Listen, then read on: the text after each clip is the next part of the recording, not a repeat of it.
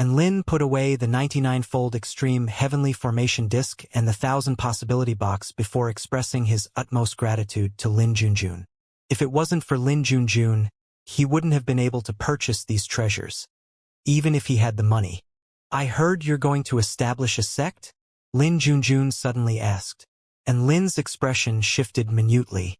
"How do you know about that?" He hadn't told anyone about this aside from all those who had gathered at his dorm room that night. Could it be that one of them let this secret slip from their tongue? "I heard about it from the staff at the school office who were recording where the students would be going after graduation. None of them expected the two prodigies Lu Chenhuan and Xianxia to have been stolen by you." Lin Junjun looked at Lin with a slight smile on her face. And Lin was feeling a little guilty under her gaze, as if he were a little kid who had been caught red-handed doing something he shouldn't have been doing. "Fortunately, you seem to have a certain level of moral compass since you refrained from promoting your sect in the university. Otherwise Lin Junjun waved her little fists around as she raised her chin. "Even if I can't beat you up now, someone else is going to be teaching you a lesson." And Lin swallowed as he forced a smile onto his face. "I'm just establishing a sect for fun, so please don't think anything of it. Also, please explain the situation to your father." The gravity of this matter was somewhat arbitrary. It didn't seem like a significant event, but the fact of the matter was that he had essentially stolen students from the heavenly court, and these were prodigies too. As such, it would not be going too far to accuse him of giving the Celestial the Arch himself a figurative slap to the face. Therefore, he had to ask his daughter to put in a good word for him. With a smile, Lin Junjun inched her exquisitely beautiful face closer to Lin's face. "So even you get scared sometimes." And Lin was just about to speak when Lin Junjun continued, "Are you still recruiting members? I want to have some fun with you guys too. Of course, it's just going to be on an in-name basis.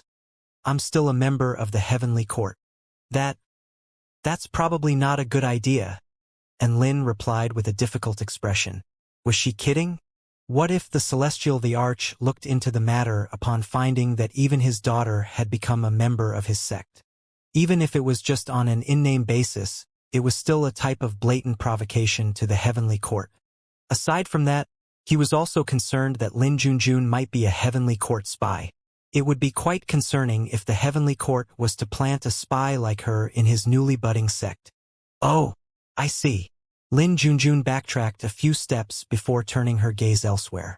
"You're not going to be able to keep your sect a secret for much longer. Even if the current cohort of graduates don't know about this, what about the next few cohorts? You are a very influential character in the university, and there are most likely going to be a large number of graduates who would join your 49 Immortal sect in the next few years. Do you think the Heavenly Court is just going to stand by and watch as one prodigy after another joins your sect in preference over the Heavenly Court? Or do you think they're going to cheer you on for your endeavors?" Lin Junjun's eyes narrowed as a hint of professional maturity appeared on her face. And Lin could obviously read between the lines, and he couldn't help but ask, "What do you want me to do?" A slight smile appeared on Lin Junjun's face. "The Heavenly Court doesn't want to let you go. As long as you agree to become a member of the Heavenly Court, you can do whatever you want, including establishing your 49 Immortal sect. In which case you will have to assume the role of a sect leader of the 49 Immortal sect in conjunction with your official role in the Heavenly Court. Of course, the Heavenly Court won't demand anything from the 49 Immortal sect, and you will be free to do whatever you want with it. Furthermore, the Heavenly Court will nurture you unreservedly. You will have access to all the restricted areas, mystic realms, mystic techniques, as well as all the other benefits." And Lin didn't reply. To be honest, even the sect leader of the 49 Immortal sect was a student of the Heavenly Court at this point in time. Was it really possible for the 49 Immortal sect to completely sever all relations with the Heavenly Court? It was clearly impossible. However, this was not necessarily a bad thing. It would be a lot easier for the sect to do things with such a powerful unspoken backer. Furthermore, Lin didn't want to leave such a good place either. He had only just scratched the surface of the Heavenly Court, and he hadn't even had a chance to delve deeper yet. So how could he just leave like this? Hence, the conditions proposed by Lin Junjun were perfect for Lin. "All right, I accept your conditions. but I can only assume a role with no obligations. And Lin nodded. A smile appeared on Lin Junjun's face upon seeing Lin's quick and affirmative reply. No problem. Oh, right. I have a small request. Go on. I also want to join the 4-9 Immortal sect. Sure, you can be an elder. Thank you. Hehe, but I have to be the type of elder that has no obligations either. Sure. Not only will you have no obligations, but you'll also be an elder with no remuneration. TCH stingy. After bidding Lin Junjun farewell, and Lin continued to rest.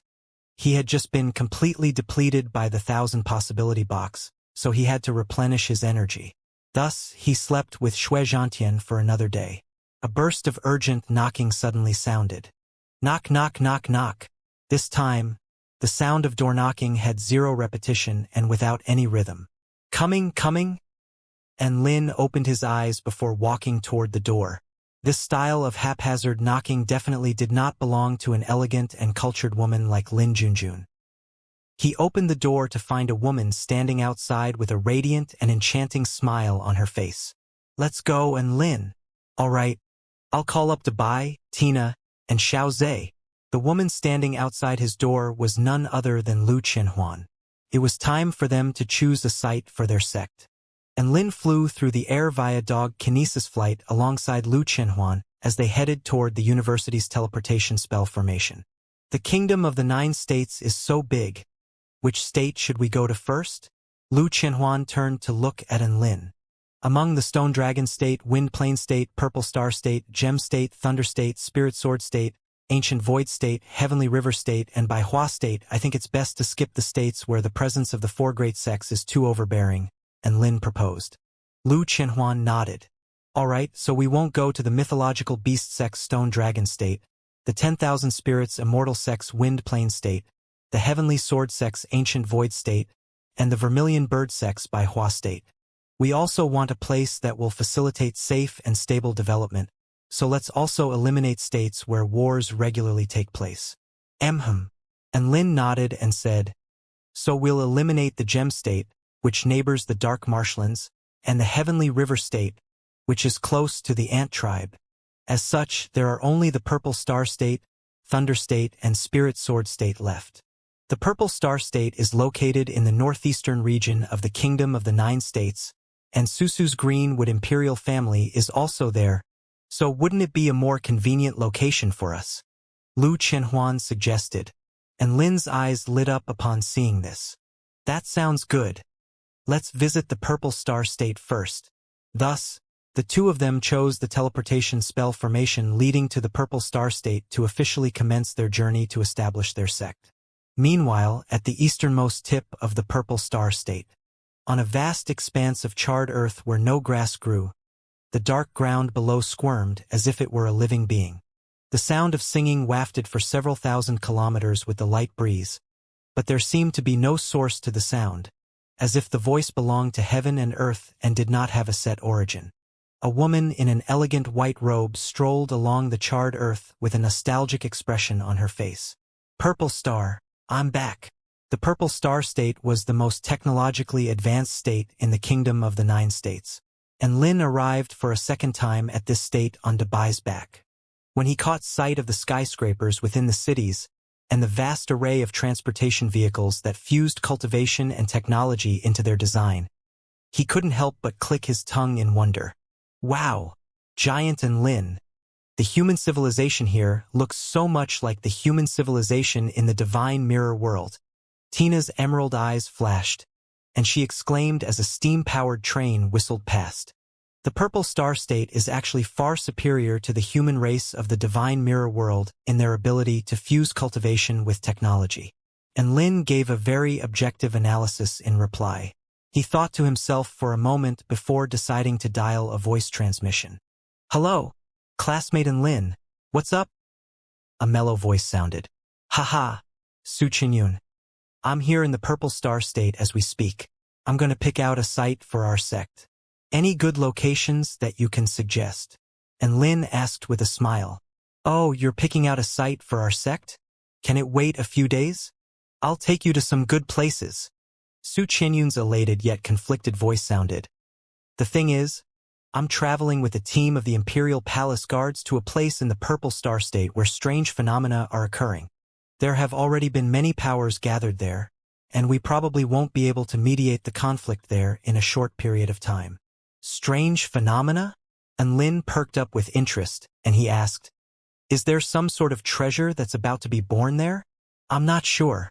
It could be a good thing or a bad thing, but we won't know until we gather more information," Su Qinyun continued in an unhurried voice. However, and Lin could already faintly hear the booming of spell techniques erupting through their voice transmission. "Send me the coordinates via voice transmission talisman. I'll go have a look as well." And Lin's interest had been piqued. It was going to be difficult to find locations for the sect without Su Qinyun with them anyway, so they might as well help her out and have some fun in the process. "Huh? You're coming as well?" "Sure." Su Qinyun faltered for a few seconds before sending her coordinates to Lin via voice transmission talisman, and Lin passed the voice transmission talisman to the fairy on his shoulder. "Tina, take us there. You can count on me." Tina flew in front of everyone as she easily tore open an inky black spatial rift in the air. Immediately afterward, a white light enveloped Lin, Lu Qianhuan, Dabai, and Xiao Zhe, and all of them entered the spatial rift together. Meanwhile, at the realm of the fallen phoenix in the Purple Star State, an area of over 1,000 kilometers in radius had previously been engulfed by boundless scorching flames, reducing this place to a vast no-man's land.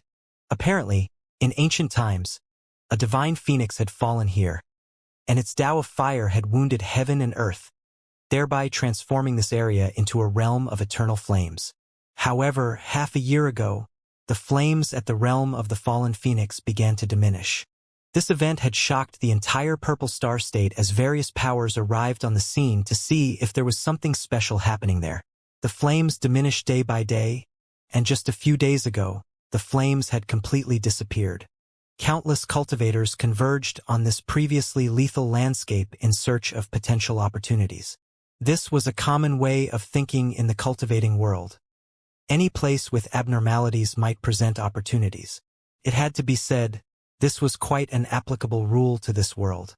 However, abnormalities also led to destruction sometimes. In any case, it was just a matter of life and death. Risk and reward came hand in hand, and there was certainly no lack of cultivators who weren't afraid of dying. That day, iridescent light fell over the realm of the fallen phoenix. This time, even the Greenwood Imperial family were alerted to this, and they immediately sent a team of top-rated cultivators there to investigate. Of course, the team was deployed in the name of maintaining peace and order within the Purple Star State. What if there was some good stuff to be found? Then it had to go to the Imperial family. The Imperial family would then give out some rewards like a reward certificate or a trophy, then award an honorary title, and voila. It would be a win-win situation. In states where none of the four great sects were present, the Imperial family was usually the most powerful cultivating power within the states. The Greenwood Imperial family were also among the most powerful of the 9 Imperial families. Although there were no Tao integration stage super mighty figures among them, they had 7 return to void stage mighty figures, which was enough for them to exert their dominance over the state.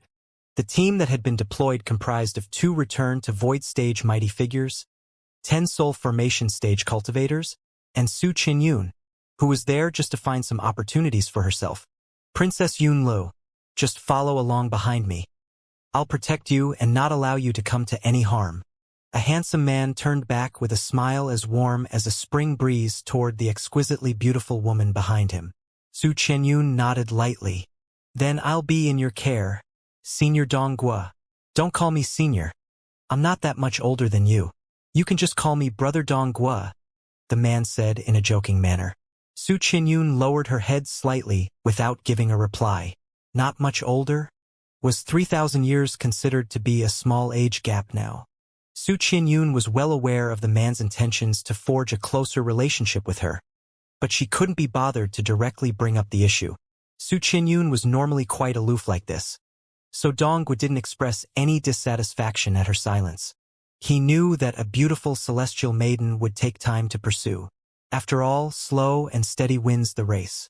Su Qianyun took top marks in all areas regardless of whether it was status, looks, or aptitude. Hence, there were many men who had thoughts of pursuing her. However, the vast majority of them faltered due to a sense of inferiority. But Dong Guo was different. He was one of the most powerful cultivators of the Greenwood imperial family. He had just progressed to the Return to Void stage, and he had the confidence to pursue the most eye-catching jewel of the Greenwood imperial family. If they encountered any battles during this mission, he was determined to impress the princess with his Return to Void stage power, and it would be best if the situation allowed him to save her life or something like that. The princess would definitely develop a fondness toward him as a result before slowly falling in love with him. Dong Guo became more and more excited as he followed this train of thought. As Princess Yunlu became more and more stunning, he knew that he had found the love of his life and was eager to put a conclusion to his single life, which had spanned over 3,000 years. He wanted to pursue only the best. Dong Guo felt as if his mantra in life had finally received vindication. The Greenwood Imperial family team soon descended upon the realm of the fallen phoenix. This was a vast expanse of charred earth with an overabundance of fire-type energy permeating through the air, and the temperatures rose steadily as they made their way toward the central region. They occasionally came across some spirit herbs and spirit fruits which evidenced the notion that these phenomena had indeed brought with them some rare opportunities. Many sects were fighting over treasures like these as wars erupted around them. However, all these battles were far too low-end to warrant even a second glance from the team members. They merely continued toward the central region. Boom! Heaven and earth suddenly rumbled in the distance. Su Qianyun's bright blue eyes stared into the distance to discover a pillar of golden vital energy soar into the sky like a dragon, sending powerful energy fluctuations sweeping toward them. Was that the central region of the realm of the fallen phoenix? It really did look like there was some good stuff there. She was starting to get a little excited as she looked at the pillar of golden light in the distance. There are also 5 very powerful auras up ahead. Everyone, be on your guard. The team leader furrowed his brows as he cautioned in a solemn voice. Su Qianyun and the others stirred upon hearing this, and even the deputy team leader, Dong Guo, became more cautious. The team leader's name was Su Wenjun, and he was Su Qianyun's uncle. He was an extremely powerful mighty figure who was one of the Greenwood imperial family's first return to void stage mighty figures. Everyone soon arrived at the central region of the realm of the fallen phoenix, where golden light permeated through the air and scorching vital energy transformed into formidable flaming dragons that swept through the air. Su Wenjun halted in his footsteps as he looked around him. There were 5 cultivators representing 5 different powers standing in the air above, and they were all staring down at something within the flames below with intense focus. All 5 of them were also returned to void stage mighty figures. We should have taken more people. Su Wenjun's eyelids twitched as he turned to a handsome man behind him and said, "Little Exen, inform the situation to the imperial family, and see if they can send another 1 or 2 return to void stage mighty figures over to control the situation." "Yes," the man responded respectfully before initiating communications. Dong Guo looked up at the 5 return to void stage mighty figures as cold sweat began to materialize on his forehead. The Heavenly Demon Sect, the Flying Divine Sect, the Red Building Sect, the Life Harvesting Sect, and the Frosty Sun Immortal Sect. All of them are top-rated sects within the Purple Star State, and all their sect leaders have gathered here. All these sect leaders were veteran return to void stage mighty figures, and Dong Guo did a rough calculation to find that he was no match for any of them in a fight. He was only a rookie return to void stage cultivator after all, and as such, he could probably only defeat cultivators with lower cultivation bases than his. Was he weak? No. No return to void stage mighty figure could be considered as weak. Furthermore, he firmly believed that he was going to become stronger and stronger until he could measure up against and even outstrip these sect leaders present. If he didn't have this unyielding Tao heart, he might as well just not cultivate anymore. His Majesty has informed me that among our return to void stage mighty figures, His Majesty will only be able to deploy General Long Kuei to us, the handsome man said. Su Wenjun nodded upon hearing this. Having one extra return to void stage mighty figure was always better than nothing. The Greenwood Imperial family was the top dog of the Purple Star State, but that didn't mean that all these large sects would submit to them. If there really was a rare opportunity for the taking, it would always boil down to a free-for-all battle. If worst came to worst, they could just grab whatever treasure they could and run. It was also exactly because of this that the Greenwood Imperial family needed reinforcements to stamp their authority. This opportunity was simply too significant, to the extent that Su Wenjun was sure that all the large sects would do all they could to claim it for themselves. Not only were the 5 top sects here, but even the several dozen powers littered throughout the region had gathered here in the hopes of picking up the scraps after the return to void stage mighty figures were done. What lay in the central region?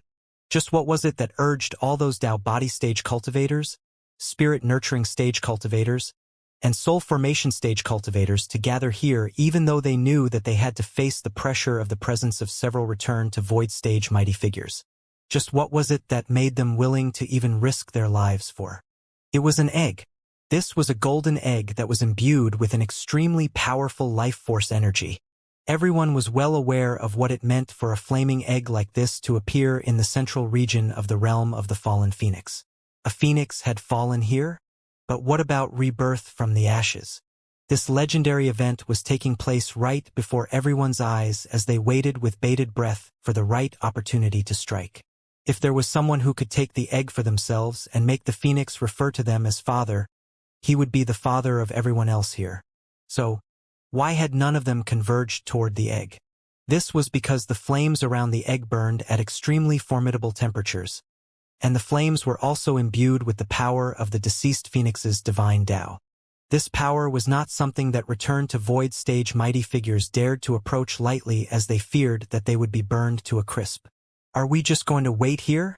What if the phoenix is too powerful, and we're unable to stand up against it once it hatches?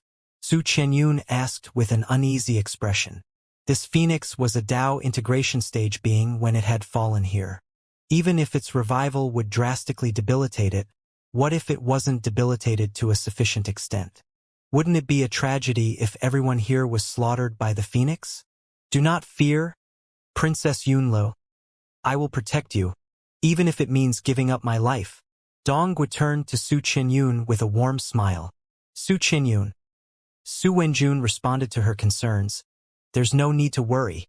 Each time a phoenix is reborn from the ashes, its cultivation base will plummet drastically. According to historical records, the last time a phoenix fell was over 300,000 years ago.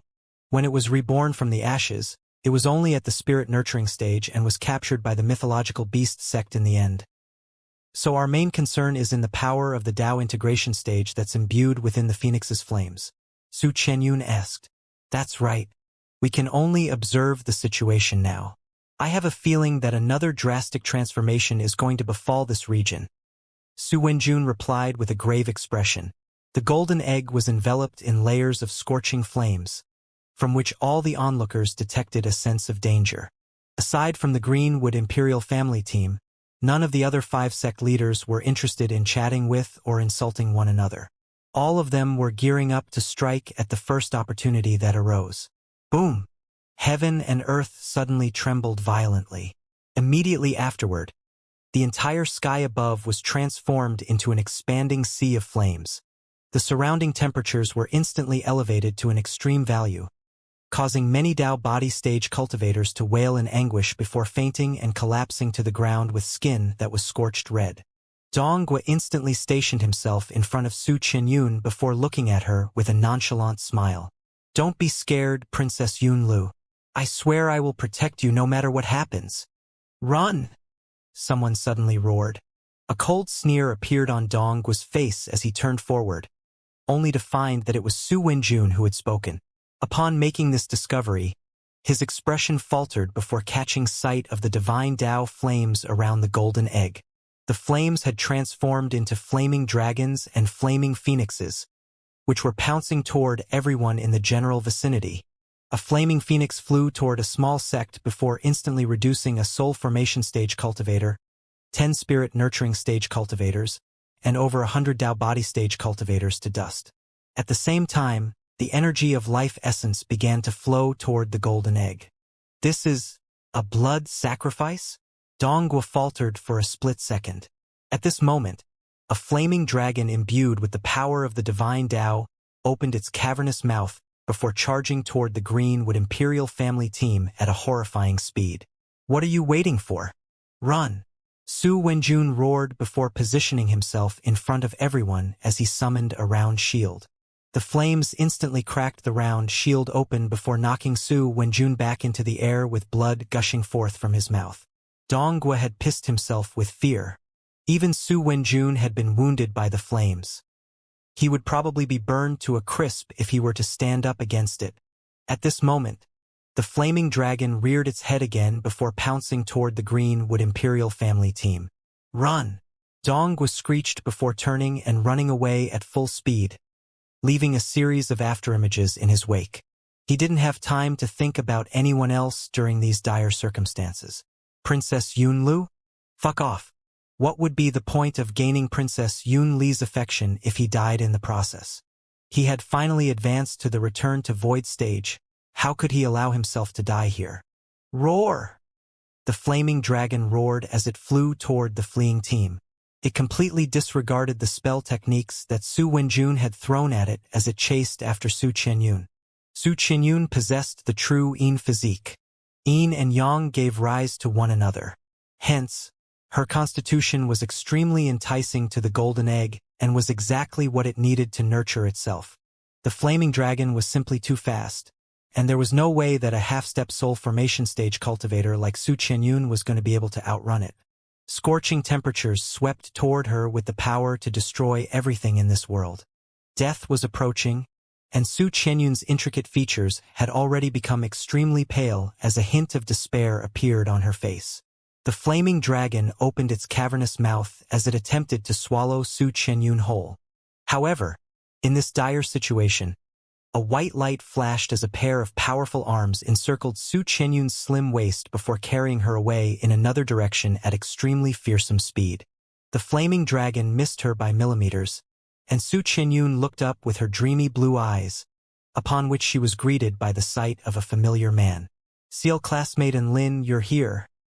Su Wenjun heaved a heavy sigh of relief upon seeing this. If something were to happen to Su Qianyun, he would have to face the wrath of her father. Donghua also faltered slightly during his retreat as he caught sight of Su Qianyun being saved by a mysterious man. How was it possible that his dream scenario was snatched away from him so easily? At this moment, the flaming dragon twisted around again before flying towards Su Qianyun at an alarming speed. Su Qianyun's features paled even further from fright as she pressed her soft body tighter against Lin's body. White light instantly enveloped the two of them, and they both disappeared just as the flaming dragon was about to be upon them. Su Wenjun and Donghua's pupils contracted in unison as they marveled at the superb spatial flickering ability they were witnessing. The activation speed was almost instantaneous, and the resulting spatial fluctuations were almost undetectable. Both of these factors indicated that the person who unleashed the spell technique was extremely well-versed and proficient in the art of spatial manipulation. And Lin and Su Qianyun appeared over a kilometer away from where she had been. Only now did Su Wenjun and the others discover that there was an exquisitely beautiful fairy sitting on Lin's shoulder. Phew, that was close. Thankfully we flew here at full speed as soon as we detected the phenomena in the distance. Otherwise, we might not have been able to get here on time. Speaking of which, Su Qianyun, you sure are popular. Even the flaming dragon ignores everyone in pursuit of you. And Lin chuckled with a teasing smile.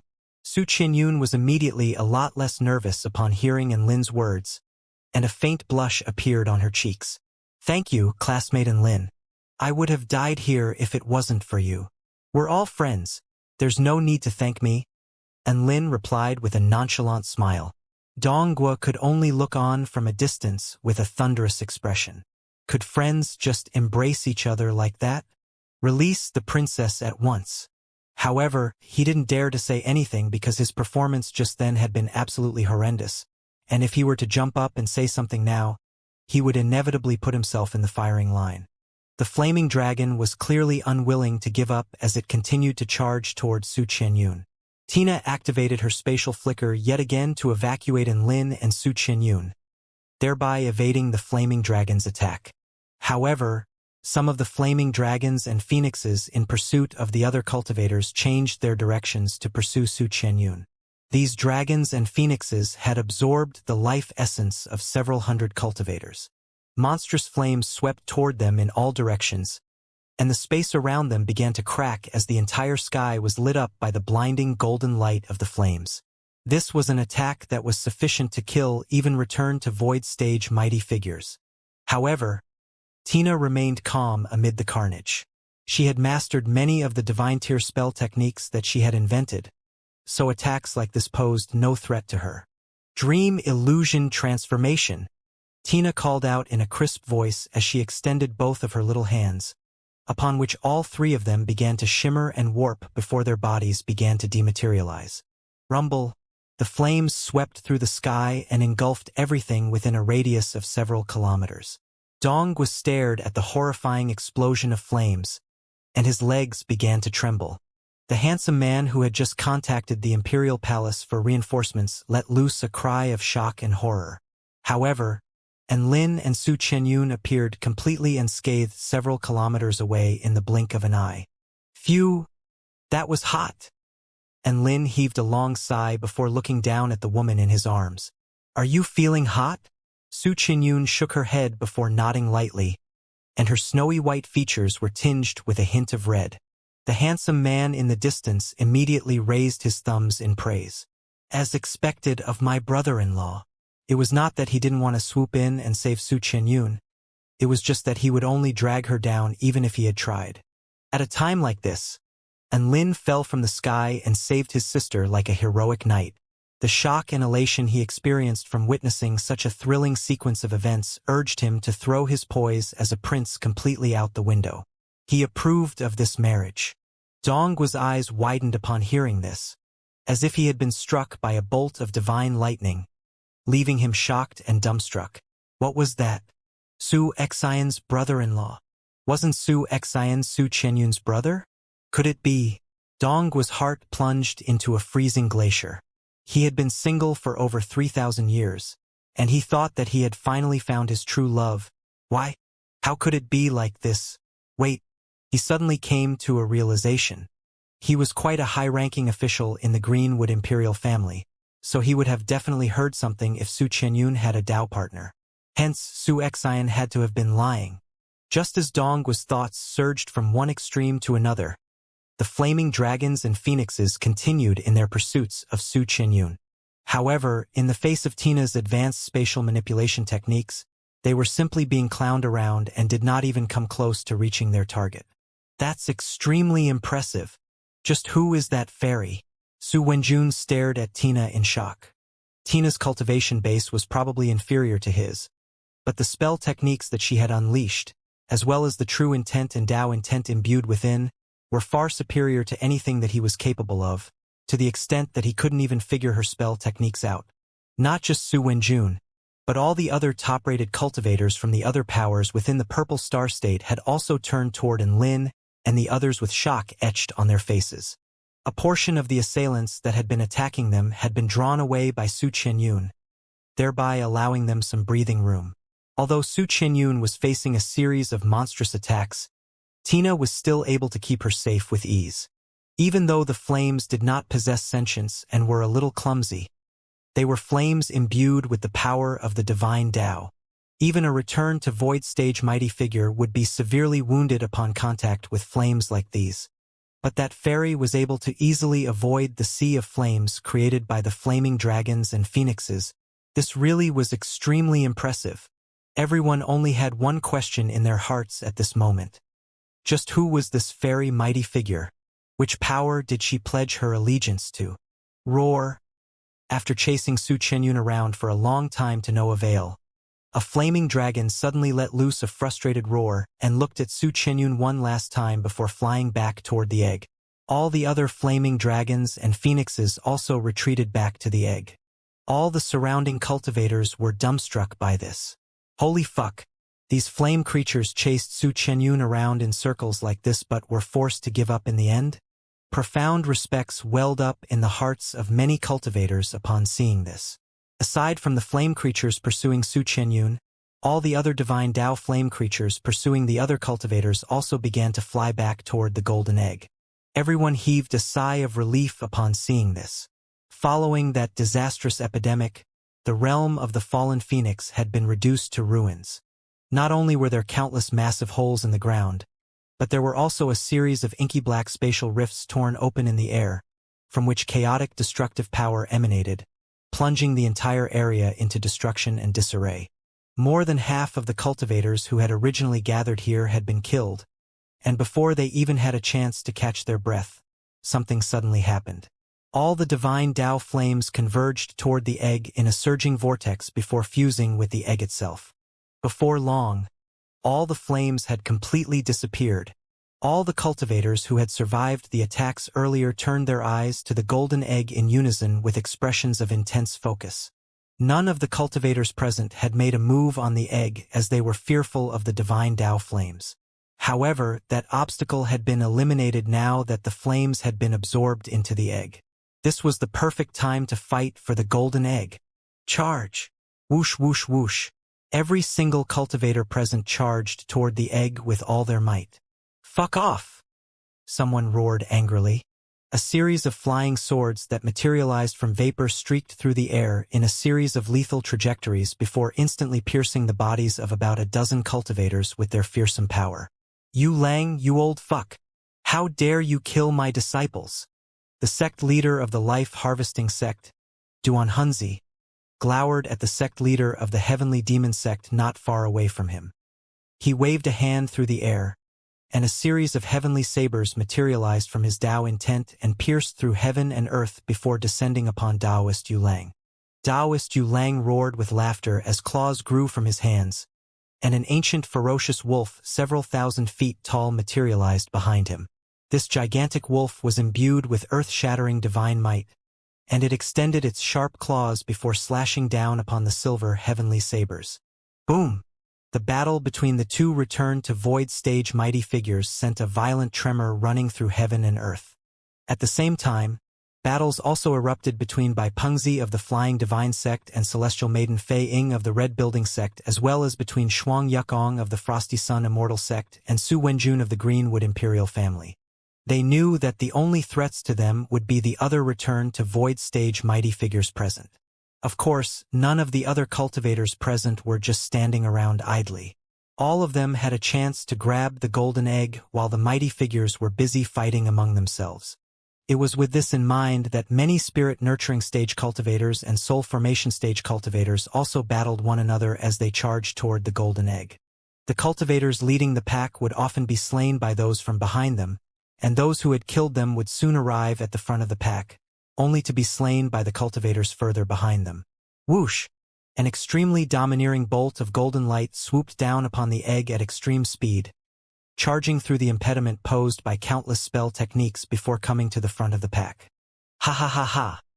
This phoenix egg belongs to me, the Diamond King!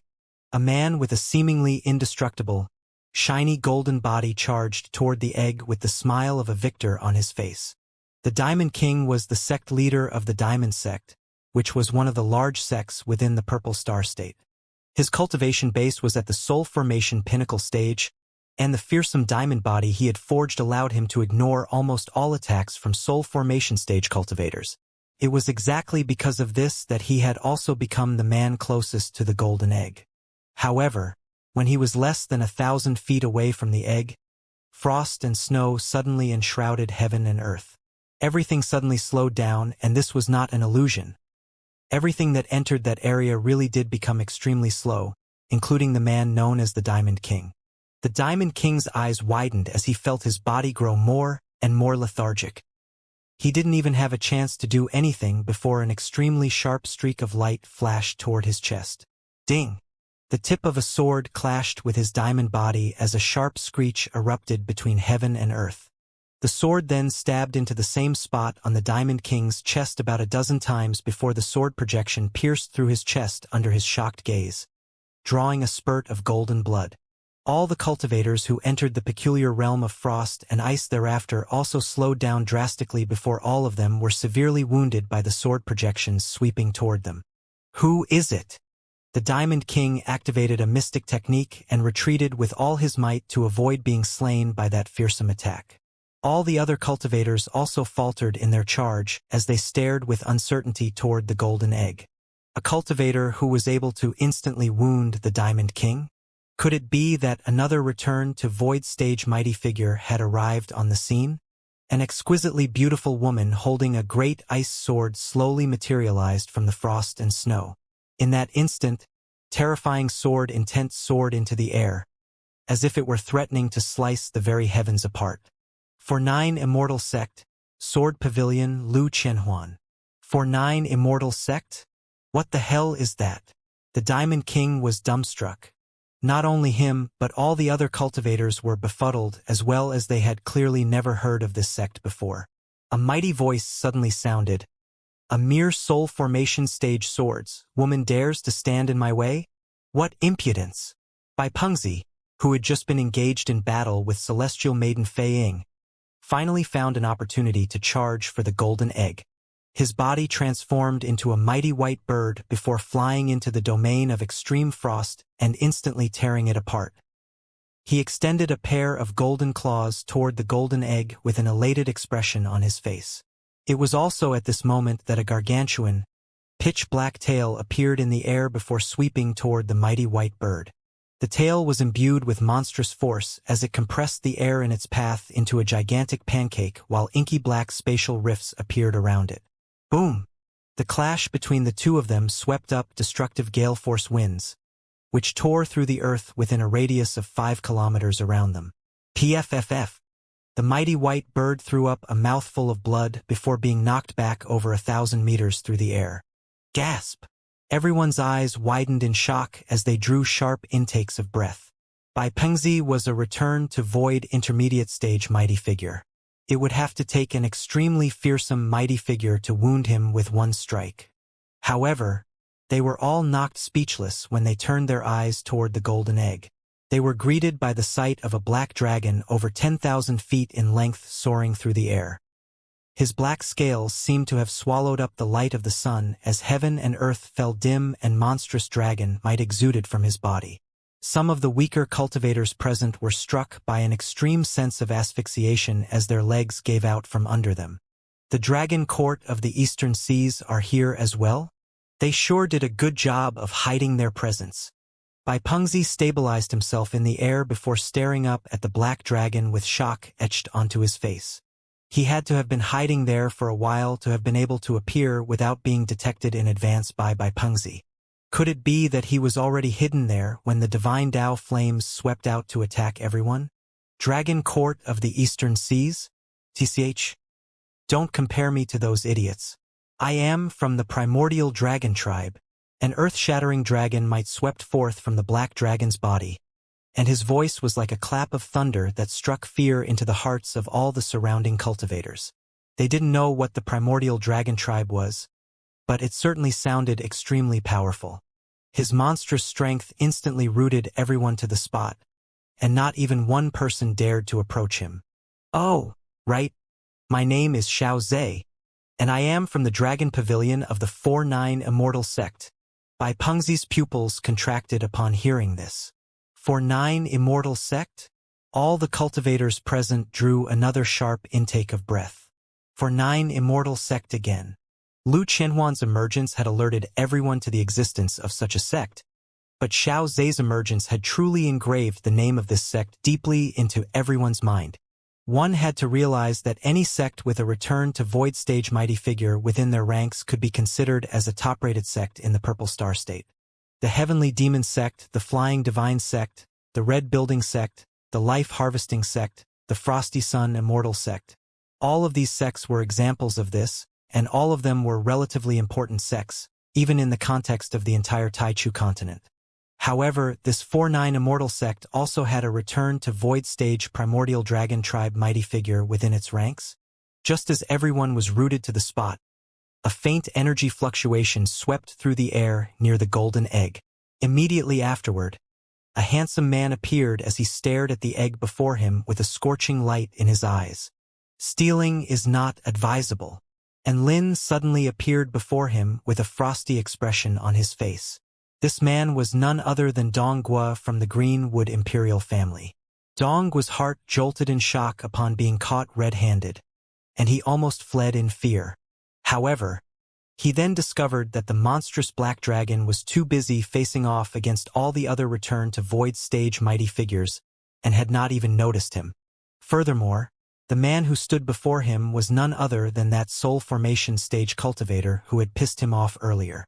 The phoenix egg was right before his eyes, and it presented a lethal temptation to him. Fuck it. Kill this man and grab the golden egg. I'm a Return to Void stage mighty figure. I ain't scared of some soul formation stage trash like you. Dong was stepped forward toward the golden egg as he launched a palm, which was infused with his full power, in Lin's direction. Vital energy surged violently as a massive green palm projection imbued with extremely fearsome power swept toward Lin. Even though Dong Guo had only just reached the Return to Void stage, he was still a Return to Void stage mighty figure who was insurmountable to soul formation stage cultivators. Dong Guo was confident that his palm projection would be able to instantly pulverize this annoying man. And Lin heaved a light sigh, and black mist began to erupt from his body as his aura soared explosively. Golden void lightning converged on his evil-slaying sword, and his body of the war god was unleashed as he slashed his sword toward Dong Guo. Boom! Scintillating golden lightning flashed through the air before slicing the green palm projection in half. Then, right before Dong's astonished eyes, the lightning pierced through his body before tearing a massive gash into the ground behind him, which extended for almost 10 kilometers. PFFF. Dong Guo threw up a mouthful of blood as he flew back in retreat. How could this be? He's only at the soul formation stage. How could he be so powerful? Dong Guo roared internally with disbelief etched on his face. At this moment, many of the surrounding cultivators had also turned their attention to Dong Guo. Look, isn't that Greenwood Divine General Dong Guo, who has just reached the Return to Void stage? My god. When did he get so close to the golden egg? Holy fuck. Am I seeing things?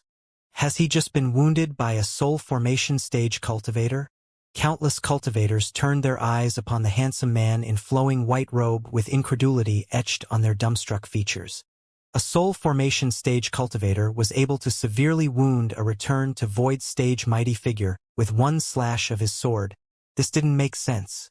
Even all the Return to Void stage mighty figures present had turned their attention on Lin with uncertainty written on their faces. And Lin couldn't even be bothered taking a second glance at Dong Guo as he turned to all the cultivators before him. I am the sect leader of the 4-9 Immortal sect. And Lin, I'm taking this egg. Any objections? Gasp! All the cultivators present, including the Return to Void stage mighty figures, drew a sharp intake of breath. The 4-9 Immortal sect had already been categorized as a mysterious top-rated sect in everyone's mind. However, this man named Lin was the sect leader of this mysterious sect. The sect leader of the 4-9 Immortal sect is a soul formation stage sword immortal? The fact that he's only at the soul formation stage makes him even scarier. Look at Dong Guo. He's a Return to Void stage mighty figure, but he was still easily wounded by him. This level of talent and strength is unheard of. And Lin. Why does this name sound so familiar? Could it be that he's the Lin from the Heavenly Court? Some people let loose cries of surprise. Holy fuck! You mean the number 1 legendary figure who conquered the Immortal Spirit Tower and pummeled Emperor Ziwei? That Lin. Holy shit! It all makes sense now. Many of the cultivators came to a sudden realization upon hearing Lin's name. Lin was not expecting himself to be famous already. It looked like his pummeling of Emperor Ziwei had spread far and wide across the entire continent. Wait, that's not a good thing. A shiver suddenly ran down his spine as the implications behind this slowly dawned upon him. He shook his head to rid himself of this train of thought before making his way toward the golden egg. The sect leaders of the 5 major sects along with Su Wenjun all charged toward the golden egg upon seeing Lin make his move. The golden egg presented too much temptation for everyone to give up on it, and a free-for-all battle ensued once again. Piss off! The projection of a frosty sun appeared behind the sect leader of the Frosty Sun Immortal sect, Xianxia, as boundless powers of frost congealed the space within a radius of 5 kilometers. He launched a fist toward Xiaozhe, and heaven and earth turned a frosty white as an overwhelmingly biting chill swept through the air before crashing into Xiaozhe's massive body, triggering a resounding boom. Xiaozhe turned expressionlessly toward Xianxia before spitting out a plume of dragon flames. The black dragon flames instantly tore Xianxia's domain apart before sweeping into his body. It then forced him to stumble back in retreat as he tried to extinguish the flames that were burning his body. Tui! Trash like you who are at the pinnacle of the return to void initial stage dare to attack me. The black dragon spat down toward the ground with a disdainful expression.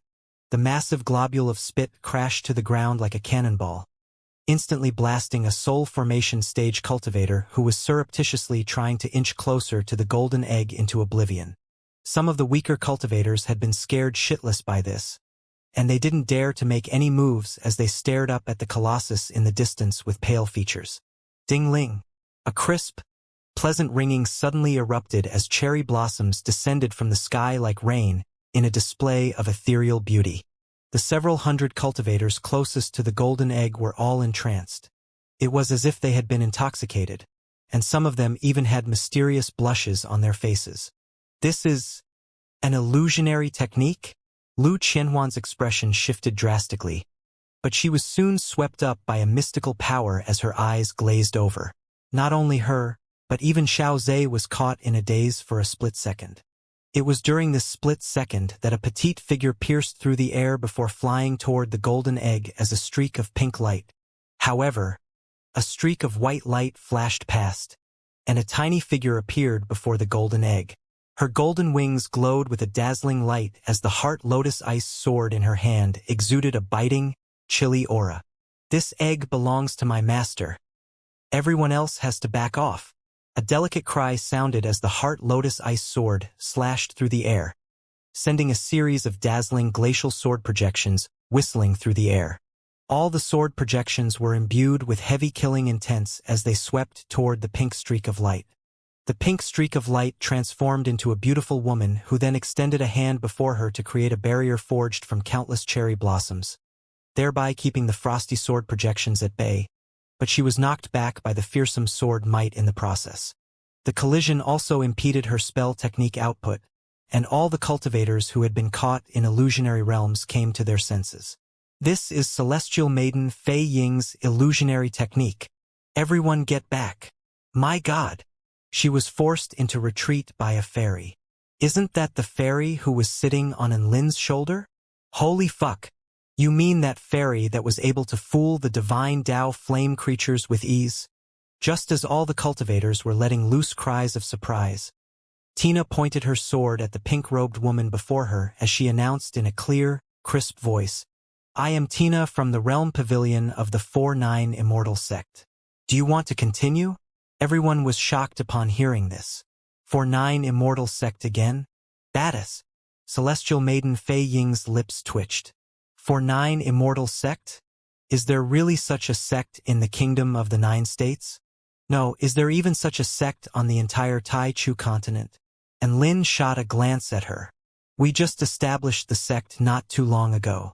All you need to know is that this sect exists and that we're super badass. Celestial Maiden Fei Ying, all the other cultivators, Taoist Yulang and Duan Hunzi also threw themselves toward the golden egg, but both of them were knocked back by Xiaozhe. Xiaozhe was extremely powerful, and it was not a problem for him to take on 3 or 4 return to void stage mighty figures at once. As for Donghua, he was too scared to even make another attempt after being forced back by Enlin the first time. Su Wenjun had also planned to make one last roll of the dice, but he halted in his footsteps after a short moment of consideration as he heaved a forlorn sigh. It's already too late. That's right, there was already too much of a disparity in power. The primordial black dragon was overwhelmingly powerful and was able to take on 3 return to void stage mighty figures with ease. The The tiny fairy possessed a whole host of mysterious abilities and could even counter celestial maiden Fei Ying's illusionary techniques. How were they supposed to crack such a powerful team? As such, he might as well refrain from attacking them in an attempt to forge better relations with them. After all, they had saved Su Qianyun's life, so there was a good chance that they could become allies of the Greenwood imperial family in the future. As for Dongguo's actions, he only represented himself, and his idiocy had nothing to do with the imperial family. Su Wenjun's mind raced before he came to a decision as he chose to spectate the battle from the sidelines. It was also at this moment that a white figure flew toward the golden egg before clamping down on it with its teeth. Everyone focused their gazes and were shocked to discover that a large white dog had the golden egg clamped between its teeth. For 9 Immortal Sect, Beast Pavilion, Dabai Woof. Dabai raised his head proudly as he made a grand self-introduction. All the other cultivators, even the dogs from the 4-9 Immortal Sect, were this badass? All the return to Void Stage mighty figures were also shocked, but they had their attention focused elsewhere. They discovered that even a spirit-nurturing stage dog was able to conceal his presence from them. That was the most frightening notion to them. They had been fighting for so long, yet no one had noticed Dabai's existence. Of course, this was all attributed to Tina's divine tier spell techniques. Everyone was still catching their breath when an exquisitely beautiful woman appeared. She was a little nervous, but also a little excited as she said, "For 9 Immortal Sect, Moon Pavilion, Su Qianyun. Please enlighten me." All the other cultivators, Dongguo, Su Wenjun, the Greenwood Imperial family cultivators felt as if tens of thousands of mythological beasts were stampeding over their hearts. Holy fuck, there was a traitor within their ranks. All the Greenwood Imperial family cultivators were dumbstruck. They knew that Su Qianyun was quite close to Enlin and his group, but never would they have thought that she would be a member of the 4-9 Immortal Sect. Couldn't she see that the 4-9 Immortal Sect had snatched away their egg? What was she trying to do by clarifying her allegiance at a time like this? Su Wenjun slapped his forehead with a light sigh. Sigh, it's not entirely a bad thing that Princess Yunlu is a member of this 4-9 Immortal Sect, but she really should consider the potential effects of her actions. At this moment, an extremely handsome man waved his hand at Enlin as he let loose an excited yell. Brother-in-law! Brother-in-law! I'm Su Xian. Do you remember me? I'm Su Qianyun's brother. Su Wenjun almost threw up a mouthful of blood upon seeing this. Enlin turned his head to discover a slightly familiar man. Oh, it's him. This was the brother-in-law who had begged him to pursue Su Qianyun. Tui. Brother-in-law, my ass. Is the 4-9 Immortal Sect still recruiting members? I want to join too. Su Xian continued to wave his hands in the air with excitement on his face. All the Greenwood Imperial family cultivators' bodies swayed as they turned to Su Xian with shocked expressions. Su Wenjun also drew a sharp intake of breath. Prince, please be careful with your words. And Lin also faltered momentarily before replying, recruitment has closed. We'll talk about this at another time. At this moment, Dabai had already arrived by Enlin's side with the golden egg clasped between his teeth. Enlin took the egg and began to size it up. The golden egg was oval in shape and had a circumference of about 20 meters, so he could easily hold it in his 2 hands. The egg was so small, so the baby within presumably wasn't going to be very powerful either. However, the life force energy flowing from the egg was extremely fearsome, as if some sort of ancient legendary ferocious beast was being nurtured within. He tried to put his egg away into his storage ring, only to find that he was unable to do so. That made sense. Storage rings weren't able to house highly intelligent lifeforms. Among his remaining 50 spirit tools, Enlin pulled out an intermediate rank spirit tool, the White Fox Divine Box, which had nurturing and protective powers. To put it more simply, this was a very good quality backpack. It could nurture a baby and simultaneously protect it from attacks. Thus, he placed the golden egg into his White Fox Divine Box and slung the box across his back like a backpack. All right, let's go back, everyone. And Lin rallied his troops in an elated voice. Their trip here had not only earned him a magnificent treasure, but it had also spread the name of his sect far and wide, thereby effectively killing two birds with one stone. However, just when they were about to leave, boundless golden light and fearsomely scorching temperatures suddenly burst forth from within the white fox divine box on his back alongside a bout of violent trembling. "Holy fuck! Is it going to explode?" And Lin exclaimed in shock and horror. The egg looked like it was going to detonate, and he didn't know whether he should get rid of it or not. Tina's expression shifted, and she immediately flew toward Lin as dazzling white lights emanated from her hands. "Be careful, Giant Lin. This is a spatial realm transference." Heaven and earth suddenly trembled again as an extremely fearsome spatial power burst forth from the golden egg. And Lin's pupils contracted, and he was suddenly struck by a bout of extreme dizziness as he descended into complete darkness. Invisible spatial energy fluctuations instantly proliferated outward over 50 kilometers in radius, engulfing the several hundred cultivators on the scene. In the next instant, all of them disappeared, leaving a severely ravaged battleground behind. Deathly silence ensued, as if nothing had ever happened. Crack! A spatial crack suddenly appeared in the air. Immediately afterward, a woman with a pair of sexy long legs clad in a suit of armor exited from the spatial crack before looking around at her surroundings. "Huh? Where is everyone?" Confused, she pulled out her voice transmission talisman, but she was unable to connect to anyone. "That's weird. Where is the Imperial team?" The woman looked around with a perplexed expression. She was General Long Kue. The Emperor had deployed her here upon receiving Su Xian's request for reinforcements. Long Kue soon discovered a gate constructed from a white light not too far away. There it is, the entrance to the mystic realm. A slight smile appeared on her face as she made her way toward the gate of light. Within a vast expanse of darkness, Lin regained consciousness and abruptly sat up. When he opened his eyes, he found that the sky above was a little piercing to look at. He then raised his head as his mouth gaped open in shock. The sky is burning? That's right. The entire sky above had been set alight. However, what was strange about it was that all the flames in the sky converged to form a series of massive, identical images. This was an adorable round face upon which was etched a proud smile and a pair of red cheeks, which gave one a sense of infinite warmth. There was also a pair of joyful eyes under light, elegant brows. What the fuck? And Lin was dumbstruck. He felt like he was being surveyed by countless doll faces in the sky. An illusion. This must be an illusion.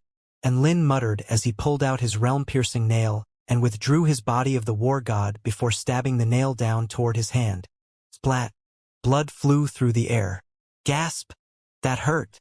And Lin grimaced in pain. This was too fucking realistic to be an illusionary realm. And Lin stood up, and his lips twitched as he looked up at the countless floating faces in the sky. He felt like either he had gone mad, or this world had gone mad. With great difficulty, he finally managed to shift his gaze away from the sky. As he looked around at his surroundings, he found that he was currently situated within a valley. Vital energy was very rich here, and a small river flowed nearby with pleasant flora growing alongside the riverbank. The faint sense of flowers wafted through the air, and this was quite a lovely place overall. Where the hell is this? Is this a certain mystic realm? And Lin was dumbstruck. Tina mentioned something about spatial realm transference right before he fainted, but even so, he had no idea where he was. A thought suddenly occurred to him, and he immediately grabbed the white fox divine box slung on his back. He opened the box, and when he saw the golden egg sitting silently within, he heaved a light sigh of relief. Phew, thank God the egg is still there. And Lin took a deep breath before rising into the air. He had to figure out what this world was like. After rising into the air, he was greeted by the sight of a magnificent view. In the east was a cluster of elegant mountains, the west was a vast expanse of plateaus and deserts, the south was comprised entirely of crimson earth, and an extremely tall mountain, which pierced into the cloud, lay in the north. What a big place! And Lin looked around in shock at the world around him, of which there was no end in sight. He turned his attention below to find that the valley underneath was a component of a gargantuan image. Many more valleys like the one he had just found himself in led to one another, creating an interconnected network of valleys that constructed the image of a gigantic phoenix a few dozen kilometers in size. An ancient, powerful aura swept toward him from the gargantuan image, giving him a sense of asphyxiation. Who could have crafted such a gigantic image? And what does this image of Phoenix entail? And Lin's brows furrowed as he muttered to himself. A thought suddenly occurred to him, and an astonished expression flashed across his features. Could it be that this is the real realm of the fallen Phoenix? On a vast, green plateau, a beautiful woman with pink hair stood alone. Lu Qianhuan looked up at the comical faces in the sky before abruptly slamming the heel of her palm against her forehead. What the hell? Have all the mobile phone games I've been playing finally caused me to hallucinate? No. This is definitely some sort of blatant provocation. Eat this final spark. Lu Qianhuan's six-feathered staff flew through the air, and vital energy surged violently as a bolt of scorching white energy flew toward one of the comical faces in the sky. Boom! The face exploded. However, there were still countless more faces hanging in the sky, all of which were looking down at her with taunting sneers. This is gonna make me go crazy. She felt like she had gone mad.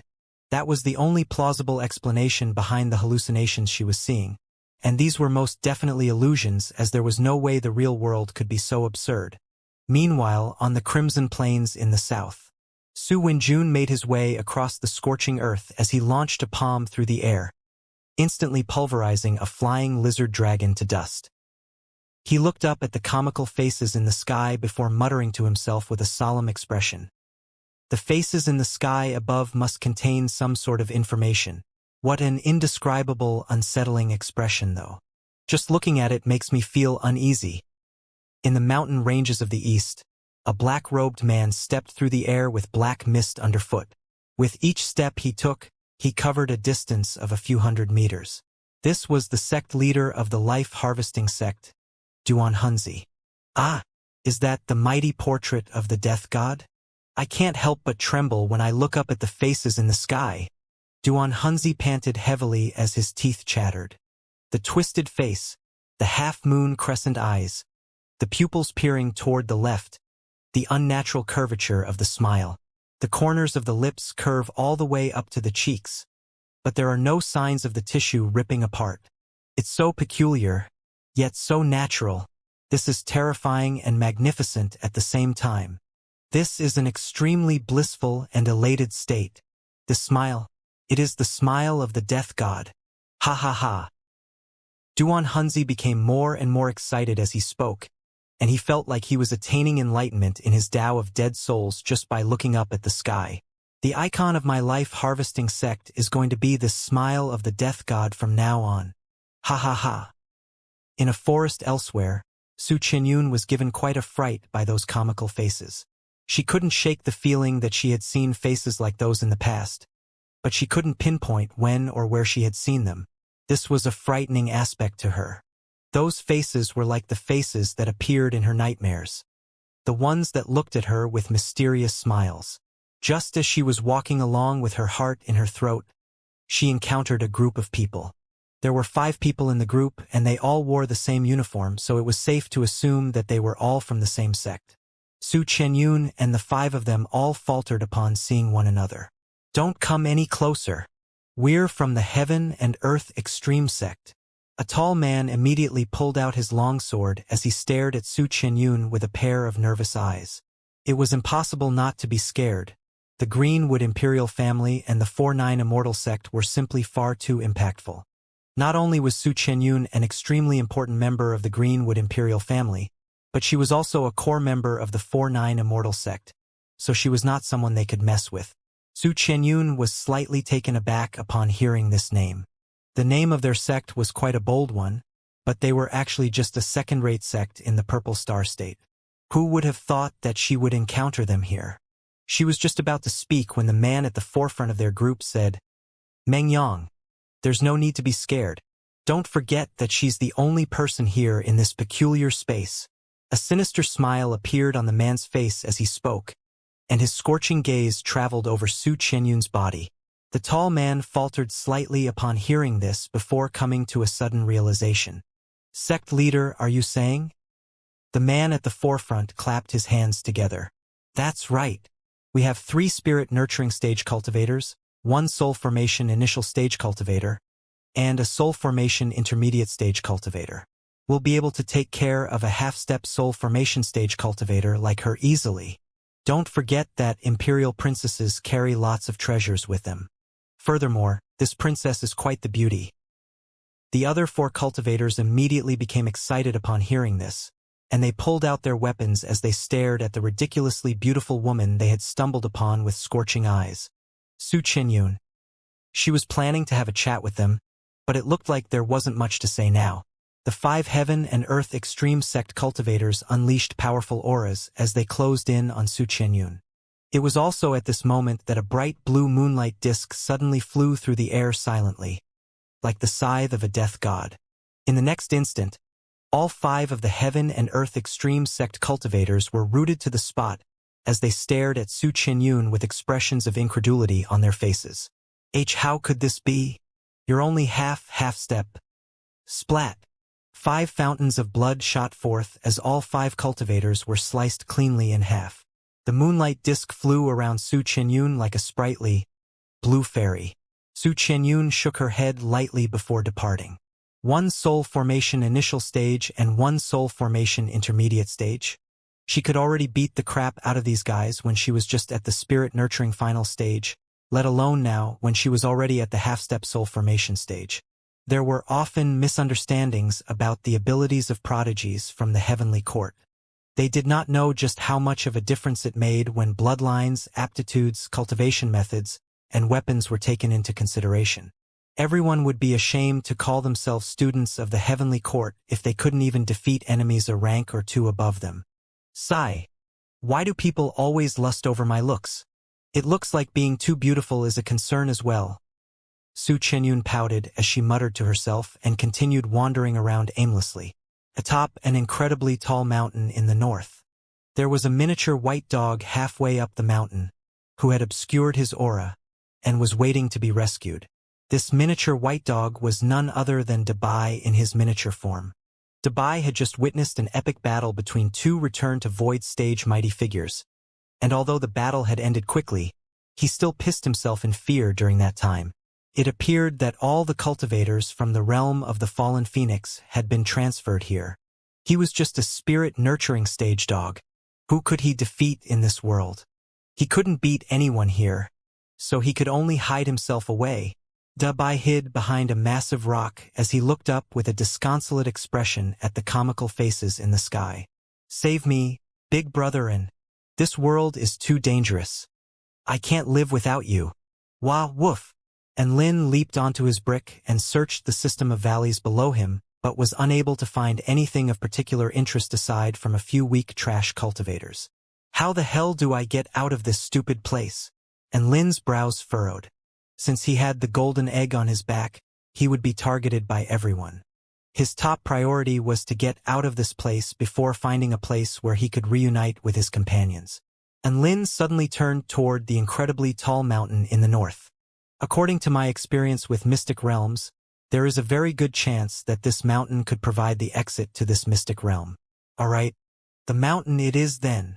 Thus, he flew atop his brick toward the gargantuan mountain in the distance. Right at this moment, a spatial rift appeared above the system of valleys down below. A gate of light appeared from the spatial rift. A tall and slender woman in a suit of white armor made her way out from the gate of light before surveying the world around her with curious eyes. Could this be the real realm of the fallen phoenix? Not bad. It really is quite a beautiful place. Voice transmission talismans are ineffective here, but that doesn't matter. I should be able to find Su Wenjun and the others in no time with my powerful divine sense.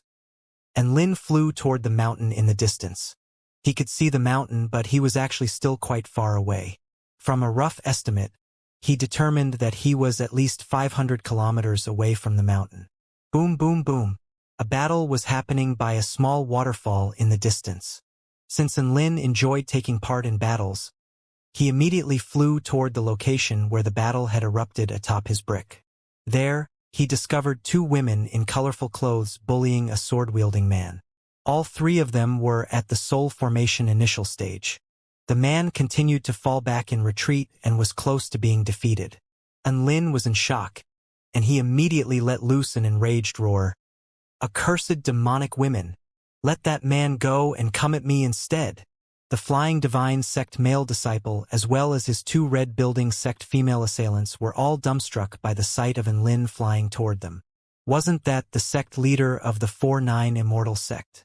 What did it have to do with him that they were bullying a disciple from the Flying Divine sect?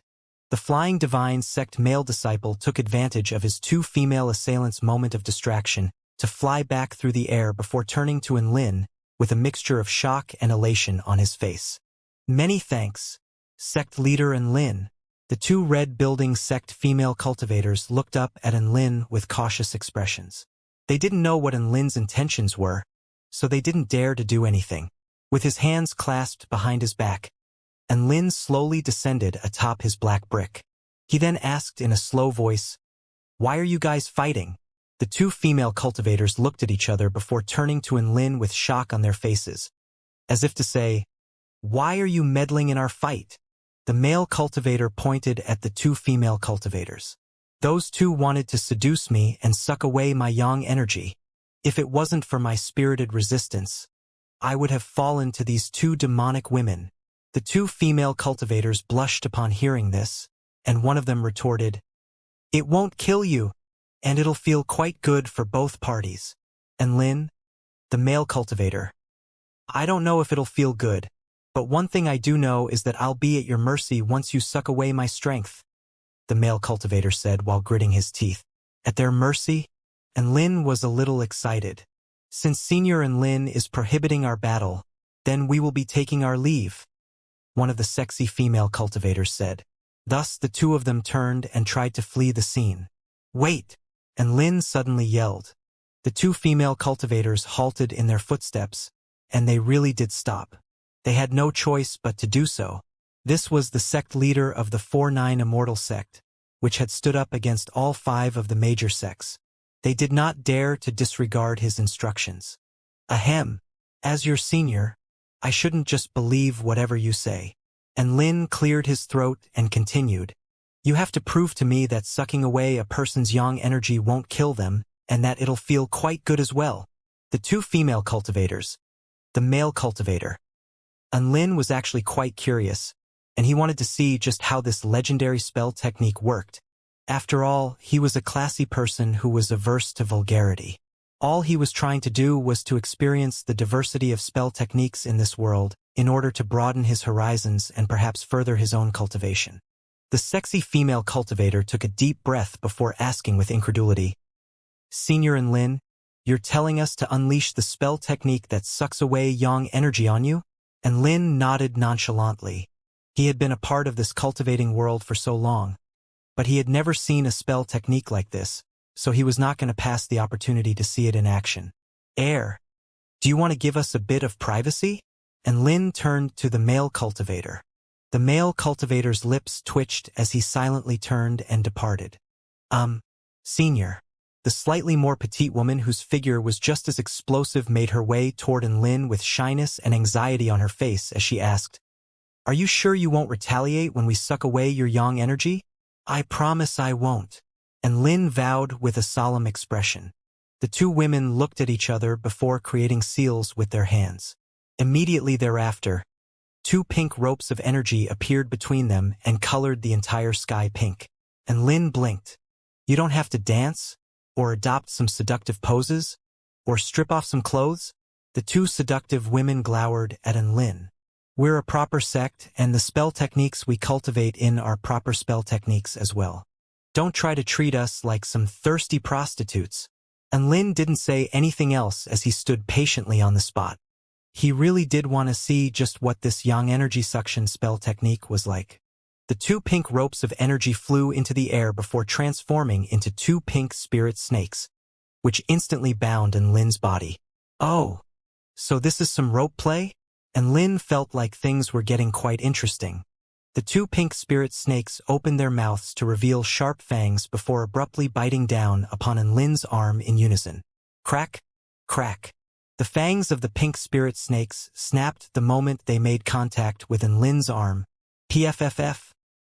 The two female cultivators seemed to have suffered from some kind of backlash as they threw up a mouthful of blood each. The pink energy dissipated, and the two female cultivators stared at Lin in shock. What the hell is wrong with your body? And Lin blinked in confusion. I didn't do anything. Is that it? We couldn't unleash our technique. One of the female cultivators replied with a pitiful expression. They couldn't unleash their techniques? And Lin's body swayed slightly as he stared at the two sexy female cultivators before him with incredulity on his face. Are you sure you can't? Didn't you say that the spell technique would feel really good? Senior Lin, your body is simply too powerful. There really is nothing we can do. One of the female cultivators wiped the blood from her lips. With despair etched on her face, she pleaded, "Please find it within your heart to let us go." And Lin was in despair too. He had planned to experience this legendary spell technique firsthand, only to discover that it was ineffective against him.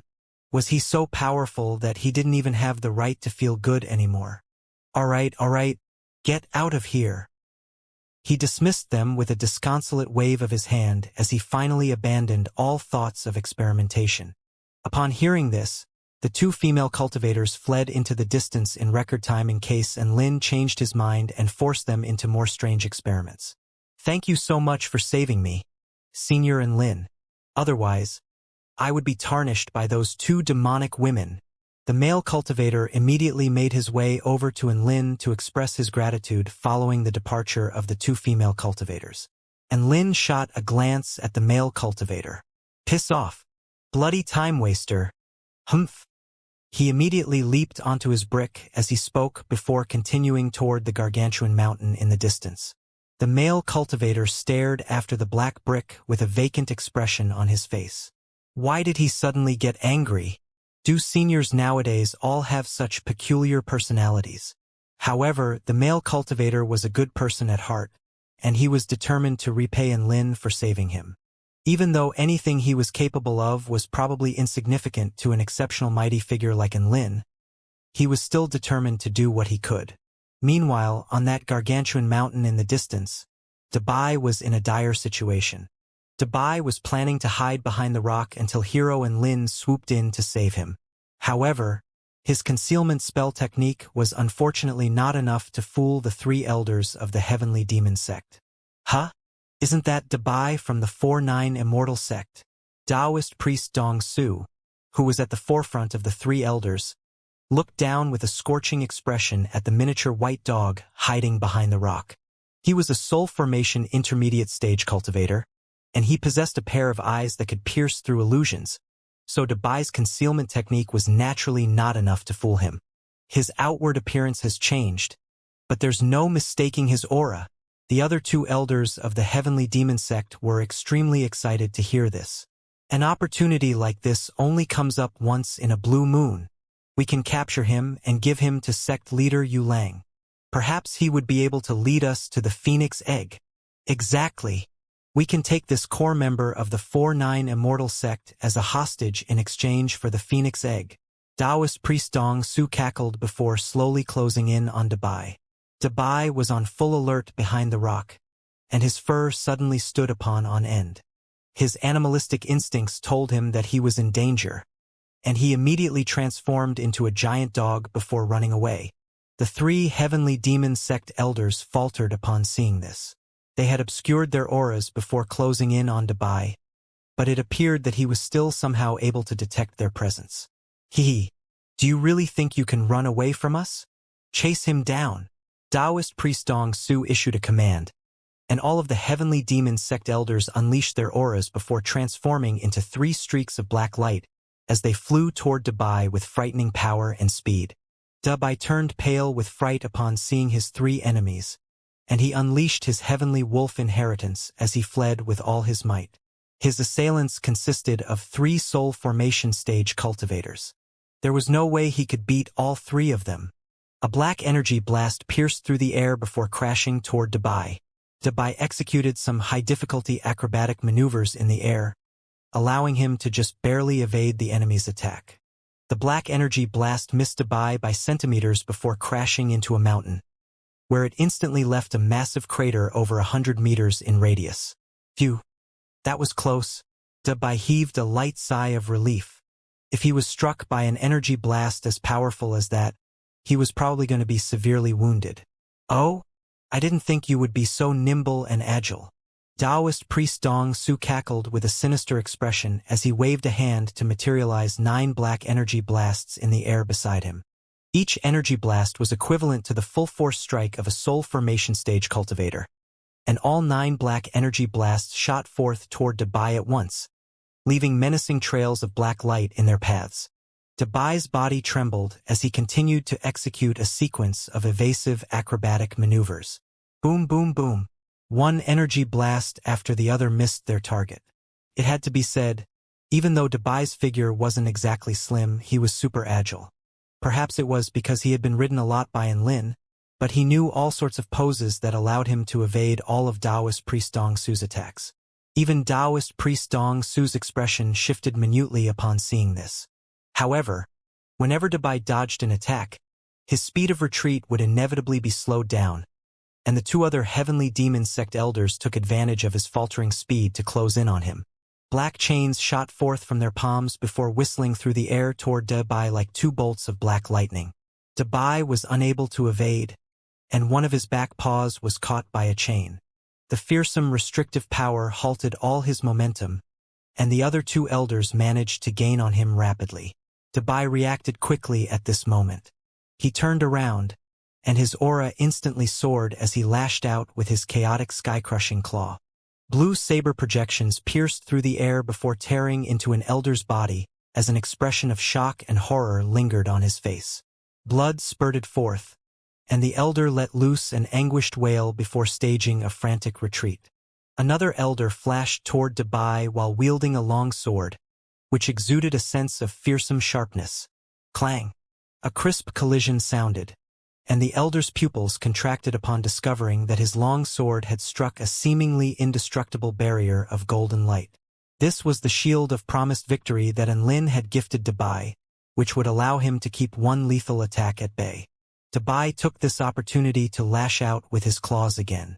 The sharp, chaotic, sky-crushing claw sliced through the elder's chest. It severely wounded him as it sent him flying back in retreat. Dabai, who was only at the pinnacle of spirit nurturing stage, was able to severely wound 2 soul formation initial stage elders. Filthy beast! How dare you injured the elders of our sect? Taoist priest Dong Su arrived on the scene. He was both shocked and enraged by the fact that the high and mighty elders of the heavenly demon sect had been wounded by a spirit nurturing stage dog. This was a massive disgrace to him. Taoist priest Dong Su's fists glowed with black light as his black sealing domain swept toward Dabai and immobilized his body. Boom! His fist exuded a frightening killing intent as it landed on Dabai, causing his body to cave in. Howl! Dabai howled with pain as a mouthful of blood mixed with fragments of internal organs spewed forth from his mouth.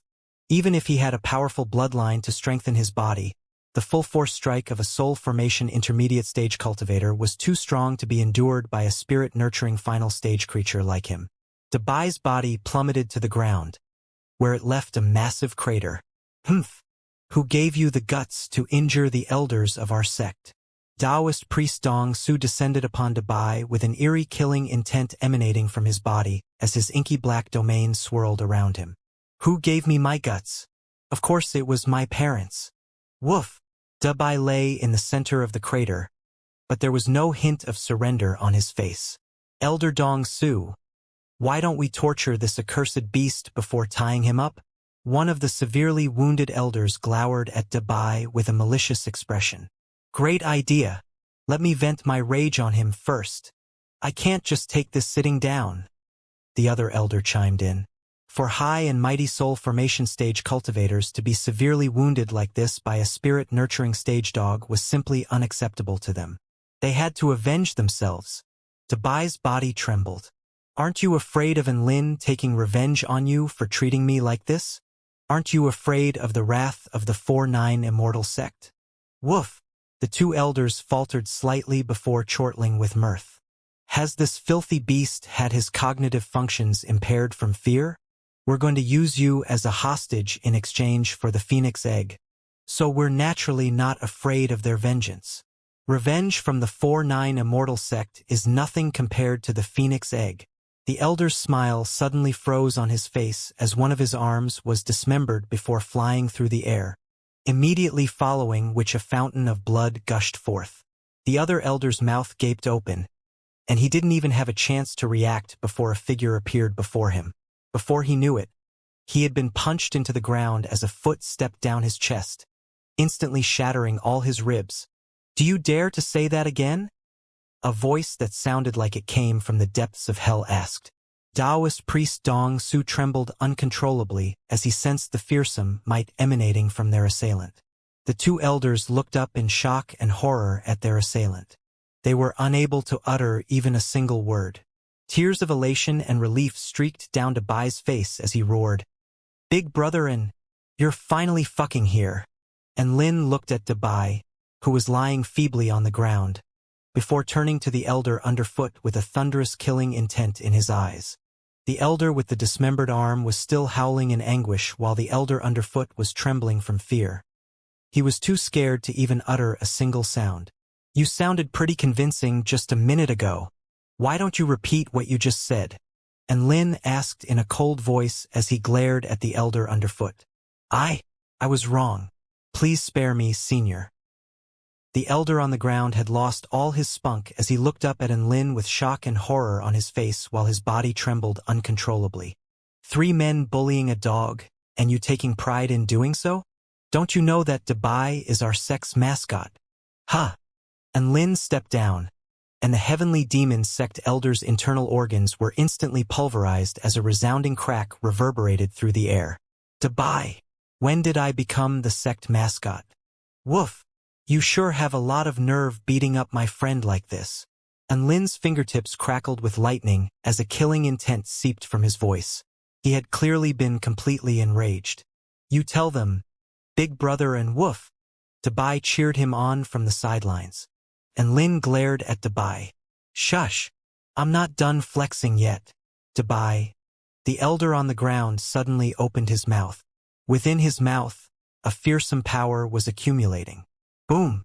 A bolt of golden void lightning instantly flashed through the air before crashing into the elder's body, instantly reducing him to a piece of oversized charcoal. Thus, the elder fell dead to the ground, immortalized as a cinder crisp with his mouth wide open. Upon seeing this, Taoist priest Dong Su immediately fled into the distance. And Lin chuckled coldly.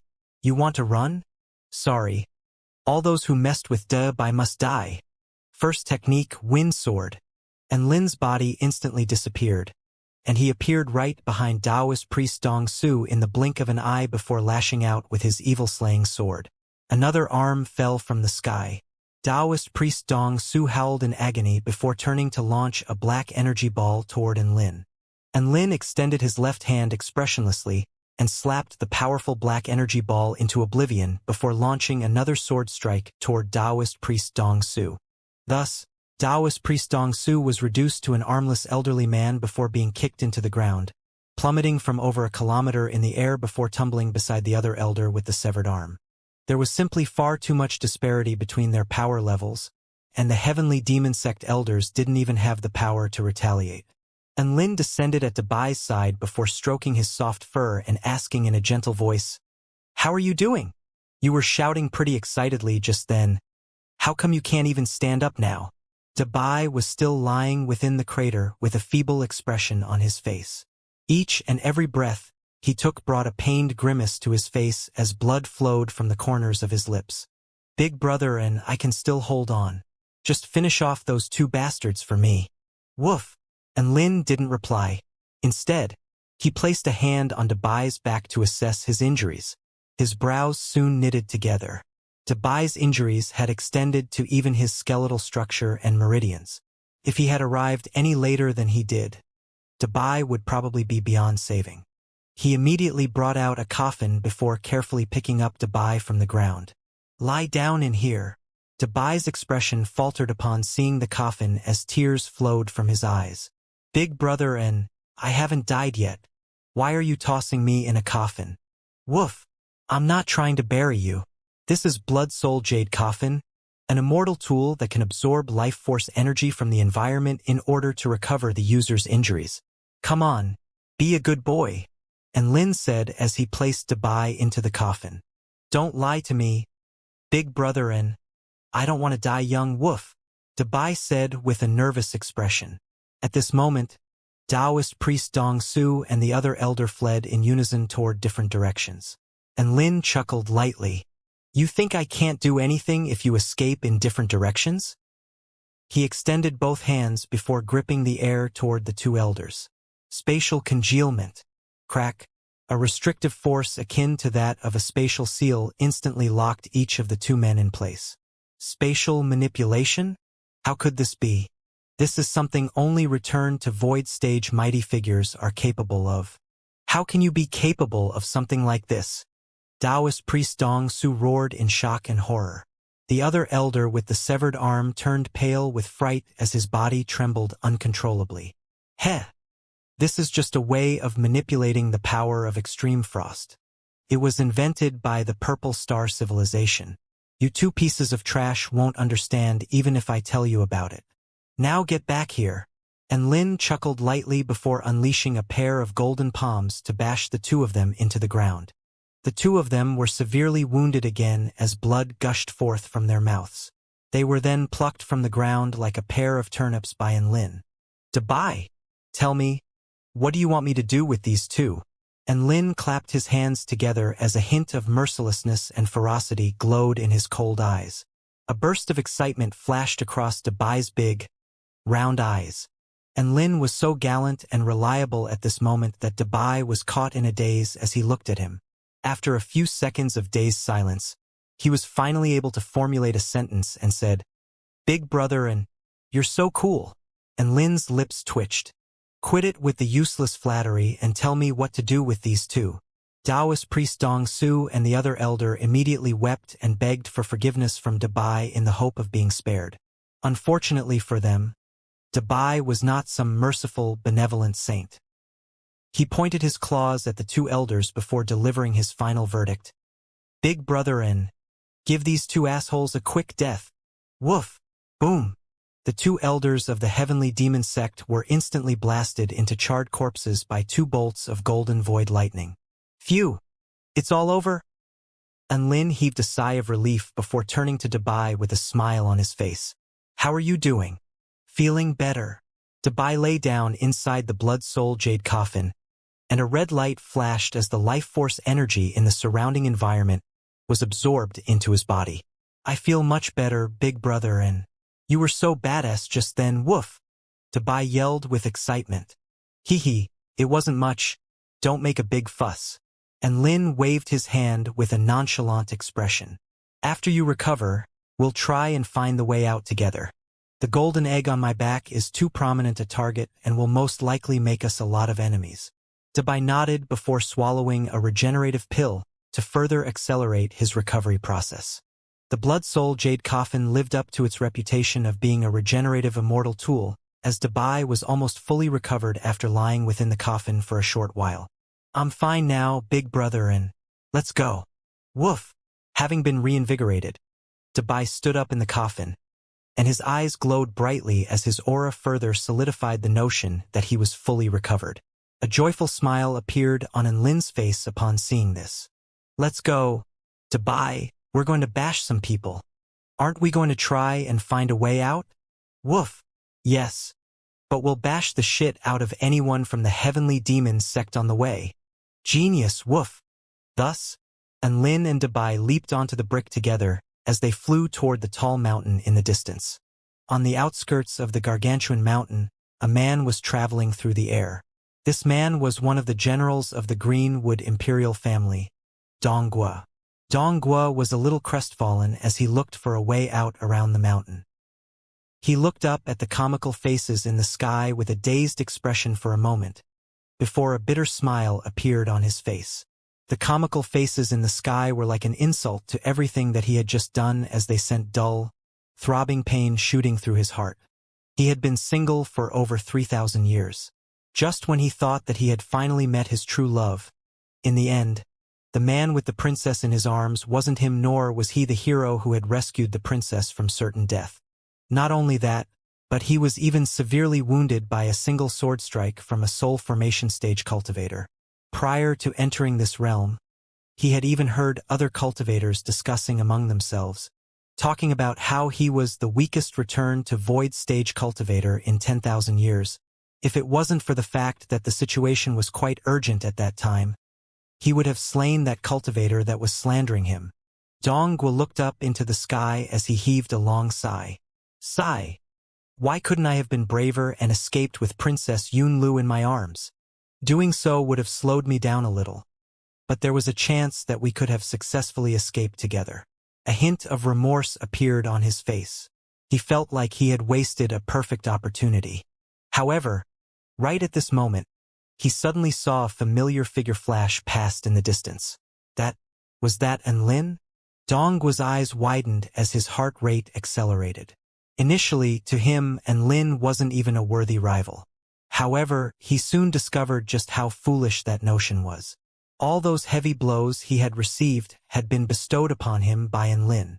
In love, Princess Yunlu was clearly far more inclined toward Enlin. Career-wise, Enlin was the sect leader of a first-rate sect, the 4-9 Immortal sect. In terms of combat strength, Enlin was able to wound him with a single sword strike. Tears welled up in Donghua's eyes as he followed this train of thought. If things continued like this, Enlin was most likely going to give him post-traumatic stress disorder. No. Donghua abruptly raised his head, and a battle intent raged in his eyes as he looked up at the figure in the distance. I was only wounded by him because I was too complacent. There's no way he's a match for me in a real battle. Furthermore, he had that phoenix egg on his back. If he snatched the phoenix egg away from Enlin, even if he couldn't use it, he could give it to the Greenwood Imperial family, thereby transferring the vendetta to the Imperial family. There was no way Enlin was going to seek vengeance on an entire Imperial family. His status within the Imperial family would also be elevated once he handed in the phoenix egg. Countless resources would be bestowed upon him, and the Emperor would be so pleased by his deeds that he would marry his daughter to him. Donghua chuckled involuntarily as his imagination ran wild, and it was as if he could already see himself continuing onward to the pinnacle of his life. He immediately tore through space and made his way toward Enlin as quickly as he could. "Please wait, Mr. Enlin," Donghua yelled. Enlin was riding atop Dubai around the mountain, and he had actually detected Donghua's presence before the latter had even spoken. Enlin turned and faltered slightly upon seeing who it was. Wasn't this the man who he had almost insta-killed? What was he doing here? "Eat this." Donghua suddenly drew his Green Dawn spirit sword, and his aura soared drastically as a peerlessly sharp green sword projection pierced through the air toward Enlin's heart. Enlin? Dubai. Enlin appeared to have been scared shitless, and Donghua was ecstatic upon seeing this. The green sword projection flashed through the air, while sweeping up a turbulent wave of vital energy that covered a radius of 5 kilometers. This was one of his killing techniques, and even a return to void stage mighty figure would be wounded if struck directly. Enlin was a mere soul formation stage cultivator, so no matter how powerful he was, there was no way he would be able to survive this attack. Ding! The Green Dawn spirit sword pierced through the air before striking Enlin's chest, upon which boundless light burst forth. And then Donghua was dumbstruck. The tip of the sword had torn apart Enlin's robe, but it was unable to even pierce a single inch into Enlin's body. 5-colored light flashed around the portion of his chest that had been struck, which was like an impregnable fortress with not even a single hint of yielding. Donghua. His most powerful killing technique had been blocked just like that? This was way too terrifying. It didn't make any sense.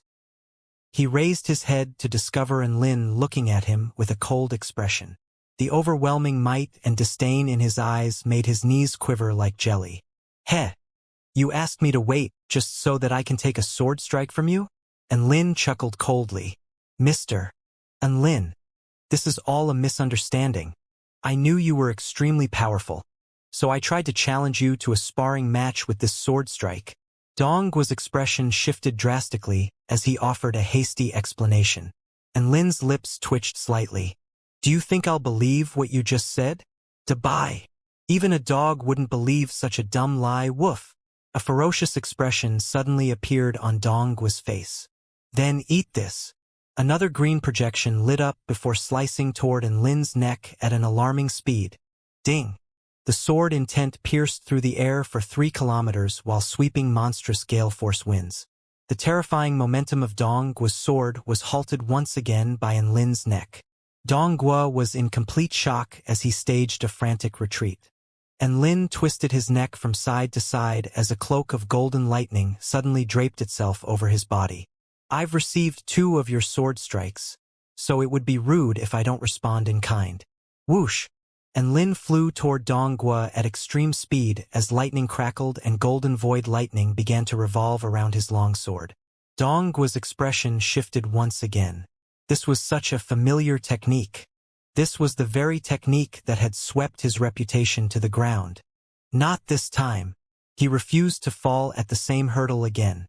A powerful sword projection from the Green Dawn Spirit sword soared into the sky as it swept toward the oncoming Lin.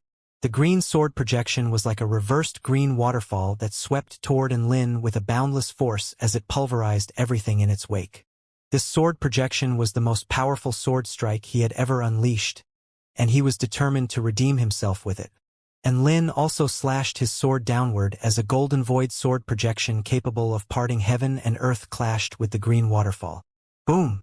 Heaven and earth tremored violently as the 2 sword projections clashed and struggled for the ascendancy, while sending boundless power sweeping through the air in all directions and painting the entire sky green and gold. I finally countered it.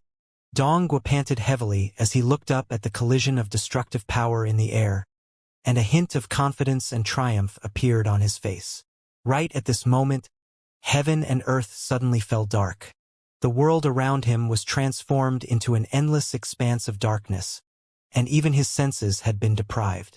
An overwhelming sense of imminent death instantly enveloped his body, and he immediately lashed out with his sword toward a certain spot in the darkness. However, the sword piercing through the darkness came even faster and instantly punctured his chest. Splat! Blood flew through the air. When the light returned to heaven and earth, Dongguo was greeted by the sight of Lin's nonchalant and indifferent face, as if he had just done something extremely simple and nondescript. Lin skewered Dongguo into the ground with his sword as a massive crater over 1,000 feet in radius appeared on the ground below. Dongguo was pinned to the ground by the evil-slaying sword, and his whole body trembled feebly. How did you suddenly become so powerful? He looked up at Lin with incredulity. He had clearly already unleashed his full strength just then.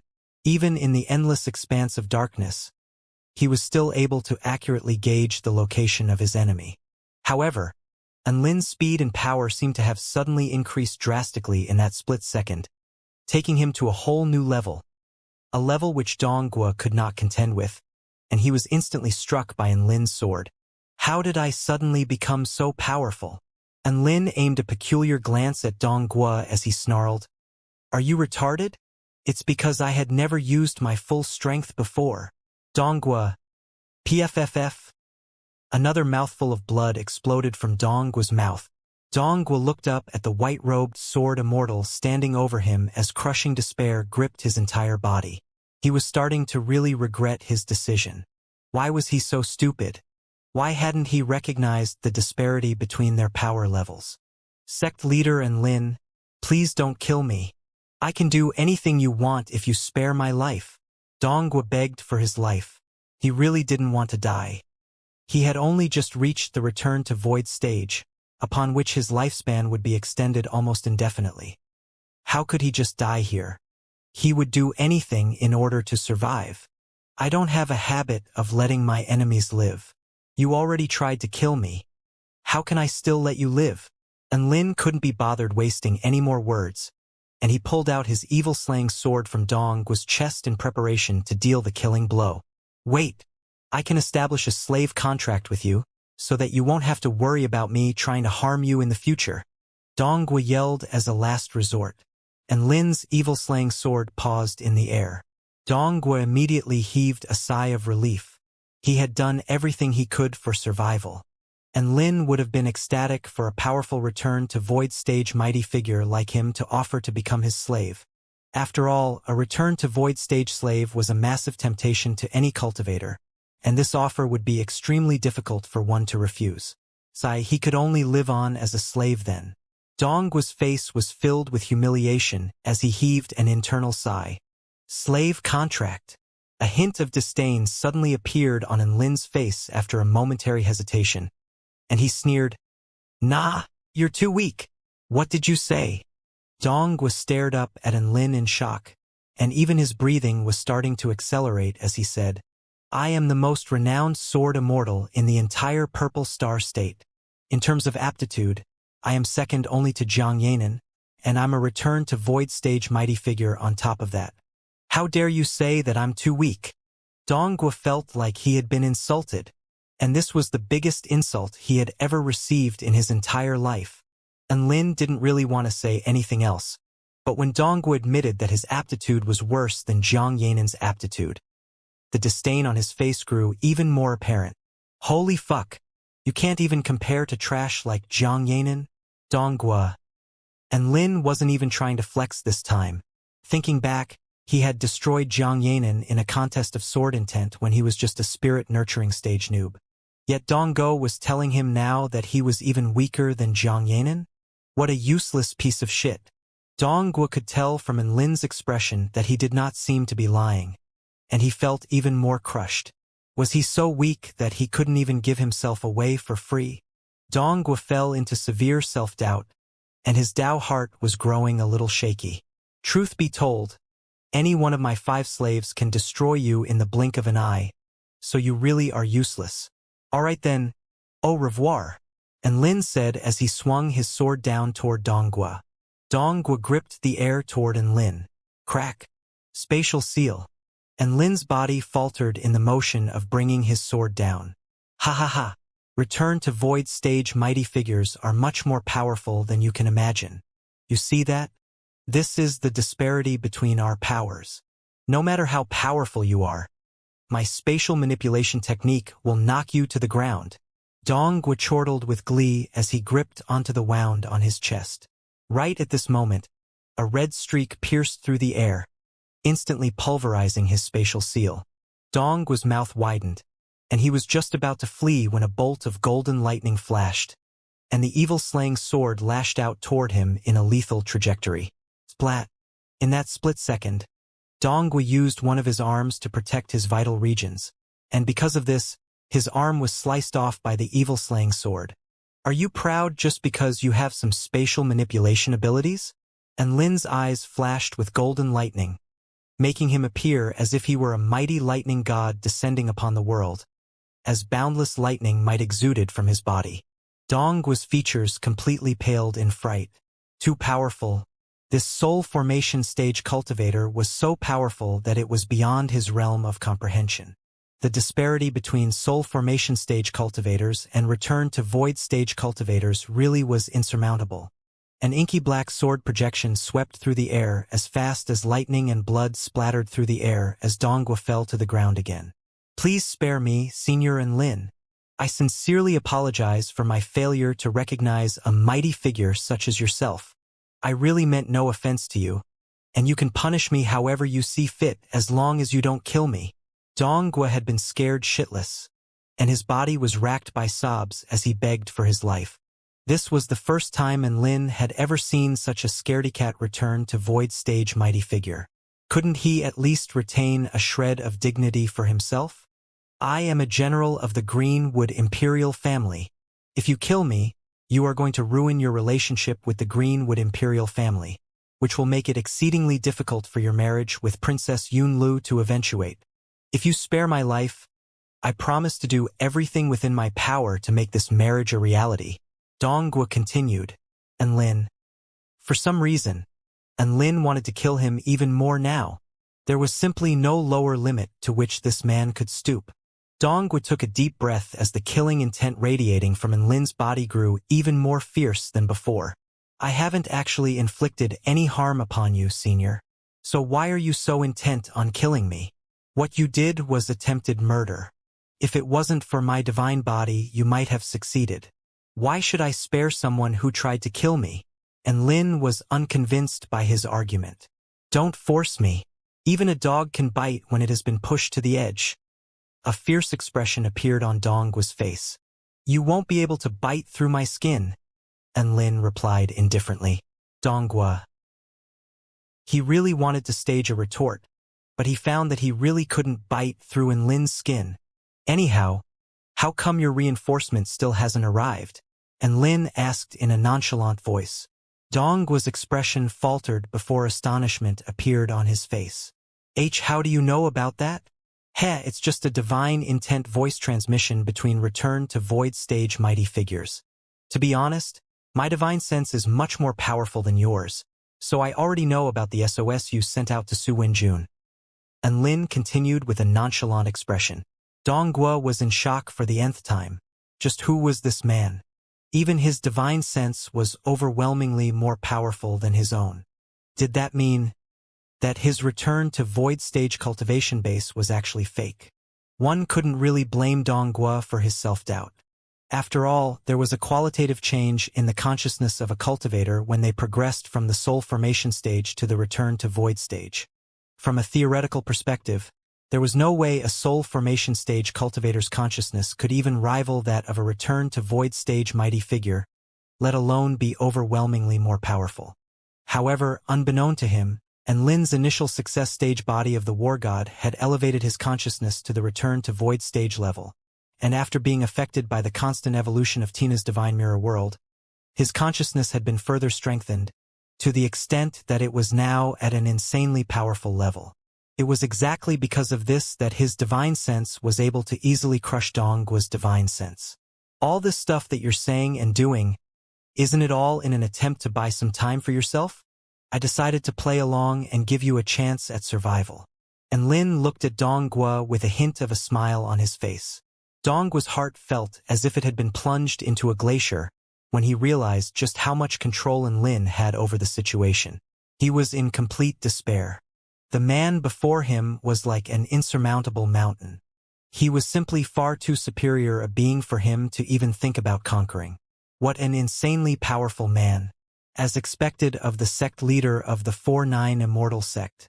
What the hell was wrong with him? Why did he decide to mess with such a freak? Donghua lay down on the ground with remorse and hatred in his heart. Right at this moment, an ethereal voice sounded from the distance. Thank you, Mr. and Lin, for sparing a general of the Greenwood Imperial family. A return to void stage mighty figure, Su Wenjun, descended from the sky with a gentle smile on his face. Donghua nearly cried out when he saw Su Wenjun. His reinforcement had finally arrived, and Lin's expression didn't change in the slightest upon seeing the arrival of Su Wenjun. Everything was within his control. After all, he had traced Donggua's divine intent, and he knew that Su Wenjun was nearby. Su Wenjun possessed the return to void intermediate stage cultivation base.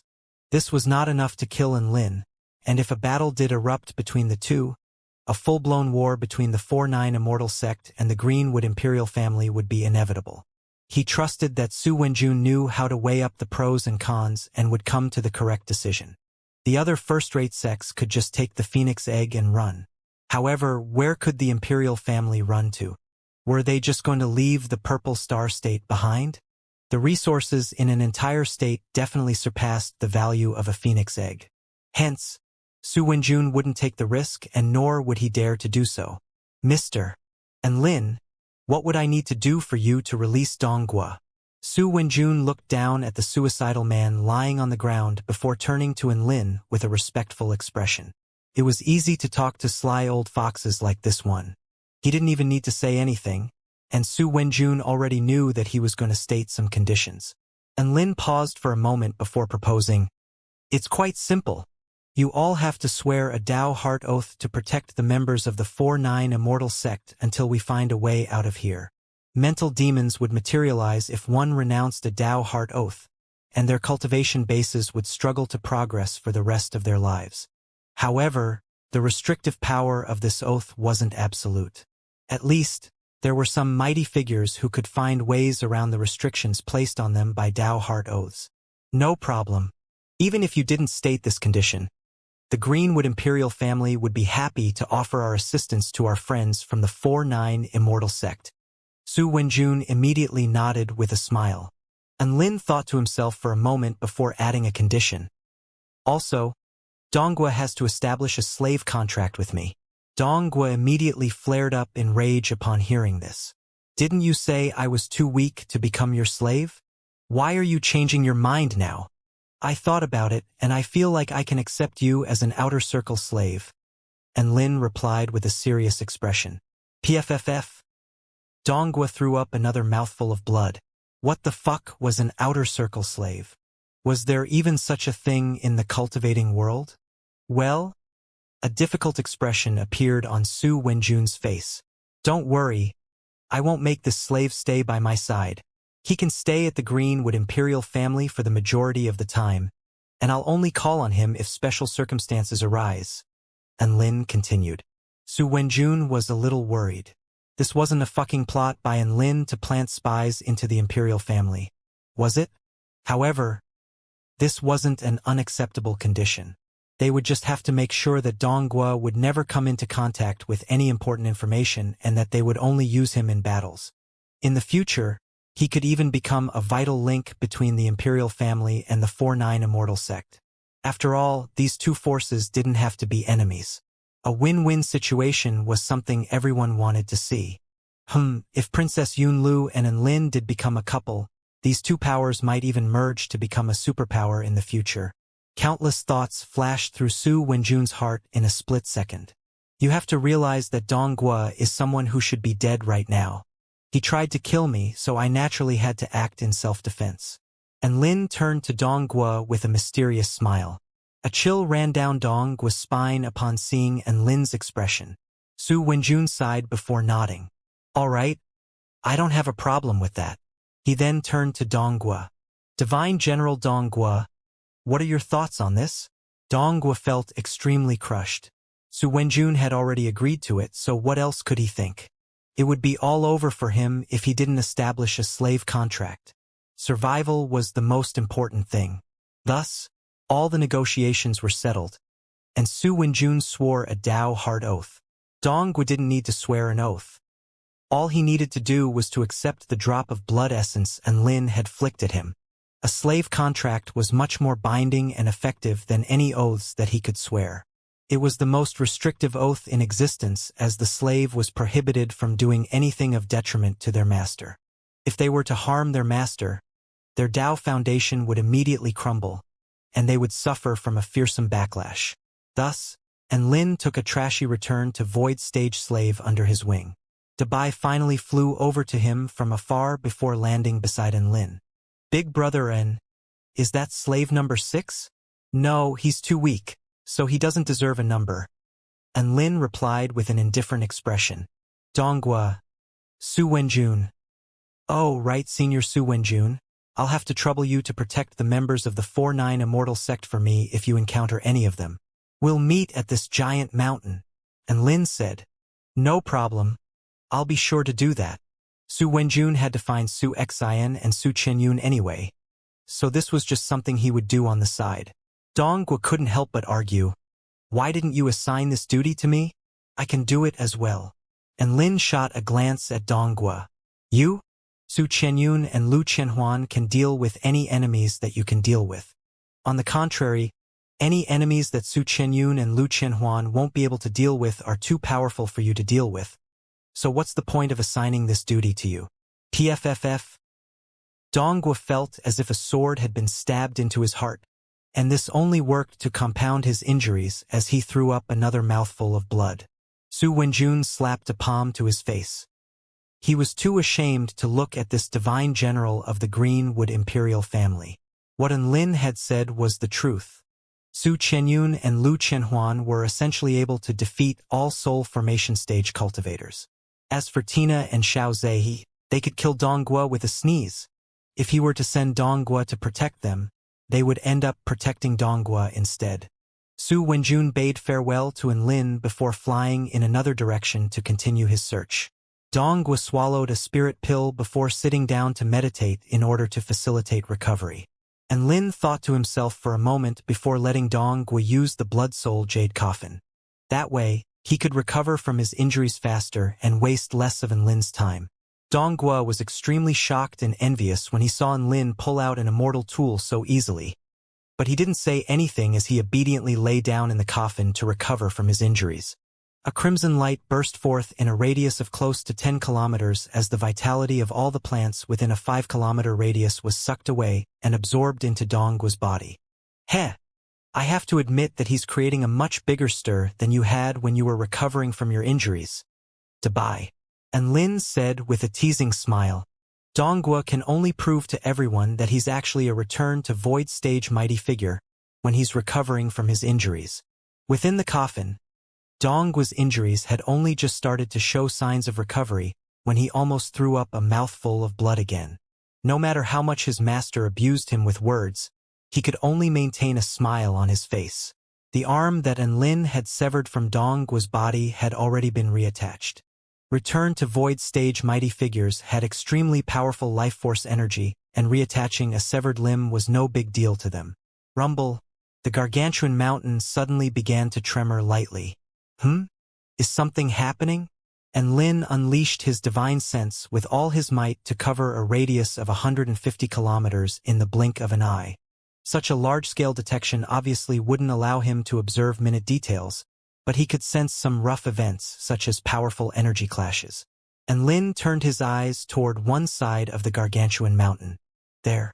Let's go. Dubai. He leaped onto Dubai and grabbed the coffin with one hand as he flew toward the direction the battle was taking place.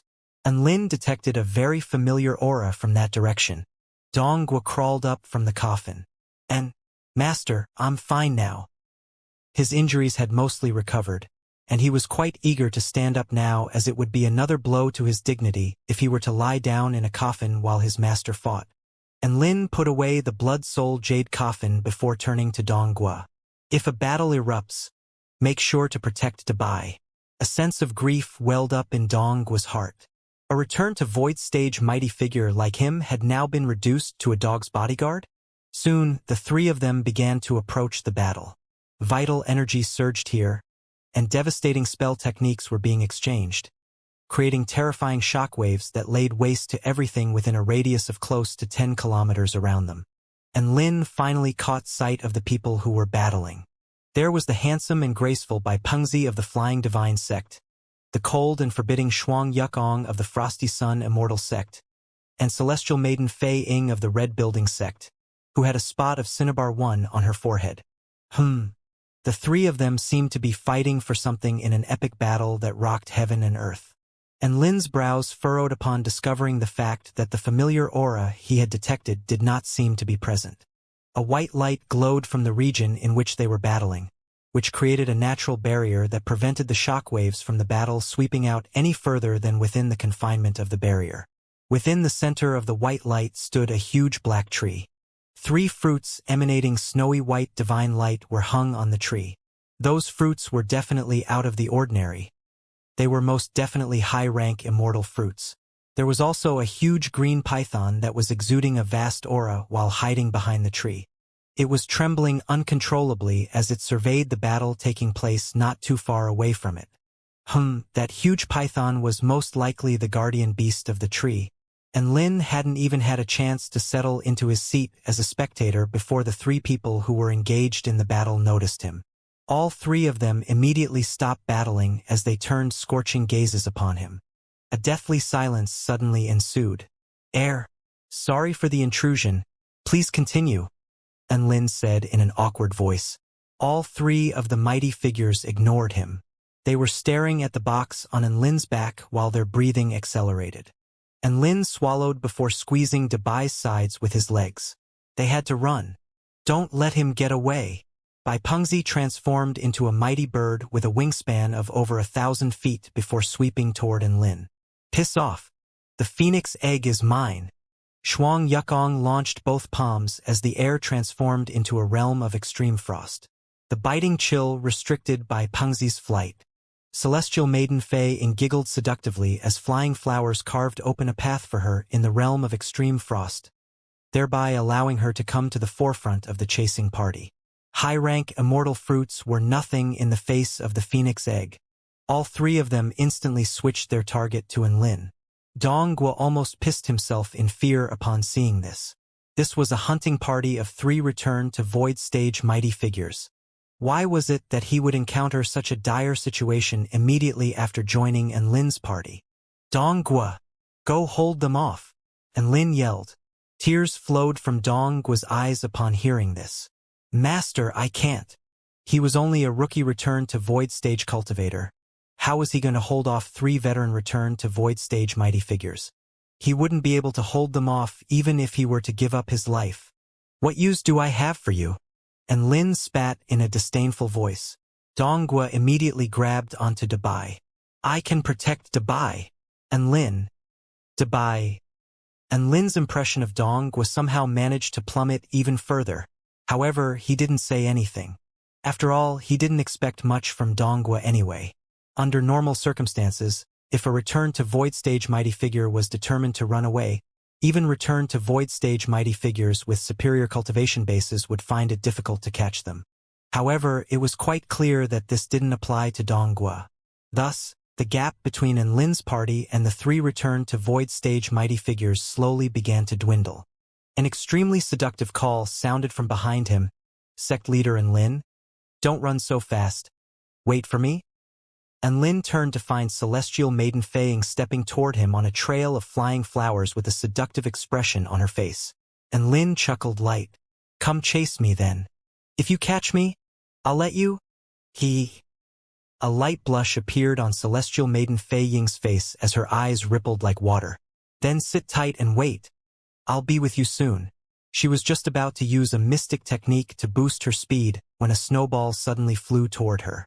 An extreme sense of danger prompted her to unleash all her defensive abilities as countless flying flower petals created an extremely resolute barrier around her. Boom!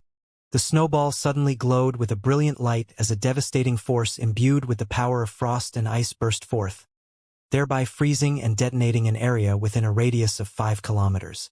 That was Enlin's last snow explosion orb. The fearsome explosion swept Celestial Maiden Fei Ying by Pengzi, and Shuang Yukong up as heaven and earth was transformed into a violent sea of blue energy. All 3 of them were caught by surprise as the sea of blue energy engulfed them. Even if they weren't wounded by this attack, it would at least slow them down. It had to be said, the effects were quite apparent. Celestial Maiden Fei Ying sustained some minor injuries while the other 2 mighty figures were knocked back. Enlin took advantage of this opportunity to put a distance of several dozen kilometers between them and himself. Hee. You're 10,000 years too early to catch me. Enlin turned to the 3 disheveled mighty figures behind him with a taunting smile as he said, In this world, the only person that can catch me is Xiaolin. Dongguo was shocked to hear this. Who is this Xiaolin? How are they so powerful? Xiaolin is Big Brother and's Dao partner to be Woof. Dabai interjected. Dongguo. So that was what Enlin meant? Rumble. A cloud of golden energy suddenly swept toward Enlin. This cloud of golden energy had assumed an extremely peculiar shape, and the 3 of them couldn't help but falter at the sight of it. This was an adorable round face upon which was etched a proud smile and a pair of red cheeks, which gave one a sense of infinite warmth. There was also a pair of joyful eyes under light, elegant brows. What the fuck? Enlin felt like he had seen a ghost. One of those comical faces in the sky was crashing down toward him. Wait! Look above the face. It's Duan Hunzi of the Life Harvesting Sect. Enlin focused his gaze above the face, and sure enough, Duan Hunzi was standing atop the comical face. Duan Hunzi had his chest puffed out with pride and triumph as he swept down toward them. Enlin's expression darkened as tens of thousands of mythological beasts stampeded over his heart. What the hell was wrong with this guy? What was there to be so triumphant about just because he was standing atop a comical face? Oh, if it isn't sect leader and Lin. Ha ha ha. As expected, even my luck has improved after adopting the smile of the death god. If the phoenix egg is going to offer itself up to me like this, then don't mind if I do. Duan Hunzi's voice was as loud as thunder as he abruptly swept down toward Enlin atop the comical face. Enlin's chest constricted upon hearing the term, the smile of the death god. Did this guy have some sort of misunderstanding about these comical faces? However, he didn't have time to think about this as he immediately turned and fled in another direction. Cold sweat was beginning to pour from Enlin's forehead. Aside from Duan Hunzi, the other three mighty figures were quickly gaining on him. He was being pursued by 4 return to void stage mighty figures now, and he would be screwed if he didn't find some allies soon. Master, what do we do now? Dongwu turned a worried glance behind him while Daibai had already adopted his miniature form and was sprawled over Enlin's head. Aren't you a return to void stage mighty figure? Why are you asking a soul formation stage cultivator like me? Enlin snapped. Dongwu. Enlin heaved a forlorn sigh. We can only hope now that we can find some allies from the 4-9 Immortal sect or the Greenwood Imperial family before they catch up to us. Otherwise, we're actually going to be screwed. Crack. Another spatial rift opened up ahead of them. Enlin and Dongwu immediately fled in another direction. Return to void stage mighty figures were only able to spatially teleport to a set location. So by the time the mighty figure had torn open the spatial rift, Enlin and the others would have already gotten far away. As such, if it was over a short distance, it was actually better to just pursue the target by flying. When Shuang Yukong finally stepped out of the spatial rift, Enlin and the others had already become a black spot on the horizon. Shuang Yukong harumphed coldly as his body transformed into a frosty streak of white light before giving chase again. Enlin and the others switched the direction toward which they were escaping, and the 4 mighty figures began playing a game of cat and mouse with them. However, no matter how much they struggled, they could not get any further away. Instead, the gap between the two parties was constantly closing.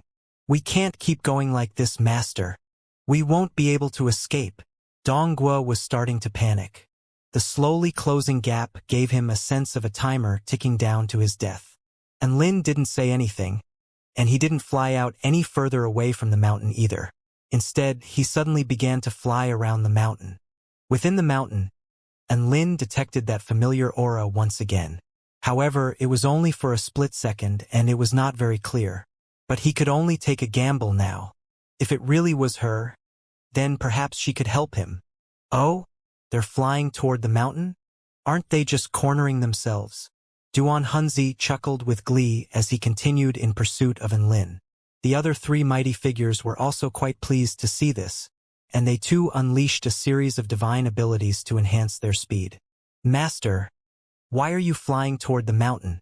It'll be more difficult for us to evade them with this gargantuan mountain in the way. Dongwu yelled in panic. Shut up and follow me. And Lin snapped. Whoosh whoosh whoosh. And Lin and the others skirted around the massive mountain as the mighty figures behind them gradually closed in. Duan Hunzi was unleashing a series of black soul slashes toward them, but Enlin managed to evade all of his attacks. There!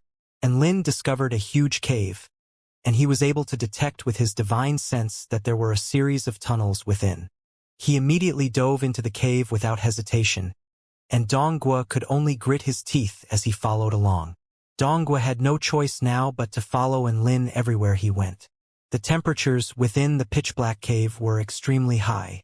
Enlin had only flown a few hundred meters, but the temperatures had already sweltered to above 100 degrees Celsius. Big brother, and this is such a weird place. Woof! Daibai couldn't help but marvel. As they continued onward, a faint green light began to glow from within. The green light emanated from the rock formations and revealed to everyone the strange, jagged rock formations around them. Why did we come in here? We're trapped now. Dongwu turned to Enlin with a resentful expression as he spoke. Shut up and conceal your aura. Otherwise, the enemies are going to find you with their divine senses. Enlin scolded. Everyone immediately concealed their auras. Within this pitch-black cave, visibility was at an absolute minimum. As long as they concealed their auras, it would be quite difficult for their enemies to find them. This was the case even if their enemies were returned to Void Stage mighty figures. Soon, Lin came to a crossroads leading to a series of different tunnels. There are so many. Which way do we go? Donghua asked in a panicked voice. And Lin made a recollection of the general direction. He had detected that familiar aura from before, pointing toward one of the smaller tunnels. That one. Duan Hunzi arrived at the crossroads right after them, and the massive comical face crashed into the opening of the tunnel before imploding. Oh, my death god's smile. To think you would perish in this accursed cave. Let me avenge you. I will capture Lin and use his dead soul as a sacrifice to you. Duan Hunzi wailed with grief. Soon, Bai Pengzi, Celestial Maiden Fei Ying, and Shuang Yukong also arrived at the cave.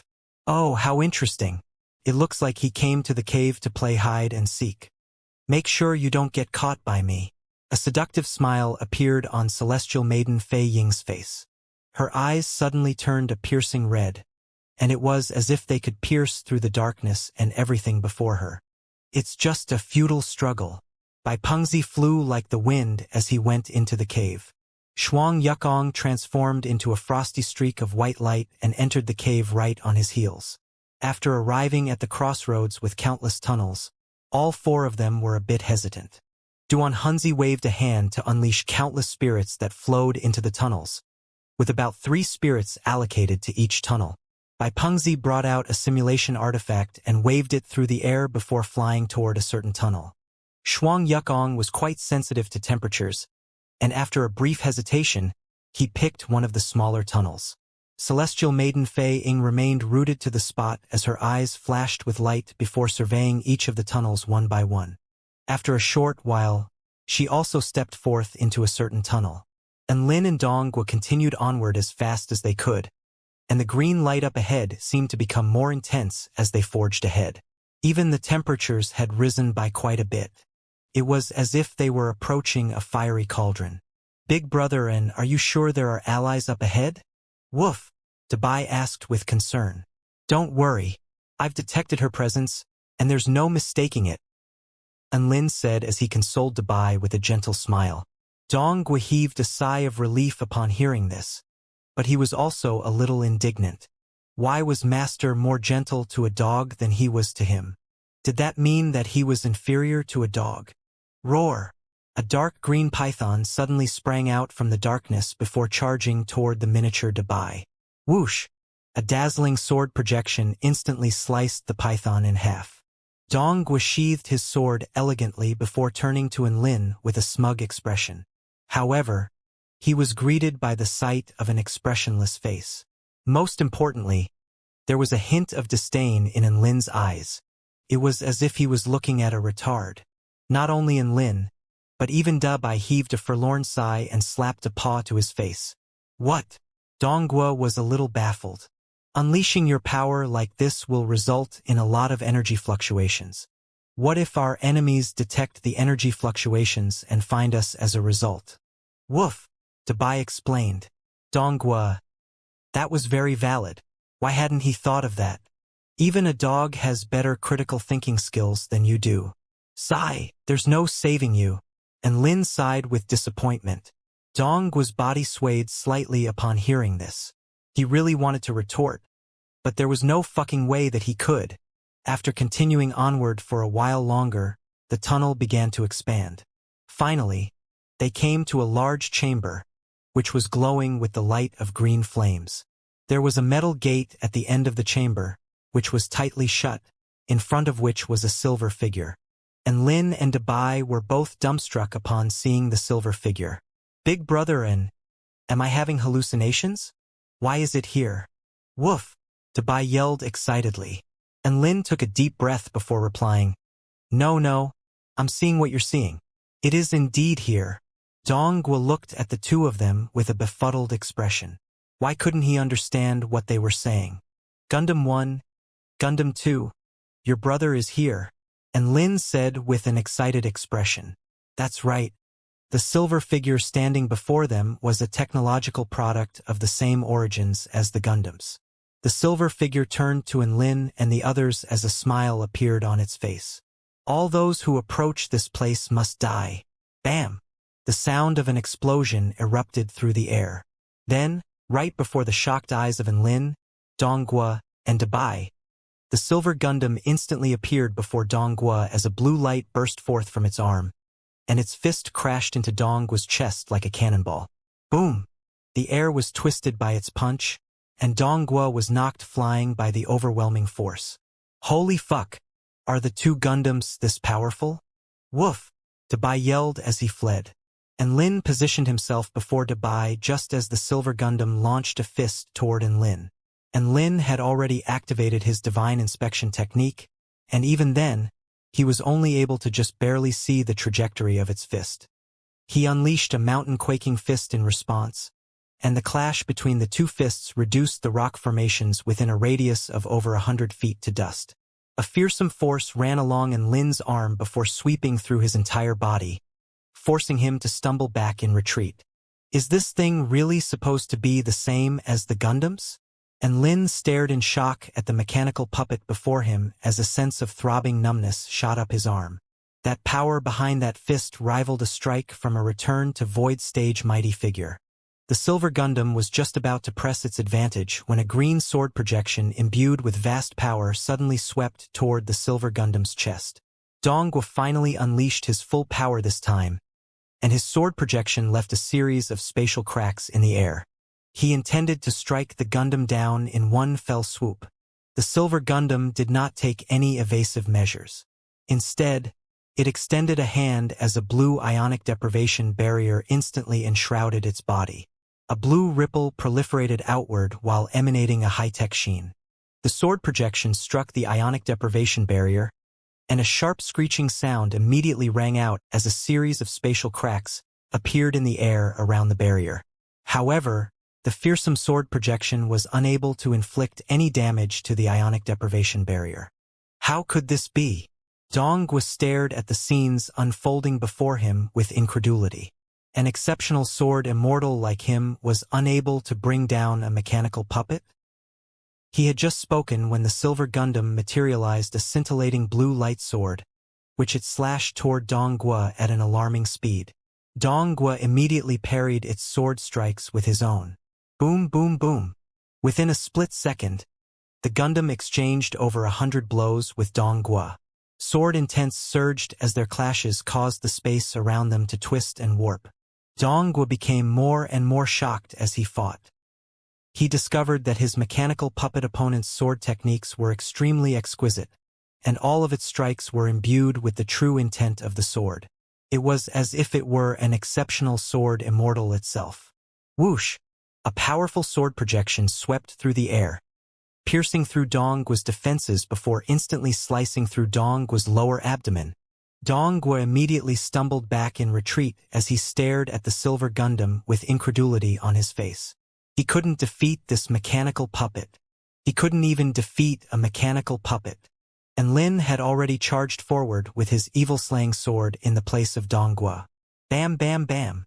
Enlin immediately unleashed his endless night sword techniques from the get-go, and the entire area became enshrouded in darkness. A series of black sword projections swept through the air as Enlin forced the silver Gundam back with his powerful swordsmanship. Upon being forced onto the back foot in a sword fight, the silver Gundam suddenly opened its mouth as it swung its sword through the air. Boom! Dark purple dragon flames burst forth from its mouth and incinerated everything within its wake. In an instant, it melted the rock formations within a radius of several hundred meters. Enlin was caught off guard, and he too was engulfed by the flames. Thankfully, his skin was quite thick. If a normal soul formation stage cultivator were to take his place, they would instantly be reduced to a plume of smoke by the dark purple dragon flames. Enlin coughed as he stumbled back in retreat. Holy fuck! These flames are on an entirely different level. Are my Gundams inferior forgeries? No. A thought suddenly occurred to him as his eyes lit up. Could it be that the strengths of the Gundams were enhanced in this area? Gundam 1, Gundam 2, go! and Lin's storage ring flashed as two gallant humanoid Gundams appeared. And Lin pointed at the oncoming silver Gundam before issuing a command. Take that guy out! Gundam 1 and Gundam 2 finally had a chance to perform, and they both abruptly swept toward their silver Gundam assailant with vast powers exuding from their bodies. 2-on-1. This was going to be an easy win. One of the Gundams unleashed a particle sword while the other manipulated gravity in a show of seamless teamwork. However, they had only just managed to unleash their attacks when the silver Gundam appeared right before them. It then launched its fists toward them, around which devastating black lightning revolved. Boom! An ear-splitting boom erupted as the two Gundams' metal bodies caved in from the silver Gundam's fists. Their bodies then shot forth like cannonballs before leaving two humanoid craters in the surrounding rock face. And Lin? His Gundams were definitely inferior forgeries, and Lin actually roughly knew why this was the case. When Professor Yang from the Greenwood Imperial family gave his Gundams their power cores, he had told him that they would only be able to activate about 20% of their powers, which meant that this silver mechanical puppet that could insta-kill his two Gundams was the true perfect form of the mechanical puppet. Why would a purple star mechanical product appear here? However, Lin didn't have any time to think about this question. All he was thinking about was how to defeat this Gundam so that he could pass through the gate behind it. Oh, looks pretty lively here. Do you need some help? A crisp, seductive voice suddenly sounded. And Lin and Dong was hearts jolted in unison as they looked behind them. There, they were greeted by the sight of a graceful, beautiful woman. Her eyes were firmly locked on Lin as she flew toward them atop a trail of flying flowers. Sect leader Lin, I've caught you. The new arrival was the sect leader of the Red Building sect, Celestial Maiden Fei Ying. Celestial Maiden Fei Ying was the first person to discover Lin, and she didn't want to waste too much time with words. The intense battle taking place here had very likely already attracted the attention of the other mighty figures. Celestial Maiden Fei Ying winked at Lin seductively as she said, I finally caught you. Could you give me a little reward for that? It's over, Master. We're being attacked from both sides. Dongwu yelled in fear. Shut up and focus on fighting. And Lin snapped. Celestial Maiden Fei Ying turned a surprised gaze toward Dongwu. The high and mighty divine general of the Greenwood Imperial family has become Lin's slave? How interesting.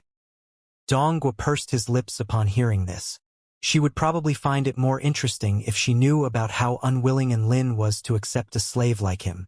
Celestial Maiden Fei Ying stepped forward lightly as red cherry blossoms swept through the air in a beautiful yet lethal display. The silver Gundam also drew closer as its particle sword shone with a dazzling light. Switching enemy target. The Gundam's mechanical voice sounded with not even a single shred of emotion.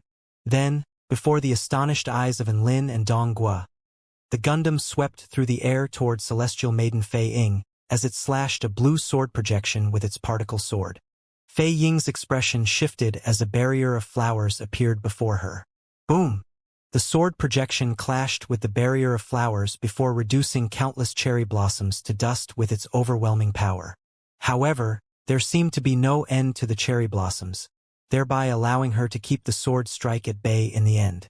And Lin and Dongwu were both shocked upon seeing the sudden turn of events. My God!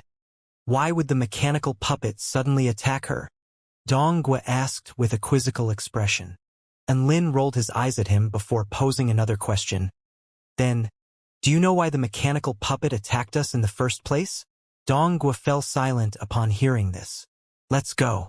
We should be taking this time to escape rather than to ask all these meaningless questions. And Lin said. And Lin put away the useless Gundam 1 and Gundam 2 before arriving at the Green Gate with Dabai by his side. There were many stone plaques littered throughout this chamber, upon which were inscribed strange symbols. There were also many green chains hanging overhead from the roof of the cave. These green chains appeared to be constructed from some sort of special material with powerful stabilization effects. It was all thanks to these chains that such an intense battle had not caused the entire cave to collapse. Dongwu tried to push open the door, only to find that there was an extremely powerful seal on the door, as his efforts were completely in vain. He tore through space to try and teleport to the other side of the gate, only to find that there was a spatial seal as well. Whoosh! Donghua slashed a dazzling sword projection toward the gate. The sword projection struck the gate, upon which a resounding boom erupted, and the gate trembled, but it still showed no signs of budging. What the hell is this gate made from? And Lin was shocked. This gate seems to have been enhanced by the power of laws, and it would be exceedingly difficult to break through unless one has already mastered the power of the divine Tao. Donghua explained as he analyzed with a grave expression. Let's see if there are some triggers that can open this gate, and Lin suggested. Thus, the three of them began wandering aimlessly through the chamber, trying to see if there were any special features that might catch their attention. A delicate cry suddenly sounded. You aren't getting away! A devastating tornado of cherry blossoms engulfed the Gundam, keeping it momentarily distracted. Meanwhile, Celestial Maiden Fei Ying transformed into a streak of pink light before charging toward Lin and the others. She was a return to void intermediate stage mighty figure, so dealing with the Gundam wasn't a problem for her.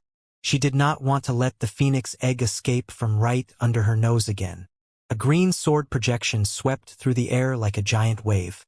Celestial Maiden Fei Ying responded by launching a lethal pink crescent attack, which instantly sliced Donghua's sword projection in half. Fei Ying continued onward while heading directly for Lin.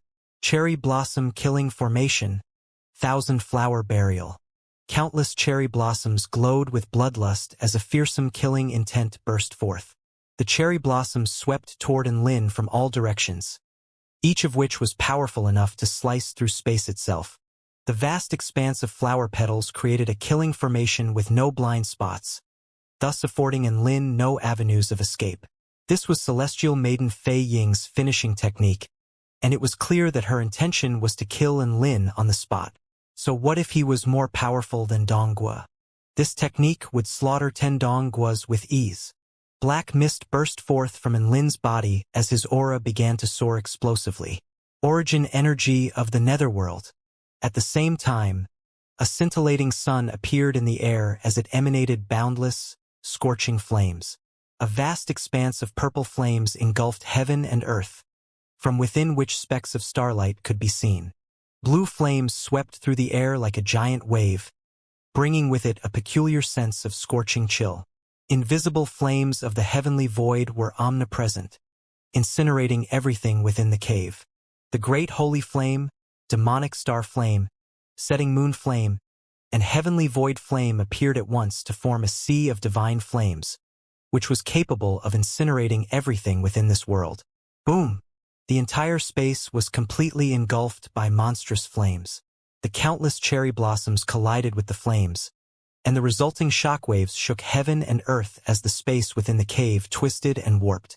Fei Ying was also forced to stumble back a few steps in retreat by the fearsome flames, and her expression shifted drastically as she created a barrier of cherry blossoms before her. A high-rank immortal tool, Divine Flame Bead, appeared in Lin's hand, and a golden flaming dragon swept forth from within. The flaming dragon was instantly empowered by the sea of divine flames as its aura became even more fearsome, while the golden scales on its body seemed to grow more substantial. Roar! The golden flaming dragon let loose an enraged roar as it tore through the killing formation of cherry blossoms before sweeping toward Fei Ying. What? He has the power to launch a counterattack. Celestial Maiden Fei Ying was shocked beyond belief that a soul formation stage cultivator was capable of this. It was already quite shocking to her that he could contend with her finishing technique, but now he was launching a counterattack? That was simply incredible. Celestial Maiden Fei Ying made a few hand seals to summon a white shield before her. Boom!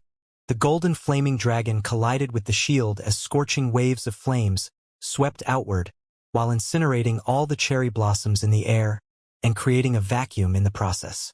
Crack! A crisp crack suddenly sounded, indicating that the shield was about to give out. What a terrifying power! Celestial Maiden Fei Ying was greatly startled as she made another few hand seals in quick succession. Boom, boom, boom. 3 shields appeared in the air before her. However, it was also at that exact moment that the golden dragon disappeared.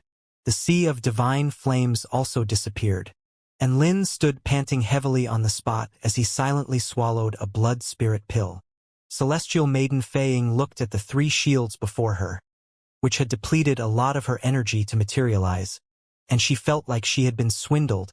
Right at this moment, the Silver Gundam suddenly broke through Fei Ying's trapping formation before charging toward her again. "Master, are you all right?" Donghua asked as he rushed toward Lin. "I'm fine." And Lin waved his hand before turning to look around at his surroundings. Aside from the green chains hanging overhead, he discovered that everything else had been incinerated by his divine flames. "I don't think there are any triggers for us to find. Even if there were, it would have been burned to a fucking crisp. Should we try running in the opposite direction?" Donghua asked. There was no path forward, so they could only go backward. "There's another option," and Lin muttered as he turned toward Celestial Maiden Fei Ying. "Kill them when they're down." "Woof," Dabai chimed in with excitement. Donghua understood now. 3-on-1 The Silver Gundam's overall strength was roughly equivalent to a veteran return to Void initial stage mighty figure. However, Celestial Maiden Fei Ying was a return to Void intermediate stage mighty figure, so the Gundam was still decidedly at a disadvantage. However, Lin and Donghua's participations would flip the battle on its head. All cultivators had limited energy. Fei Ying was already a little exhausted from unleashing so many powerful techniques. So how much longer could she last in a 3-on-1 battle? "Die, demonic woman!" And Lin roared as he unleashed his endless night sword techniques to launch a series of earth-shattering black sword projections. Celestial Maiden Fei Ying fell back with flying flowers underfoot as she evaded the sword projections using her agile movement techniques. A frosty expression appeared on her face as she snapped, "My biggest pet peeve is when someone calls me a demonic woman." She turned as she spoke before launching another dazzling cherry blossom crescent. Her attacks were imbued with vast power, and the space within the cave trembled as space congealed under the gravity of her killing intent. And Lin and the Silver Gundam were both struck before instantly being knocked back over 100 meters. Unfortunately for Fei Ying, both of them had skin as thick as fortresses, and they were completely unscathed after being struck. Celestial Maiden Fei Ying looked at Lin with shock and confusion on her face. The Silver Gundam was constructed from special materials, so it was reasonable that it would possess powerful defensive abilities. But why was a Soul Formation stage cultivator's defensive prowess so monstrous? This didn't make sense. Just as she was caught in a bit of a daze, an extremely powerful sword projection pierced through her floral barrier before stabbing toward her heart. Donghua had been waiting a long time for this opportunity. He had struck right when Celestial Maiden Fei Ying was distracted. So this was surely going to be a telling blow. "Piss off." Celestial Maiden Fei Ying waved a long pink sleeve toward him with a disdainful expression. Her sleeve instantly shattered Donghua's sword projection before crashing heavily into Donghua's chest. Boom!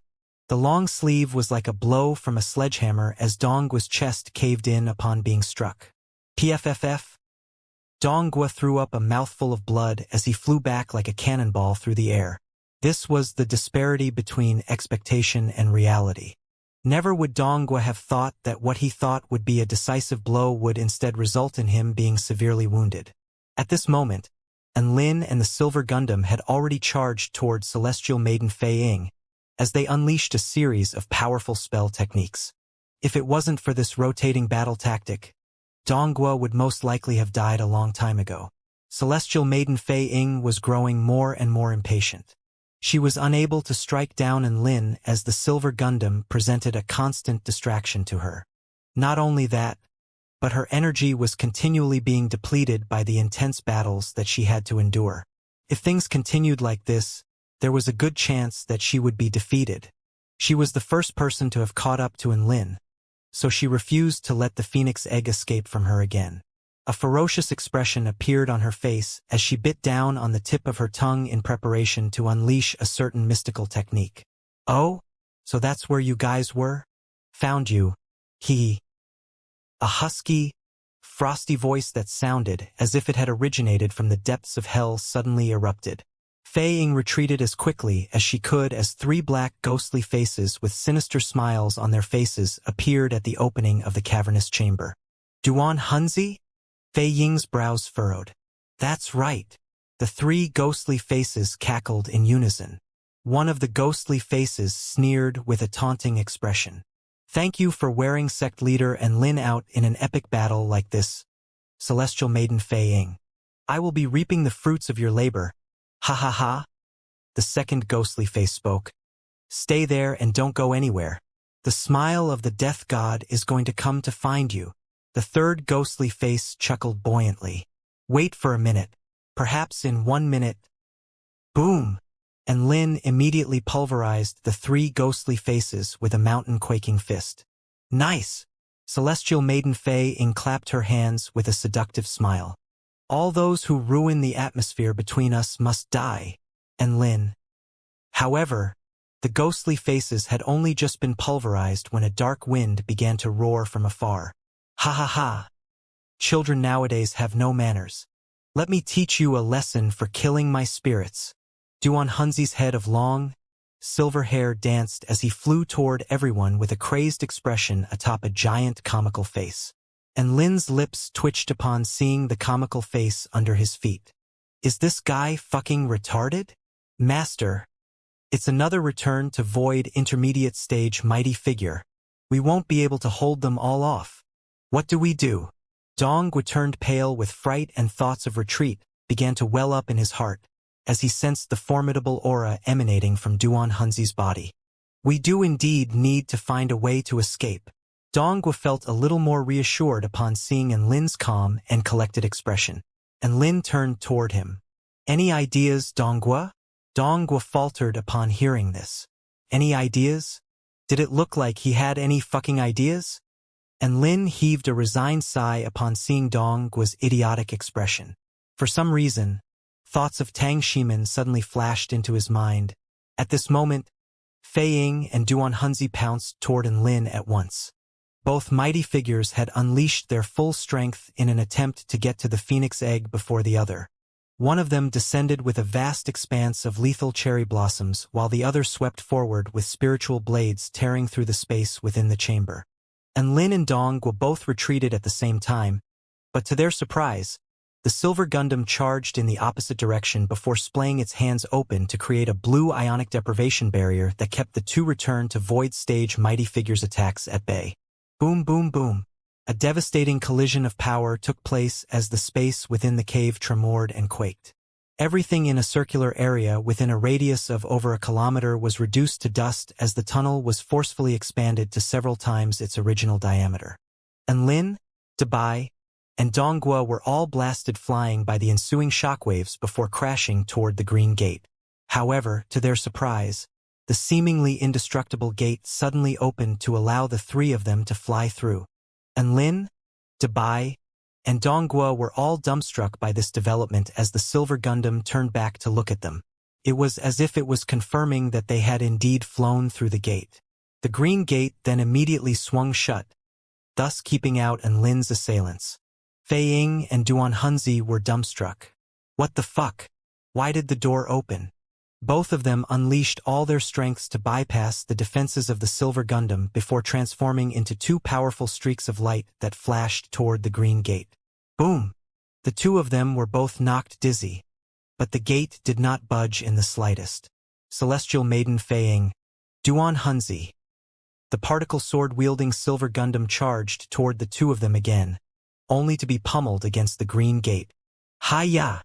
Duan Hunzi launched a black dragon blast, which crashed into the silver Gundam and caused its body to screech and creak.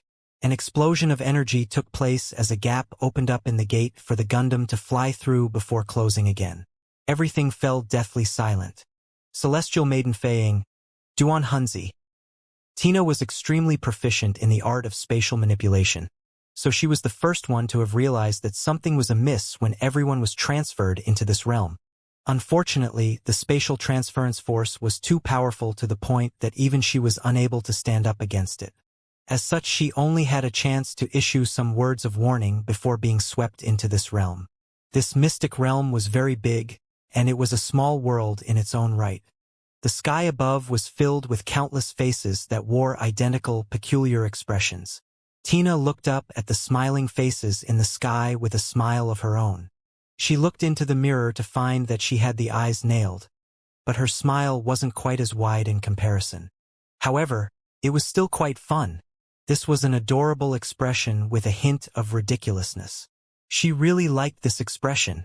However, Tina soon began to focus on the task at hand. She knew that she had an extremely important thing she had to do, and that was to find Giant and Lin. Giant and Lin had that egg on his back, so he was definitely going to be a public enemy. Tina wanted to go and protect him. Thus, Tina spread her wings and flew toward the distance. She soon found herself on a scorching red continent that stretched as far as her eyes could see. The scorching temperatures here did not reduce the continent into a barren wasteland. Instead, it was teeming with many fire-type organisms. There were fire-spitting demonic vines, there were vibrant crimson trees, and there were giant creatures with flames all over their bodies. Tina felt like her horizons had been broadened significantly and that this was an extremely interesting place. Along the way, she intentionally slew a few flaming birds and a flaming demonic dragon before putting them away in her storage ring. Those were going to be ingredients to be cooked in the frying pan. The flesh of these creatures contained elements of fire, and they would definitely taste fantastic when cooked in the frying pan as a chili hot pot. Among all the people here in this mystic realm, Tina was probably the only one who was enough of a foodie to be thinking about ingredients at a time like this. Thus, Tina continued to wander aimlessly, and before she knew it, she had arrived at the central region of the mystic realm, where she saw the huge phoenix image constructed from the vast system of interconnected valleys. Wow, it's so big and majestic! Tina couldn't help but exclaim in amazement as her emerald eyes flashed. It would be awesome if Giant and Lin's phoenix egg could hatch and grow to this size someday. From a rough visual estimate, she could tell that the image of the phoenix was at least a few dozen kilometers long, which meant that if a phoenix of this size fell from the sky, it could probably squash an entire city flat. It doesn't seem as fun thinking about it from that perspective. I think it'll be more adorable if it's smaller. Tina muttered to herself as her mind began to drift again. Right at this moment, Tina detected an extremely faint spatial tremor. She was extremely sensitive toward spatial energy, which was why that little tremor did not escape her notice. Tina turned her eyes toward the unbelievably gargantuan mountain in the distance. Is it coming from there? For it to travel so far must mean that it originated from a battle between Return to Void stage mighty figures.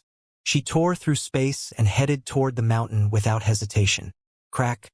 A spatial rift opened up as a tiny little fairy emerged near the gargantuan mountain.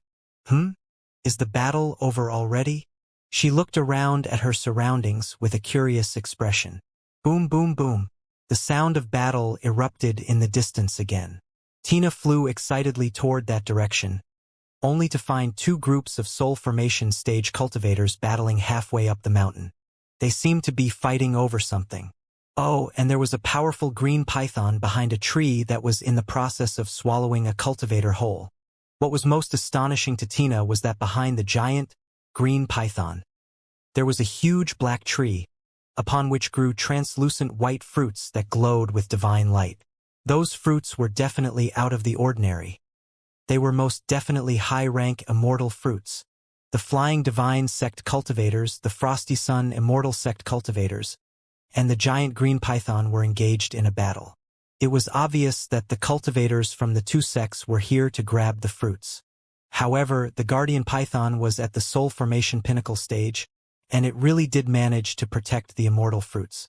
Not only that, but there was a good chance it would be able to eat all the cultivators present. Perhaps it was because Tina had been influenced by Enlin, but her eyes immediately lit up upon seeing valuable items. Those immortal fruits could only belong to her.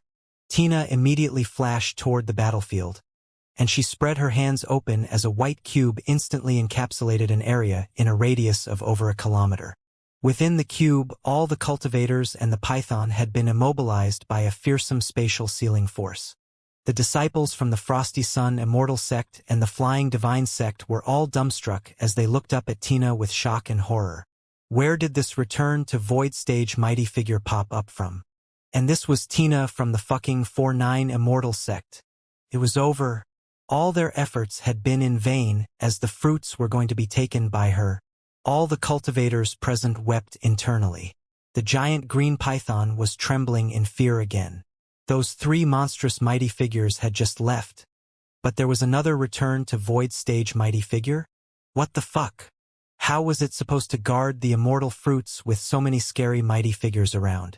There was too much of a power gap between the guardian beast and the fruit poachers. Just surviving this ordeal would be a miracle. Just as the giant green python was trembling uncontrollably, Tina flapped her golden wings and hummed a joyful tune as she descended upon the giant black tree and began picking the fruits. She spoke to herself as she picked the fruits. 1 immortal fruit, 2 immortal fruits, 3 immortal fruits. All done. Hee. What an adventure.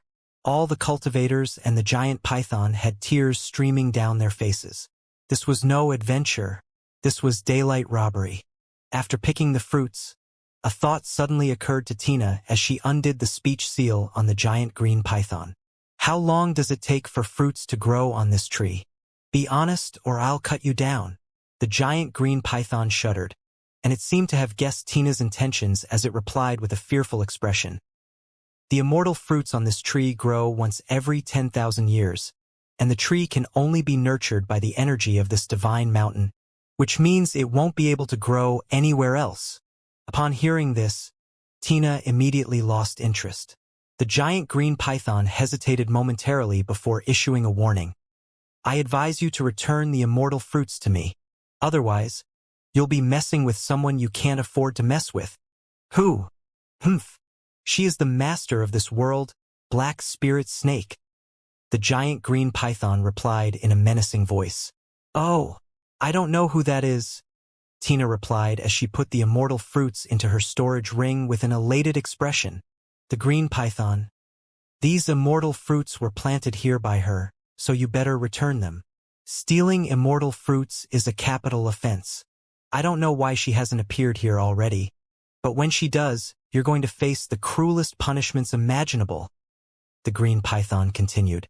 Oh, then I can just give the immortal fruits to her when she comes to find me, Tina said with a dainty smile. The green python had no response to this and could only glower at Tina. All right, I have to go look for Giant and Lin. Bye-bye. Tina left just as silently as she had arrived. But in contrast to when she had first arrived, she now left with 3 immortal fruits. And Lin, Donghua, and Dabai ended up on the other side of the green gate under mysterious circumstances. Donghua looked around at the smooth and even ground and walls, as well as the green flames that glowed like lanterns along the way. Master, I think something is amiss here, and Lin rolled his eyes at him. Why do you say so much useless crap?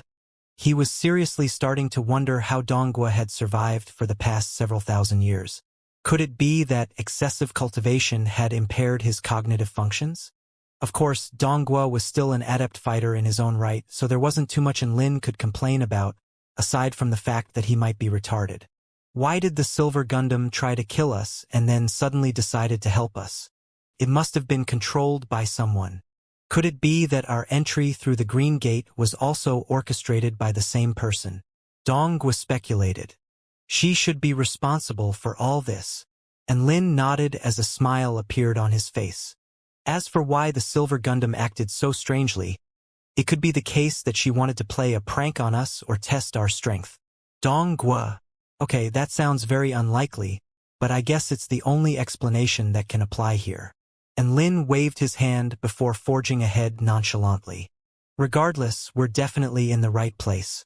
Come on, let's go greet our ally. Donghua turned to Lin with a curious expression. Master, who is this ally you've been talking about this whole time? Is it Tina or Xiaozhe?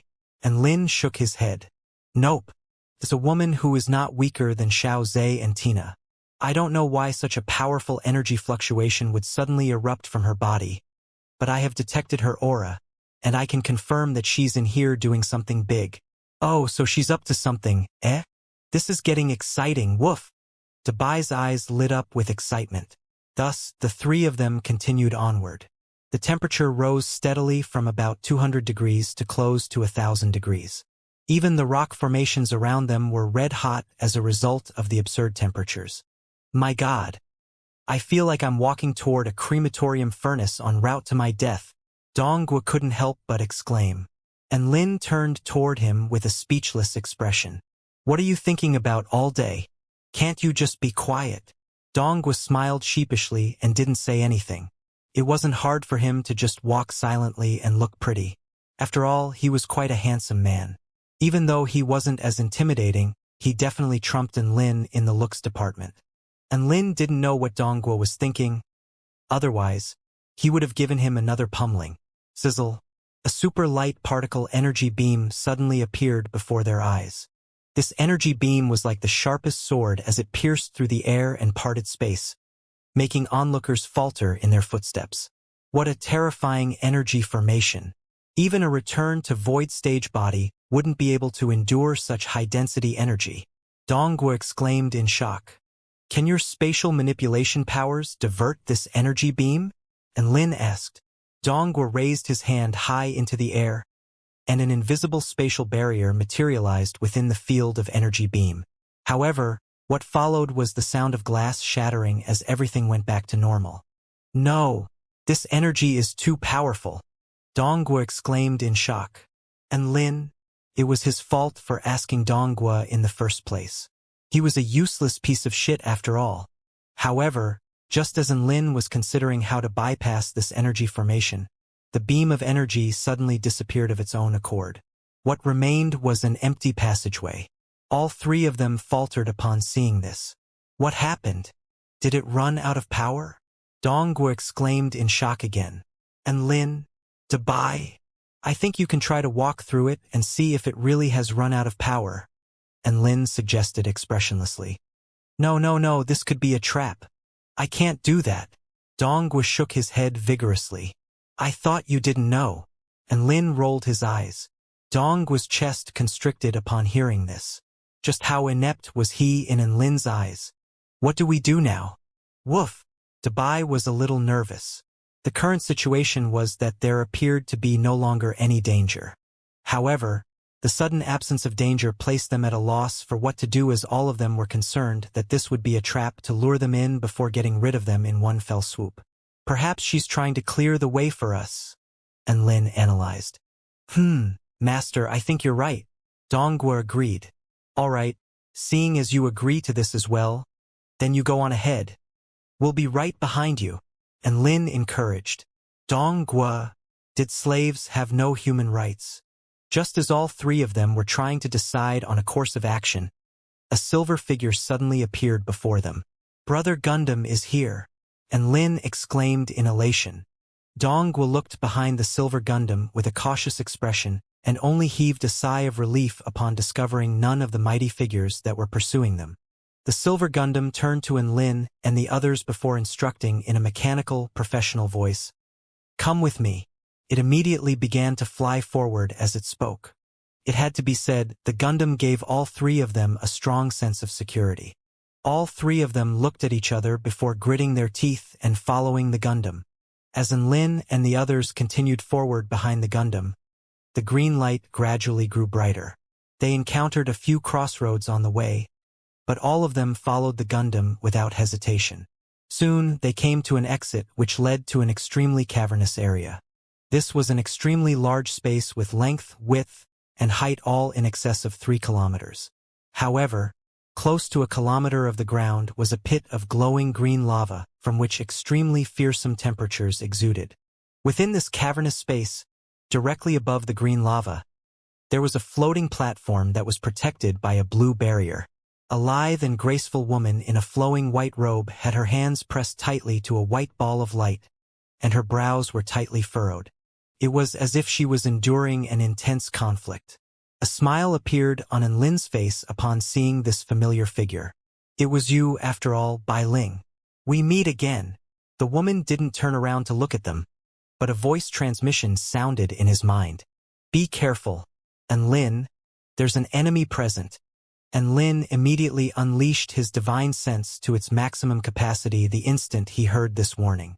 It was also in that split second that a sense of impending doom engulfed his body, making him shudder from the biting chill. As he had unleashed his divine sense, he was only able to make a tiny adjustment of his body position before an inky black saber projection pierced through his body. The black saber projection that had been stained crimson upon exiting his body gave off an extremely menacing aura. And Lin experienced the pain of being torn apart for the first time. This was an excruciating pain that permeated throughout his entire body. A black saber exited his body from the left side of his chest, having broken through his near-indestructible divine body. Thankfully, Bai Ling's warning allowed him to react just in time. Otherwise, his heart would have been punctured by that attack. The enemy had not unleashed a sneak attack from behind. Instead, this was a direct frontal attack. Even so, Lin still found it extremely difficult to detect the trajectory of the attack and was caught off guard. Wah wah wah. This was a huge baby with a sinister smile on its face and was about half the size of a grown man. Its skin was deathly pale, with a pair of pitch-black holes for eyes, a red undergarment over its body, and a pair of fleshy wings. Its sinister smile appeared especially eerie and malicious under the glow of the green light. Within its hand was a sharp, pitch-black spear, the other end of which was planted in Lin's body. "Big brother and woof!" Dabai roared with rage upon seeing Lin being injured, and he slashed his claws through the air to send a sharp blue claw projection hurtling toward the huge baby. Splat! The huge baby pulled out the spear, upon which a fountain of blood gushed forth before it dodged to the side to easily evade Dabai's attack. In the next instant, Donghua slashed a peerlessly powerful sword projection through the air while aiming directly for the huge baby's head. Not only was the power imbued in his attack extremely fearsome, but its speed was also a spectacle to behold. The huge baby's movements were also unfathomably fast, and it pressed its arms down as its spear swept through the air, leaving a series of black afterimages in its wake. This was just a simple strike, but the attack was imbued with the true intent of the Great Tao, and it was able to easily reduce Donghua's sword projection into particles of light. Donghua was a little befuddled. Why was it that all of his most powerful attacks were able to be so easily countered by his opponents? It was as if his return to Void Stage Cultivation base were fake. And Lin had been wounded by the first spear strike, and his evergreen technique immediately activated of its own accord to regenerate his injury. However, he didn't have time to wait until he was fully recovered. He quickly pulled out his evil-slaying sword to join the battle. However, an indescribably powerful gravitational force suddenly acted upon his body, causing his bones to creak from the excessive strain. What's going on? And Lin's heart jolted in shock as his movements faltered. He was just about to unleash his origin energy of the netherworld when a series of metallic green chains bound his body tightly, which included all 4 of his limbs. "It was you, Gundam?" And Lin turned with incredulity toward the silver Gundam behind him. The silver Gundam unleashed gravitational manipulation powers with one hand as it held chains imbued with an extremely powerful sealing force with the other. "Let Big Brother and go, woof!" Dabai charged toward the silver Gundam, only for the Gundam to open its mouth to unleash a powerful blast of air toward Dabai. The blast of air immediately knocked him to the ground as blood gushed from his mouth. Donghua almost pissed himself from fear, and he retreated back to Lin's side without hesitation. The sudden turn of events had plunged all 3 of them into dire straits. None of them had expected that the silver Gundam would suddenly betray them. Donghua let loose a torrent of abuse. "Fuck! Is this mechanical puppet retarded? First, it wanted to kill us. Then it wanted to save us. And now it's trying to screw us over. What the fuck is wrong with it? Perhaps it wasn't trying to save us in the first place, but instead, it wanted to lure us here." And Lin gritted his teeth as he spoke. He unleashed all his strength to try and struggle free from the chains, but the chains did not budge in the slightest. It was as if they were indestructible. Clap, clap, clap. At this moment, the crisp sound of clapping suddenly erupted. That's right. The first time this purple star mechanical bloodline contraption fought you was just a prank. As for why it helped you after that, it was all to chase away those pesky flies. A woman who was the epitome of perfection made her way slowly toward Lin. Her long, black hair danced behind her, and her beautiful, dark eyes exuded a peculiar charm. A faint smile lingered on her flawless features in a perfect combination of the might and prestige of a queen and the cheekiness of a little girl. In any case, everything I did was to get you to this point. After all, I am the true master of everything here. The woman made her way toward Enlin with a faint smile as she placed a finger under Enlin's chin. Long time no see, Enlin. Enlin took a deep breath. Black spirit snake? What are you doing here? That's right, the woman standing before him was the exquisitely beautiful black spirit snake, whom he had met once on Earth. At that time, they were discussing the childish question of how to maintain world peace. What was she doing now as the main antagonist of this world? What am I doing here? Black spirit snake chuckled and said, This world is my mansion. Can't I come here for a holiday? And Lin, what the fuck kind of mansion was this? Whose mansion consisted of an entire world? Oh, Tina's mansion was indeed an entire world. Then why have you abducted me? I don't recall there being a vendetta between the two of us. And Lin said with a resigned expression. Hee, I have nothing against you. Black Spirit Snake chuckled before turning her eyes on the box on Enlin's back. But that phoenix egg belongs to Her Majesty. Many thanks for bringing it here. You've saved me the trouble looking for it. And Lin's body trembled upon hearing this. So this phoenix egg was what she was after? That made sense though. If this world was her mansion, then she would obviously be aware of the fact that a phoenix had appeared in the realm of the fallen phoenix. It looked like this black spirit snake really was a badass character. No wonder the heavenly court didn't send anyone to fight for the egg. Was it because there wasn't much chance of them actually being able to keep the egg, so they abandoned all hopes of securing it in the first place? Then I'll be taking this. As for everything after that, I wish you luck. Hee. A pure smile appeared on Black Spirit Snake's face as her hands slowly reached around to the box on Enlin's back. It was over. He was going to lose the egg. Not only that, but how was he going to defend himself against that weird baby and the Gundam? An expression of despair appeared on Enlin's face. Donghua had been completely restricted by the Gundam and the giant baby, so he couldn't do anything. Boom! A bolt of white lightning pierced through the air before puncturing Black Spirit Snake's head at a phenomenal speed. Black Spirit Snake's eyes widened as she turned toward Bai Ling with incredulity on her face. You would sacrifice your control for this man? Bai Ling harumphed coldly as her body swayed and her features paled. She paused for a moment before a faint smile appeared on her face. I think anything that can thwart your plans is worth doing. I won't allow a mere clone to be so rude and unbridled here. As countless bolts of lightning fell, Black Spirit Snake's body imploded into a cloud of black mist before disappearing from heaven and earth. Bai Ling then turned to Enlin as a white line imbued with peerless sharpness sliced through heaven and earth and severed the chains around Enlin's body. Get out of here, Enlin! Bai Ling yelled. The Silver Gundam seemed to have been affected by some sort of electronic interference as its eyes dimmed, and it fell completely motionless. Meanwhile, the giant baby seemed to have been provoked somehow as it flew toward Bai Ling in a frenzied rage before unleashing a series of spear strikes against the blue barrier, making it tremor violently in the process.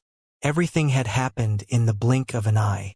Upon regaining freedom, Enlin looked at the scenes unfolding before him as he pulled out his evil-slaying sword with a determined expression.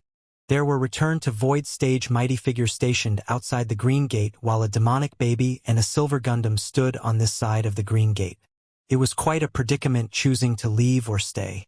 However, the choice had been made for him when Bai Ling sacrificed something in order to save him. And Lin could only destroy the demonic baby and the Silver Gundam. He was not an indecisive person. After analyzing the situation in the blink of an eye, he immediately flew toward the Silver Gundam to destroy it while it was immobilized. How was he going to destroy a Gundam? Brute strength wasn't going to cut it. Its body was constructed from extremely strong alloys. Even if a return to Void Stage mighty figure unleashed all their most powerful attacks upon it, it would still remain intact on the other side.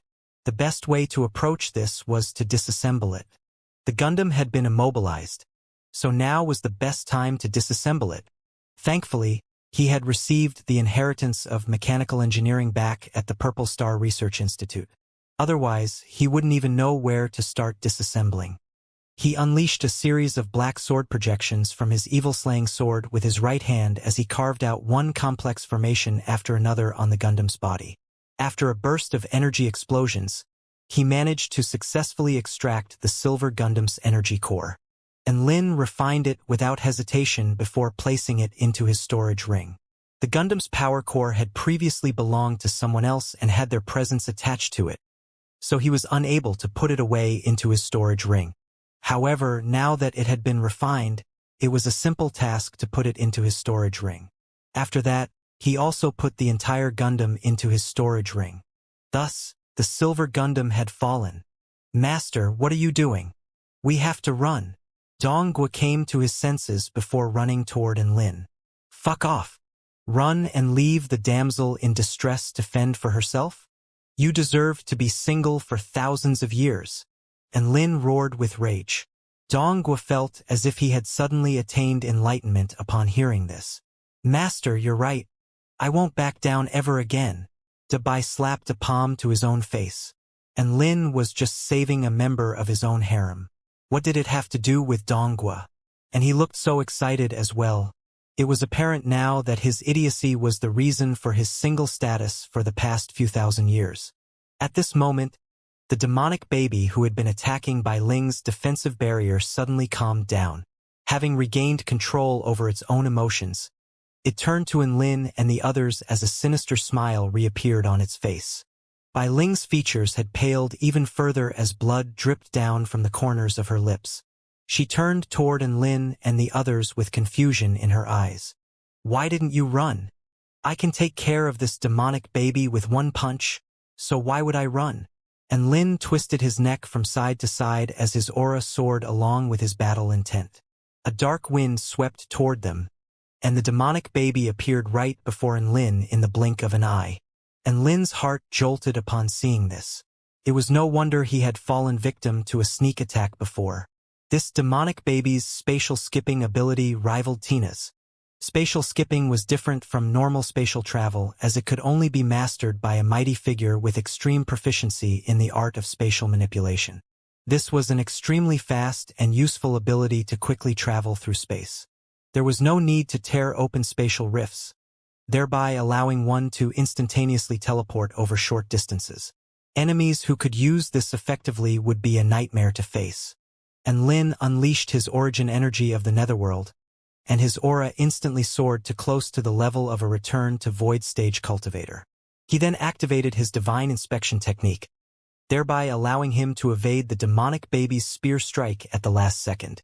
He took a step to the side as energy ripples burst forth, causing the space within a radius of over 100 meters around him to collapse. The insignia of the Golden Lotus appeared on his forehead, and golden lightning enveloped his fist, as he launched a punch imbued with the vast power of the earth straight toward the demonic baby's head. The demonic baby's reaction time was nothing short of frightening as its hand, which was not holding his spear, balled up into a fist. A white halo revolved around the fist, and Lin detected an extremely holy aura from that fist. It was an extremely unsettling combination to detect the aura of an angel from such a ghastly-looking demonic baby. The two fists collided. Boom! An earth-shattering boom erupted as shockwaves swept through the air for several kilometers. The sea of green lava churned and the surrounding rock formations were pulverized, thus revealing the shiny, green metallic structure underneath. And Lin was knocked flying through the air by the overwhelming force imbued in the demonic baby's fists before crashing onto the green, metallic wall material. Upon the contact, he almost threw up a mouthful of blood. So powerful. He had unleashed his full power in that instant, but he was still knocked to the wall in one strike. Bai Ling was unable to free herself, and her lips twitched upon shooting a glance at Lin from the corner of her eye. Take care of the demonic baby with one punch? Was Lin supposed to be the demonic baby? The demonic baby had also been knocked back a short distance, but it was in a much better condition than Lin. It was also during this moment that a dazzling sword projection swept through the air before striking toward the demonic baby's heart. Dongguo once again picked the best opportunity to strike. His sword strike was imbued with an extremely profound sword intent. It was as if it were threatening to part the heavens. A disdainful expression appeared on the demonic baby's face as a black halo suddenly appeared on the tip of his black spear. Immediately afterward, dark winds howled along with the anguished wails of countless dead souls as boundless darkness emanated from the spear before spreading through the air. In that instant, Dongguo felt as if he had seen the depths of hell. This was an aura that led one toward the dark abyss of depravity. Whoosh! The inky black spear swept horizontally toward the sword projection as a black line, which threatened to slice apart heaven and earth, instantly pulverized Dongguo's sword projection, following which darkness descended to tear through Dongguo's return to void stage body. PFFF? Dongguo's body was almost sliced in half by this fearsome strike as he flew back in retreat with blood gushing forth from his mouth. Dongguo had picked the perfect opportunity to strike yet again, but he also failed yet again. Furthermore, he was placing himself at great risk this time as he would be well and truly screwed if the demonic baby decided to turn on him. However, his attack wasn't a pointless endeavor. At the very least, he had bought valuable time for Enlin. Did it take time to inject blood essence into the power core to establish a presence connection before reattaching the power core? It did. Was it time-consuming to reactivate the Gundam in order to have it up and running again? Very much so. Dongguo had managed to stall for time to facilitate all these operations, so his sacrifice did have a purpose. And Lin looked up at the demonic baby in the sky with a faint smile on his face. Go! Gundam 3! Kill that thing! A silver Gundam stood proudly beside him while radiating a fearsome aura that seemed to threaten to tear the heavens apart. As you wish, Master. As Gundam 3 extended a hand, a particle sword materialized as it tore through the air toward the demonic baby. Wah wah wah! The demonic baby tilted its head as a crimson light flashed before the black holes that it had for eyes. Gundam 3 swung its particle sword through the air, creating an impenetrable net of sword projections. The demonic baby's body flashed as it evaded Gundam 3's attacks using an extremely twisted movement technique before appearing right above Gundam 3. A white halo appeared around its fist as a holy aura proliferated throughout the entire space around them. The fist then descended. Boom! The space cracked open as heaven and earth trembled. Gundam 3's body appeared to have been completely flattened by the power from the demonic baby's fists as it crashed straight into the metallic ground. Its body was embedded into the ground amid a massive crater in the shape of a fist. What followed was a torrent of punches. Boom boom boom. Engine oil gushed from Gundam 3's mouth as it received the beating of its life. And Lin knew that this was not the time to hold back. The Silver Gundam had been completely crushed by the demonic baby, and if things continued like this, they were all going to suffer the same fate. There was no time to hesitate, and Lin put away his evil-slaying sword before bringing out a long sword from which a biting, frosty chill emanated. The sword was in a translucent snowy white color, and it exuded an extremely powerful energy fluctuation. This was an intermediate-rank spirit tool, the Frost Cloud Congealing Sword. An extremely fearsome sword, intense sword into the sky. Bam! The Frost Cloud Congealing Sword shattered. 6 strikes of the War God. Sword Burial. At this moment, the shattered fragments of the sword wailed in anguish as the essence unique to this intermediate-rank spirit tool was completely activated. The entire space around them was then frozen solid by the frosty sword intent. Dazzling light burst forth from the sword fragments as heaven and earth transformed into a world of snow and ice, temporarily overpowering the omnipresent green light. Swoosh! 2 of the broken sword fragments transformed into a pair of cloud and mist chains that pierced through the air before binding onto the demonic baby's arms as the powers of frost and sealing swept through the air. Wah wah wah! The demonic baby's expression shifted as it began to struggle, only to find that it was temporarily unable to free itself. That one technique was worth at least 150,000 spirit stones. And Lin's storage ring flashed as a black longsword appeared in his hand. The entirety of the sword was pitch black, but the sharp section of the blade was crimson. There was a bolt of fearsome black lightning flashing around the sword. This sword was known as the Kuan Wu Divine Lightning Sword. It was constructed from the spine of a return to Void Stage True Demon and the lightning from the Void Lightning Pool. The sword possessed an extremely formidable destructive power and was a high-rank spirit tool. 6 strikes of the War God. Sword Burial. Bam! The Kuan Wu Divine Lightning Sword shattered into black and crimson fragments, all of which emanated a deadly and destructive aura. A projection of a mighty true demon surfaced in the air before opening its crimson eyes. It gripped the air, and a divine sword constructed from black lightning materialized in its hand. Monstrous killing intent burst forth from its body as vital energy surged for over 3 kilometers in all directions while converging toward the sword in the true demon projection's hand. Crack! The space was unable to bear the overwhelming sword might, and it began to crack open. The true demon projection slashed its sword down toward the demonic baby, which had been temporarily immobilized by the chains of cloud and mist. Boom! Divine lightning exploded as a bolt of destructive lightning, coupled with a peerlessly sharp sword projection, slashed a massive gash into the space between them before crashing into the demonic baby's body. The fearsome might of the lightning coupled with the formidable sharpness of the sword projection caused the space around them to tremor violently. The chains of cloud and mist also crumbled under the devastating power of the mighty strike. Wah wah wah! A wound was inflicted on the body of the demonic baby by the sword strike, and from the wound, white blood gushed forth. The demonic baby was then forced back by the sword projection through the air for several hundred meters before falling into the green lava. What a badass technique! As expected of a technique that cost 300,000 spirit stones to unleash. And Lin withdrew his origin energy of the netherworld, and he half knelt onto the ground as he panted heavily. He was in agony. Each and every implosion of a spirit tool was like a stab to the heart, and he was struggling to breathe from the pain of having his heart stabbed twice in quick succession. That was 300,000 spirit stones. Gone in the blink of an eye. This was a fucking tycoon attack. It was so heart-wrenching to unleash. Dongguo lay on the ground with severe injuries, and he was once again astonished by how unreasonably powerful Lin was. Was Master really that much more powerful than him? Big brother, and are you alright? Woof! Miniature Dabai ran over to Lin with concern on his face. Dongguo felt crushed again upon seeing this. He was clearly the one with the most severe injuries, so why was there not even a single person extending concern toward him? Oh, that wasn't right? Not only was there not even a single person extending concern toward him, but there weren't even any dogs extending concern toward him.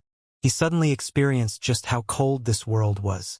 He couldn't even detect a hint of warmth in this cruel world. Dabai had done splendidly well during this battle. He used countless methods to conceal his aura, thereby escaping the enemy's notice and survived this battle with minimal injuries. Of course, this could also be attributed to the fact that the enemy never regarded him as a threat. I'm fine. I'm just a little exhausted. And Lin waved his hand before standing up with difficulty. We should go and see how Dongguo is doing.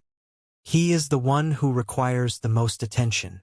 Dongguo almost shed emotional tears upon hearing this. This world was not so cruel.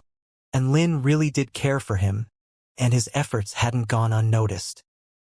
He was then greeted by the sight of Lin carrying a coffin toward him. Get in! And Lin commanded. Dongguo! He obediently lay down inside the coffin to recover from his injuries. It was also at this moment that the churning green lava suddenly began to disappear at an alarming rate. It was as if it was being sucked away by something. Everyone's expression immediately turned grave upon seeing this, and Lin immediately pulled out another intermediate-rank spirit sword. The lava was quickly depleted, following which a gigantic baby with deathly pale skin appeared before Lin. It didn't look any different from before, but its mass had expanded several times to become even bigger than a grown man. Aside from that, a pair of green irises appeared in the holes it previously had for eyes. Dense green hair grew from its head as a dangerous aura emanated from its body. At this moment, a voice quickly delivered instructions to him in his mind. And Lin, This demonic baby is currently in its most powerful and violent state, so don't even think about killing it. Conserve your energy and do all you can to stay alive. If you have any life-saving treasures or things like that, now would be the time to use them. Buy some time for me. All I need is 3 minutes, and the demonic baby will lose its current frenzied state. Bai Ling's features paled even further as she diverted her attention to provide instructions to Enlin. No problem. 3 minutes will be a piece of cake. Enlin made an okay hand signal toward Bai Ling in response. The green lava was completely sucked away by the demonic baby, revealing a depression in the ground, at the bottom of which was inscribed a set of ancient veined patterns that resembled some sort of formation.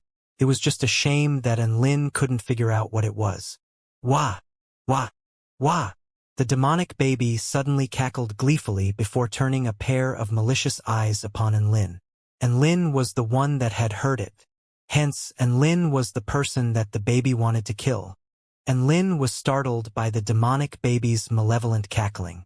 When it was smaller, the demonic baby's cries were like the wheedling of a little girl. It was a little weird coming from such a ghastly baby, but at least it was relatively pleasing to the ear. However, now that the baby had expanded in size, its cries sounded more like a rough 100-kilo man yelling at him. Holy fuck! That's terrifying! Trash! Eat this!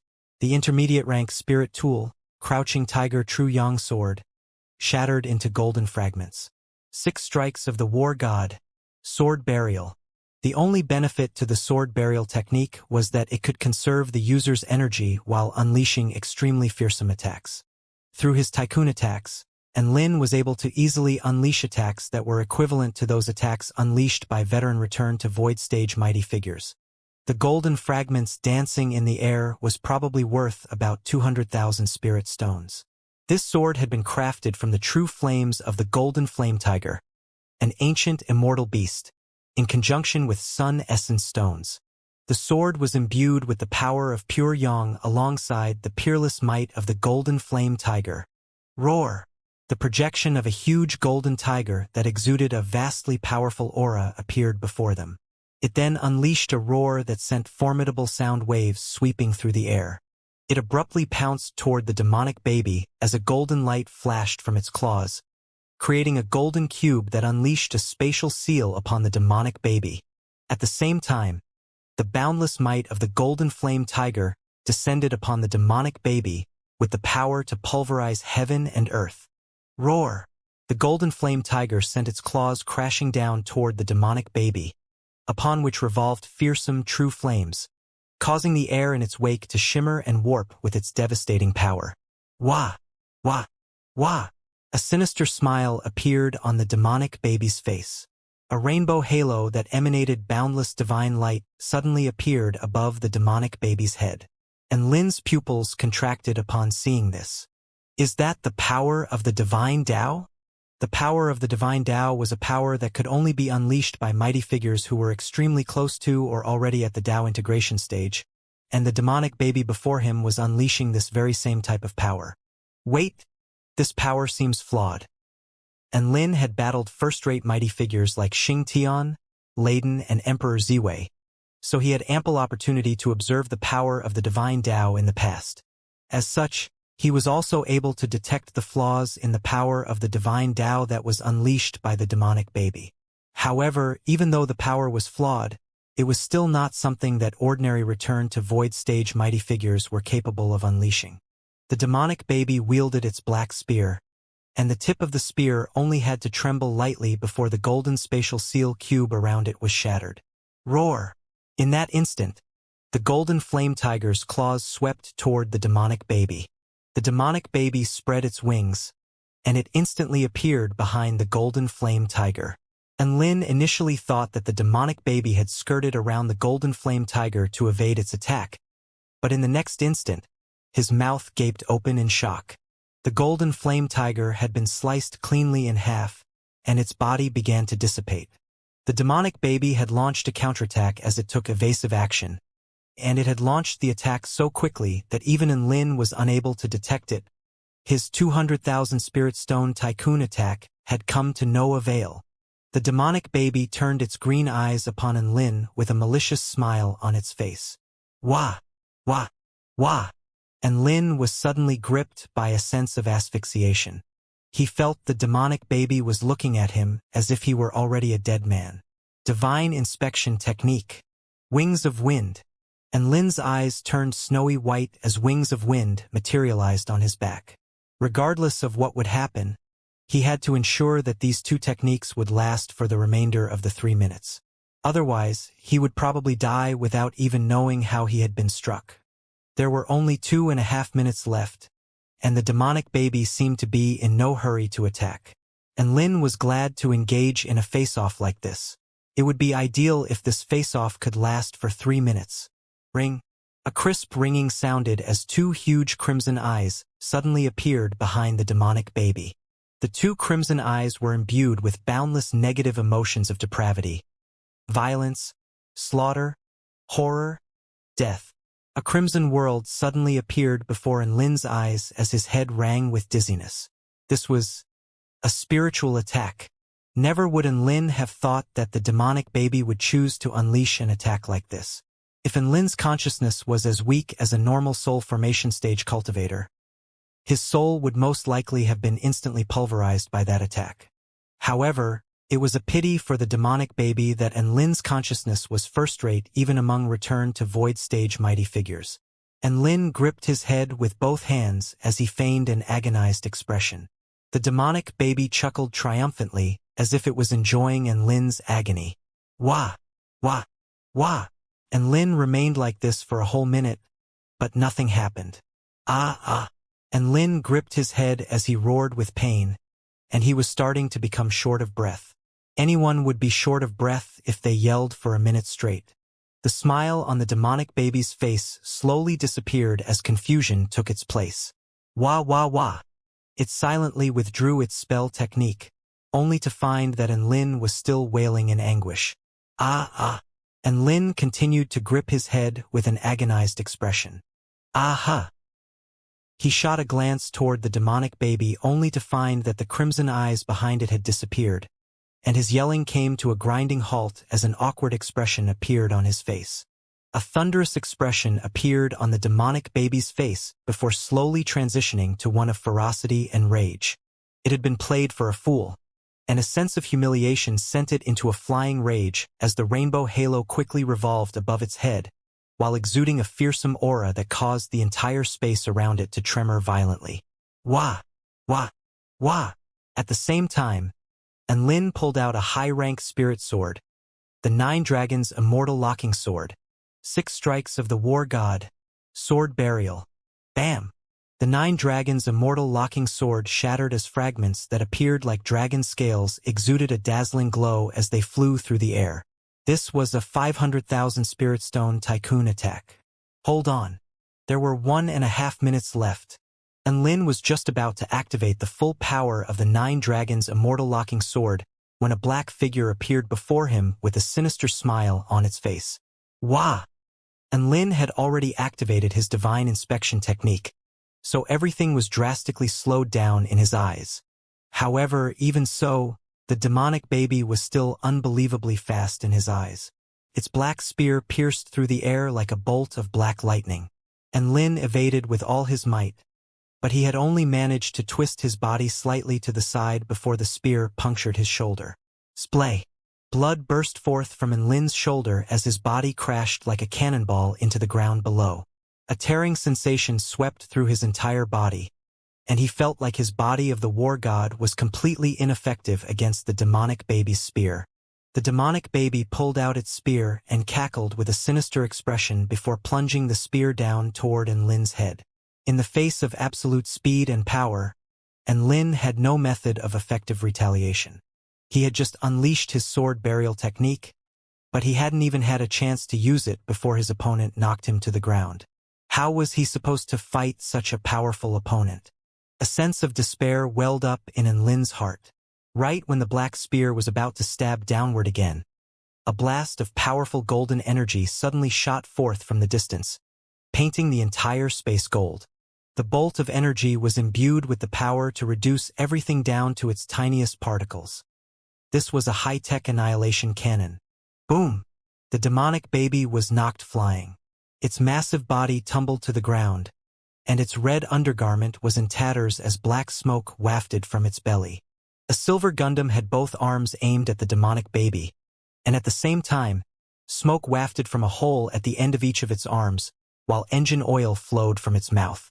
And Lin was ecstatic upon seeing this. Nice one, Gundam 3. This new recruit was much more reliable than Dong Guo. It had saved his life during a dire situation. He immediately stood up before gripping the air toward the demonic baby.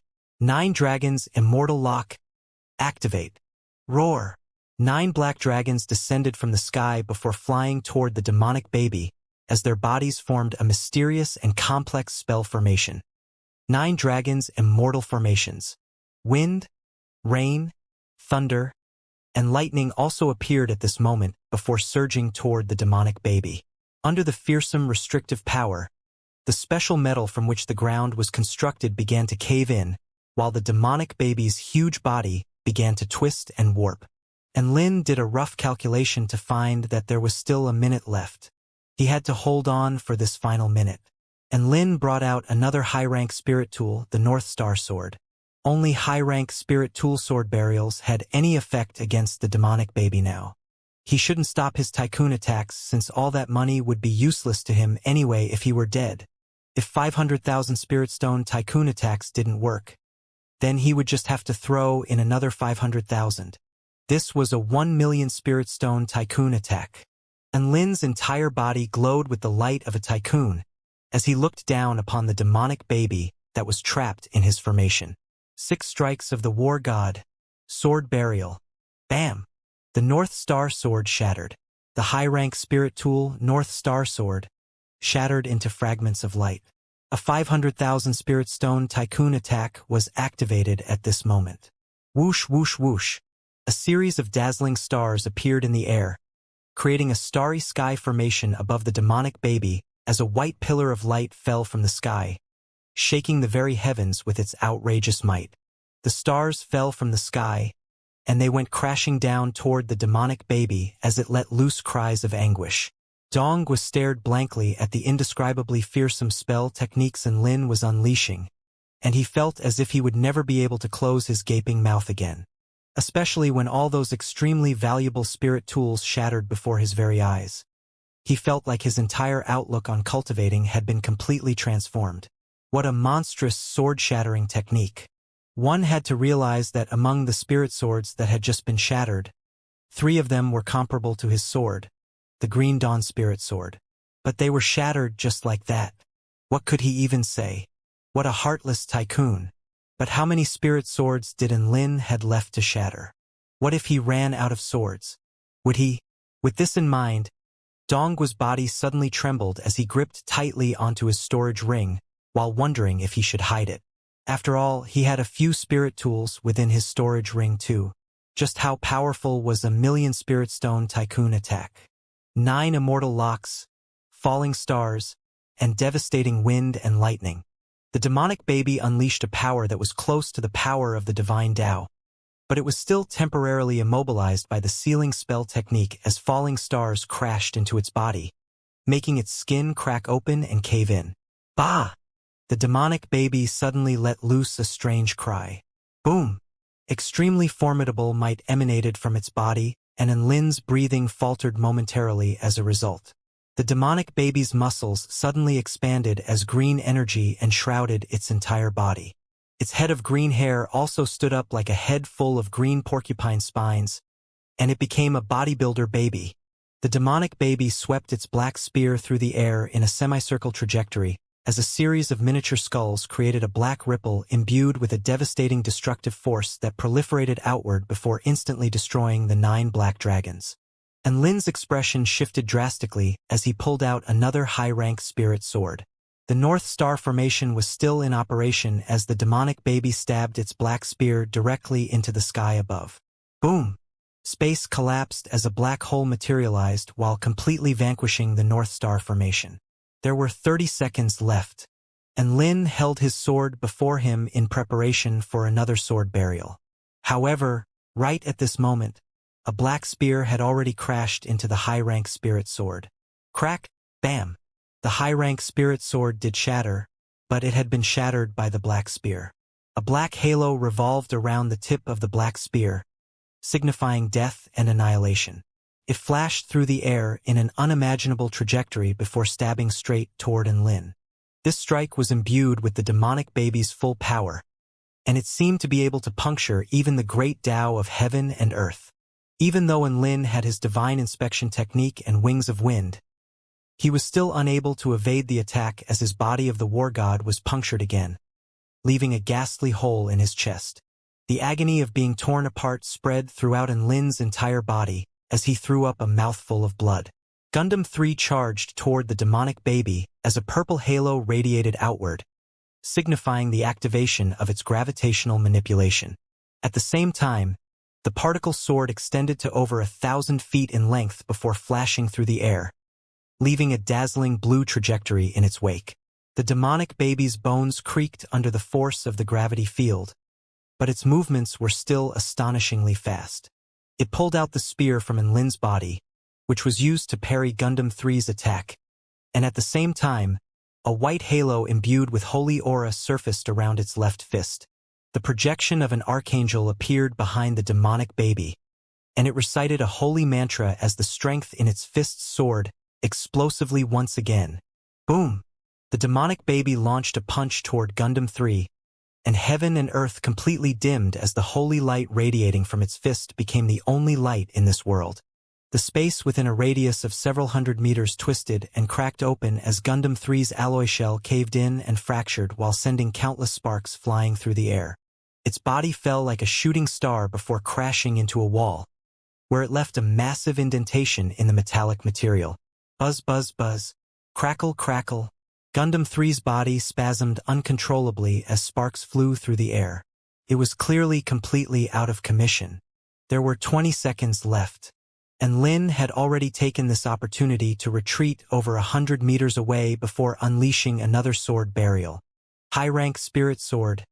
Demon-slaying spirit sword. The spirit sword, which had already been shattered by the demonic baby, instantly exploded into specks of golden light. That's right.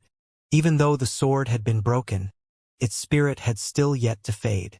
As long as its essence remained, it was still able to be used in a sword burial. This was like slicing one portion of petrol into two. This would essentially accomplish nothing as it could still burn like normal. This was an even higher quality high-rank spirit sword that Lin Junjun had evaluated at 550,000 spirit stones. The demonic baby had only just knocked Gundam 3 flying when the entire space was colored gold. The sound of Buddhist mantras erupted as countless golden Buddhist symbols engulfed the demonic baby, all of which were imbued with extremely powerful sealing force. The power of purification caused the demonic baby's body to falter as the black spear in its hand screeched and hissed. The green flames on the demonic baby's body roared to keep all the golden symbols at bay. It turned to Enlin, upon which it saw a massive golden fist crashing down upon him with seemingly enough force to flatten the heavens. Boom! The demonic baby's body was squashed into a pancake by the overwhelming power behind the fist as a large mouthful of white blood gushed from its mouth. Its body flew back several hundred meters like a cannonball, where it was embedded into a huge indentation on the wall. What a nostalgic scene. And Lin had avenged Gundam 3. There were still 10 seconds left, and Lin was panting heavily. Even though the sword burial technique wasn't a taxing technique, using it 6 times in rapid succession still placed quite a strain on his body. On top of that, he had 2 gaping holes on his body, and he needed to activate the origin energy of the netherworld each time he used the sword burial technique. This was already taking him beyond his limits, and his body was severely exhausted. He rummaged through his storage ring again, only to find that there were no more high-rank spirit swords left. There were, however, a bunch of other spirit tools. And Lin? Holy shit! Why did this have to happen at such a critical juncture? If he had known that this would happen, he would have gone and purchased a bunch of spirit swords from the Spirit Treasure Pavilion of the Heavenly Court. He turned his eyes upon the intermediate rank spirit swords to find that there were still a few of them left. Screw it. Even if it resulted in less power output, he would have to get by with them. However, before he even had a chance to pull out another spirit sword, an indescribably powerful force suddenly rammed into his body.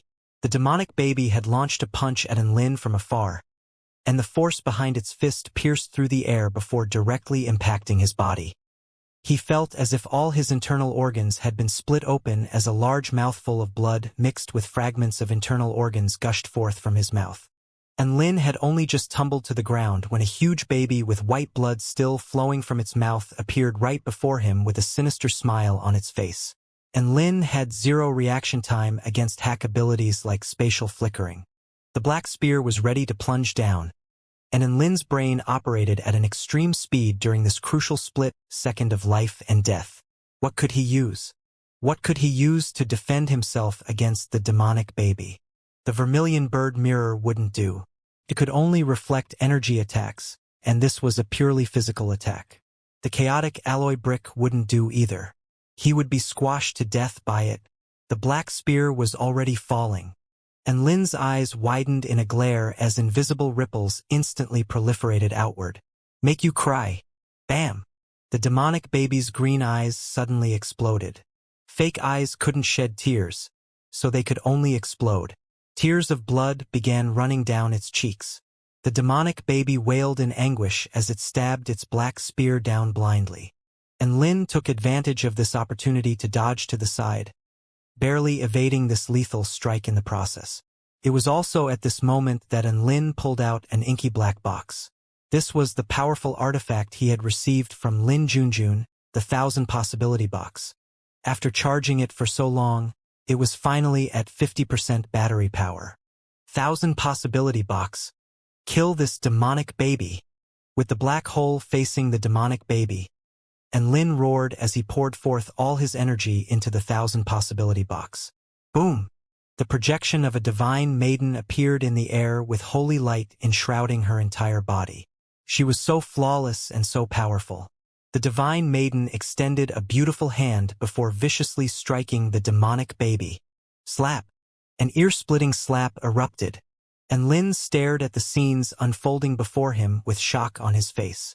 The demonic baby's body swayed upon being slapped out of the blue, and a searing pain shot through its cheek. The divine maiden glowered at the demonic baby with a stern expression that was tinged with profound disappointment before slowly dissipating. The battery power of the 1000 Possibility Box fell from 50% to 49%. This slap of benevolence made everyone fall deathly silent. And Lin and the demonic baby were both rooted to the spot as they stared blankly at one another. And Lin had depleted his body over and over again to charge this 1000 Possibility Box. But when he needed it most, it presented a slap of love. And Lin was rooted to the spot in shock. The demonic baby was also astonished. No one had ever given it such a convincing slap. The slap had not only landed on his face, but it had also landed on his soul. It was like a benevolent mother trying to slap some sense into her child, who had gone down the path of delinquency. Wah wah wah. Tears of blood flowed from the black holes that the demonic baby had for eyes. Its body trembled slightly as it knelt heavily onto the ground. Mommy, I was wrong. Don't leave me, Mommy. A voice as clear as a flowing creek sounded. It was as if a little angel were crying in repentance. The demonic baby's voice suddenly became adorable again. 3 seconds, 2 seconds, 1 second. Boom! The scorching green lava poured forth from the rainbow halo above the demonic baby's head before flowing into the depression in the ground from which it had once come. The demonic baby's body gradually shrank as its green hair fell out, leaving it bald again. When the green lava was completely out of its body, the demonic baby reverted back to its original size. No, it was even smaller than before. The fleshy wings on its back retracted before disappearing, and its fleshy, white body curled up as if it was sleeping. A white halo enshrouded its entire body, giving it a sense of purity and serenity. Its features were delicate and porcelain-like, and there was not even a single hint of malice left on its face. It's finally over, and Lin's legs gave out from under him as he collapsed to the ground while panting heavily. He had unleashed everything he was capable of during that battle. He had used almost all his trump cards, including those 6 extremely valuable spirit swords. Fuck! How heart-wrenching. A few million spirit stones was gone just like that. With this in mind, and Lin's heart spasmed, and he almost threw up another mouthful of blood. Big brother, and should I land the killing blow? Woof! I resumed his giant dog form before running toward the demonic baby in a gallant manner. When the demonic baby was on its frenzied rampage, Dabai hid himself away and barely dared to breathe. However, now that the demonic baby had adopted a harmless form, his power was surging through his body again. After all, bullying a kindergartner was not outside of his abilities. As per the saying, a fallen tiger can fall victim to dogs. A dog that didn't know the importance of striking when an enemy was weak was not a good dog. And Lin hesitated momentarily before nodding. Kill it. Don't be fooled by its angelic appearance. If it wakes up again, then we're all screwed. Right, woof? Dabai chuckled before pouncing toward the demonic baby. Wait! Bai Ling's voice suddenly sounded at this moment. She added, the demonic baby has expended all its energy and has entered a dormant state, so it won't hurt anyone for the time being. But if you attack it, you'll activate its self-defense mechanism, causing it to wake up again. And Lin and Dabai's features both turned pale with fright upon hearing this. Afraid that his killing intent might wake the baby up again, Dabai carefully inched backward away from it. Holy fuck! They had come this close to bringing about their own destruction. A faint smile appeared on Bai Ling's face as she consoled in a gentle voice, don't worry. Once I regain control of this place, I can try to control the demonic baby. Her condition seemed to have improved significantly, and her speech seemed a lot less labored as well. And Lin completely collapsed to the ground. Only now did he realize just how bad his condition was. He had been severely wounded. His organs had almost been shattered, and his energy had been severely depleted. It would probably take at least half a month to regenerate from something like this. He thought to himself for a moment before pulling out a crimson pill with a pained expression on his face. There was a good chance that he was going to have to fight again in this mystic realm, so he had to recover from his injuries as quickly as possible. Screw it. It's just an immortal pill anyway. He had unleashed so many tycoon attacks, so one immortal pill wasn't much. The immortal pill in his hand was an 8th grade immortal pill, the Blood Rakshasa pill, which he had plundered from his blood tribe underlings. This was also the last Blood Rakshasa pill he had. It was able to help its user to regain energy as well as to recover from injuries at an extremely quick rate, so it was an extremely practical and useful pill to be used in a battle. And Lin swallowed this immortal pill before putting the pile of scrap metal that was Gundam 3 into his storage ring. The silver Gundam could absorb the energy from spirit stones to repair itself, but he no longer had any spirit stones left in his storage ring. All of it had been taken by Lin Junjun. Ah, so poor. And Lin wasn't exactly anywhere near broke. He was still a tycoon in the cultivating world. However, all of his valuable belongings consisted of items, and he no longer had any money. This was like some of the tycoons on Earth who owned a few dozen mansions, a few hectares of land, a yacht, but they didn't even have any cash to buy food. How miserable! And Lin lamented for a while before walking toward Donghua. Get out! And Lin commanded. Donghua was completely dumbstruck as he lay inside the blood soul jade coffin.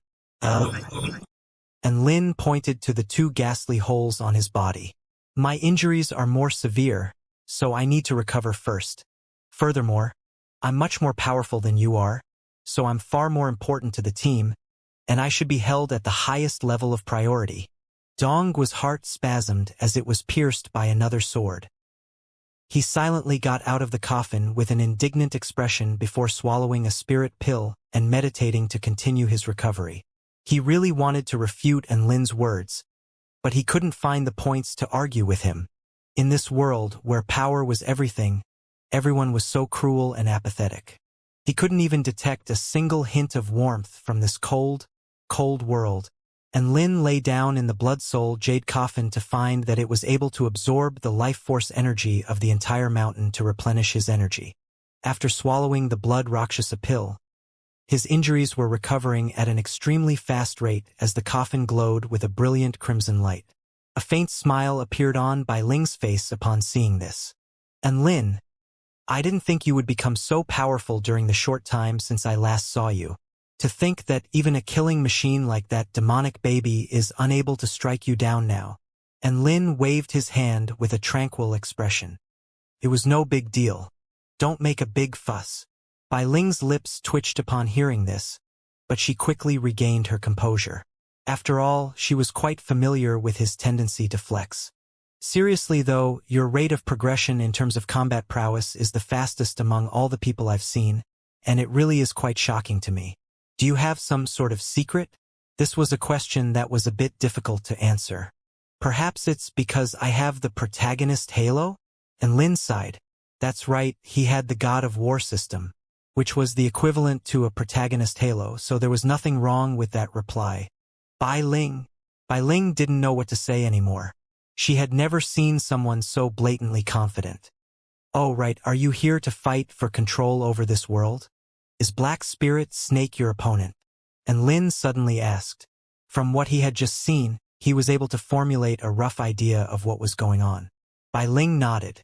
This is the 6th Purple Star Research Institute, also known as the Phoenix Research Institute. This place once belonged to the Purple Star, but Nuwa gained control over this research institute following the fall of the Purple Star civilization. And Lin's interest was immediately piqued upon hearing this. Anyone would be interested to hear about things concerning a legendary mighty figure like Nuwa. And from what Bai Ling was saying, it appeared that Black Spirit Snake was a member of Nuwa's camp. With excitement on his face, he inquired about it. Nuwa was unwilling to give up on this Purple Star Research Institute, even though a member of the Purple Star civilization had arrived. A nonchalant smile appeared on Bai Ling's face. I don't know what Nuwa thinks, but at the very least, Black Spirit Snake is unwilling to yield. It makes sense. After all, she had been looking after this place for countless years, and my arrival was essentially forcing her to give up the research institute. As such, all her previous efforts would go down the drain. Therefore, her reaction is quite reasonable. So you guys started fighting because of that? And Lin continued. Hey. Bai Ling replied with a slight smile. I made a bet with her. She had to relinquish control over this place. And after that, we would have a race to see who would gain control over this place first in order to decide ownership. And Lin's eyes lit up with elation. You're the mastermind of the Purple Star Research Institute. You're like a living hack. So you must have this in the bag. No. Based on the current situation, my loss has been sealed. Otherwise, why would I have the spare time to be chatting with you like this? Bai Ling heaved a forlorn sigh. And Lin? This answer was like a jarring blow to the stomach, and Lin was immediately knocked breathless. Holy fuck. You're about to fucking lose? And you still act all confident. And Lin was shocked. Bai Ling shrugged with a smile. I'm confident in my imminent loss. How about that? And Lin grimaced upon hearing this. You're about to lose this research institute. How could you be so calm and collected? Bai Ling's expression remained tranquil upon hearing this. What else can I do? I can't beat Black Spirit Snake, so I can only settle for second. I'm sorry, this is all my fault. And Lin apologized with a guilty expression. He had barged into this place before being trapped by the Silver Gundam and the demonic baby. If it wasn't for Bai Ling's intervention, he would most likely have died then and there. However, from Black Spirit Snake's words, he could deduce that Bai Ling's intervention might have cost her dearly in the race for control over this place. Don't apologize to me. Bai Ling waved a hand and said, if it wasn't for you, I wouldn't have decided to explore this world again. Research institutes and things like that aren't that important. It would be fortunate if I did manage to gain control, but it's not a tragedy for me to lose. Is she implying that I'm more important than the research institutes? And Lin thought to himself, and the notion made him feel even guiltier. Oh, right, we can't hand over the phoenix egg to them.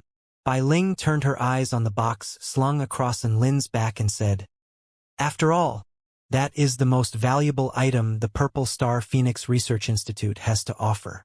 I'll teach you a spell formation to carve onto the egg, after which you can drip a drop of your blood essence onto it, thereby taming it and urging it to accept you as its master.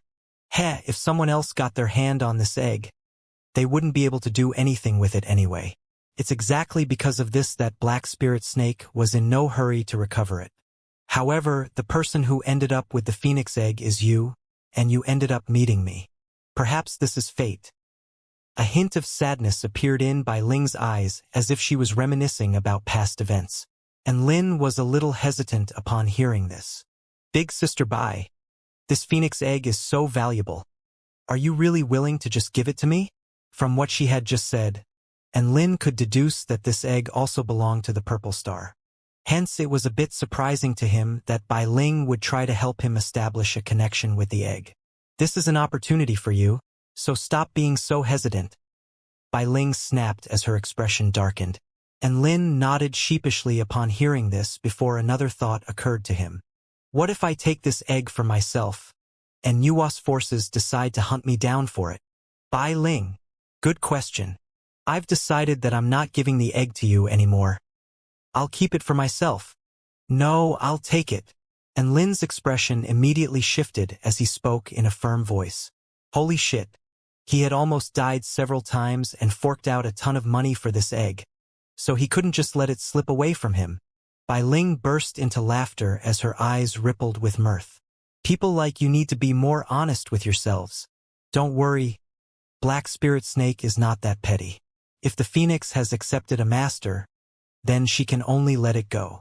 She's not going to stoop to things like murder and robbery. And Lin nodded upon hearing this. He had encountered Black Spirit Snake once and knew that she wasn't the type of person to abuse her power and do whatever she wanted. She should be quite a reasonable person. Yes, that should be the case. A wisp of divine intent entered his mind, carrying with it information on how to tame the phoenix as well as the spell formation involved. And Lin crawled out from the coffin before carefully bringing the phoenix egg out from the white fox divine box before carving a spell formation onto its surface, according to Bai Ling's instructions. After completing the spell formation, a scintillating light burst forth from the golden egg, and it appeared to be trembling slightly. At the same time, a monstrous aura began to proliferate outward, as if an unbelievably terrifying giant beast was slowly awakening. And Lin fought against the pressure before making a series of hand seals to establish a beast pet contract and dripping a drop of blood essence onto the egg. Sizzle. The blood essence was absorbed by the egg, and the scintillating light died down as its aura also began to withdraw. Thus, a connection was forged between Lin and the golden egg. Within his sea of vital energy, the white vermilion bird let loose a joyful cry, as if it were celebrating something. And Kieran sat atop the little whale's head and yawned before turning to look up at the excited vermilion bird. With confusion etched on his face, he wondered what the hell it was smoking. And Lin blinked blankly at the golden egg, from which there was no reaction. Is that it? Bai Ling nodded in reply. Yes. Now all that's left is to wait for it to hatch. How do I hatch it? Can I use my divine flames to warm it up a bit? And Lin asked with a curious expression. Bai Ling's eyes widened in shock. Are you insane? This is an egg. Bai was also shocked. Big brother, and are you trying to make the phoenix follow in the footsteps of our little brother? Woof. And Lin scratched his head. Aren't phoenixes all reborn amid a sea of flames? I was thinking maybe I could feed it some fire. Bai Ling, please stop being such an idiot. Dong's interest was piqued by something else. Who is this younger brother you're talking about? And Lin and Bai fell silent at his question. This was a dark chapter in their history that should never be brought up again. Big brother and Little Na is number 5, Little Tian is number 6. Does that mean the phoenix will be number 7? Woof, Bai asked with excitement. That's right. And Lin's eyes lit up as his mind followed another train of thought. And he said, I finally have a 7th beast pet. We can form a team of 7 Kabalash siblings. Grandpa, let's go capture the snake spirit. Woof, Bai said in a tender voice as he looked up at Lin with his big, watery eyes while wagging his tongue. Previously, when he accompanied Lin to the mortal world, He had seen the story about the 7 Kabalash siblings, so he immediately knew what Lin was referring to. All right, where is the snake spirit? I will teach it a lesson. And Lin replied in a heavy voice, which held a remarkable resemblance to the voice of the old man in the story.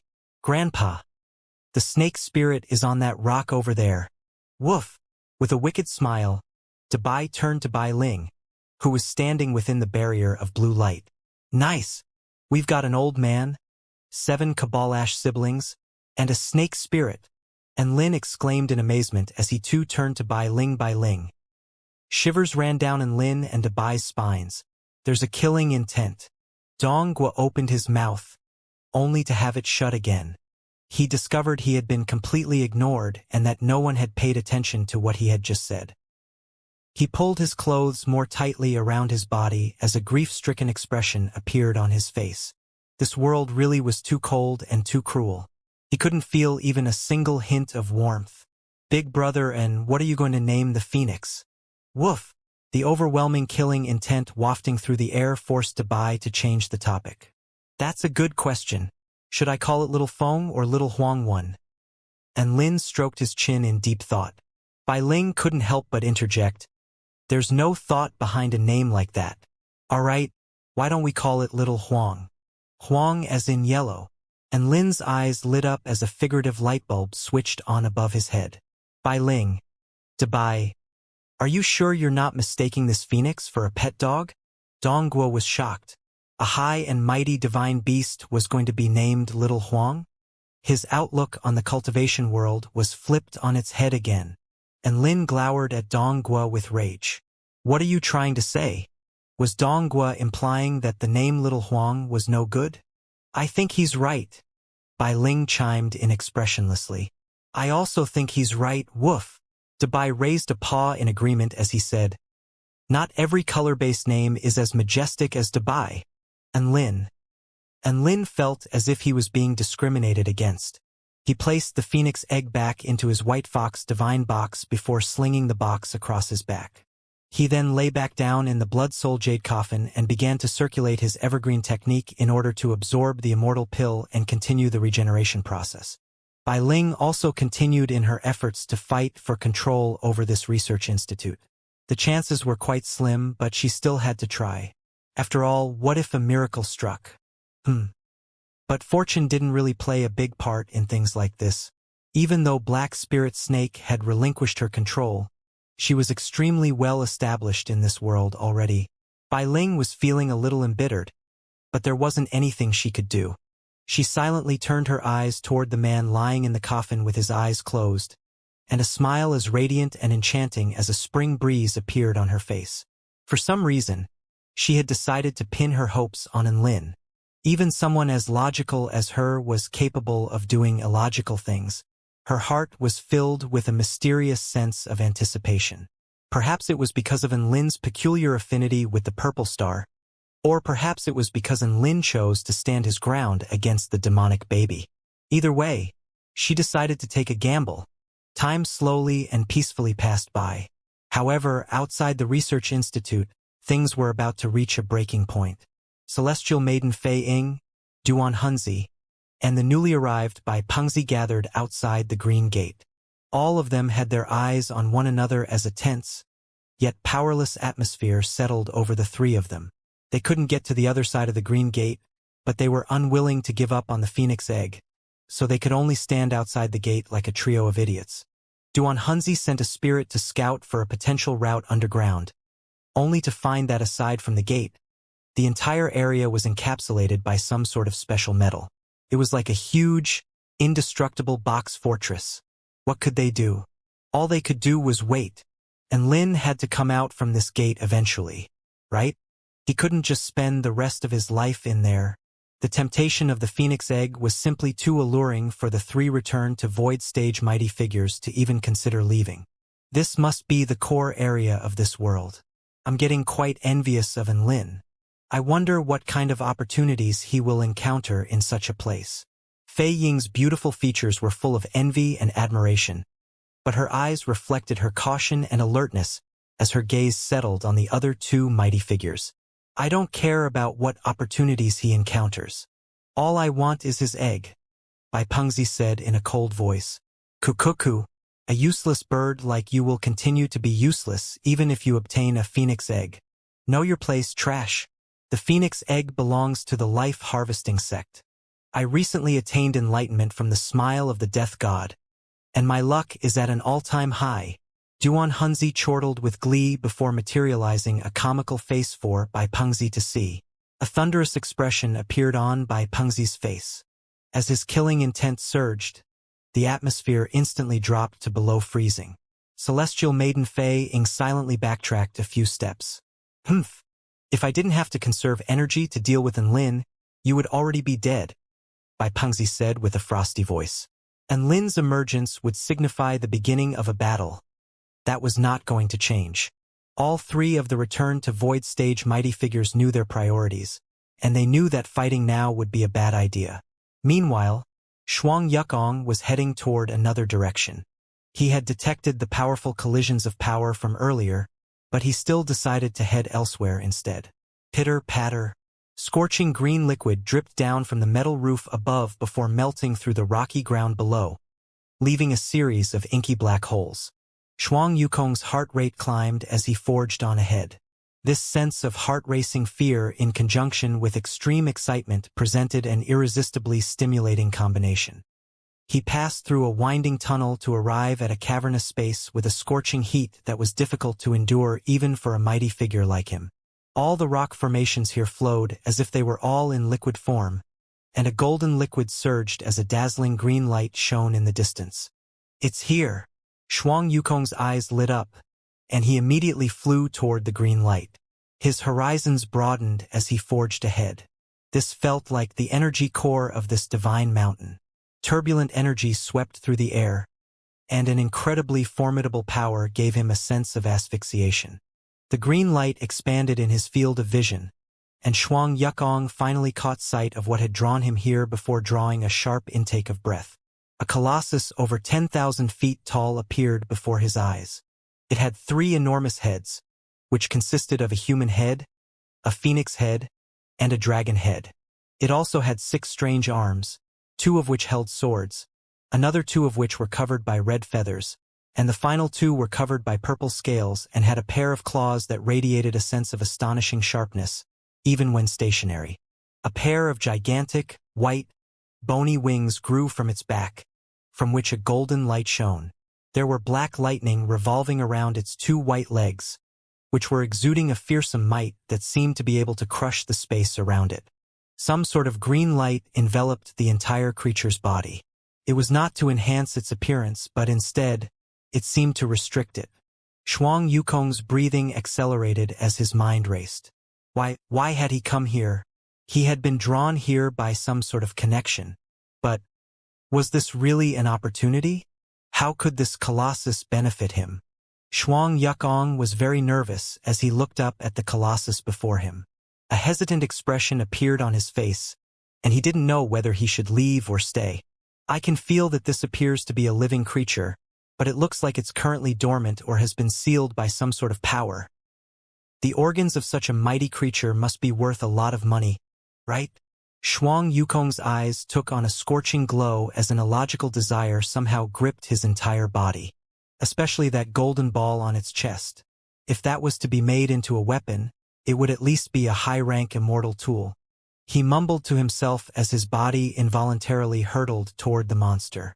I want it, I really want it. His desire erupted explosively, instantly drowning out any remaining shred of logic. Boom! Shuang Yukong crashed into the barrier of green light as a sharp ringing erupted in his head.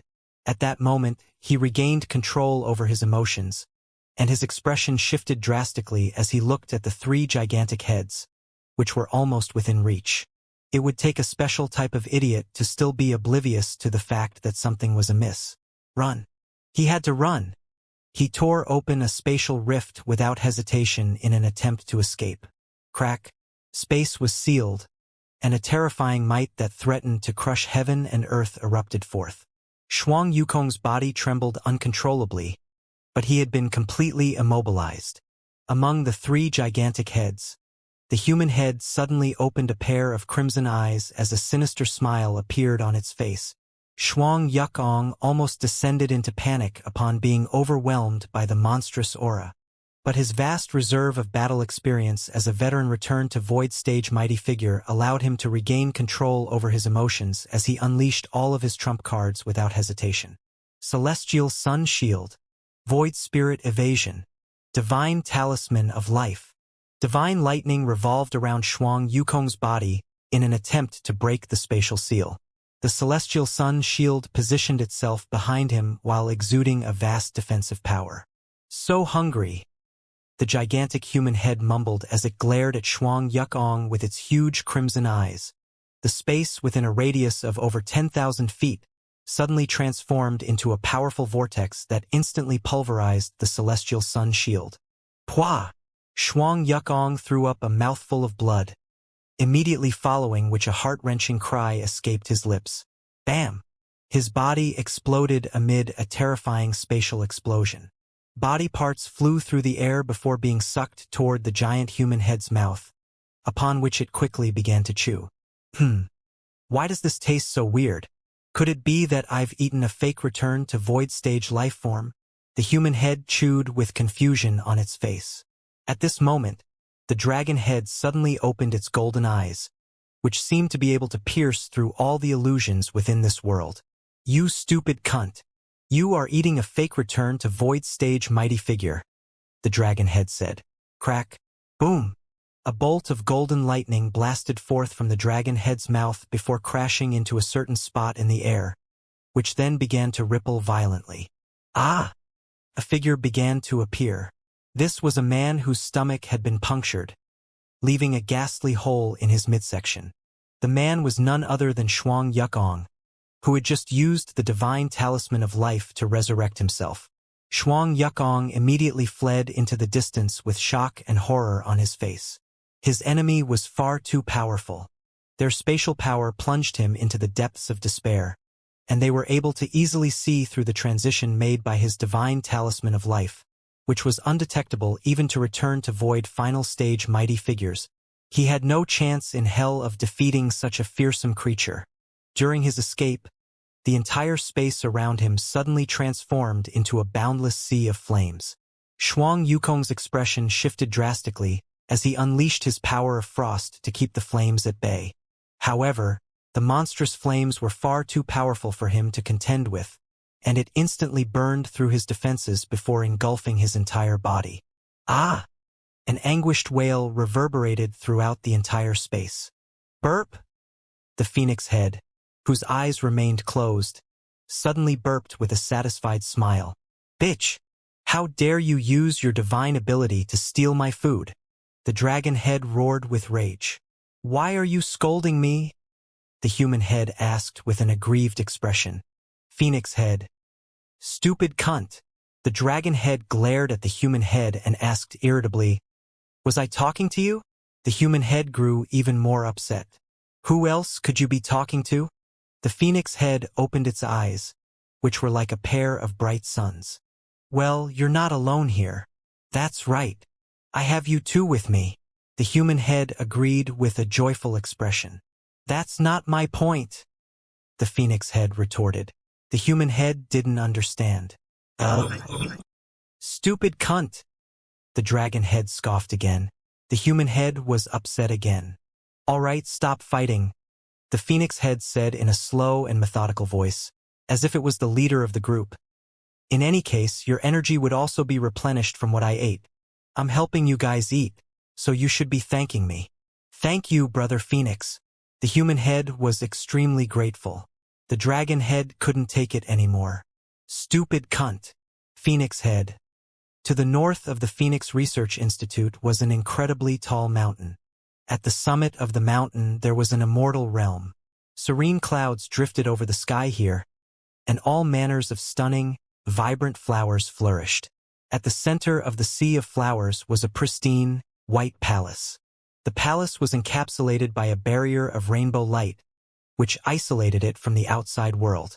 Are you sure this is the way out? Tina pointed with a tiny finger at the rippling gate before them.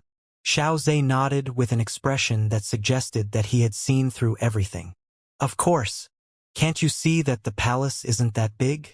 On the contrary, this gate is extremely large, so there is a proportional mismatch. On top of that, what kind of normal gate has spatial ripples running across the surface? Hence, the palace is just a smokescreen that keeps people from seeing the gate, which is the true passageway between the two worlds. Tina felt like Xiaozhe's analysis was reasonable. Furthermore, this mountain was clearly something out of the ordinary. A gate at the summit of an extraordinary mountain had to be extraordinary by default. This logic was watertight. I can sense that Master is nearby, but he's being isolated from us by something, so I can't detect his exact location. I feel like it must be because this gate is standing between us that I'm unable to sense Master's location. Xiaozhe continued in his analysis. I can also distinctly feel that Giant and Lin is nearby, but I can't tell where he is. He must be waiting for us on the other side of this gate. Tina chimed in with a broad grin. Beast pet contracts and disciple contracts allowed the involved parties to be able to detect the presence and location of one another within a certain range. However, this detection ability of theirs was being impeded by some sort of mysterious force, which suggested that something stood between the two parties. This spatial gate must be what's standing between them. What are we waiting for then? Let's destroy this barrier. Xiaozhe encouraged. If Master can break through this barrier to get out of here, then we can too. All right. A solemn expression appeared on Tina's face as she began to accumulate power. Boom, boom, boom. Lightning exploded and holy light flashed. The two returned to Void Stage mighty figures unleashed a torrent of attacks upon the rainbow barrier, and the resulting shockwaves blasted several hundred comical faces in the sky above into oblivion. At the same time, within the White Palace, a black ball was rotating at extreme speed. A ridiculously beautiful woman with the lower body of a snake furrowed her brows slightly. Who the hell was it that was bombarding the spell formation around her mansion?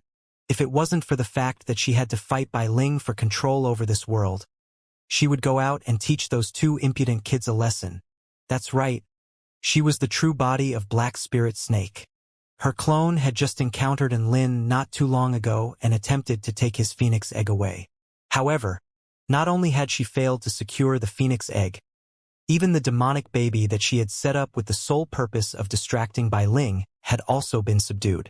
It would be fine if that was the extent of the situation, as she still held the upper hand anyway. But what the hell was going on with these two accursed return to Void Stage mighty figures who were bombarding her house?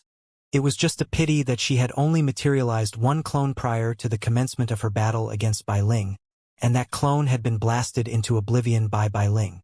As such, there was no one around that could deliver a warning to those mighty figures outside. Boom, boom, boom. Boom, boom, boom. The two returned to Void Stage mighty figures seemed to have all the patience in the world as they continued to rain down attacks upon the barrier. Black Spirit Snake had been completely enraged. Were those two fucking retarded? Couldn't they see that this was a house? This was her private property. And as the owner of the private property, she had set up a spell formation to keep out intruders. What the fuck were those two nut jobs doing? Why were they bombarding her spell formation? Trespassing and harassment were crimes. Didn't they understand that? However, unbeknown to Black Spirit Snake, Tina and Xiaozhe had visualized the door to her mansion as the door to the outside world. As such, they were fighting for their freedom. They were quite bothersome to Black Spirit Snake, but she did her best to ignore them, as she knew the return to Void Stage mighty figures who hadn't attained the power of the Divine Tao would be unable to break through her spell formation. It was just a little noisy, and the energy fluctuations were a little annoying. But it was impossible for them to break through the defenses around her mansion. Outside the mansion, Tina and Xiaozhe were finally tired after unleashing a relentless barrage of spell techniques upon the spell formation. They panted heavily as each of them swallowed a blood spirit pill. It's not working. I didn't think the barrier would be this strong. Is this really the gate to the outside world? Why would they set up such a strong barrier to block our way? Could it be that this is a house that's being protected instead? Sweat poured down Tina's face as she began to doubt Xiao Zhe's analysis and conclusion. Black Spirit Snake couldn't move, but she could still hear the conversation taking place outside. Upon hearing Tina's words, she was extremely touched. Thank God one of them wasn't a retard. Had they finally figured the situation out? You might not be aware of this, but some mighty figures really like to do this. Xiao Zhe replied with a serious expression. They've lived for too long and are bored of life. Hence, they try to trap some people within a world before setting monsters loose to hunt these people down as prey. In doing so, it provides entertainment to them akin to a gladiatorial arena. Mighty figures like those wouldn't want us to be able to leave this world, which is why they've blocked all the exits. Tina let loose a cry of surprise upon hearing this. What twisted freaks! Black Spirit Snake's body swayed lightly, and she almost threw up a mouthful of blood. You're a twisted freak. The members of your whole family are all twisted freaks. This outburst of rage distracted Black Spirit Snake momentarily, and her control over this world was shaken, thereby allowing Bai Ling to survive in this race for a while longer. Black Spirit Snake could only calm her emotions and focus on the race. Tina thought to herself for a moment before speaking. I didn't want to use this technique, but I feel like I have no choice but to unleash this trump card now. It'll definitely be able to break through this barrier. A cold sneer appeared on Black Spirit Snake's intricate features. She had extreme confidence in her spell formation, and she was sure that the fairy and dragon wouldn't be able to break through it, even if they bombarded it with attacks for an entire day. Tina turned to face Xiao Zhe. I'm going to be quite feeble after using this technique, so I'll have to entrust the duty of protecting Giant and Lin to you. Xiao Zhe nodded with a solemn expression. You can count on me to protect Master. Can you really break through this barrier, though? Is there something I can do to help you? This barrier was far beyond anything Xiao Zhe could hope to break through. It was exactly because of this that he was a little skeptical toward Tina. Don't worry. This is the new Divine Tier spell technique I invented. It's called the Divine Barrier Breaking Finger. Tina's eyes flashed with a light that appeared to transition between reality and illusion as she pointed a finger toward the rainbow barrier. Heaven and earth suddenly fell deathly silent as Tina's glowing finger became the focus of the entire world. Black Spirit Snake's expression suddenly shifted drastically. This is... Boom! A golden light imbued with realm-piercing power lit up heaven and earth. It was as if a new golden sun had appeared atop the gargantuan mountain. Something then seemed to shatter with a crisp crack. A bolt of golden light pierced through the air, lighting up the entire world. When the golden light dissipated, Tina fell feebly into Xiao Zhe's arms. Xiao Zhe's mouth gaped open in shock upon seeing what Tina had done. Little Tian, your finger, are you trying to fuck the heavens? Tina struggled to keep herself awake as she murmured in a soft voice. Hee, it's really impressive, right? Has the barrier been broken? Xiao Zhe nodded numbly. Yes, it was broken. Tina heaved a sigh of relief. Not only was the barrier broken, but the gate was also broken by your finger. Xiao Zhe continued. Tina immediately sat up with astonishment on her face. All her drowsiness instantly vanished as she turned to look behind her. That's right. The rainbow barrier had been shattered, and the huge gate had also been reduced to a pile of rubble. What was also reduced to rubble was the once magnificent white palace that lay beyond it. They then discovered an exquisitely beautiful woman with her clothes in tatters. Her hands were pressed firmly against a large black ball as she glared at them with a frosty expression. Tina, Xiao Zhe, why do I feel like we did something wrong? This is such a beautiful woman, but I can sense a killing intent raging in her eyes, Tina said with great difficulty. An awkward expression appeared on Xiao Zhe's face. I also think there has been a misunderstanding. Black Spirit Snake. Hee. Xiao Zhe suddenly experienced an inexplicable sense of terror, and he immediately transformed into his dragon form before running for his life while holding Tina in his arm. Boom! Black energy obscured the entire sky as darkness descended over the mountain, following the golden sun that had just disappeared. Many of the cultivators distributed throughout the mystic realm looked up at the spectacle taking place on the summit of the mountain. Even though they were extremely far away, they were still struck by a terrifying sense of asphyxiation. And were those the anguished cries of a dragon? The darkness faded to reveal a few comical faces hovering in the sky above. A gigantic black dragon fell from the summit of the mountain, with countless blood-stained dragon scales raining down around him. Xiao Zhe threw up a large mouthful of blood before turning to look up at the summit of the mountain as his body trembled uncontrollably. He truly felt like he was going to die just then. If it wasn't for something that was drawing away most of the woman's attention, he would probably be dead by now. When Xiao Zhe unclenched his hand and discovered that Tina was lying unscathed in his palm, he heaved a sigh of relief. It looked like their survival was ensured for now. However, both of them had been completely debilitated and had to find a good place where they could recover. Xiao Zhe continued flying away into the distance, and no matter what, he refused to approach the mountain again. He was trying to get as far away from it as possible, within an isolated space in the interior of the gargantuan mountain. Bai Ling was staging a final resistance when a peculiar ripple suddenly swept toward her. There's a chance. She immediately latched onto the chink that had appeared in Black Spirit Snake's previously impenetrable armor to launch a ferocious retaliation. Haha! Who would have thought that Black Spirit Snake would make such a stupid mistake? Is she retarded? Bai Ling couldn't help but chortle with glee as her hands danced in the air. And Lin's curiosity was piqued upon seeing this. Did something happen to Black Spirit Snake? I don't know, but for some reason, she suddenly relinquished all the control she had gathered. Haha! Maybe her house exploded? It was only for a split second, but that's all I need to turn the tables. Bai Ling had been greatly reinvigorated by this turn of events. A joyful smile also appeared on Lin's face. In contrast to Black Spirit Snake, whom he had only met twice, both of which were rather unpleasant encounters, he was obviously firmly on Bai Ling's side. As such, he was genuinely happy for Bai Ling and hoped that she would be able to take control of this world. Black Spirit Snake wouldn't make such a mistake like this unless something has happened. Bai Ling analyzed logically. Perhaps this is fate? And Lin chuckled as he said, I don't care who did it. I just want to say well done. This is an assist from God. Black Spirit Snake was extremely frustrated, to the point that she was on the verge of vomiting blood. Never would she have thought that the defenses of her mansion would really be broken.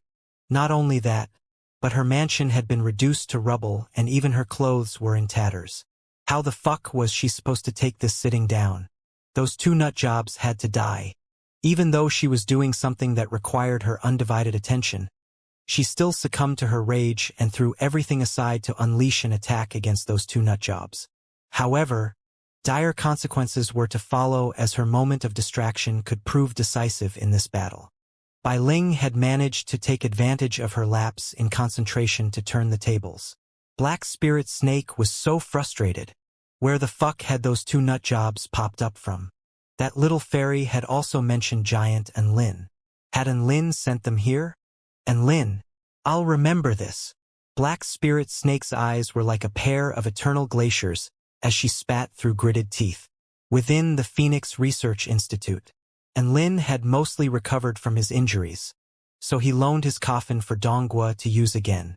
With the enhancement of an immortal pill and immortal tool, and his body of the war god, and Lin's recovery speed was utterly insane. And Lin, I can control most of this research institute now. There are 3 return to void stage mighty figures waiting for you outside, so be careful when you go, Bai Ling cautioned. And Lin sat down on the ground. That's okay. We can get out of here together after you're done and kill those assholes. Bai Ling chuckled lightly. You sure aren't being a stranger. How are you so sure that I'll help you fight? Of course you would. We're comrades in arms who just went through life and death together. And Lin replied with a justified expression. Hee. All right then. Bai Ling didn't disagree with his statement. Have you repaired that Gundam that you took from Black Spirit Snake? No. I don't have any spirit stones left in my storage ring. And Lin sighed upon hearing Bai Ling's question.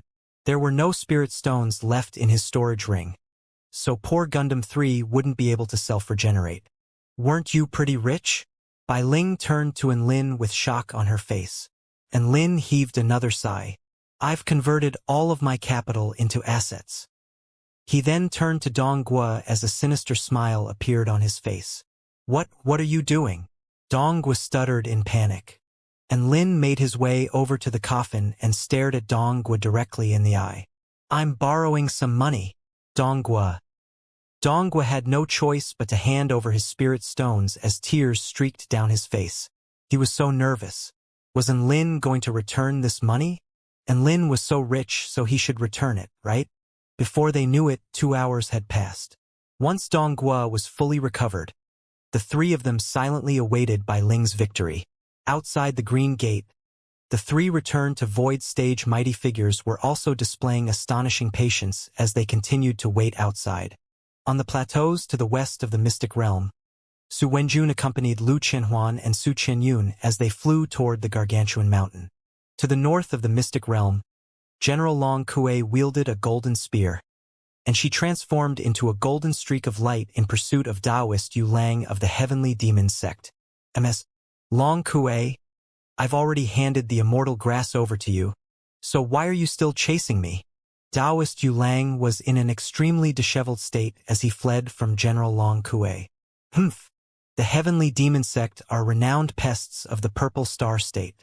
I'm going to slay you and rid the Purple Star State of the cancer that is the Heavenly Demon Sect once and for all. Long Kue announced in a clear, crisp voice as a series of golden dragons materialized from her golden spear, which then hurtled toward Taoist Yu Lang. There was no getting through to her, so Taoist Yu Lang could only unleash his movement techniques frantically to evade her attacks. He couldn't defeat Long Kue in a fight, but he was quite confident in his fleeing abilities. What was most important to an evil cultivator? It wasn't ferocity, nor was it evil spell techniques. Both of those were a distant second to fleeing ability. After all, evil cultivators who couldn't run were going to be screwed sooner or later, so this was a vital prerequisite for all evil cultivators. Taoist Yu Lang was a professional evil cultivator who had thrived for over 10,000 years. His fleeing abilities were strong even among the best returned to Void Stage mighty figures. Otherwise, he would have perished a long time ago. It looked like there was a gargantuan mountain in the distance. Great. This was the perfect hiding spot. He could activate a mystical technique to open up some distance between himself and Long Kue before concealing his aura and hiding away in the mountain. Even Long Kue wouldn't be able to find him then. Taoist Yu Lang immediately pressed the pedal to the metal as he fled toward the mountain at a phenomenal speed. At the summit of the mountain, Black Spirit Snake suddenly detected a strange energy fluctuation. Her brows perked up slightly as she used what remained of her power to detect the situation within the mountain. Her expression then suddenly shifted drastically, and she immediately sent a message to Bai Ling. Within the Phoenix Research Institute, a peculiar expression appeared on Bai Ling's face upon receiving the message. What is it? And Lin immediately inquired upon seeing her peculiar expression. Black Spirit Snake is telling me that she wants a truce and for me to hand over my control as she has some urgent matters to attend to, Bai Ling replied. And Lin's lips twitched upon hearing this. This isn't some trick to regain control over this world, is it? Bai Ling shook her head. She said she would surrender, but I have to relinquish control to her for a short while. Do you believe her? And Lin asked. This was only an oral agreement, and if Black Spirit Snake went back on her word, there was no way for Bai Ling to retaliate. Bai Ling hesitated momentarily when another message came through. Urgent, urgent, urgent. Please trust me. Sigh. Bai Ling heaved a light sigh and mumbled, I'll believe her. She removed her hands from the white ball before her and also withdrew the blue barrier of light. The white ball immediately dimmed as everything fell silent. Bai Ling leaped down from the floating rock lightly as a vibrant smile appeared on her face. Let's get out of here, and Lin. And Lin nodded in agreement before walking with Bai Ling toward the gate of the Research Institute. Thump. And Lin's heart suddenly jolted at this moment, as if he had been struck by some sort of indescribable force. Immediately afterward, an ear-splitting rumbling erupted. The entire mountain suddenly tremored violently. This wasn't just a simple earthquake. It was an earth-shattering burst of tremors that threatened to tear the entire mountain apart. Be careful! Bai Ling turned and unleashed a white light that enshrouded Enlin, Donghua, and Dabai. Boom! A black light parted heaven and earth and sliced the unbelievably huge mountain in half. Immediately afterward, a rainbow burst of energy suddenly exploded forth from within the mountain. This was like the light of divine punishment as it swept through this world while annihilating everything in its wake. The gargantuan mountain began to collapse as this power continued to wreak havoc. Roar! Wah! Nice, haha! 3 different voices reverberated between heaven and earth. The gargantuan mountain shattered as a monster with an extremely fearsome aura jumped out from the mountain. This was a monster with 3 heads and 6 arms, as well as a pair of huge bony wings that allowed it to soar through the sky. The near-indestructible metal encapsulating the research institute also had a hole blasted into it by some sort of power. Bai Ling held a white ball in her hand, which exuded a light that enshrouded and protected Enlin and the others as they flew toward the foot of the mountain. Fei Ying, Bai Pengzi, and Duan Hunzi were in a far worse off state. There was a long gash on Fei Ying's delicate cheek as well as a series of wounds all over her body. She looked like she was in an extremely sorry state. One of Bai Pengzi's arms had been blown into oblivion by the rainbow light before he even had a chance to react. One of Duan Hunzi's legs had also been disfigured, and he hastily fled into the distance atop his comical face. The 3-headed monster stood in the air while exuding a suffocating aura, which gave all the return to void stage mighty figures a sense of crushing asphyxiation. Phew! Ha ha ha! The air outside is so fresh. The human head chortled with glee. I've been trapped for over 10,000 years, but now, I can finally return to this world. I really didn't expect the seal to become so brittle. Look at all these delicious food around us, which we can feast to replenish our energy. The dragon head was ecstatic. This is fate. We were meant to come out at the time, and so we did, the phoenix head said in a slow and measured voice. A scorching light appeared in the human head's eyes as it looked around at the fleeing return to void stage mighty figures around them. Is it also fate that all these return to void stage mighty figures have appeared before us? Of course. The phoenix head nodded. Boom! Heaven and earth rumbled as the space within a radius of 150 kilometers was instantly sealed solid. When the phoenix head opened its scintillating eyes, a golden light instantly enshrouded an area within a radius of over 50 kilometers, thus instantly immobilizing all the living beings within this area.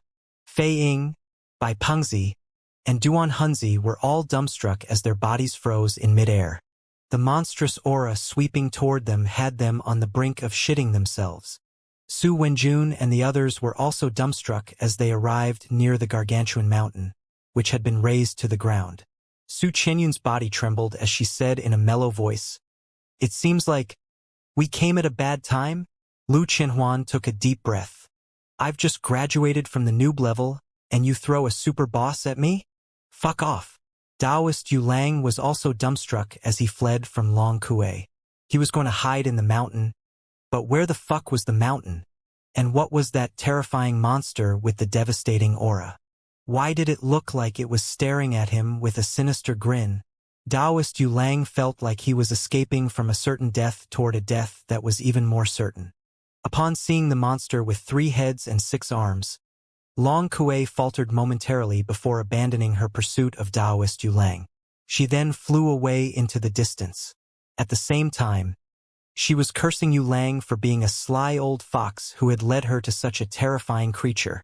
Fate worked in strange ways sometimes, and this was exemplified by all the mighty figures who had coincidentally gathered near this gargantuan mountain, just in time to become the meals of this terrifying monster. Su Wenjun unleashed his most powerful attack toward the golden barrier around him, only to send a faint ripple running through the barrier with no signs of it even cracking open. He was in despair. Was this really a spell technique that could be unleashed by a return to void stage mighty figure? Could it be that the creature was at the Dao integration stage? Bai Ling led Enlin and the others to the foot of the mountain while maintaining a technique to conceal their auras the entire time. Perhaps it was because her spell technique was quite advanced. but the monster did not seem to have taken notice of them. Holy fuck! 3 heads and 6 arms? Is this Neza one? And Lin was shocked. Bai Ling snapped as she rolled her eyes. You're still making jokes at a time like this? Speaking of which, Black Spirit Snake asked you to relinquish your control to her just so she could release this monster? And Lin questioned. Bai Ling. Alright, I'm gathering that her intentions are to actually restrict this monster? But what is she doing now? Why isn't she doing anything with the control you handed over to her? And Lin continued to ask. She's most likely preparing some sort of spell technique? Bai Ling paused for a moment before replying. I do have some recollection of this monster. This is a failed Dao integration experimental subject of the Phoenix known as the Holy Trinity Fiend Celestial. It was created using the bloodlines of a divine phoenix, a Dao integration stage true dragon, and a true god. Unfortunately, the experiment was a failure, and the subject went on a frenzied rampage, upon which it had to be sealed away here. Gasp! Dong withdrew a sharp intake of breath as he stuttered from shock. Even Dao integration creatures can be created? And Lin and Bai also faltered upon hearing this, and Lin said in a hesitant voice, I recall Shen Yin also mentioned something about the God Fiend of 6 Paths, which was also a failed Purple Star Dao integration experimental subject. Oh, that's also one of the dark chapters of Purple Star history. The God Fiend of 6 Paths brought a disastrous calamity to this continent, for which I am greatly apologetic. Sigh. A hint of guilt appeared on Bai Ling's face as she heaved a forlorn sigh. Waves of shock surged through Lin's heart upon hearing this. The Purple Star civilization was way too terrifying. Just a failed experimental subject almost wiped out the entire dragon court. And now there was another one. Just how many of these monsters existed? Bai Ling continued, Black Spirit Snake is a Dao integration stage super mighty figure herself, but she doesn't seem to want to subdue the Holy Trinity Fiend Celestial by force. She clearly wants to use her power to seal the Holy Trinity Fiend Celestial into the mountain again in order to conduct further research on it. And Lin scratched his head. This world is going to be yours. So how is she going to conduct research on the Holy Trinity Fiend Celestial? Bai Ling slammed a delicate fist into her palm. You're right. And Lin? Bai Ling? Is there something wrong? Bai Ling asked with an aggrieved expression. It's okay. Big Sister Bai, I think Black Spirit Snake will keep her promise. And Lin offered up some words of consolation. However, any words of consolation he could provide now simply appeared extremely pointless and empty in this situation. And Lin didn't even believe those words himself. Right at this moment, a black figure slowly appeared at an extremely high altitude. Black Spirit Snake wore a golden crown on her head and a frosty expression on her perfect features. She extended a slender arm, and a spatial ripple surged as she produced a golden sword from thin air. Divine Tool, Realm Creation Evil Vanquishing Sword. It's going to take some time to activate this divine tool. I hope you all can hold on until then. She spoke in a light voice as she turned toward Bai Ling. Each and every syllable she uttered was like the most heavenly music drifting through the air. The golden sword in her hand slowly began to crack open, and the cracks seemed to form an image that possessed a peculiar sense of beauty. That human has an aura that I like a lot. It's the taste of darkness. The human head's crimson eyes shone with excitement as it turned toward the fleeing Taoist Yulang. Taoist Yulang pissed himself from fear. He didn't think that he would become the first target to draw the monster's attention. He flew frantically through the air, but the pair of huge crimson eyes seemed to have been glued to his body, following him everywhere he went. It was like the stare of the death god that announced his death as soon as the eyes settled upon him. Taoist Yulang couldn't take it anymore, and he immediately turned around before landing on the ground below. Splay! He sprawled out before the monster before announcing in a loud voice, Senior, I mean no offense to you whatsoever. Please spare my insignificant life, Senior, and I would be happy to pledge my allegiance to you. I would do whatever you want me to do. This was the second life-saving ability for evil cultivators. To submit to the enemy at a moment's notice. Such a badass super mighty figure would need a few lackeys, right? Super mighty figures like them couldn't just step on ants through their own power, as that would be dirtying their hands. As such, they needed a few underlings to take care of the ants for them. Taoist Yu Lang was a return to void stage mighty figure, and he was also going to be the super mighty figure's first ever underling, so he surely wasn't going to be treated too badly. Perhaps he would ascend to greater heights as an underling than he could ever reach in his entire life. Sure enough, the monster's body faltered slightly. Huh? He wants to be our underling. What do you guys think? The human head asked. Taoist Yu Lang was ecstatic upon seeing this. The fact that they were discussing the notion meant that there was a chance for him to survive. The dragon head scoffed expressionlessly. Him? He's too weak. Having underlings like him would just be an insult to us. Taoist Yu Lang almost threw up a mouthful of blood. I'm weak? Having me as an underling would be an insult to you? Who do you think you are? The phoenix head asked in a level voice. What's an underling? Is it edible? The human head scratched itself with a sword before replying hesitantly. It should be edible, even if he becomes our underling. His return to void life essence still remains. Stupid cunt! The dragon head snapped. Taoist Yu Lang's body trembled uncontrollably in fear. All right, you can become my underling then. The human head chuckled. Taoist Yu Lang was elated, and he immediately bowed respectfully. Please tell me if you'd like me to do anything. I would be happy to give up my life for you. The human head nodded happily. Then the first thing I want you to do is to fly into my mouth, so that I can eat you up. I really am quite hungry. The human head's crimson eyes glowed with a vibrant light, and his expression suggested that he was very pleased with himself. How's that? How smart am I? I made him become our underling. Then I commanded him to be eaten by us. Thus, we can eat a return to void stage mighty figure without even having to break a sweat. The human head chuckled. Taoist Yu Lang. The dragon head. Stupid cunt. The phoenix head heaved a forlorn sigh. We should eat more brains next time. Ah! Taoist Yu Lang was petrified, and he immediately turned around to flee. Wolf claws of cloud and mist grew from his hands and feet as he fled through the air, crossing over 5 kilometers of distance with each step. Mystical technique. Divine wolf flight. The human head was enraged upon seeing this. Hey! You promised that you would be my underling and that you would gladly die for me. So why can't you let me eat you? You're a dishonest man. Taoist Yu Lang's face convulsed upon hearing this. Was this guy retarded? Who the fuck would actually take vows like that seriously? Stupid cunt! The dragon head scoffed. In the next instant, boundless flames swept toward Taoist Yu Lang as heaven and earth became a realm of infernal death. There was simply no way out. There was no end in sight to these flames, which seemed to be imbued with a boundless power. From the perspectives of Enlin and everyone else, it looked like the phoenix head exhaled a light breath toward Taoist Yu Lang, upon which an expanding golden flame burst forth, which instantly pierced through the air before engulfing Taoist Yu Lang. Taoist Yu Lang suddenly disappeared.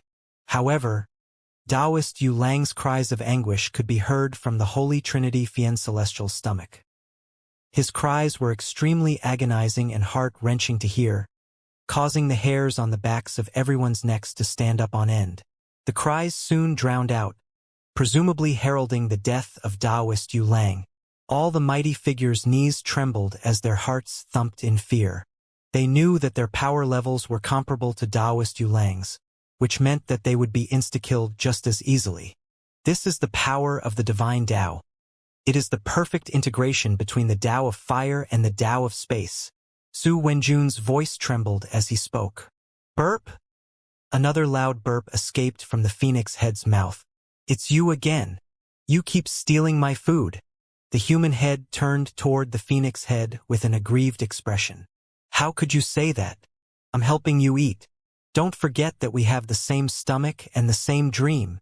The phoenix head spoke in a slow voice. You may thank me when you're ready. Tach, thank you. The human head came to its senses and offered a grateful response. Stupid? The dragon head was about to scoff again when its eyes turned toward a certain direction as a sly smile appeared on its face. Hee. So many hot chicks. I want them all. The human head looked in the same direction, and it too began to chuckle with excitement. I want to eat them too. Stupid cunt. The dragon head roared with rage. I'm saying that I want them for my harem. Disgusting. The phoenix head spoke expressionlessly. Our body is not suitable for this. Humph. I'm a pure little dragon. The dragon head harumphed coldly as it said, I only want to collect them for my own viewing pleasure. What are you thinking? And Lin couldn't help but fly in the direction the monster was looking toward. And Lin, don't be rash. You're no match for the Holy Trinity Fiend Celestial. Bai Ling yelled in a panicked voice. I can't abandon my friends. And Lin's reply was extremely firm. He had no choice as the women the Holy Trinity Fiend Celestial had their eyes on were Su Qinyun and Lu Qianhuan. Su Qinyun and Lu Qianhuan were under the protection of Su Wenjun, and the female armor-clad general was also present. But how were they going to stand up against the Holy Trinity Fiend Celestial's attacks? And Lin didn't want to see them die right before his eyes. He didn't know what he could do. But doing something was always better than doing nothing. Su Qianyun and Lu Qianhuan turned pale with fright as the Holy Trinity Fiend Celestial turned toward them. Even Su Wenjun and Long Kuei received a nasty shock as their breathings faltered.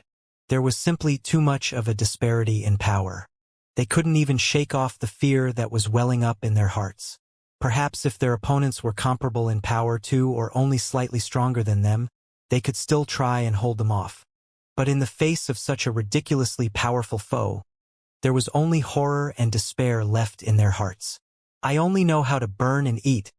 I don't know how to abduct people, the phoenix head said in a slow voice. Hee, allow me. The human head chuckled. Piss off. You'll kill them, you stupid oaf. I'll do it. The dragon head's golden eyes turned toward Su Wenjun's direction as its peerless dragon might materialized golden ripples that instantly proliferated outward, making the space extremely viscous. Whoosh! The Holy Trinity Fiend Celestial's bony wings flapped as it flew toward Su Qianyun and the others at an alarming speed.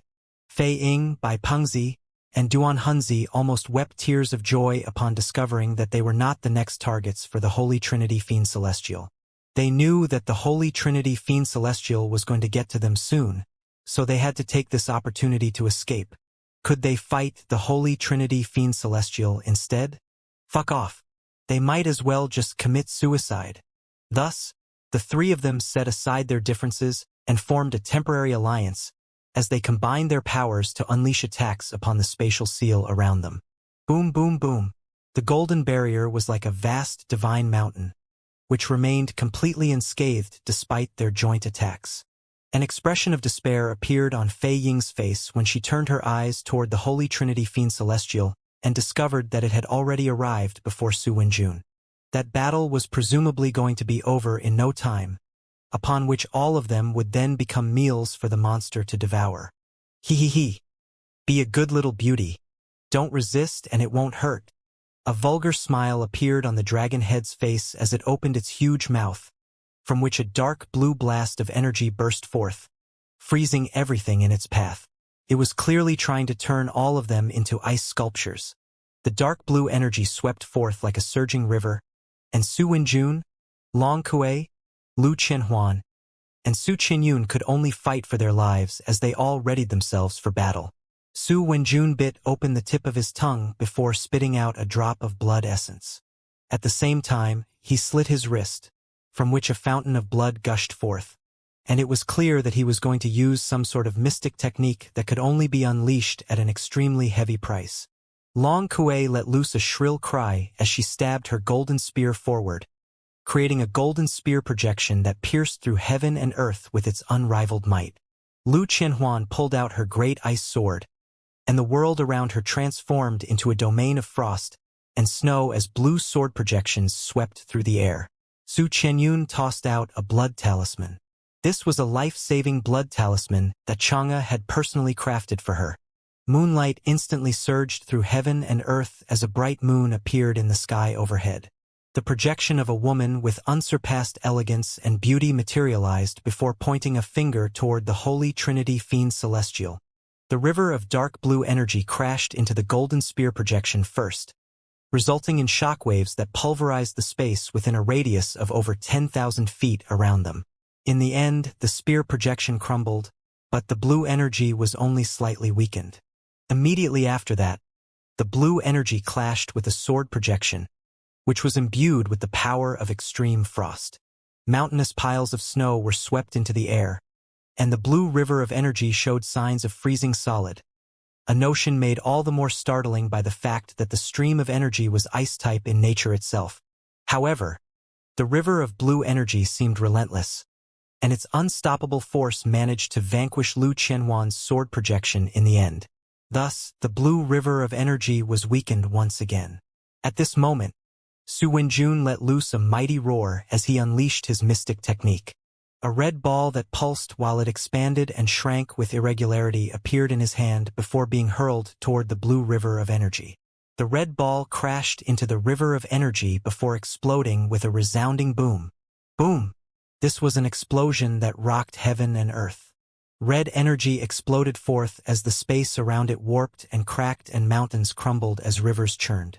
The resulting shockwaves from the explosion proliferated outward indefinitely as everything within a radius of close to 10 kilometers was reduced to dust. The blue river of energy was also completely vanquished during that instant. The exquisitely beautiful woman under the moon continued to extend her finger as the moonlight materialized into a dazzling white spear before piercing through the air and toward the dragon head. The dragon head reacted extremely quickly and managed to evade the spear at the last moment as the spear skimmed past its face. And then, the human head exploded upon being struck by the spear of moonlight. Oh! The human head wailed in anguish as blood gushed forth from the massive hole that had just appeared on its forehead. Celestial Maiden Fei Ying, Bai Pengzi, and Duan Hunzi were all dumbstruck upon seeing this. They blocked that monster's attack? Bai Pengzi muttered in disbelief. Not only that, but they also hurt the monster? Fei Ying's eye widened in shock. Gasp! That's extremely impressive. Duan Hunzi drew a sharp intake of breath. A hint of hope welled up in the hearts of all three of them, who had been previously scared shitless by the Holy Trinity Fiend Celestial. So the Holy Trinity Fiend Celestial wasn't invincible after all. Its attacks could be blocked, and it was capable of sustaining injuries. Ah, my head! It hurts so much! The human head wobbled with pain as it cried. I was struck again. Why is it always me? Wah! Stupid cunt! Why didn't you dodge? The dragon head snapped. Then why did you dodge, brother dragon? With tears in its eyes, the human head complained. I would have been safe if you hadn't dodged. Phoenix head. Dragon head. Stupid cunt. Tears of pain and indignation flowed from the human head's eyes as it turned toward Su Qianyun and the others with an enraged expression. I don't care anymore, brother dragon. I'm going to eat these humans to soothe my pain. The dragon head sighed upon hearing this. Do as you wish. I also felt like my last attack was too gentle, thereby leading to your injury. When you bleed, it is actually the equivalent to me bleeding, so I can't take this sitting down either. I was waiting for you to say that, brother dragon. The human head roared with laughter as it flexed its arm, which was holding a huge white sword. You pieces of trash. Sit still and become food for my god-devouring sword. He stabbed his sword through the air toward Su Wenjun and the others as he spoke. Whoosh! In that instant, heaven and earth was transformed into black and white with only a rainbow sword projection providing any exuberance in this world as it hurtled toward Su Wenjun and the others. This is a Tao integration stage spiritual attack. It's over. It's all over. All the color drained from Su Wenjun's face as he spoke with despair on his face. A Tao integration stage spiritual attack was different from a normal spiritual attack. As the user's Tao could be integrated into the attack, it allowed the user to crush its opponent with the power of Tao. Such a devastating attack would be impossible to defend against even for 100 return to void stage souls as there was a qualitative change. This was like hurling a rock at tofu. The quantity of tofu didn't matter. Su Wenjun and the others had already unleashed their trump cards, so there was no way they could defend themselves from such an attack. The rainbow streak of light flashed through the air in a vibrant and beautiful display. The devastating power of the attack crushed any battle intense they had, and they had no choice but to wait for death to descend upon them. However, just when everyone had been plunged into the depths of despair, a familiar figure appeared before them once again. Su Qianyun and Lu Qianhuan were extremely familiar with this figure, and they felt as if everything was a bit surreal as their hearts thumped. The man who had positioned himself before them then brought out a mirror to reflect the scintillating rainbow light. The mirror absorbed the rainbow light before reflecting it and launching it in the opposite direction. Boom! The rainbow light flashed through the air en route to the phoenix head. The phoenix head dodged at the last moment as the rainbow streak of light skimmed past its cheek. The streak of light then crashed into the human head with the power to destroy one's soul and consciousness. Oh! The human head roared with anguish again. Why is it me again? Why am I always the one getting hurt?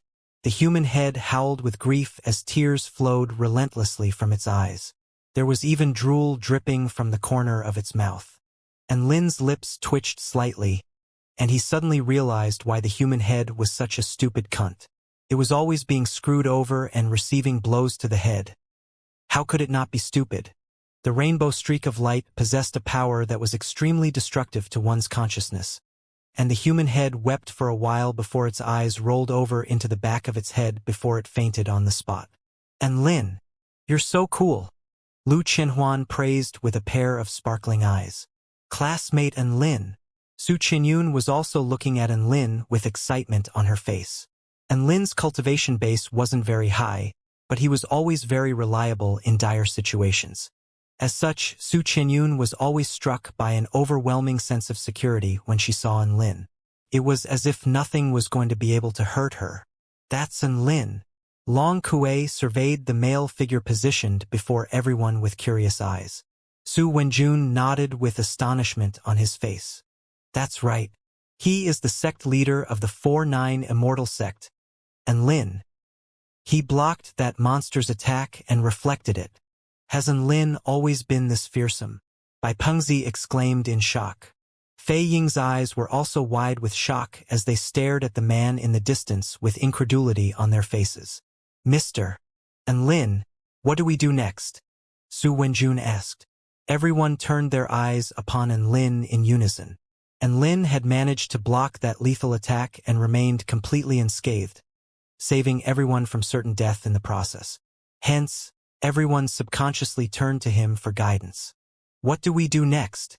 Enlin blinked with a justified expression before replying, We fight! What else can we do? Cold sweat was beginning to pour down Su Wenjun's head. Don't we have a plan? For example, how to escape? Long Kuei chimed in. You must have used that treasure to block that last attack, right? In a direct confrontation, there's simply too much of a power disparity for us to beat that monster. That's okay, we don't have to beat it. All we have to do is stall for time, Enlin replied. Stall for time? Long Kuei was confused. Enlin didn't get a chance to elaborate before the Holy Trinity Fiend Celestial swept toward them. How dare you hurt our brother? We'll kill you, the dragon head roared. Devastating lightning might suddenly accumulated at the tip of its dragon horn, immediately following which a purple and golden bolt of lightning imbued with the power to destroy everything within this entire world abruptly shot forth toward Enlin. This bolt of lightning was imbued with the power of the dragon head's divine Tao, and with its monstrous power, it left a series of gaping spatial rifts in its wake. Prior to attaining the body of the war god, Enlin would have been completely powerless against such a bolt of lightning. He wouldn't even be able to manipulate it with his lightning manipulation technique, so all he would be able to do was await his death. However, now that he had attained the body of the war god, he was able to control this bolt of lightning. Lightning flashed from Enlin's fingertips, and the purple and golden bolt of lightning doubled over in the air before blasting toward the dragon head. The dragon head turned pale with fright, but it was still able to evade the attack at the last moment. Boom! The purple and golden divine lightning struck the human head's forehead, charring the human head completely black. The human head's eyes rolled back even further as white smoke escaped from its mouth. Everyone was shocked again upon seeing this. That earth-shattering spell technique had been reflected again. And that poor human head copped it again. Gasp! It didn't look like Mr. Enlin used any treasures this time. So how was he able to reflect the attack? Astonishment was etched on Long Kuei's face. Su Wenjun was dumbfounded. I don't know. The dragon head faltered in its attacks as a hint of caution appeared on its face. Fuck! How is he able to reflect everything?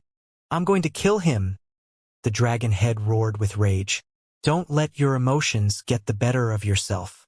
In any case, I don't dare to swallow this human, the phoenix head said in a slow voice. Return to void stage mighty figures were delicious, but the phoenix head did not dare to eat this bizarre soul formation stage cultivator in fear of suffering from stomach problems. Try some spatial techniques. The phoenix head narrowed its scintillating eyes and said, no matter how bizarre this soul formation stage cultivator is, surely he won't be adept in spatial manipulation as well. Its voice had only just fallen when an invisible spatial compression force swept toward Enlin and the others from all directions.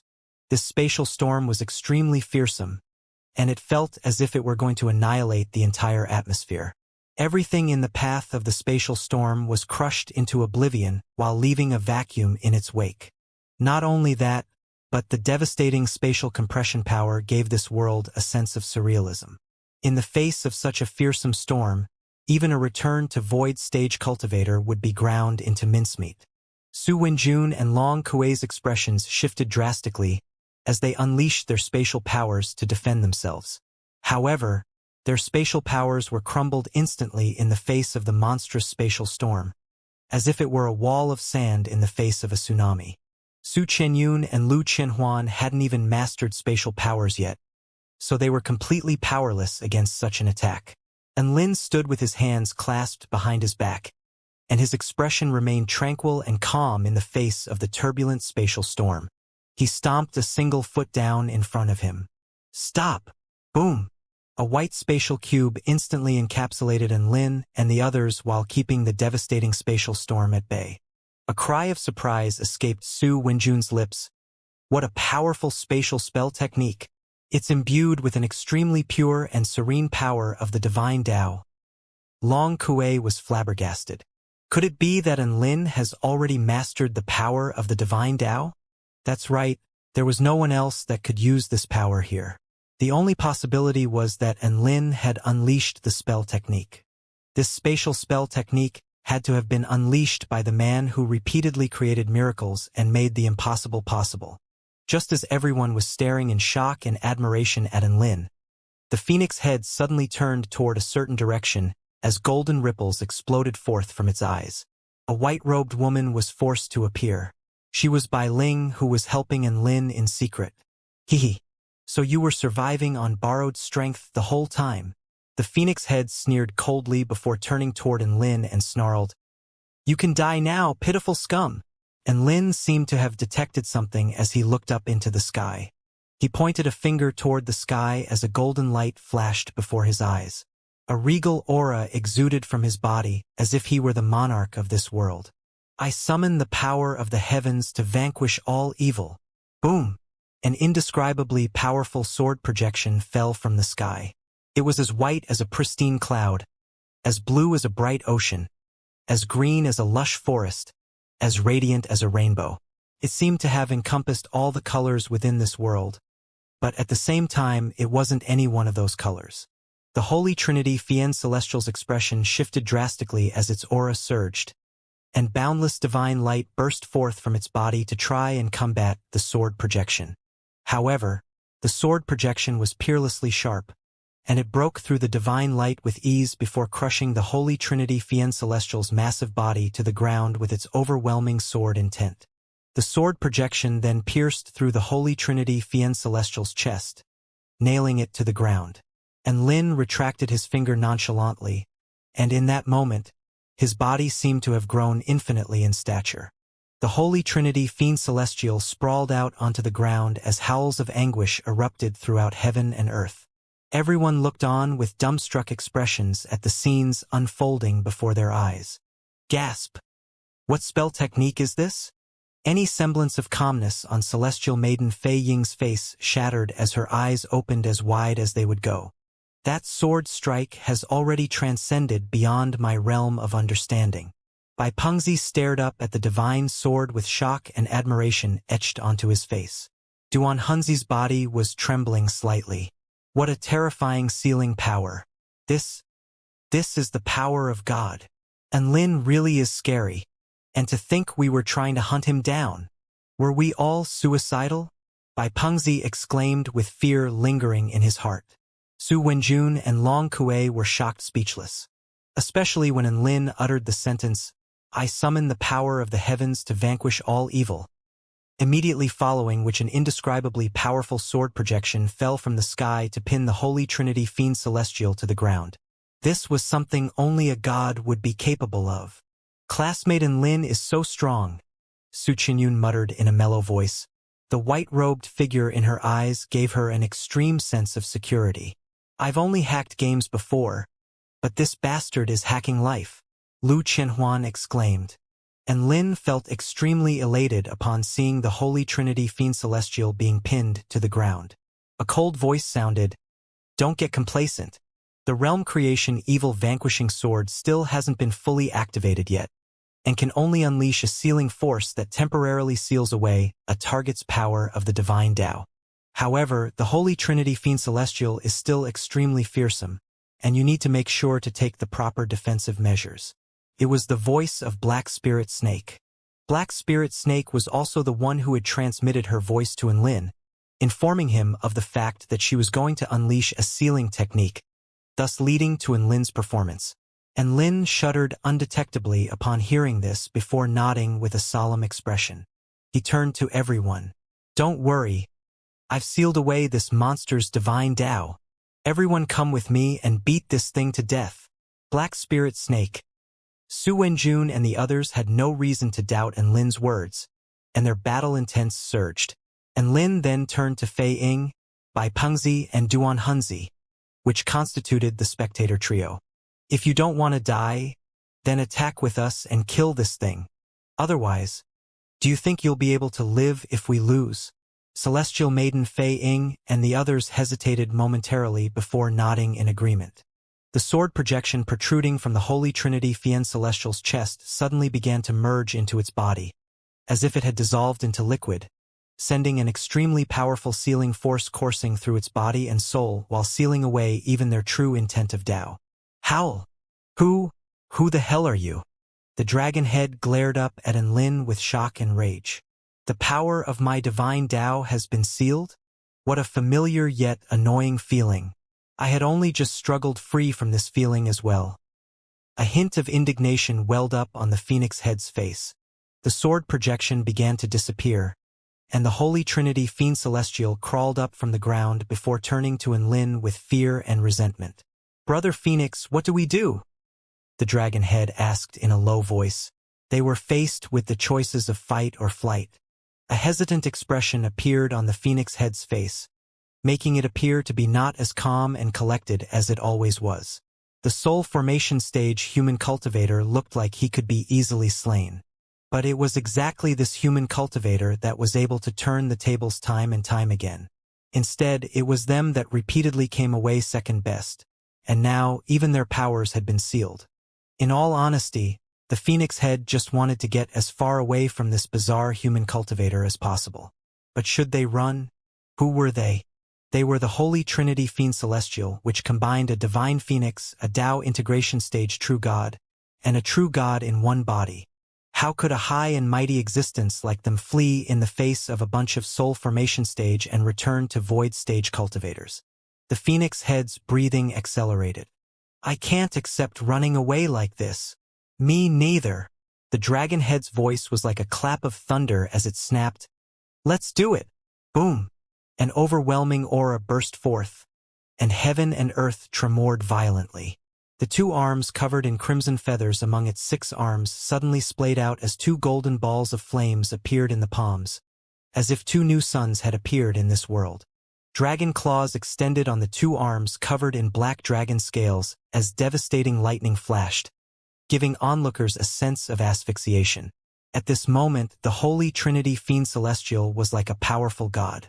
Regardless of whether it was from a visual perspective or from an energy fluctuation perspective, everyone felt an overwhelming sense of pressure exuding from its body.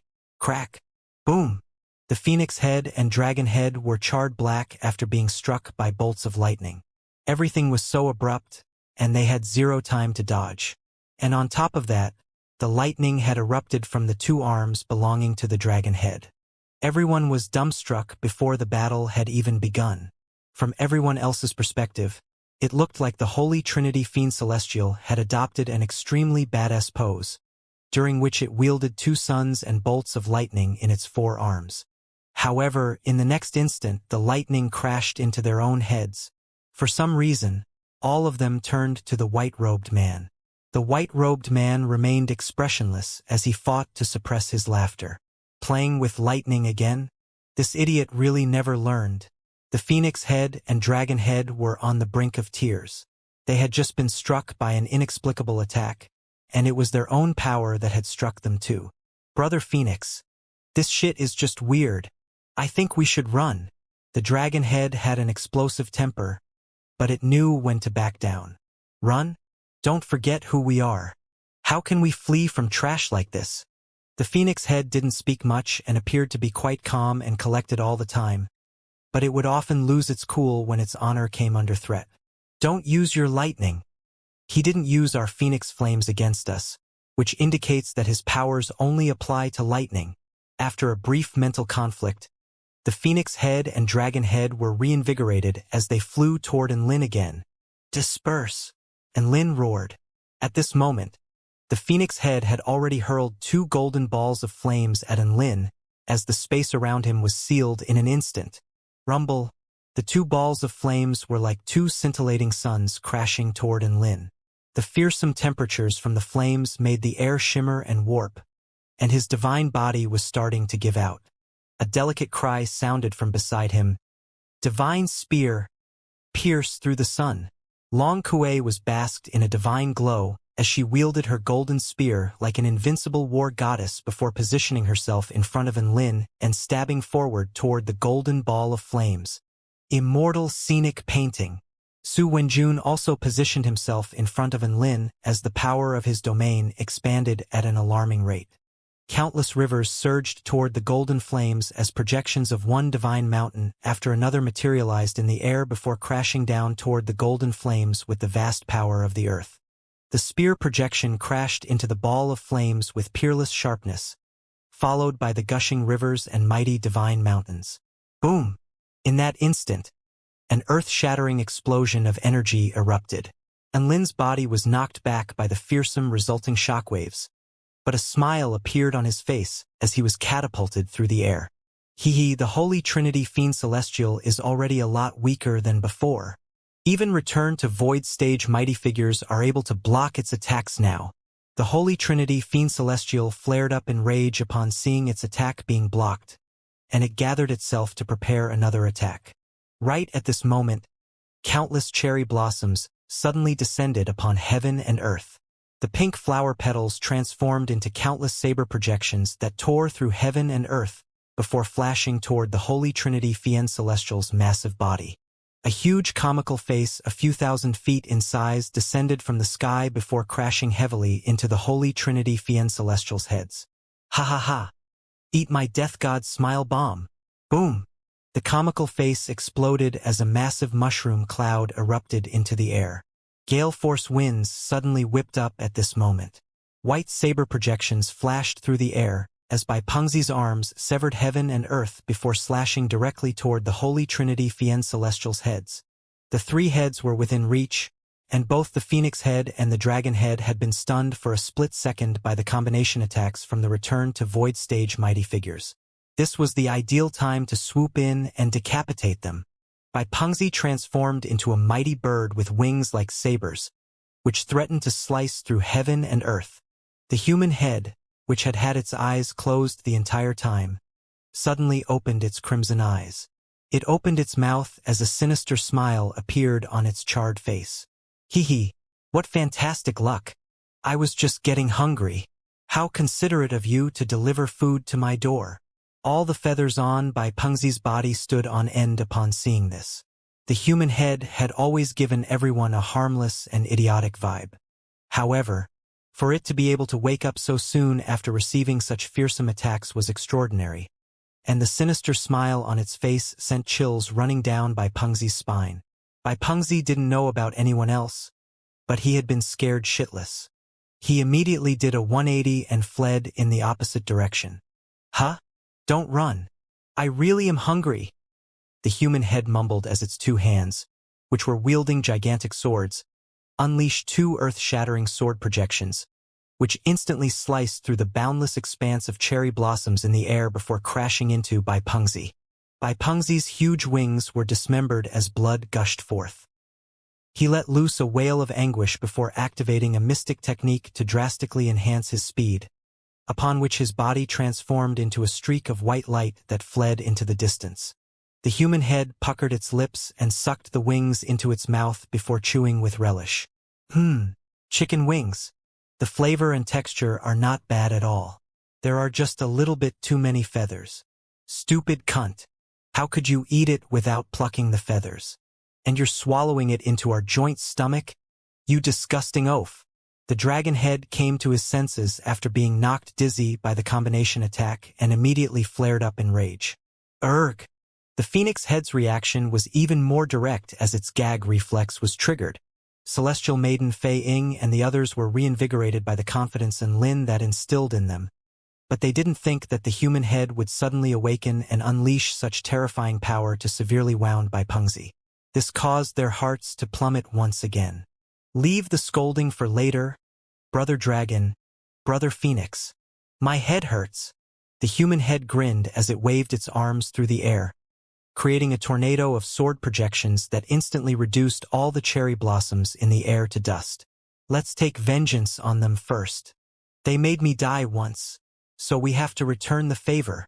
The human head harumphed coldly as its dual swords streaked through the air in a peculiar trajectory before one of them shot forth toward Duan Hunzi, while the other pierced through the air toward Celestial Maiden Fei Ying.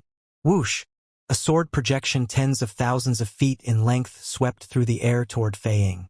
Fei Ying's face turned pale with fear, and she immediately unleashed a mystic technique to materialize 99 cherry blossom shields before her. Immediately after, her body, along with the shields, were engulfed by the boundless scorching sword projection. In contrast to the scorching sword projection that had swept toward Fei Ying, Duan Hunzi faced a frosty sword projection that threatened to freeze heaven and earth solid. However, he had been bracing himself ever since Bai Pengzi suffered his tragic fate, and he immediately unleashed a mystic technique to conjure up a shield in the form of a comical face in front of him. Boom! The comical face was forced back by the blue sword projection for over 10 kilometers, and Duan Hunzi's entire body had already been encased in ice, as he trembled uncontrollably while speculating to himself whether he should just play dead. The human head had remained dormant for a long time, but it displayed immense power by taking out one return to void stage mighty figure per attack, sending jolts of fear and shock running through everyone's heart. Hee hee. This idiot has some problems with its cognitive functions, but it's still the most powerful among us. The dragon head chuckled in appreciation. This was the first time the dragon head had praised the human head, even though there was a derogatory element to his compliment. I'm not an idiot. I'm innocent and kind, and I'm completely dedicated to cultivation, the human head retorted. My respect for you is increasing by the second. To think that you can make up so many excuses for your stupidity. The dragon head's expression became even more appreciative. Shut up and kill these guys first. Our first target is that soul formation stage powerful being. The phoenix head looked at the white-robed figure in the distance with a grave expression. And Lin was probably the first soul formation stage cultivator to have been referred to as a powerful being by a Dao integration stage super mighty figure. However, Lin was not happy. He was being targeted again, and he had already used up all his trump cards. The Holy Trinity Fiend Celestial completely disregarded the three half-dead return to void stage mighty figures and focused their entire attention on Enlin.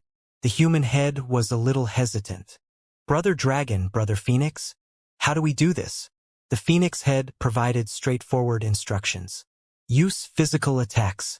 Those types of attacks appear to be the safest. Boom!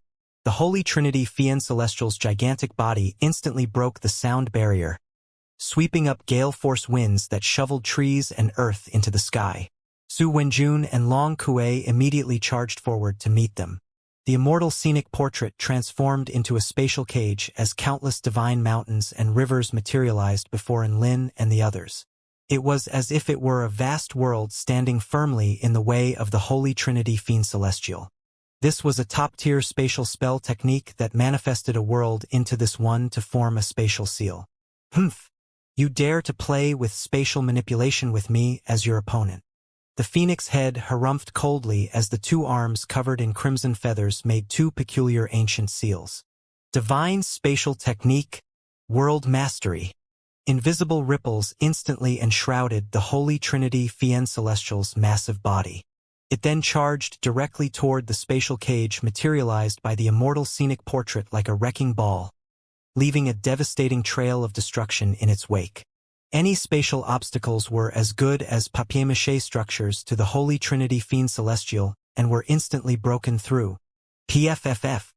Su Wenjun seemed to have suffered from a severe backlash as a mouthful of blood gushed forth.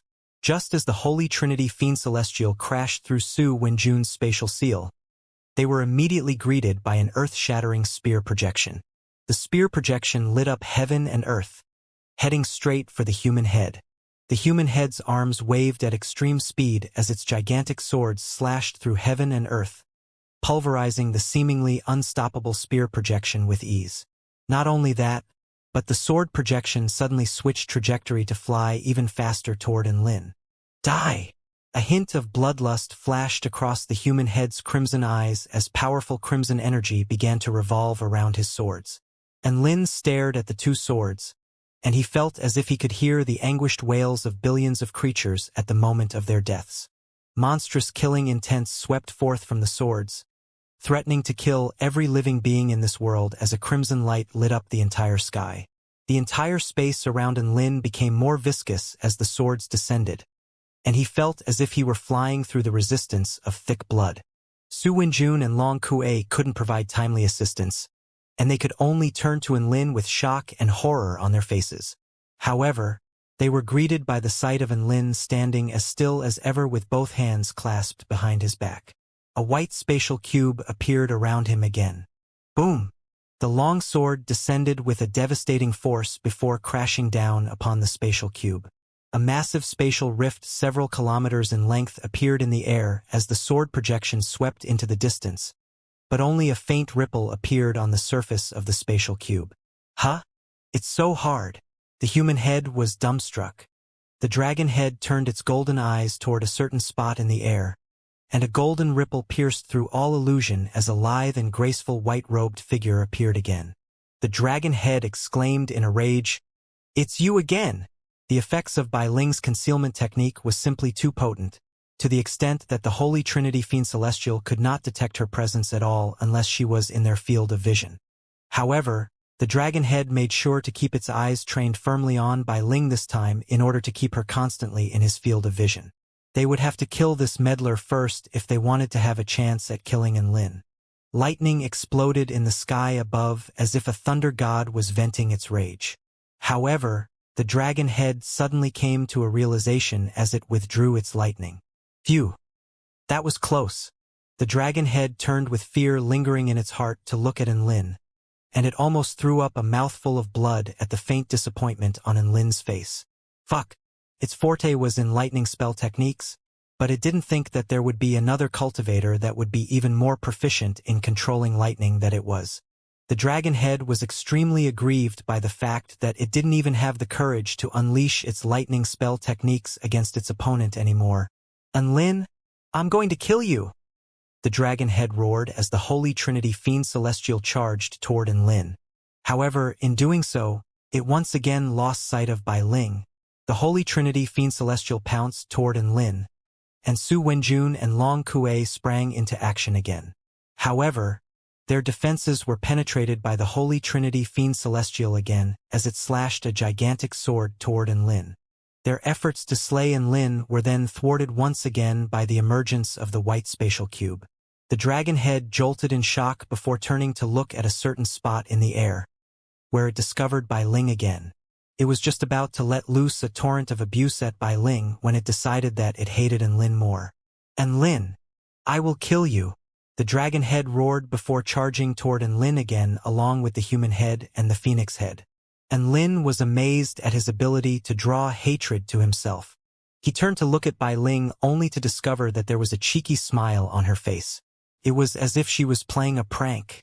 It looked like she was doing something to get into the Holy Trinity Fiend Celestials' heads, thereby causing them to focus more of their attention on Enlin. Boom! Another ear-splitting boom erupted as the human head's sword crashed once again into the spatial cube around Enlin's body. Thus, a never-ending loop developed. It had to be said that this tactic was extremely effective when stalling for time. It utilized the emotions of their enemies against them to initiate a time-consuming loop. After the nth time this loop was repeated, the Holy Trinity Fiend Celestial finally figured out that something was amiss. "Wait! Something's wrong here."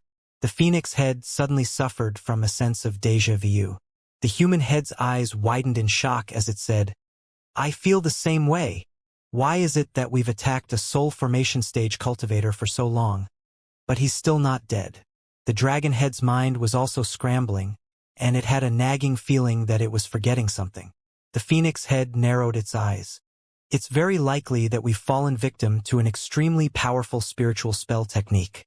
It could be an illusionary realm, or it could be something to hamper our thought processes. In any case, we don't have any time to waste.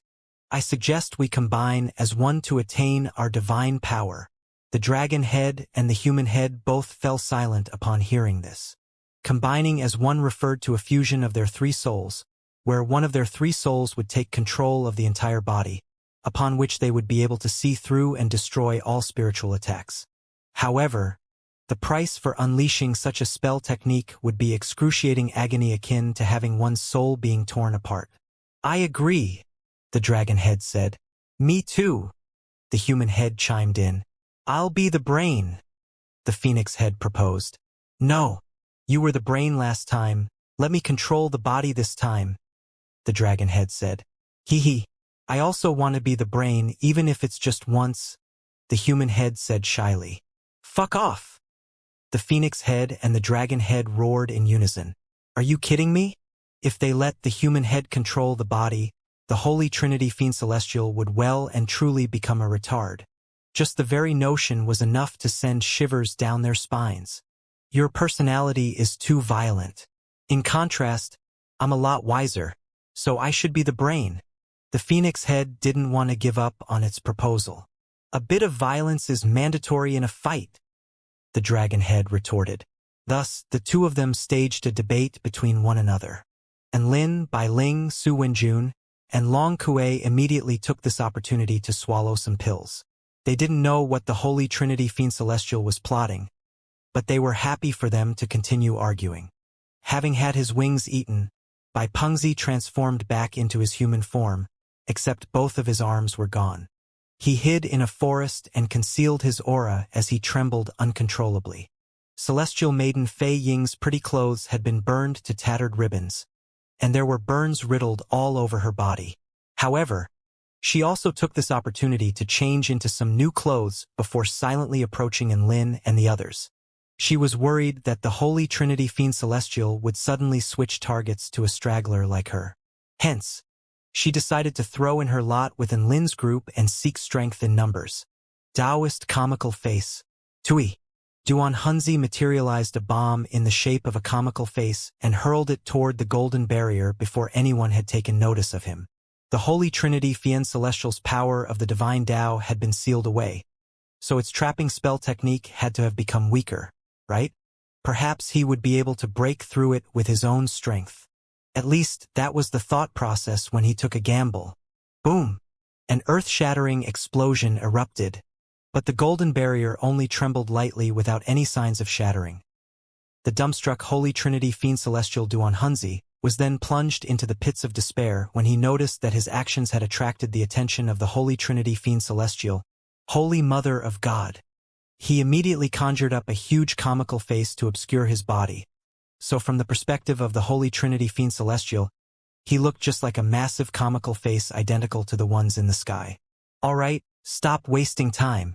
If we keep dragging this out, our powers are going to be completely sealed away. The Phoenix Head put a conclusion to the debate as he said, I am the most senior member among us as well as your elder brother, so you should both listen to me. Alright, I support Brother Phoenix. The human head raised its hand in support. Dragon Head. Sigh, alright then. After coming to a decision, 3 pillars of light, which were red, blue, and white, respectively soared into the sky from their body. The red pillar was like a sea of roaring flames. The blue pillar resembled a gargantuan bolt of lightning, and the white pillar was mysterious and abstract. The red pillar slowly established itself as the main pillar, and the blue and white pillars slowly converged toward the red pillar. And Lin was instantly reinvigorated by the sight of lightning. Thus, the blue pillar of lightning suddenly sped up and crashed violently into the red pillar of flames. Holy fuck! The Phoenix Head turned pale with fright. What the fuck? The Dragon Head was filled with shock and rage.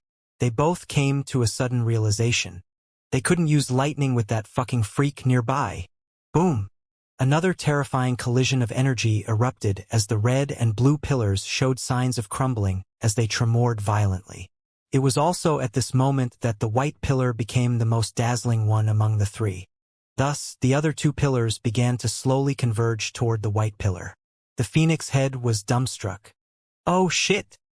The Dragon Head wailed with grief. No! The 3 pillars of light fused together, and the white pillar of light absorbed the other 2 before flowing into the human head. Things were developing in a direction that the Phoenix Head and Dragon Head would rather die than see happen. Their body was about to be controlled by a stupid cunt. The pillars of light disappeared. The Dragon Head and Phoenix Head closed their eyes with indignation etched on their faces. A rainbow halo appeared above the human head before rotating steadily. And Lin felt like that halo was extremely familiar somehow. He soon came to a sudden realization. Didn't that demonic baby have the exact same fucking halo? A fearsome aura erupted from the Holy Trinity Fiend Celestial's body, while storms of vital energy swept outward throughout heaven and earth. It's me controlling this body this time. This is the first time ever. I'm so excited. The human head waved all 6 arms in the air as part of a joyful jig. The human head celebrated for a long while before finally focusing on the task at hand. Oh, right. I still have to avenge myself by eating all of you. It turned to Lin and the others with a sinister smile as one of its eyes turned blue while the other turned crimson. It then turned to look at a certain spot in the air. Let's get rid of the most annoying one here first. Bai Ling's body was forced to appear by a burst of spatial vibrations. Her expression shifted as she made a series of seals with her hands to try and conceal herself again. However, the Holy Trinity Fiend Celestial had appeared right before her in the blink of an eye as it slashed a devastating sword projection toward her. So fast. Bai Ling's heart jolted in shock as she unleashed her exquisite movement techniques to evade the sword projection. Even though she wasn't at the Dao integration stage yet, she was already at the return to void final stage, and she was extremely proficient at calculations. As such, she was able to make extremely accurate calculations in the blink of an eye to predict the trajectory of the sword projection, thereby allowing her to evade just in time. Su Wenjun and Long Kuei charged toward her with the intention of providing support. However, the Holy Trinity Fiend Celestial's crimson arms suddenly waved through the air as countless flames materialized into a torrential downpour of flaming swords that descended upon the 2 of them. The pair of arms covered in dragon scales also extended toward Bai Ling as countless white mist flying dragons and divine water flying dragons hurtled toward Bai Ling, placing her under immense pressure. She was soon forced onto the back foot, and Lin hurriedly turned to the side. What the hell are you just standing there for? Use your teamwork. This is just a monster with the brain of a stupid cunt. What's there to be scared of? Where is your honor as a return to void stage mighty figure? Buy some time for me while I prepare a super powerful sealing technique. I can't be disrupted during this process. If I die, you would lose all chances of survival as well. His words finally spurred Fei Ying and Duan Hunzi into action. No one wanted to die. If there was a chance for survival, then they would obviously fight to grab it. After issuing instructions to Fei Ying and Duan Hunzi, and Lin immediately began making hand seals and uttering a string of gibberish mantra. The might of Lin's previous sword strike was still clear in their memories, so they were immediately convinced that Lin really was capable of unleashing a super powerful sealing technique. Fei Ying gritted her teeth as a determined expression appeared on her face. Fuck it.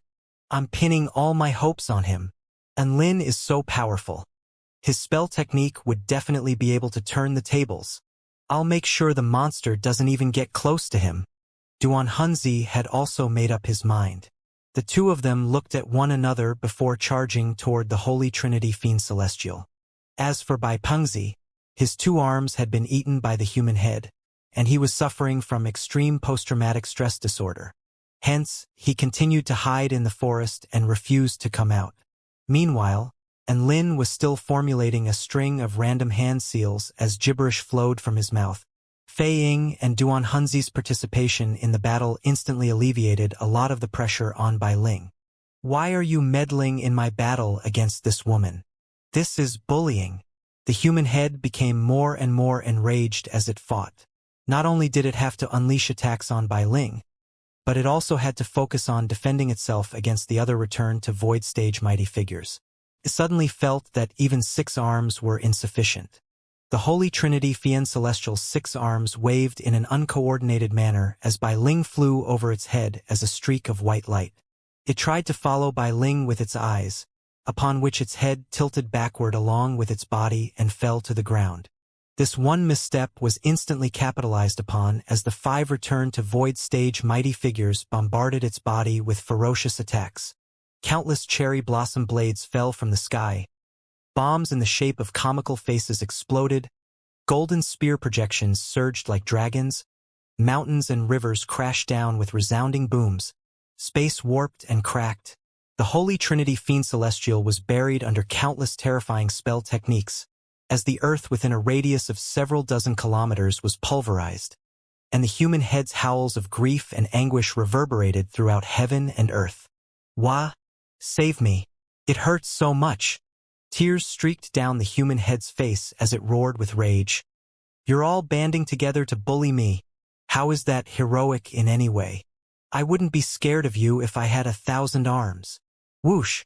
At the height of its rage and aggravation, the rainbow halo on its head suddenly glowed with boundless light, overwhelming all the colors within this world, and everyone was almost knocked senseless by the powerful glare. When everyone came to their senses, they were dumbstruck by the sight of the Holy Trinity Fiend Celestial, which had stood up again. A dense bunch of arms had appeared behind the Holy Trinity Fiend Celestial, as if it were a peacock canopy that fanned out in a semicircle, and each arm controlled a divine ability within its palm. There were transitioning divine abilities of the 5 elements. There were sword divine abilities that could pulverize space. There were bloody divine abilities of violence and slaughter. There were eerie spiritual divine abilities.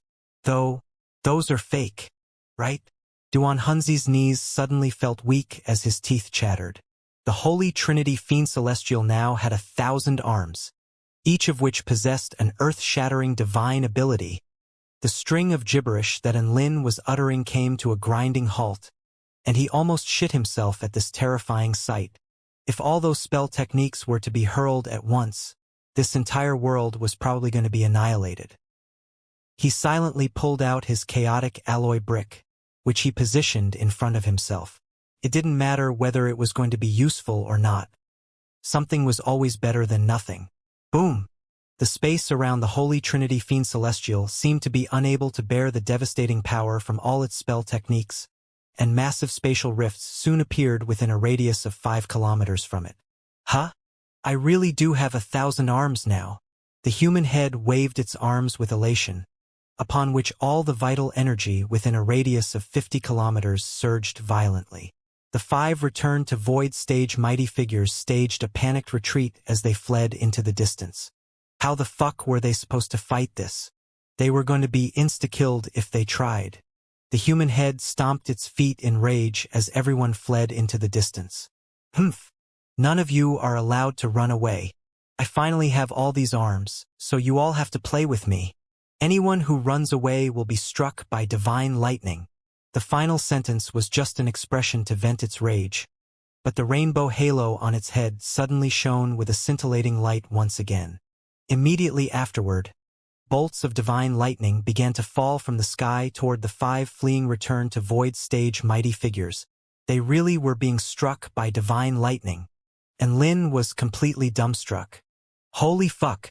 Is that halo Aladdin's lamp? Does it just grant any wish? The 5 return to void stage mighty figures were also dumbstruck as they faltered in their retreat to defend themselves against the divine lightning. However, right when they stopped fleeing, the lightning in the sky suddenly disappeared. All the return to void stage mighty figures. Bai Ling analyzed with a grave expression. This is the first time that the human head has acted as the brain while it was in a combination with the other 2 souls of the Holy Trinity Fiend Celestial. The pillar of white light it had manifested was extremely pure and mysterious, indicating creation and infinite possibilities. As such, the pillar of white light must have given it an ability to make all its words come true. And Lin's heart jolted in shock upon hearing this. This was a power akin to the power of laws. There were not even any Dao integration stage super mighty figures with this ability, but this stupid cunt had it. Could it really be that the more stupid a person was, the more stable their Dao heart would be, and by extension, the more profound their abilities would become? So the more stupid a person was, the more terrifying they would become?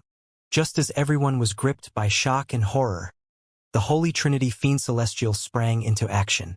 Hee. Let me see how powerful 10 of my arms are. It waved 10 of its arms through the air as it spoke, upon which 10 devastating spell techniques hurtled toward Su Wenjun and the others. Boom, boom, boom.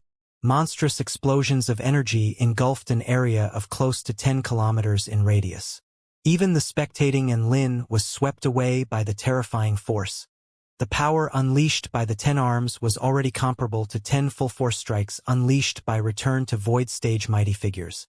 Bai Ling, Su Wenjun, Long Kuei, Fei Ying, and Duan Hunzi defended with all their might and finally managed to survive the cataclysmic attack. But their expressions were extremely grim. This was only the power of 10 arms. If it was this difficult just to defend themselves against 10 arms, then what would it look like if all 1,000 arms attacked at once? They would probably be wiped off the face of this world. At the border of the Golden Barrier, there were 4 figures hiding away in fear of being discovered by the Holy Trinity Fiend Celestial. Gasp! Is that stupid cunt using hacks? 1,000 arms. If it unleashes all of them at once, we're probably screwed no matter how far we run, Lu Qianhuan said with concern. Then should we prepare some defensive spell techniques in advance? Su Qianyun suggested in a voice as quiet as a startled kitten's voice. Donggua stood at the forefront of the group with grace and poise. Don't worry, Princess Yunlu. With me here, you're not going to come to any harm. Hee. A rare expression of arrogance and haughtiness appeared on Su Qianyun's face. That sounds very familiar. Donggua's lips twitched, and an awkward expression appeared on his face. Don't worry. Donggua is Big Brother An's underling now. If he doesn't do his job and protect you too, Big Brother and will destroy him. Dabai chimed in. Donggua clasped a hand to his chest upon hearing this. Such violent verbal abuse completely deterred him from saying anything else. He could only stand silently at the forefront of the party while cursing Dabai for his vicious tongue. The 4 of them peered into the distance just as the Holy Trinity Fiend Celestial was preparing to unleash another strike. The human head looked at the 5 returned to void stage mighty figures about 10 kilometers away, and it chuckled gleefully. Not bad. You managed to survive my 10-arm attack. Let me show you what 10 times that looks like. Upon hearing this, Bai Ling, Su Wenjun, and the others all unleashed their defensive spell techniques with grim expressions. They had no choice as they couldn't run due to the restrictions of the divine lightning. As such, they could only stay and defend themselves against the dense bunch of spell techniques that made their flesh crawl. This is the power of 100 arms. I don't know if we can survive this. Su Wenjun sighed with a bitter smile. Isn't Lin's sealing technique still not ready? Celestial Maiden Fei Ying turned toward Lin, only to discover that he was hiding behind a black brick while shivering uncontrollably. Celestial Maiden Fei Ying's features turned ashy gray. Wasn't he supposed to be preparing a sealing technique while everyone else stalled for time? What the fuck was he doing hiding behind a brick? When Duan Hunzi and Su Wenjun also discovered Lin's situation, their faces turned even paler than before. It's all right. Let's survive this attack first. Maybe there will be a twist. Long Kuei was still full of battle intent as she pumped everyone up. No one had any choice but to prepare their spell techniques in the hope of defending themselves against 10 times what they had just faced. The Holy Trinity Fian Celestial's arms began to move as the human head roared with excitement. I'll show you what 10 times the power looks like. 1,000-arm attack. All 1,000 of its arms moved at once, and 1,000 earth-shattering divine abilities began to accumulate energy as the sky threatened to collapse overhead. The attack had yet to be unleashed, but the space around them was already beginning to crumble. Bai Ling, Su Wenjun, Long Kuei, Fei Ying, and Duan Hunzi were dumbstruck. Did I hear that wrong? Shouldn't it be a 100-arm attack? Fei Ying's eyes widened in shock. It just said 10 times a 10-arm attack, so 100 arms should be correct, Su Wenjun muttered. Unfortunately, it's a retard. Bai Ling struck the nail on the head. Everyone. So this stupid cunt is going to unleash a 1,000-arm attack now? Duan Hunzi's breathing accelerated, and it looked as if he was going to throw up a mouthful of blood. 10 times 10 equals 1,000? As expected of the human head. We're all screwed. Even Long Kuei, who had been offering words of encouragement to everyone, was beginning to feel the onset of crushing despair. And Lin, who was hiding behind the black brick, immediately staged a frantic retreat. The human head was about to unleash all its power at once. The 100-arm attack had all of a sudden transformed into a 1,000-arm attack. The Holy Trinity Fian Celestial's actions had everyone shitting themselves. 1,000 return to void stage spell techniques converged, and just the light radiating from them was enough to light up this entire mystic realm. If the attack really did fall, everyone felt like they would have front-row seats to the latest showing of Armageddon. However, right at this moment, change struck again. A series of blood gashes suddenly appeared on the Holy Trinity Fian Celestial's body. PFFF, cough, cough, cough. The dragon head threw up a large mouthful of blood before opening its eyes, seemingly with great difficulty, upon which it was greeted by the sight of the 1,000 techniques being prepared all at once by the human head. The dragon head immediately let loose a torrent of abuse upon regaining consciousness. You stupid motherfucker. Go kill yourself if you want to die. Don't take me with you. Stop. The phoenix head also threw up a large mouthful of blood before opening a pair of listless eyes. I feel like my entire body has been depleted. It then saw the 1,000 spell techniques the human head was preparing. Phoenix head. Are you fucking insane? Stop this right now. Otherwise, we're all going to die here before you even get a chance to unleash these spell techniques. The phoenix head roared with rage and panic. I'm only giving you 3 seconds to stop what you're doing. The two big brothers had spoken, so the human head had no choice but to oblige. All the spell techniques from the 1,000 arms began to vanish. In addition, all of the 1,000 arms also began to crumble. The Holy Trinity Fian Celestial's legs gave out from under it, and it triple face-planted into the ground. Boom! A massive crater was smashed open into the ground. The human head sobbed in anguish. Why can't I muster up any strength? The dragon head roared with rage, as its flesh crawled from lingering fear. Stupid cunt! If we had woken up any later than we did, the consequences would be far more severe than just a temporary loss of power. All 3 of us would have died here.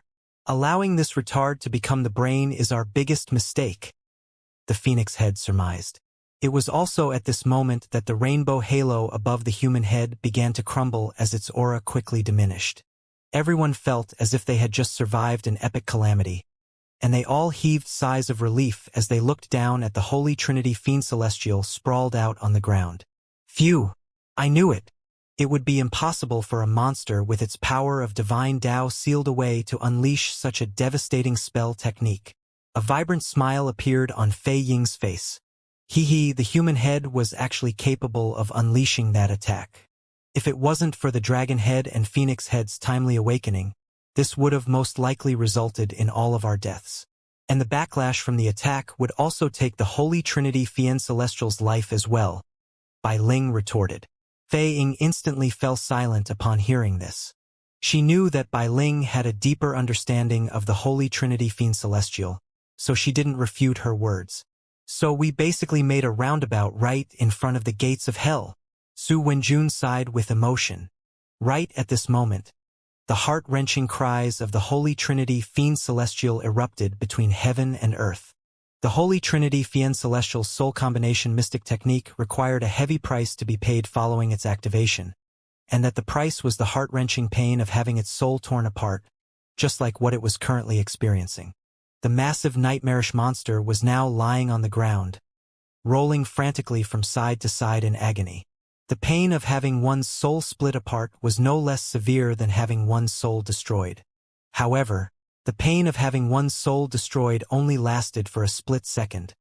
But the pain of having one's soul split apart was much more persistent. Wah! It hurts so much. I can't take it anymore. Kill me.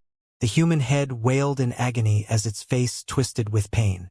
It grabbed onto its massive swords and plunged them toward its own chest in an attempt to commit suicide. The two massive swords were immediately caught by a pair of dragon hands and a pair of phoenix hands respectively. The dragon head roared, "Stupid cunt! Don't take us with you if you want to die." With a thunderous killing intent, the phoenix head glowered down at the human head. "I will give you 1 second to repent for your mistakes. Alright, time's up. Your repentance was ineffective, so you can die now." Boom, boom, boom. For mighty fists crashed down repeatedly upon the human head, all of which were like a series of destructive bombs. The resulting shockwaves swept up gale-force winds within a radius of 50 kilometers from it. Su Wenjun and the others stared with incredulity at the scenes unfolding before their eyes. From their perspective, it looked like the Holy Trinity Fiend Celestial was flailing around 4 of its fists, which it was aiming at its own head. From the ferocity at which the blows landed, it appeared that it was intent on killing itself. Is it committing suicide? Su Chenyun stared with incredulity at the scenes unfolding before her eyes. Such a bizarre spectacle made her feel like her horizons had been broadened significantly. Lu Qinhuan muttered to herself, "Who killed me? And who did I kill?" Her brows then furrowed. "It was me that killed me?" Dabai extended a paw to cooperate with Lu Qianhuan's performance. "Correct. You may proceed." Soon, the human head was half dead from being bashed. Its face was bruised and battered while drool flowed from the corner of its lips as if it had gone completely senile. "Phew! I feel much better now," the dragon head said. "I feel the same way." The phoenix head chimed in with a nod. The two heads had endured so much aggravation and had almost died, so they had a lot of pent-up aggression. Now that they had managed to vent this frustration, they both felt as if a huge weight had been lifted from their chest. And Lin's face convulsed upon seeing this. This was the first time he had seen anyone beat the crap out of themselves before lying down with a satisfied smile. Thus, the Holy Trinity Fiend Celestial continued to roll around in agony. The pain of having their soul torn apart was still in effect, and tears welled up in the dragon head's eyes. There were even tears of blood flowing from the phoenix head's eyes, but neither of them was stupid enough to commit suicide. "I feel like we're letting this retard off the hook by beating it unconscious. Look at how peacefully it's sleeping. Then look at how much agony we're in. It's not fair." The dragon head howled with grief. "We need to share this pain. Let's bash it until it's awake." A cold light flashed through the phoenix head's eyes. Thus, for fists the size of small mountains crashed down upon the human head yet again. Boom, boom, boom. Everyone stared at the bizarre scene of the Holy Trinity Fiend Celestial rolling around in agony while inflicting self-harm, and a twisted sense of pleasure welled up in their hearts. Let's attack this monster together and take advantage of its debilitated state. Long Kuei wielded her spear as her battle intent surged. No one heeded her call. Fei Ying rolled her eyes at Long Kuei. The monster was clearly at the height of its rage, so it would be an extremely bad idea to mess with it now. There was a chance that its debilitation could be taken advantage of, but as soon as it recovered, all those attacking it would undoubtedly suffer a ferocious counterattack. Bai Ling didn't say anything. All she did was look up into the sky from time to time, but no one knew what she was looking at. Enlin, Mr. Enlin, how is your sealing spell technique coming along? A gentle, seductive voice asked. Enlin had already put away his chaotic alloy brick and had resumed his combination of random hand seals combined with gibberish incantations. He shot a glance at Celestial Maiden Fei Ying, who had transmitted her voice to him, but he didn't say anything. Instead, he continued to utter a string of gibberish, as if to say, "Don't interrupt me when I'm preparing my sealing technique." Celestial Maiden Fei Ying was greatly reassured upon seeing this. However, Enlin's heart was racing. He had tried to contact Black Spirit Snake, only to find that he was completely unable to detect her presence. It had been so long since the first seal had been unleashed, and everyone had been to the brink of death and back several times. But there were still no further instructions from Black Spirit Snake. Even Enlin was starting to panic a little. However, he couldn't do anything aside from wait. All he could do was to occasionally spout some nonsense incantations and make a few hand seals that were incomprehensible even to himself to placate everyone. "We can't keep waiting. We have to grab this opportunity." Long Kuei's golden spear trembled incessantly as her aura soared. Dazzling golden light revolved around the tip of her spear. However, right at this moment, a delicate hand appeared on Long Kuei's shoulder. Long Kuei's expression faltered slightly before turning to look at the woman beside her. Bai Ling consoled her with a gentle smile. "Don't be so tense. Let's wait for a bit first." "What are we waiting for?" Enlin's sealing technique. Long Kuei's brows furrowed. She knew that Enlin was capable of miraculous things, but his actions earlier had planted seeds of doubt within her heart. "Wait for the sealing technique. It's about to descend soon, so let's not do anything that might interrupt the process," Bai Ling said with a gentle voice, and her words seemed to be imbued with some sort of special, soothing property. Long Kuei silently withdrew her aura. Bai Ling gave her a sense of reliability. She was like a beautiful and powerful yet gentle and kind big sister. The Holy Trinity Fiend Celestial rolled around on the ground for a while before getting to its feet with great difficulty. Enlin could see that the monster's legs were still trembling when it got up, indicating just how much pain it had endured. "Phew! We finally pulled through. I thought I would fucking die from the pain," the dragon head said as its teeth chattered. "The pain would be worth it if we had achieved something. But take a look at this stupid cunt. It had attained incredible power but was unable to kill or even injure a single one of our enemies. We probably look like a joke in their eyes," the phoenix head said. Its voice grew colder and colder as it spoke, and the trembling of its hands indicated that its rage had reached a boiling point. However, the dragon head turned its eyes upon Enlin at this moment. "That stupid cunt may be useless, but in essence, everything is all because of that man." The dragon head's teeth ground together in hatred and rage as it recalled Enlin's terrifying sealing technique and control over lightning. The phoenix head also turned its eyes upon Enlin. "I have to admit that that man is very powerful. It is exactly because of this that he must die." The two heads both turned to Enlin with killing intents raging in their eyes. The Holy Trinity Fiend Celestial sprang into action as it spread its bony wings before flying toward Enlin like a bolt of lightning. Ding ding ding. The Realm Creation Evil Vanquishing Sword's second technique, Heaven and Earth Seal, is ready. You can flex when you're ready. Black Spirit Snake seemed to be in a good mood as she transmitted her voice to Enlin. A light smile appeared on Enlin's face, and there was not even a single hint of fear in his eyes as he looked at the oncoming Holy Trinity Fiend Celestial.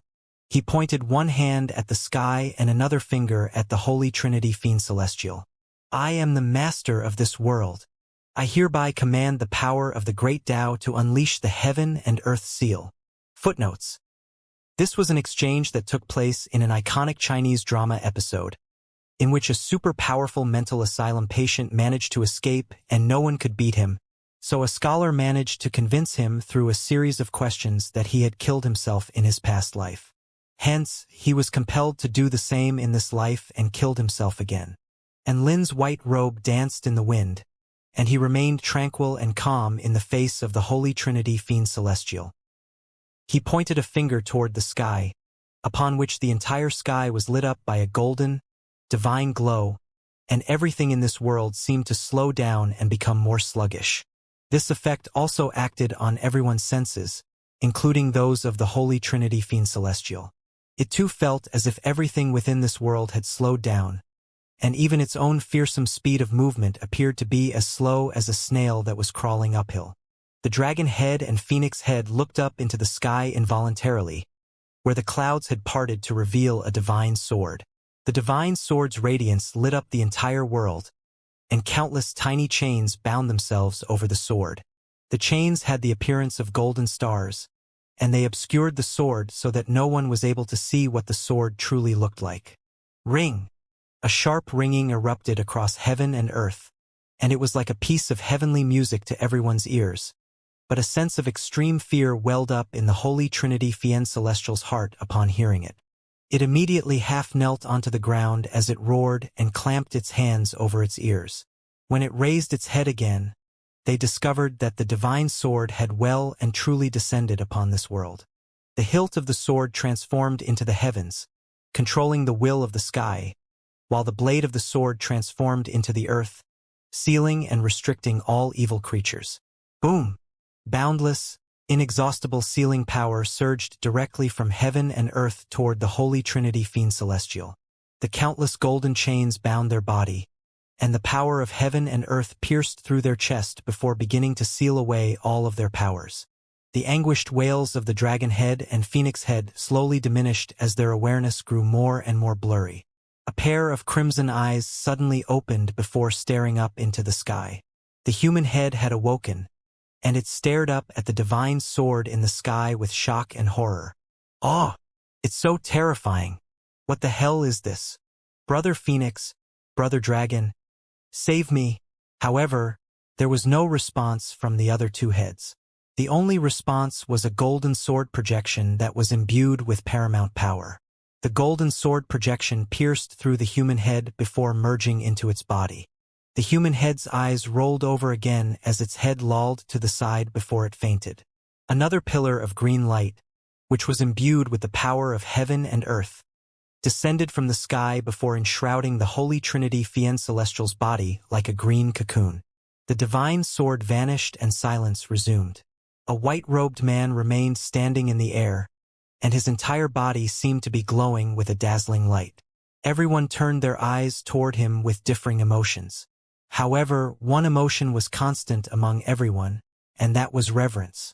Such a technique should only belong in the heavens.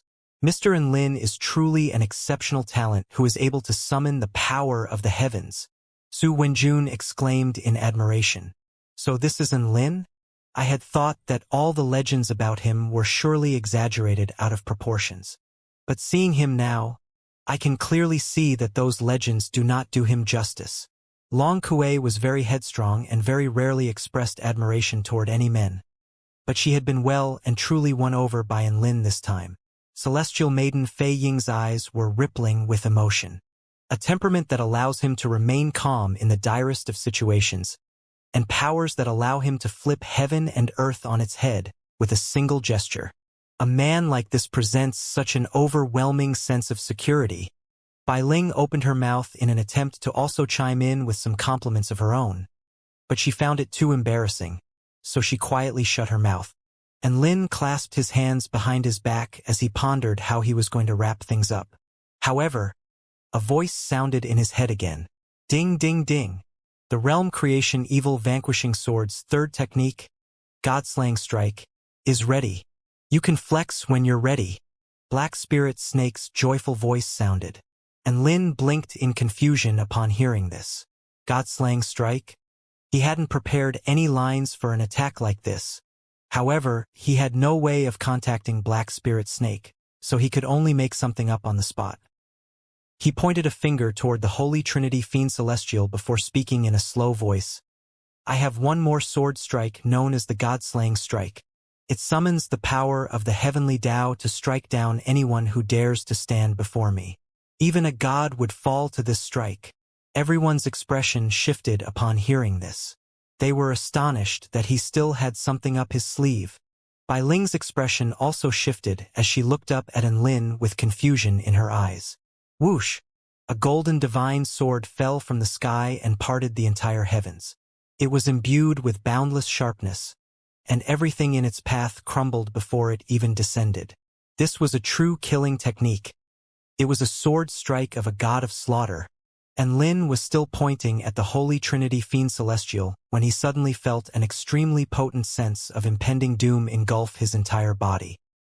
He immediately knew that something was amiss, and he looked up at the sky just in time to see a golden bolt of lightning pierce through the sky at an extreme speed before tearing through his divine body and puncturing his chest.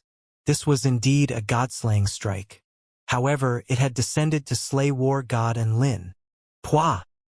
Lin felt as if all his internal organs had been pulverized by this sword strike, and the divine sword forced his body to crash onto the ground below, where it left a massive crater before dissipating into specks of golden light.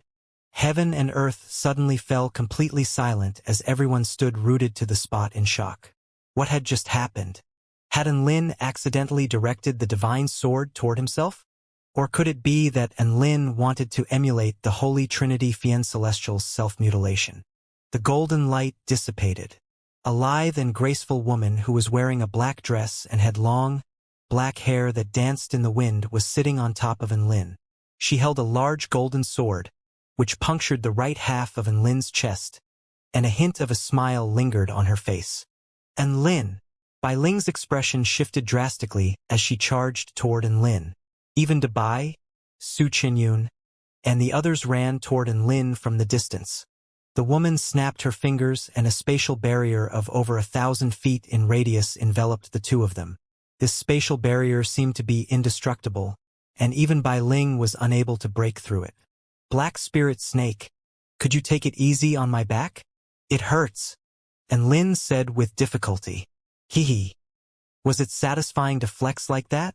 Black Spirit Snake chuckled lightly as her serpentine lower body wound tightly around Lin's arms and waist, creating an inescapable bind. That's right. The woman who had suddenly stabbed Lin was none other than Black Spirit Snake, who had allowed him to flex earlier. Never would Lin have thought that his flexing would screw himself over in the end. Please forgive me, Black Spirit Snake, even though he didn't even know what he had done wrong. Tears still welled up in Lin's eyes as he implored with a sincere expression.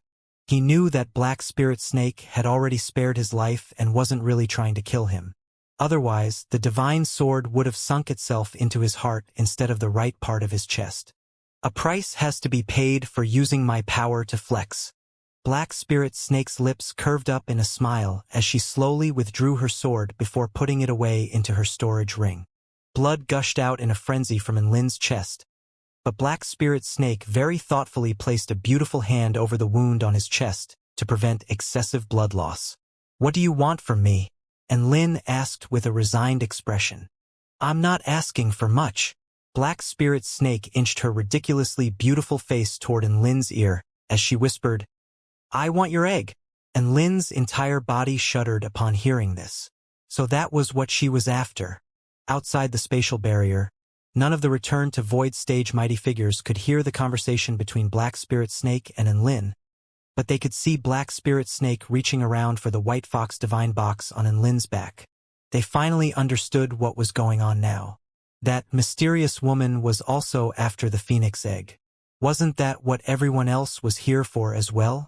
How dare she skip the queue and reach for the egg ahead of everyone else? That bitch! That's my egg! I have dreams of drawing the smile of the death god on that egg. Duan Hunzi clutched his face with despair in his eyes. Celestial Maiden Fei enclasped a hand over her chest. My heart is bleeding. Crack. Black Spirit Snake opened the White Fox Divine Box, and the Phoenix Egg appeared before her eyes. The Phoenix Egg glowed with an extremely alluring golden light. Black Spirit Snake stared at the egg. It was as if she was in a trance.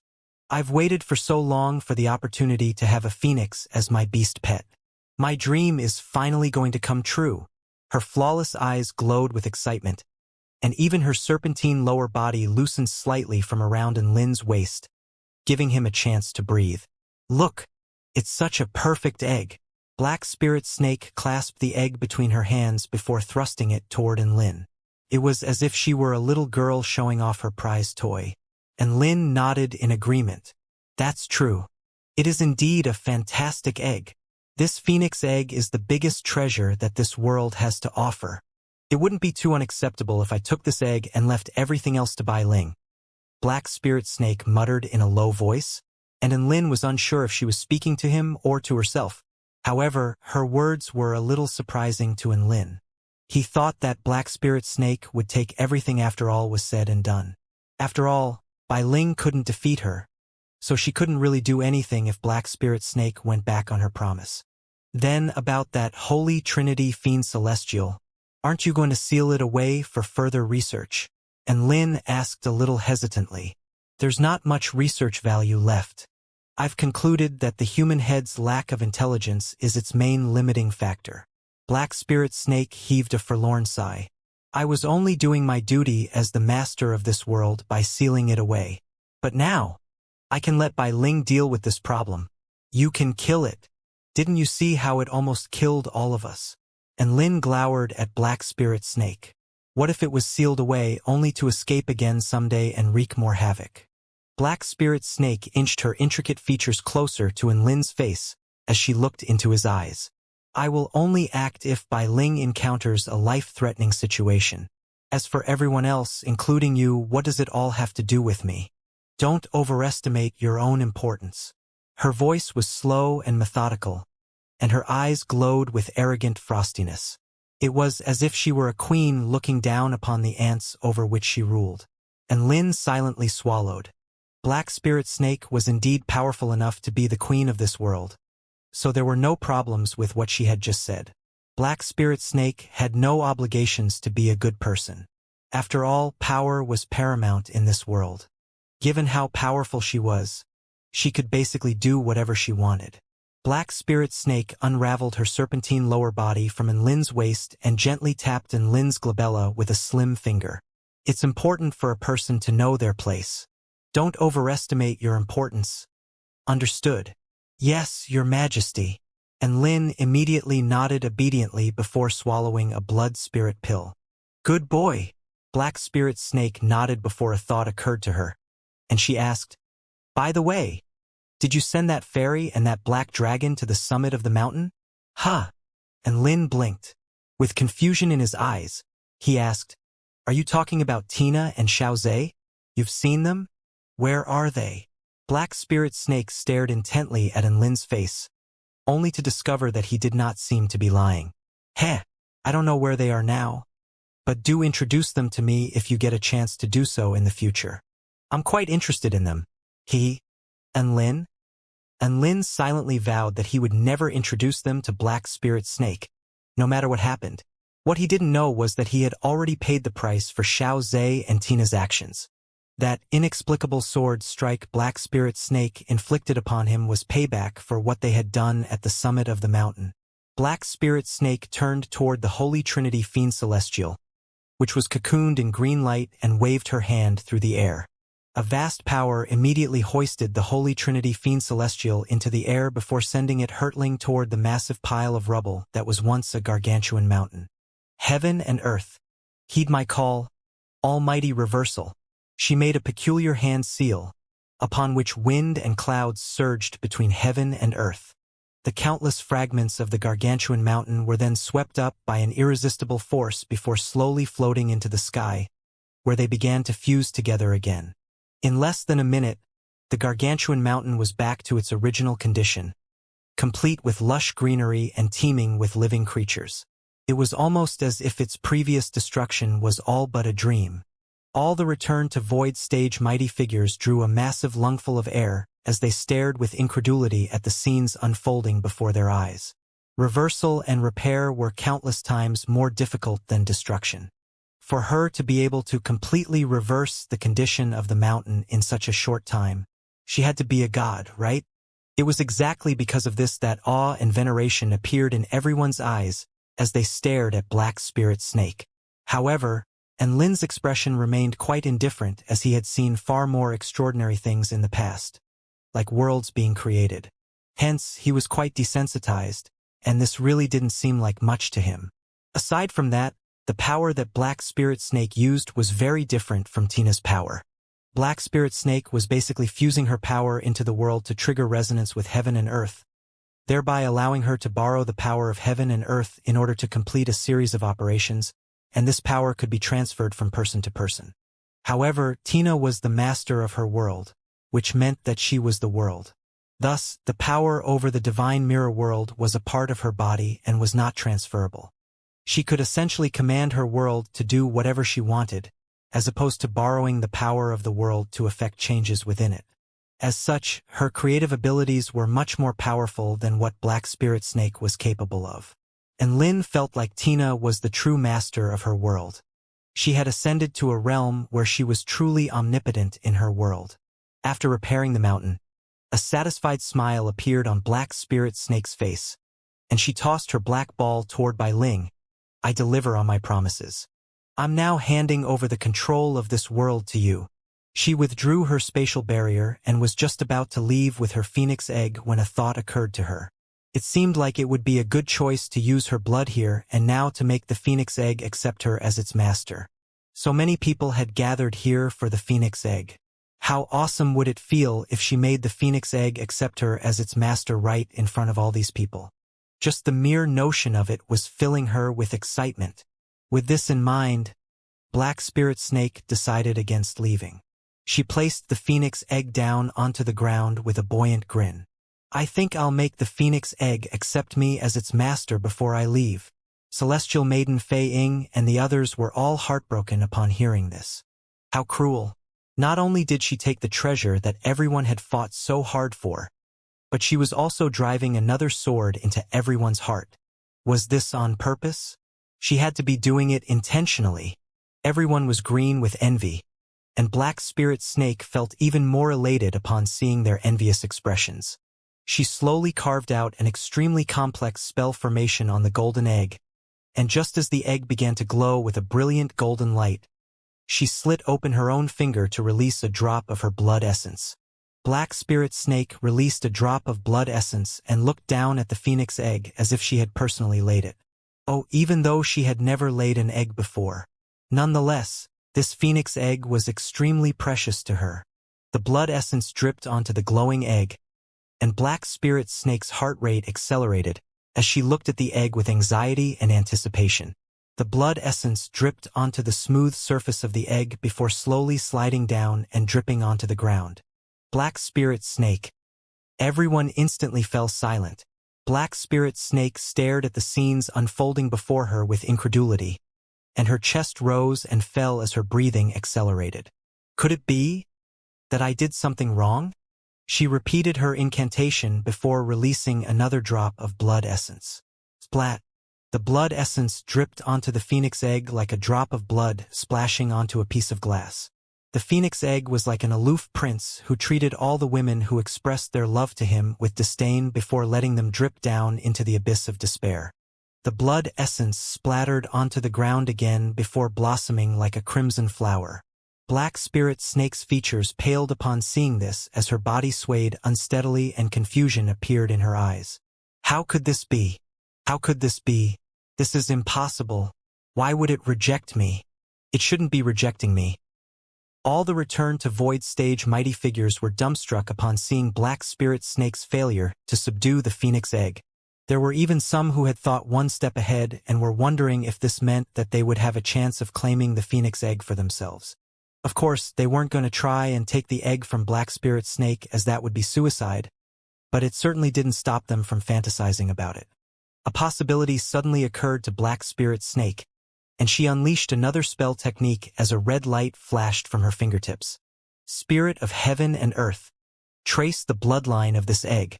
This was a spell technique to determine if some other bloodline was connected to the phoenix egg. In other words, it could determine whether the egg had already accepted a master. Black Spirit Snake placed a slim finger onto the phoenix egg. Whoosh! The phoenix egg trembled for a short while before a golden line appeared from it. The golden line circled through the air before slowly flying toward Enlin, where it finally attached itself to Enlin's chest. Everyone fell silent again. This was the type of silence in which even a pin drop could be heard. Black Spirit Snake opened her mouth as she looked at Enlin, but she felt as if there were some sort of obstruction in her chest, rendering her unable to speak. She should have thought about this possibility a long time ago. Enlin and Bai Ling had been together for so long, and during that time, Bai Ling definitely would have encouraged Enlin to take the egg for himself. She just didn't think that Enlin would actually dare to take the egg. Everyone was dumbstruck again when they saw the golden line connecting the egg to Enlin's chest. None of them had expected Enlin to have made a move on the egg already. How badass! Hee. Enlin, I underestimated you. Black Spirit Snake's shoulders trembled as her hands balled into fists. It was quite clear that her rage was at a boiling point. She had spent a lot of time and energy in this world, all for this phoenix egg. However, not only had she given away her control over this world to another person, even the phoenix egg had fallen into someone else's hands. Her efforts were all in vain, and she had nothing left. How could she not be enraged? Calm down, Black Spirit Snake. I'll give the egg to you. And Lin immediately waved his hands in panic. Black Spirit Snake chuckled coldly. You want to placate me with words? Once a bloodline connection has been forged, not even Her Majesty Nuwa would be able to forcefully sever it and force the egg to accept another master. Your word will only make me more resentful toward you. And Lin? Was that the case? I'm sorry, I didn't know. And Lin had thought that Her Majesty Nuwa was close to omnipotent in this world and would be able to sever the connection. He wasn't expecting the connection to be so powerful. Black Spirit Snake's eyes were like a pair of eternal glaciers as she looked at Enlin. However, there is a way. What is it? Enlin raised his head with curiosity. Black Spirit Snake replied slowly, I can kill you. Enlin, if I kill you, your bloodline and presence will disappear, upon which your connection with the egg would be severed, thereby allowing it to accept another master. Black Spirit Snake made her way toward Enlin, and her storage ring flashed as her divine tool, Realm Creation Evil Vanquishing Sword, appeared in her hand again. The sword exuded an extremely formidable aura. Enlin took a deep breath and raised his head to look into Black Spirit Snake's eyes. He was feeling the onset of panic, but he couldn't lose in a battle of wills. What were his chances of survival if a Dao integration stage true god tried to kill him? Under normal circumstances, a Dao integration stage super mighty figure would probably be able to kill a soul formation stage cultivator with a single glance. However, Enlin was quite a powerful soul formation stage cultivator, so he might require a punch instead. In any case, Enlin was well and truly screwed if Black Spirit Snake didn't change her mind. Don't do it, Black Spirit Snake. A white light flashed past, and Bai Ling positioned herself in front of Enlin to face off against Black Spirit Snake. Tears welled up in Black Spirit Snake's eyes in a rare display of vulnerability. I have nothing left. You've taken everything from me. Don't you think you've gone too far? And Lin was shocked that Black Spirit Snake would display such a weak side of herself to everyone. What the hell was she plotting now? I can let Enlin live, but you have to relinquish control of this mystic realm to me. Black Spirit Snake negotiated with a pout. Bai Ling paused momentarily. She then refused firmly. No! Black Spirit Snake. Enlin. Did she have to reply with such determination? She was giving up Enlin's life with her refusal. Did she not have a conscience? Was this it? Enlin's heart felt as if it had been plunged into ice. Bai Ling shot a glance at Black Spirit Snake before continuing. Furthermore, you have far from nothing left. The Xianxia continent, the Yuming continent, the Huiling continent, aren't those all yours? And those are only the ones that I know of. There are even more that I do not know about. So don't try to evoke my sympathy. Gasp! And Lin was shocked to hear this. Did she own this many worlds? Most importantly, she was the master of the Xianxia continent? Wasn't that the continent he had explored when he visited the Shouyang tomb? Who would have thought that Black Spirit Snake was the master of that world? And Lin made a mental note not to mess with her ever again. After being exposed by Bai Ling, the vulnerability on Black Spirit Snake's face disappeared, and it was replaced by a killing intent as she turned toward Lin again. And Lin, I'm not an unreasonable snake, so I won't kill you for the phoenix egg, but that doesn't mean I'm not pissed off. I'm going to take it upon myself to teach you a lesson every time I encounter you. Gasp! Everyone drew a sharp intake of breath upon hearing this, and Lin's knees were trembling from her blatant threat. She would teach him a lesson every time she encountered him? Holy shit! Lu Qinhuan clicked her tongue in wonder. It looks like Lin is not going to be able to live the safe and happy life he desires. Black Spirit Snake stared deeply into Lin's eyes as goosebumps popped up all over Lin's body. She then harumphed coldly and transformed into a streak of black light as she flew toward the central region of this world. Upon seeing this, Lin collapsed to the ground while panting heavily. He felt as if he had just escaped certain death. The killing intent of a Dao integration stage super mighty figure was not something to be scoffed at. Is she gone now? Lin asked while fear lingered in his heart. Bai Ling nodded with a smile. She has. Congratulations. Lin. Yet another beauty has made a spot for you in her heart. Bai Ling was clearly taking pleasure in Lin's misfortune, and he didn't want to say anything as he silently put away his phoenix egg. It's all over. Lin heaved a long sigh of relief. He had almost lost his life several times for this phoenix egg. No, it's not over yet. Bai Ling shook her head before turning to the return to void stage mighty figures in the distance. Su Wenjun and Long Kue remained indifferent, but Celestial Maiden Fei Ying and Duan Hunzi were shitting themselves. Celestial Maiden Fei Ying descended lightly by Lin's side like an obedient little kitten. She bowed to Lin in a respectful gesture before offering words of apology. Mr.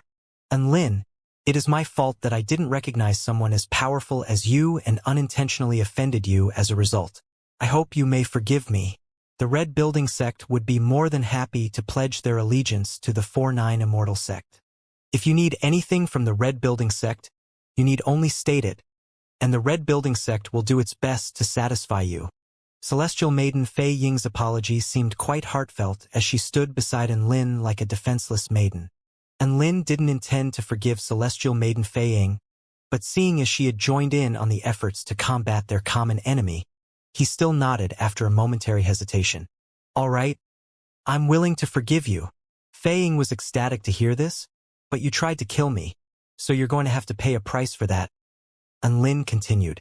A light blush appeared on Celestial Maiden Fei Ying's face as she twisted her frail yet voluptuous body. What price? If you ask for too much, I'd rather kill myself than oblige. Lin chuckled with a sinister expression. Hand over your storage ring. Celestial Maiden Fei Ying was taken aback upon hearing this. Ha! I'm robbing you. Lin snapped. Celestial Maiden Fei Ying. She had witnessed Lin's strength, and she knew that the new master of this world, Bai Ling, as well as the Greenwood Imperial family mighty figures, Su Wenjun and Long Kue, were also on Lin's side.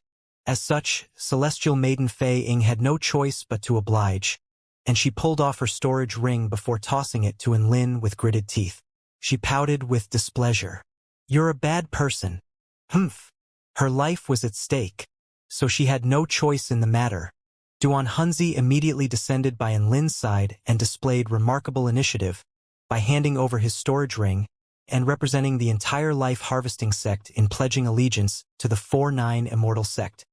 Lin replied that he didn't want to form an allegiance with an evil sect and that he was going to find some time in the future to destroy Duan Hunzi's entire sect. Duan Hunzi almost shit himself upon hearing this, but thankfully, Lin decided to spare his life after taking his storage ring. Lin gleefully refined the 2 storage rings and put them away before coming to a sudden realization. Huh? I think we're missing someone. Bai Ling closed her eyes and used her power over this world to run a quick scan. There he is. She grabbed onto Lin's hand, and they instantly teleported together to a forest. A man with no arms was given a massive fright by the sudden arrival of Bai Ling and Lin. Don't kill me. You want my storage ring, right? I'll give it to you. I'll give you everything. He was like a pitiable angel with severed wings as he tossed his storage ring toward Lin. Lin was puzzled. Was he really that terrifying? In any case, the battle here finally drew to a conclusion. Su Wenjun and Long Kuei were extremely thankful that they became allies with Lin prior to the commencement of this battle. Otherwise, they could kiss their storage rings goodbye as well. Lin obtained the storage rings of 3 return to Void Stage mighty figures and was quite elated as a result. Sure enough, robbery was still the fastest way to earn money. He then came to a sudden realization. It appeared that most of his wealth in the past had also come from robbery. Giant and Lin. Master! At this moment, 2 voices sounded in the distance. A joyful expression appeared on Lin's face upon seeing who it was. Little Na, little Xiao. I'm so glad you're okay. Xiao Zhe had already reverted to his young boy form, and his body was riddled with wounds. Tina sat on Xiao Zhe's shoulder. Both of their auras were extremely feeble. It felt as if they had both been afflicted by debilitating diseases. Lin felt like he should withdraw his last sentence as an expression of shock appeared on his face. Holy fuck! Who did this to you? That's a long story. Let's talk about it another time. Xiao Zhe seemed to have recalled something extremely terrifying as his body began to tremble involuntarily. Giant and Lin, we were unable to help you as we were kept out by a golden barrier. Thank God you're okay. Tina's emerald eyes were exhausted, but she still did her best to remain conscious. She flew slowly toward Lin as her tiny arms latched onto Lin's neck and her head crashed into his Adam's apple with a thump. Gasp! Lin's Adam's apple throbbed with pain. Stars danced before Tina's eyes, and she finally fell into Lin's hands, where she fell into a deep sleep.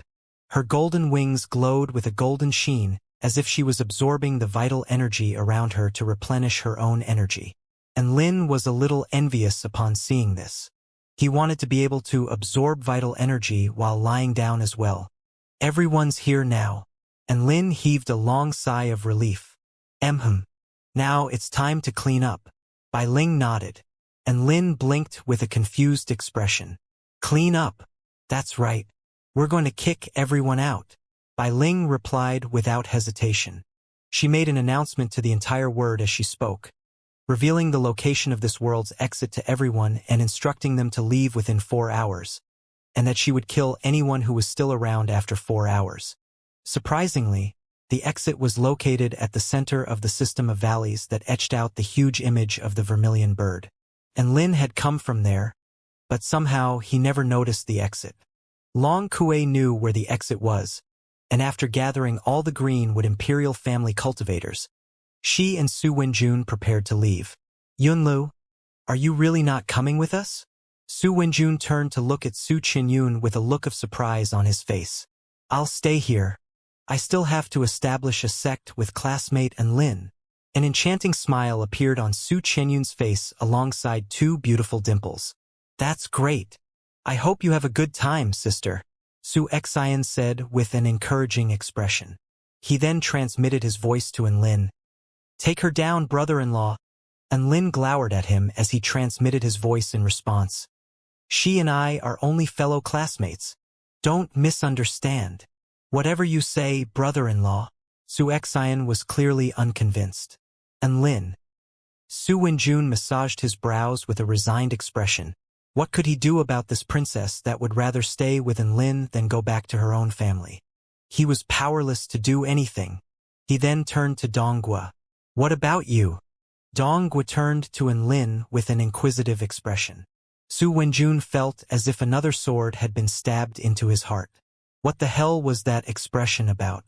Was Dongguo the divine general of the Greenwood imperial family, or the divine general of the 4-9 immortal sect? Had he switched allegiances this quickly? Go away. I don't need you. And Lin waved his hands with a disdainful expression. Dongguo, about the 500,000 spirit stones you borrowed from me to repair the mechanical puppet. Dongguo hinted in a hesitant voice. Oh, we'll talk about that another day. I don't have any money at the moment. And Lin dismissed him with a grin. Dongguo was very depressed, and he aimed a resentful glance at Enlin's storage ring. He had just stolen the storage rings of 3 returned to Void Stage mighty figures, so how could he not have money? Thus, Su Wenjun, Long Kue, and Dongguo led the rest of the Greenwood Imperial family cultivators out of this world. As for Celestial Maiden Fei Ying, Duan Hunzi, and Bai Pengzi, they flew even more quickly toward the exit. They were afraid that Bai Ling and Enlin might change their minds. All the other cultivators spread all over this world also left in quick succession. Bai Ling pulled out a black ball and a white ball before scanning this entire world. A smile then appeared on her face as she said, "All right, now that we've gotten rid of everyone else, I'm going to be distributing some benefits." Benefits? Everyone's eyes lit up upon hearing this. Big Sister Bai, what made you decide to do something like this? And Lin wanted to appear more reserved, but the scorching light in his eyes betrayed his true emotions. Su Qinyun was a little embarrassed as she didn't know Bai Ling all that well. Well, I didn't do anything, so I don't think it's appropriate for me to take anything from you. Lu Qinhuan tugged on Su Qinyun's sleeve. Only a fool would turn down an opportunity like this. A light smile appeared on Bai Ling's face as she offered an explanation. It was all thanks to you guys complicating the situation that I had the chance to take control over this world. So you deserve some benefits as thanks from myself. Her eyes surreptitiously skimmed past Xiao Zhe and Tina as she spoke, and a radiant and enchanting smile appeared on her face. Please don't refuse. There are a lot of treasures in this world. The black and white balls appeared in midair before rotating like a pair of stars. A black and white light also radiated from Bai Ling's eyes as her divine sense enveloped this world. Bai, I'll give this to you. She turned her hand and spatial ripples radiated outward as a blue immortal fruit appeared in her hand. This was one of the things she was capable of after taking over the control of this world. As long as there weren't any obstructive forces, she could grab anything she wanted regardless of how far away it was from her, as long as it was a part of this world. Bai Xian passed the immortal fruit to Bai. This immortal fruit is known as the Sea Pearl Immortal Fruit. It is a 5th-grade immortal fruit that can help the consumer observe their Tao and expand their sea of vital energy. Thank you, Big Sister Bai. You're so kind and lovely, woof. This immortal fruit was perfect for Bai, who was close to attaining his own domain, so he was ecstatic. Bai Ling. Bai Ling then turned to Lu Qianhuan and hesitated momentarily before summoning a jade stone, which exuded a frosty aura. This is a dark frost heart jade. It was born in the realm of extreme Yin of the Phoenix Research Institute. You can use it to enhance the power of your domain. Lu Qianhuan accepted the dark frost heart jade with a gleeful smile. Thank you, Big Sister Bai. You're the best. I'm glad you like it. Bai Ling replied with a smile of her own before closing her eyes again, as if she was continuing in her search. Huh? The fruits from 2 different immortal areas have been taken? Humph. If I had known this had happened, I would have searched all those cultivators. How dare they run away after stealing my stuff? She grumbled with displeasure before continuing her search. In actuality, one of the culprits in question was currently sleeping in Enlin's hands. The other one was a woman by the name of Long Kue, and she was long gone from this place. For a beautiful celestial maiden like you, I'll gift you an immortal spring to enhance your beauty. Bai Ling swept her hand through the air, and a vermilion bird wooden tub filled with clear immortal spring water appeared before Su Qinyun. She then explained, the temperature of this spring water can be adjusted based on vital energy output, and it contains the essence of the pure Yin of heaven and earth. It can help beautify those who bathe in it and strengthen one's true yin physique. And Lin's eyes were about to bulge out from their sockets. Su Qianyun's beauty already defied the natural order. If she was to become more beautiful, wasn't she going to break this world with her beauty? Thank you, big sister Bai Ling. Su Qianyun accepted the immortal spring with a serious expression. Please visit the Greenwood Imperial family when you have the time to do so. Big sister Bai Ling, I'll be sure to offer a present to you as well. Su Qianyun's serious expression somehow made her even more adorable, and Bai Ling couldn't help but pat her head with a doting smile. All right, I'll make sure to visit you frequently, Sister Qianyun. She then turned her eyes toward Xiao Zhe with a hint of gratitude and appreciation on her face. You're at the pinnacle of the return to void intermediate stage, so there aren't that many treasures that are suitable for you. However, there is a section of bone from a Dao integration stage true dragon in the Divine Mountain. You can take that and use it for your observation. Gasp! Everyone drew a sharp intake of breath upon hearing this.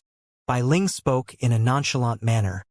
But this was a bone from a Dao integration stage true dragon.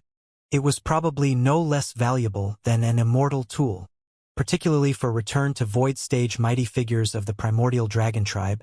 It was even more precious than an immortal tool, as they might even be able to observe the path to Dao integration from the dragon bone. That's too precious.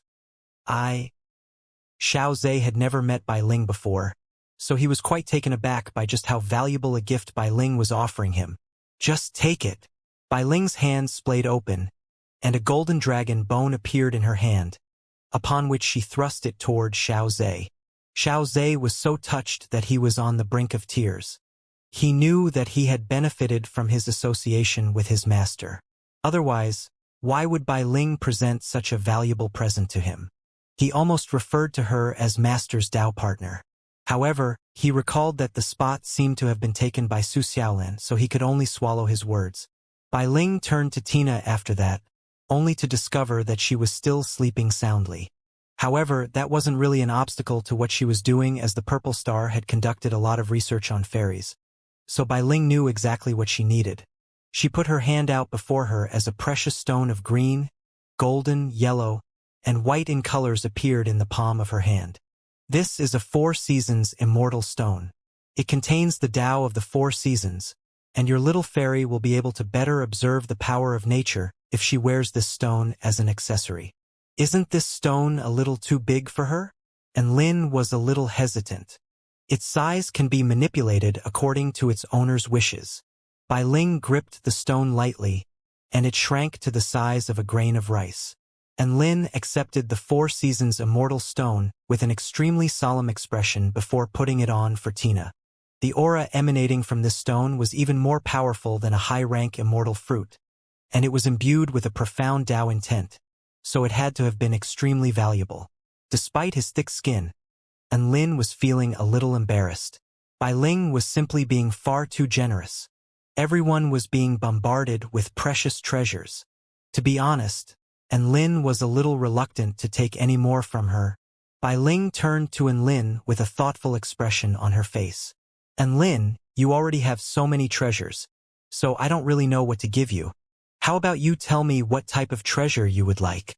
I'm a simple man, so I can get by with just some spirit stones. And Lin replied with a wide grin. Bai Ling, I don't have any. She added, this world has everything aside from spirit stones. And Lin scratched his head with an awkward expression. In all honesty, spirit stones were what he lacked the most at the moment. As for other treasures, he had treasures of all descriptions in his storage ring. Oh right, there's an item that you'll most definitely be interested in. Bai Ling's eyes lit up. What is it? And Lin blinked curiously. I have a spare fused core of 100 beasts, which is the original power core for the Gundams. Bai Ling replied with a dainty smile. I just so happen to have one lying around. My God, yes, I'll take it. And Lin sprang up with excitement.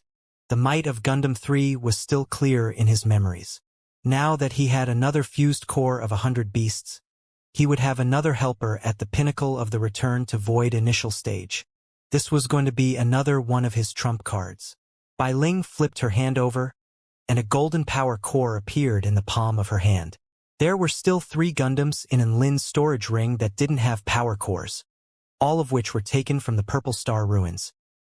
He thought to himself for a moment before pulling out one of the Gundams and refining it with a drop of blood essence.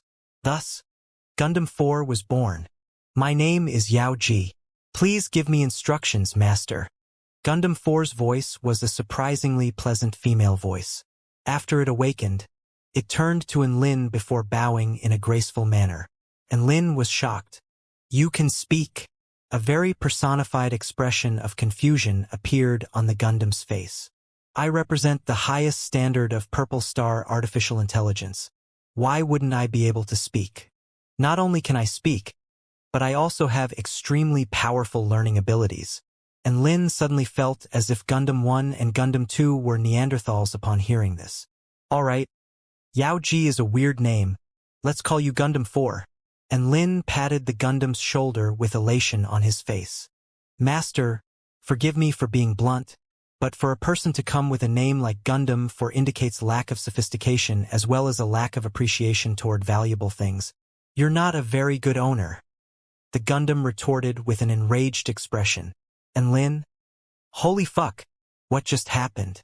This Gundam could refute its owner. And Lin was dumbstruck as the women around him chuckled with mirth. I'm your master and that's the name I'm giving to you. All you need to do is follow instructions. Understood. And Lin turned to the Gundam with a stern expression. The Gundam tilted its head in a 45-degree angle to look up into the sky as tears flowed from its eyes. My heart is as bright as the moon, but the moonlight shines upon a dark abyss. And Lin's expression darkened upon hearing this. Holy shit, this thing could even use poems to express its emotions. The Gundam joined its thumb and middle finger with the rest of its fingers extended in a traditional hand gesture before delivering a monologue in a falsetto. I am a flower blossoming in the wind, awaiting the right person to water me and care for me, only for me to be heartlessly plucked and mistreated an insensitive man. And Lin received another heavy blow upon hearing this. He repressed the urge to vomit blood before turning to look at Bai Ling. Is there something wrong with this Gundam? Is it a fucking theater graduate? Bai Ling pursed her lips as she fought to suppress her laughter.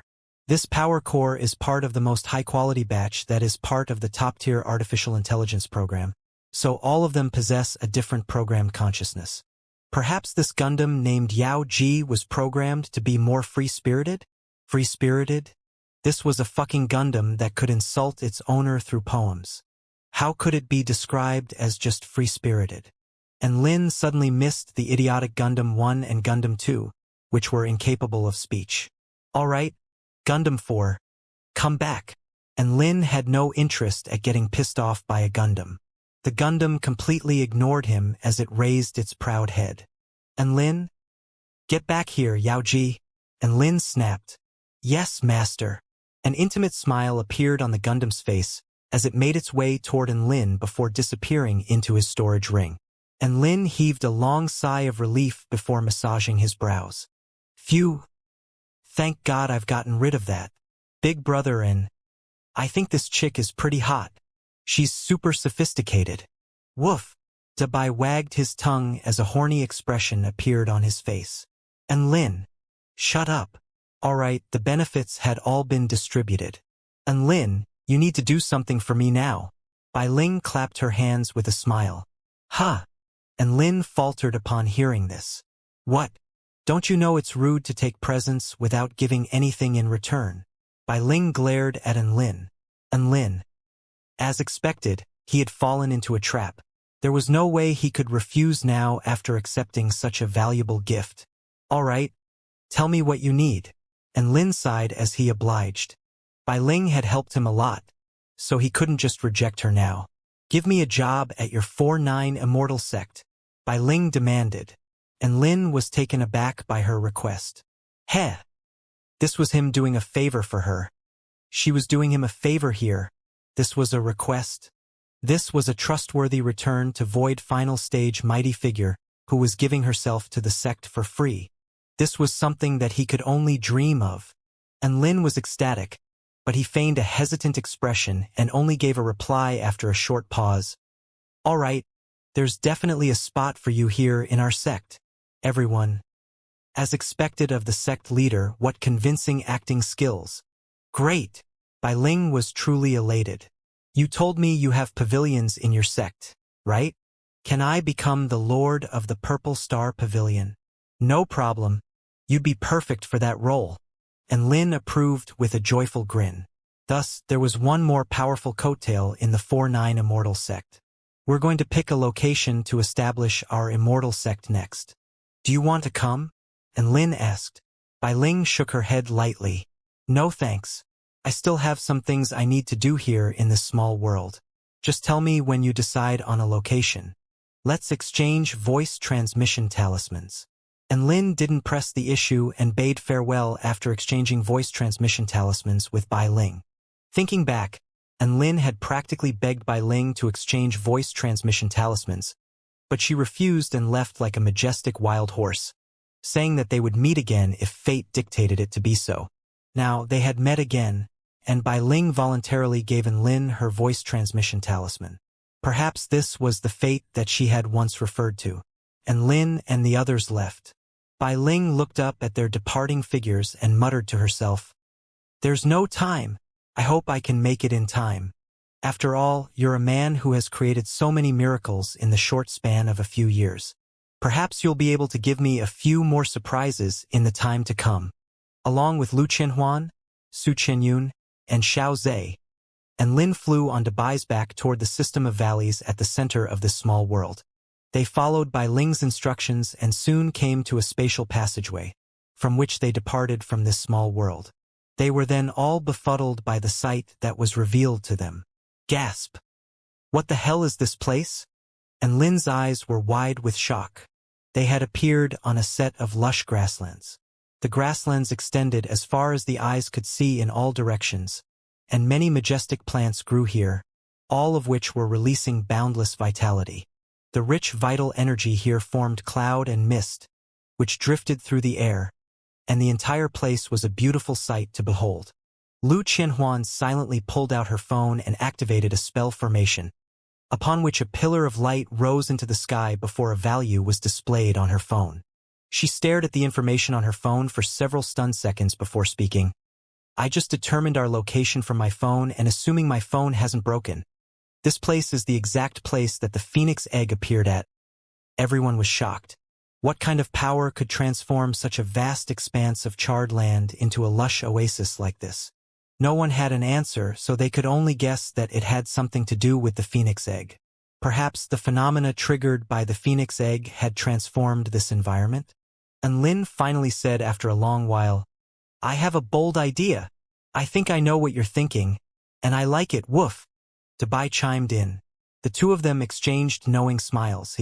Within the Phoenix Research Institute, Bai Ling farewelled everyone with a melancholy expression. However, only a short while had passed before her voice transmission talisman began to flash. Her voice transmission talisman hadn't lit up for over 10,000 years. Why was that man calling her so soon after they had left? Had something happened? She accepted the voice transmission with confusion on her face. What is it? We've chosen the location for our sect, A smug chuckle sounded from the other side of the voice transmission. Bai Ling was shocked. So soon? Where is it? Right at your doorstep. The man chuckled before adding, It's right at the exit of the small world. This is a fantastic place. Perhaps this was all preordained by fate. Bai Ling. The 4-9 Immortal sect was going to be established at the exit of this small world? Bai Ling was completely dumbstruck. You're going to establish the sect in that place where even birds refuse to defecate? Could you have picked a worse location? Haha. Who told you birds refuse to defecate here? There was even a bird egg in this place. Plus, this place really is different from what you think it is, and this is not a spur-of-the-moment decision. There has been a massive transformation. Come see for yourself if you don't believe me. This is not only an extremely scenic location, but the vital energy is also extremely rich here. This is a fantastic location to establish a sect. And Lin's elated voice sounded from the voice transmission talisman. And Lin's words were inexplicable to her. It was clearly a vast expanse of charred earth, but he was describing it as if it were heaven on earth. Bai Ling hesitated momentarily before deciding to have a look for herself. If Enlin dared to play a prank on her, she would just beat the shit out of him. She left the small world through the spatial tunnel, and she was immediately greeted by the sensation of a pleasant, light breeze. The vital energy was so rich here that it had condensed into clouds, and she immediately felt as if her whole body was brimming with energy just by standing here. This is the same place from before? Bai Ling stared blankly at the oasis before her. She had seen a lot of weird things in her life, but even so, this was completely incredible to her. Hi, Big Sister Bai. Glad to see you're here. A white-robed man waved at her with a smile from nearby.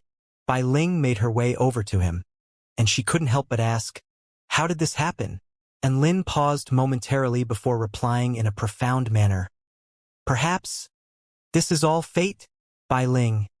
In any case, I'm establishing my 4-9 Immortal sect here.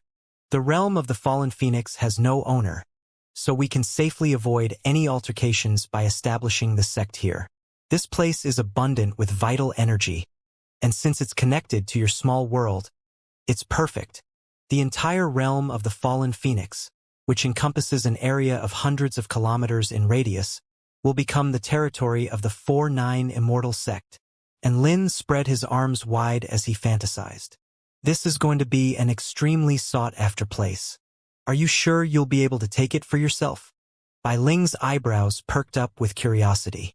"Su Qinyun can communicate with the Greenwood Imperial family," and Lin replied.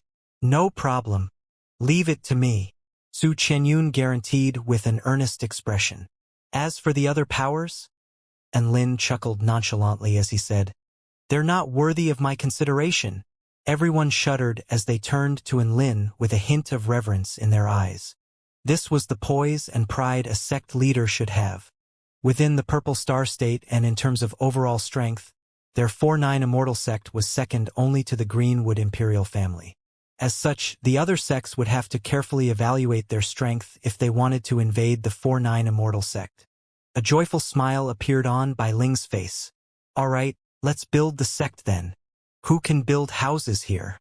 Everyone looked at each other as a deathly silence descended. "Bai Ling, then what about a blueprint? Or a rough construction plan?" The deathly silence resumed. Bai Ling's expression darkened as her eyes widened. "You guys didn't prepare anything, and you're trying to establish a sect? I was thinking that we could choose a location first, and I didn't really think about the next steps," and Lin said with an awkward expression. Bai Ling slapped her forehead, and her hair was a little disheveled as she snapped, "Holy shit! Are you all trying to build a sect from scratch with love alone? It won't all be built by love." A thought seemed to occur to Enlin as a smile appeared on his face. "I have money. There's nothing that money can't resolve. No construction plans? We'll hire someone to plan for us. No manual labor? We'll hire laborers. In conclusion, I've got enough spirit stones to carry us." Bai Ling's lips twitched upon hearing this. She suddenly felt like Enlin was a retard with nothing but money. Soon, news of a new 4-9 Immortal sect with several return to Void Stage mighty figures within its ranks began to spread throughout the Purple Star State. This was verified by the Greenwood Imperial family, the Red Building sect, the Flying Divine sect, as well as other first-rate sects within the state. Thus, the 4-9 Immortal sect suddenly became known throughout the Purple Star State, and their emergence created quite a stir even within the Kingdom of the Nine States. News of their establishment spread like wildfire as a new sect appeared on the Tai Chu continent like a scintillating, rising sun. Soon after that, more news broke out, which instantly caused a massive sensation throughout the Kingdom of the Nine States. The 4-9 Immortal sect was going to be established in the realm of the Fallen Phoenix, and an invitation had been extended to all skilled builders and designers of the Cultivation world to gather at the realm of the Fallen Phoenix in 3 days to construct the sect. Such an invitation instantly intrigued countless skilled individuals in the immortal construction industry. All manners of people arrived from far and wide to gather at the realm of the Fallen Phoenix. They were all completely shocked by this scenic realm, which looked like it had materialized from a beautiful painting. How had a few hundred kilometers of charred land transformed into a scenic immortal realm? What the hell happened here? They were all extremely envious, but they didn't dare to cross any lines. This was like a mortal going to visit the heavenly court. They would marvel at the location, but they wouldn't seriously think about conquering the whole place for themselves. Only a suicidal nutjob would dare to think like that. Many of these people were master builders from the immortal construction industry. These people were all here in response to the public invitation offered by Enlin, and they were naturally attended to as the top priority. There were also people who were here to join the new sect, to which Enlin told them to piss off. There were also many representatives from large and small sects. They had come here with the sole intention of presenting celebratory gifts in order to make a good impression on the 4-9 immortal sect. The sect hadn't even been constructed yet, but all these people were already trying to force their presence on Enlin. This was unacceptable. In response to these people, Enlin accepted all their presents before holding a seminar advising them of how it was bad to offer presents too early. He also advised them to come again on the sect's grand opening. All the representatives were dumbstruck. What the fuck? Did that mean they would have to offer another round of presents? What the fuck were these tactics? All the presents offered by the sects were stored within a storage ring to be used as miscellaneous funds for the sect. Dubai was responsible for looking after the storage ring. This year was the year of the dog, so perhaps leaving the money for Dubai to look after would result in more wealth rolling in through the doors. 3 days soon passed by, and Lin, Bai Ling, Lu Qianhuan, and the others stood in the air over the center of the realm of the fallen phoenix. Below them were 1,000 cultivators, all with differing cultivation bases. This was the construction team of the cultivation world, many of whom had vast experience in constructing immortal homes in the past. And Lin didn't think that his public job offer would be so effective. Gathering over 1,000 cultivators in 3 days was quite a feat. One had to realize that cultivators in the construction industry were in extremely short supply. In fact, there were probably less than 1,000 construction cultivators in the entire Purple Star state. And Lin cleared his throat before speaking. Welcome, everyone, and thank you for heeding my call to participate in the grand projection. That is the construction of our sect. We are going to split you up into categories first before running you all through a recruitment process. Designers, please stand here. Those with experience in creating and purchasing materials, please stand here, and builders and construction workers, please stand here. There were too many people, and there was no way Enlin could take all of them as he wouldn't even be able to afford their wages. Due to the fact that immortal construction teams were all capable of unleashing spell techniques to help them in their projects, they were extremely efficient, so a team of around 100 people was enough. All the cultivators sprang into action upon hearing this. At this moment, a crisp yet slightly arrogant voice suddenly sounded. There's no need for that. Get rid of all these people. Just myself is enough here. All the cultivators present instantly erupted as they turned with enraged expressions toward the person who had just spoken. How dare she announce that she could take this project by herself? This was no longer just a matter of stealing everyone's job. She was clearly looking down on all the construction cultivators that were gathered here. Upon hearing this, Enlin was slightly taken aback. He then turned toward the person who had just spoken. He was then greeted by the sight of an extremely domineering woman, who separated herself from the crowd by puffing her chest out and holding her head high. Not only were her words arrogant, but her chest was also extremely arrogant, the most arrogant out of any Enlin had seen in his life. She was an F-cup mighty figure. Dubai didn't say anything, but blood was flowing from his nostrils as he followed the woman with his eyes. The woman made her way toward Enlin as a smile appeared on her face, and she extended a hand toward him in a professional manner. Greetings, Mr. Enlin. My name is Li Xinyu and my Dao title is Grandmaster Construction Cultivator. Grandmaster Construction Cultivator? What an arrogant Dao title too. Enlin shook hands with the woman, upon which he unintentionally caught sight of the woman's cleavage through her red V-neck top. Gasp! Holy Mother of God! Li Xinyu's clothes were quite revealing. She wore a tight-fitting red blouse that revealed a large section of her slender waist as well as a peek into her cleavage of mass destruction. On her lower body, She wore a red miniskirt, revealing a pair of extremely alluring, long legs. If it wasn't for the fact that Enlin had reached the initial success stage in his body of the war god, he was probably going to develop a nosebleed like Dubai. Greetings, Ms. Li Xinyu. What makes you believe that you would be able to construct this entire sect by yourself? Enlin asked curiously. He always had a bit more patience with beauties like this. Because of my title as the Grandmaster Construction Cultivator. Li Xinyu stared at Enlin with incredulity, as if she was wondering why Enlin would ask such a question. Enlin was confused. However, all the cultivators behind Li Xinyu were suddenly all rooted to the spot after hearing the words, Grandmaster Construction Cultivator. A wave of heated discussion then erupted. Grandmaster Construction Cultivator. That woman is the Grandmaster Construction Cultivator. My God, how fortunate I am to be able to see such a legendary character. If she's here, then wouldn't that mean Holy Lord Tianhua is here as well? To think that the 4-9 Immortal sect would be able to invite the Grandmaster Construction Cultivator to construct their sect for them. I heard she didn't even heed the invitation of the 4 great sects. If she's here, then we should all just go. There's no way we'll get selected. I'm not leaving. I want to admire the Grandmaster Construction Cultivator for a bit longer. Me too.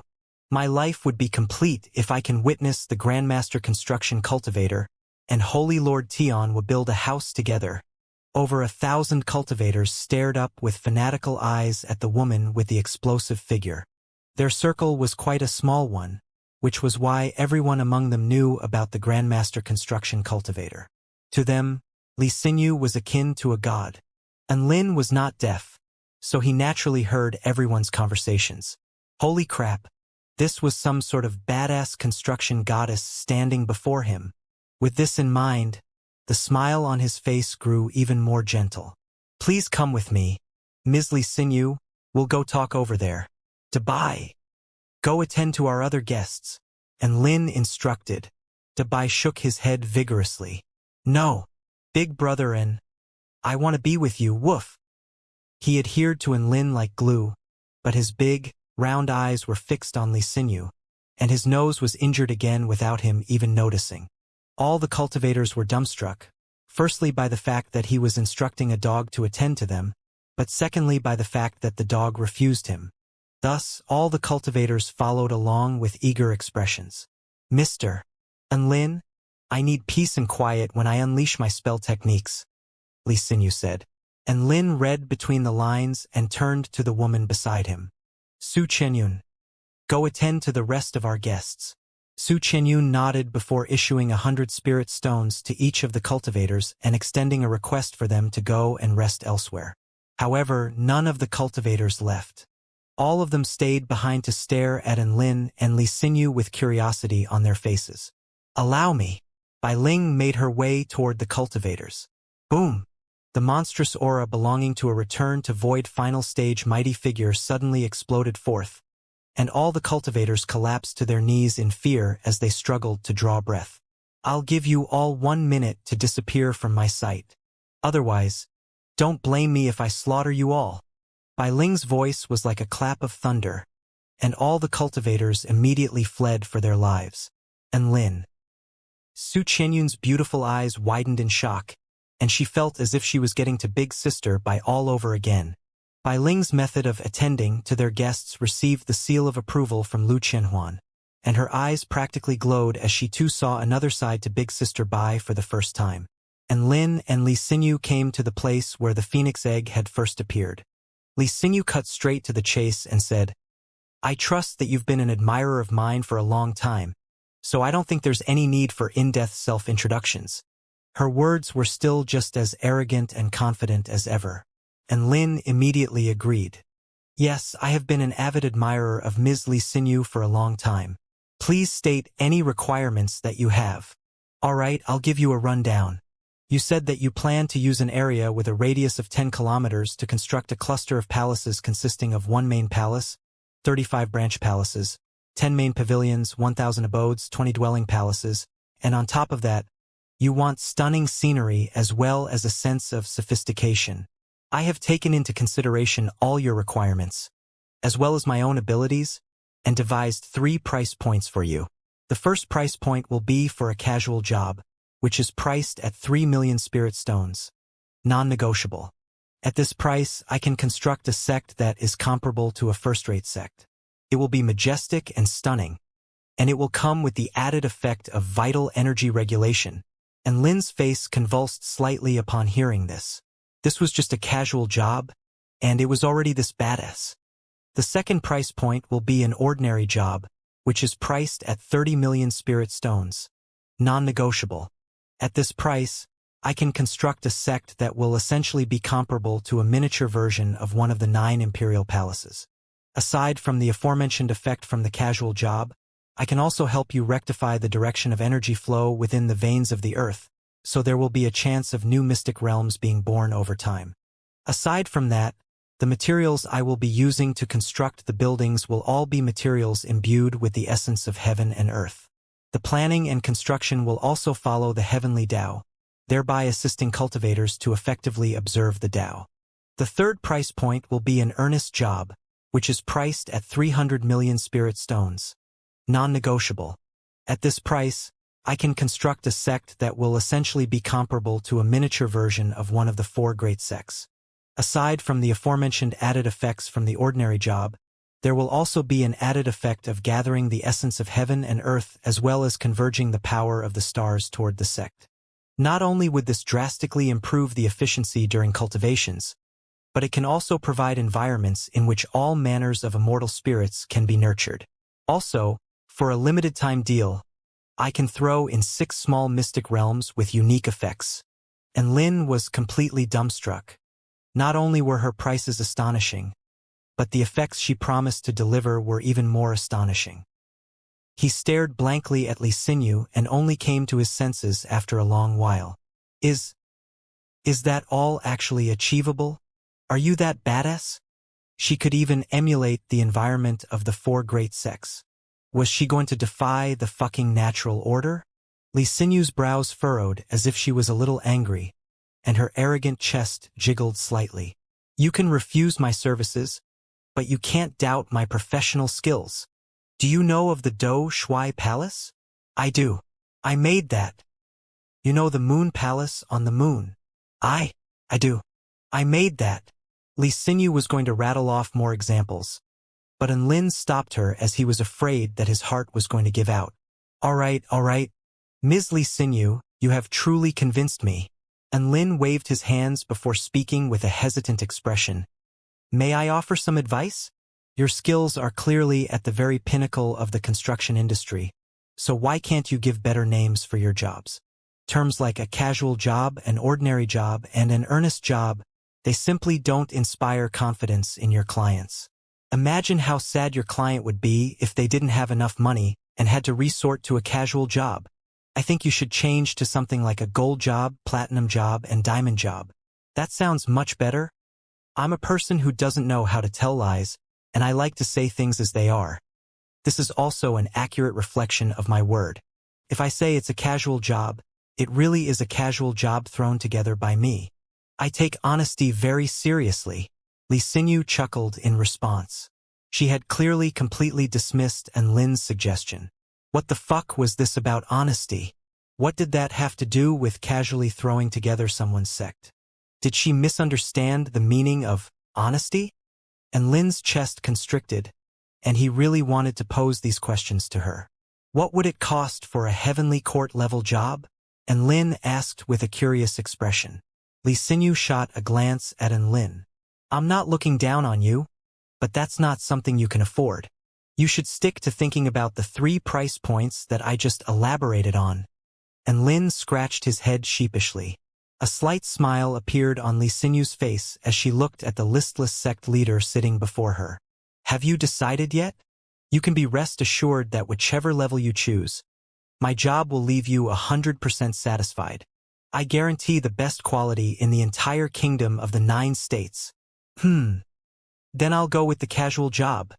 And Lin replied in a low voice. Li Xinyu. Li Xinyu thought that she had heard wrongly, and she couldn't help but ask, come again. And Lin braced himself before repeating, Please just give my sect a casual job. Li Xinyu. She forced a smile onto her face. Are you making a joke? Isn't the 4-9 Immortal sect a first-rate sect that is comparable to the 9 imperial families? You're asking for a casual job. She was already letting loose a torrent of abuse in her heart. She had said so much, and now he was going to decide on a casual job? What a fucking waste of her time and emotions. This was only a small area construction job of about 50 kilometers in radius. And Lin had even inquired about a Heavenly Court-level construction job, leading her to believe that he had quite a bit of money on his hands. Thus, she had thought that he would choose at least an ordinary job if not an earnest job. In the end, he chose a casual job, and Lin was a little apologetic as he said, "The sect is just established, so I thought it would be best to be more conservative." Li Xinyu took a deep breath and released it. She repeated this process several times.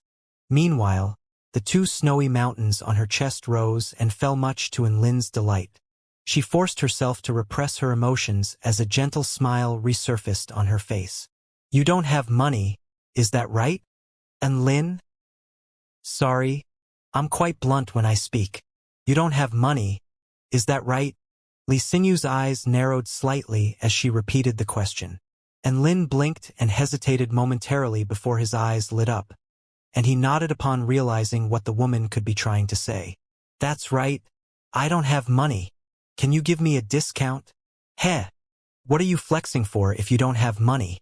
Couldn't you have just made a decision when you heard about the price of a casual job?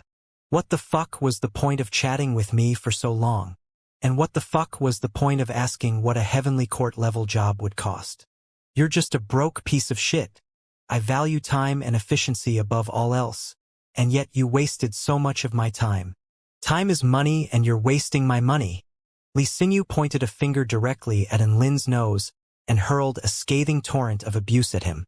Dabai was dumbstruck. This woman's words are just as explosive as her chest. Woof! Li Xinyu continued to vent her rage at Lin until she was satisfied. This was the first time Lin had been abused for being poor, and he was completely stupefied. I do have money. It's just that I don't have that much capital at the moment as I've converted them all into assets. I have a ton of treasures in my storage ring." And Lin raised his head and retorted with a serious voice. As a tycoon of the cultivating world, and Lin couldn't bear the injustice of being denounced as a peasant. "Oh, so you do have money then? All right. Why don't you tell me what level job you would like?" Li Xinyu shot a glance at Lin with a smile on her face. "And Lin, casual job." Li Xinyu took a deep breath and clenched her fists as if she was about to erupt again. However, she heaved a long sigh and massaged her eyebrows in the end. "I must be crazy for coming to offer my services to you. So be it. Give me the money, and I'll start right away." And Lin turned to Dabai. "Come, Dabai. Bring the sect funds here." He really didn't have that many spirit stones left. Thankfully, all the presents from the sects added up to barely 3 million spirit stones together. Just enough to build a new sect. It could be said that those sects that were trying to suck up to the 4-9 Immortal sect were responsible for creating a bright future for the sect. Li Xinyu took the money and patted her gargantuan F-cup chest, causing it to wobble enchantingly. "Little we've got a job." Immediately afterward, a tiny little snail crawled out before Lin and Dabai's shocked eyes from the crevice that held the dreams and aspirations of countless men. The snail was very beautiful. It had a shell like a golden jade, and its body appeared as if it had been sculpted from a fine white jade. It was a spectacular sight to behold, and just its appearance alone suggested that it was very much an extraordinary creature. It spoke in an extremely slow voice. "What are we doing?" "A casual job," Li Xinyu answered. And Lin stared blankly at the snail on Li Xinyu's chest, and he wanted nothing more than to take its place. Dabai was also green with envy, and he suddenly turned into his miniature form before putting on an adorable expression and running circles around Li Xinyu. "Big sister Li, do you want another pet? The kind that can sleep on your chest?" "Woof." And Li Xinyu completely ignored Dabai and focused her entire attention on the little snail on her chest with a gentle smile. The little snail shot a glance at Enlin and Dabai with its tiny little eyes. It was quite a tiny creature, but Enlin and Dabai sensed crushing disdain and superiority radiating from its body. The atmosphere that this little snail carried completely belied its tiny size. And Lin suddenly recalled that those construction cultivators talked about a Holy Lord Tianhua earlier when they discussed the Grandmaster Construction Cultivator. Could it be that this little snail was Holy Lord Tianhua? Sigh, please judge people more accurately next time and don't always take on these poor clients. I'm a very tired snail, and there's not much profit to be gained from jobs like this as well. The little snail grumbled in an exasperated voice. Li Xingyu's attitude did a complete 180, as she stuck her tongue out like a cheeky little girl before replying in an apologetic voice. I'm sorry. I was fooled by appearances. This sect created such a huge stir, but who would have thought that they would be an organization of beggars? I've already promised to do a job for them, so I can't go back on my word. And Lin's heart convulsed upon hearing this. Holy shit. Couldn't they cater to the feelings of others when they spoke? How could they just complain about their client like this in the open? All right, let's begin then. You set up the spatial simulation, and I'll create from thin air. The little snail jumped down from Mount Breastfirst onto the ground below. Rumble. The earth suddenly tremored violently. In the blink of an eye, the little snail had transformed into a super-huge snail over 1,000 feet tall. Gasp! So dazzling! And Lin exclaimed. The super-huge snail's shell glowed with a scintillating golden light under the sun, as if it were threatening to blind everyone. Its skin was glittering and translucent, like a massive piece of flawless white jade. A pair of massive feelers stretched into the sky, at the tips of which a pair of eyes looked down upon everyone like a mighty beast staring down at ants, evoking a sense of awe and veneration from all the onlookers below. Even the little snail carried a powerful atmosphere, and now that it was huge, the atmosphere it carried was simply overwhelming. This snail is extremely powerful. Bai Ling marveled as she looked up at the huge snail. Even I'm getting a sense of powerlessness when I look at it. The Grandmaster Construction Cultivator was a return to Void Final Stage mighty figure, which was concurrent with Bai Ling's cultivation base. However, the cultivation base of this huge snail was something undetectable even to Bai Ling, so it was very likely that this was a mythological beast. Bai Ling was flabbergasted. Even a fucking snail could reach mythological beast level? Creatures like Shenwu or things like that possessed ancient bloodline powers and extremely high intelligence from birth, so they had a decent chance of being able to become mythological beasts. However, this was a fucking snail. She had never heard of a mythological beast snail. In fact, she had never even heard of an immortal beast snail or even a soul beast snail. There was also another thing she was finding inconceivable. This was a Dao integration stage mythological beast, on par with mighty beings such as true dragons and divine phoenixes. Why was it building houses for a living? Let's begin, the huge snail said in its slow voice. All right. Li Xinyu took a deep breath before closing her eyes. After Li Xinyu closed her eyes, heaven and earth suddenly fell silent. The air stopped flowing, and all the plants around them were immobilized. Everything became a still image. And Lin was greatly startled by this, and he immediately tensed his whole body in anticipation. He then discovered that everyone else was also looking around in amazement at their surroundings. Huh? Have we entered some sort of strange domain? And Lin was perplexed as he turned toward Li Xinyu again. Li Xinyu still had her eyes tightly closed, and her expression was tranquil and calm. Think about the blueprint for your sect, and I'll combine all your wishes to construct a sect that best satisfies all your wishes. A voice belonging to Li Xinyu suddenly sounded between heaven and earth. Everyone was shocked once again. What a powerful mind-reading technique. This was the most democratic way to combine everyone's ideas, thereby creating a sect that would satisfy everyone to the largest extent possible. Ms. Li Xinyu, I have a question. We still have some core sect members who aren't here, so what can we do? And Lin asked. People like Shen Yuancheng, Su Xiaolan, and Shui Zhantian weren't here. Without their presence, how were they supposed to make a democratic decision? I don't care. Li Xinyu snapped. This is just a casual job. So stop asking me so many questions. And Lin, everyone. On Earth, if there were a construction team that proposed a casual job, their clients would probably be too scared to even live in the house built by this team. However, in the Kingdom of the Nine States, a casual job from Xinyu was something sought after by countless people. One had to realize that many sects extended heartfelt invitations for Xinyu to do a casual job for them, the vast majority of which she rejected. And Lin, Bai Ling, Xiaozhe, Lu Qianhuan, Su Qianyun, Dabai, as well as Tina, who had just been nudged awake, all closed their eyes and imagined what their ideal sect would look like. They imagined what the buildings would be like, what the scenery would be like, what everything would be like. They had seen countless miraculous grand locations, so nothing could limit their imagination. After all, among everyone gathered here, there was a high-ranking cultivator from the Purple Star civilization, there were prodigies from the four great sects, there was a princess from an imperial family, there was a mighty figure from the primordial dragon tribe. After a long while, Xinyu opened her eyes and drew a sharp intake of breath. She turned toward Lin and the others, and her voice trembled in shock and rage as she snapped.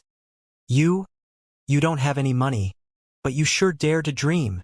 What the hell are you all envisioning? Doesn't poverty limit one's imagination? You guys only spent 3 million spirit stones, but the sect you envisioned fucking extend into outer space. Xinyu's face was flushed with rage as her breathing accelerated. She really had been enraged, and she pointed to Bai Ling first. You want a floating fortress in the sky? Do you know how much it would cost to build one of those? Ha! And you? Xinyu pointed to Dabai and snapped. You want a myriad beast palace? There's not even enough land area here to construct one of those. You too. Xinyu turned to Su Qianyun. I know you've been to the Moon Palace, but you're envisioning a palace even more perfect than the Moon Palace. Holy Mother of God. And your imaginations are too powerful. I can't meet those demands. Be more realistic. The price for constructing your sect is only 3 million, not 30 billion. Xinyu's voice had elevated to a roar as she approached the end of her rant. What a bunch of freaks. They were a bunch of peasants, but they wanted a sect more lavish that even she could dream of. Let's try again. Xinyu snapped. Everyone was a little embarrassed upon hearing Xinyu's rant. They closed their eyes and limited their imaginations in their visions. This was much more realistic. Xinyu's expression eased when she opened her eyes again. Heaven and earth suddenly returned back to normal as a light breeze blew past and the plants resumed back to waving around in the wind. Heavenly ice crystal, 3 tons. Her storage ring flashed, and a massive ice crystal exuding a biting chill appeared in the air. She then waved a hand, and the heavenly ice crystal flew toward the huge snail. The huge snail opened its mouth, and a spatial vortex appeared within, which absorbed the 3 tons of heavenly ice crystal. White jade, 10 tons. White concrete, 1,000 tons. Gold, 50 tons. Black demon metal, 200 tons. 5-colored laurizite, 300 kilograms. Red rain stone, 100 tons. Countless symbols flashed past Xinyu's eyes. It was as if she was making calculations at high speed as materials flew from her storage ring in a relentless stream toward the spatial vortex in the huge snail's mouth. Tisk! Just those materials alone seemed to be worth more than 3 million spirit stones. And Lin exclaimed in amazement. I've heard my father talk about the Grandmaster Construction Cultivator. Lu Qianhuan explained in a light voice. She and Holy Lord Tianhua are the best constructors within the entire kingdom of the 9 states.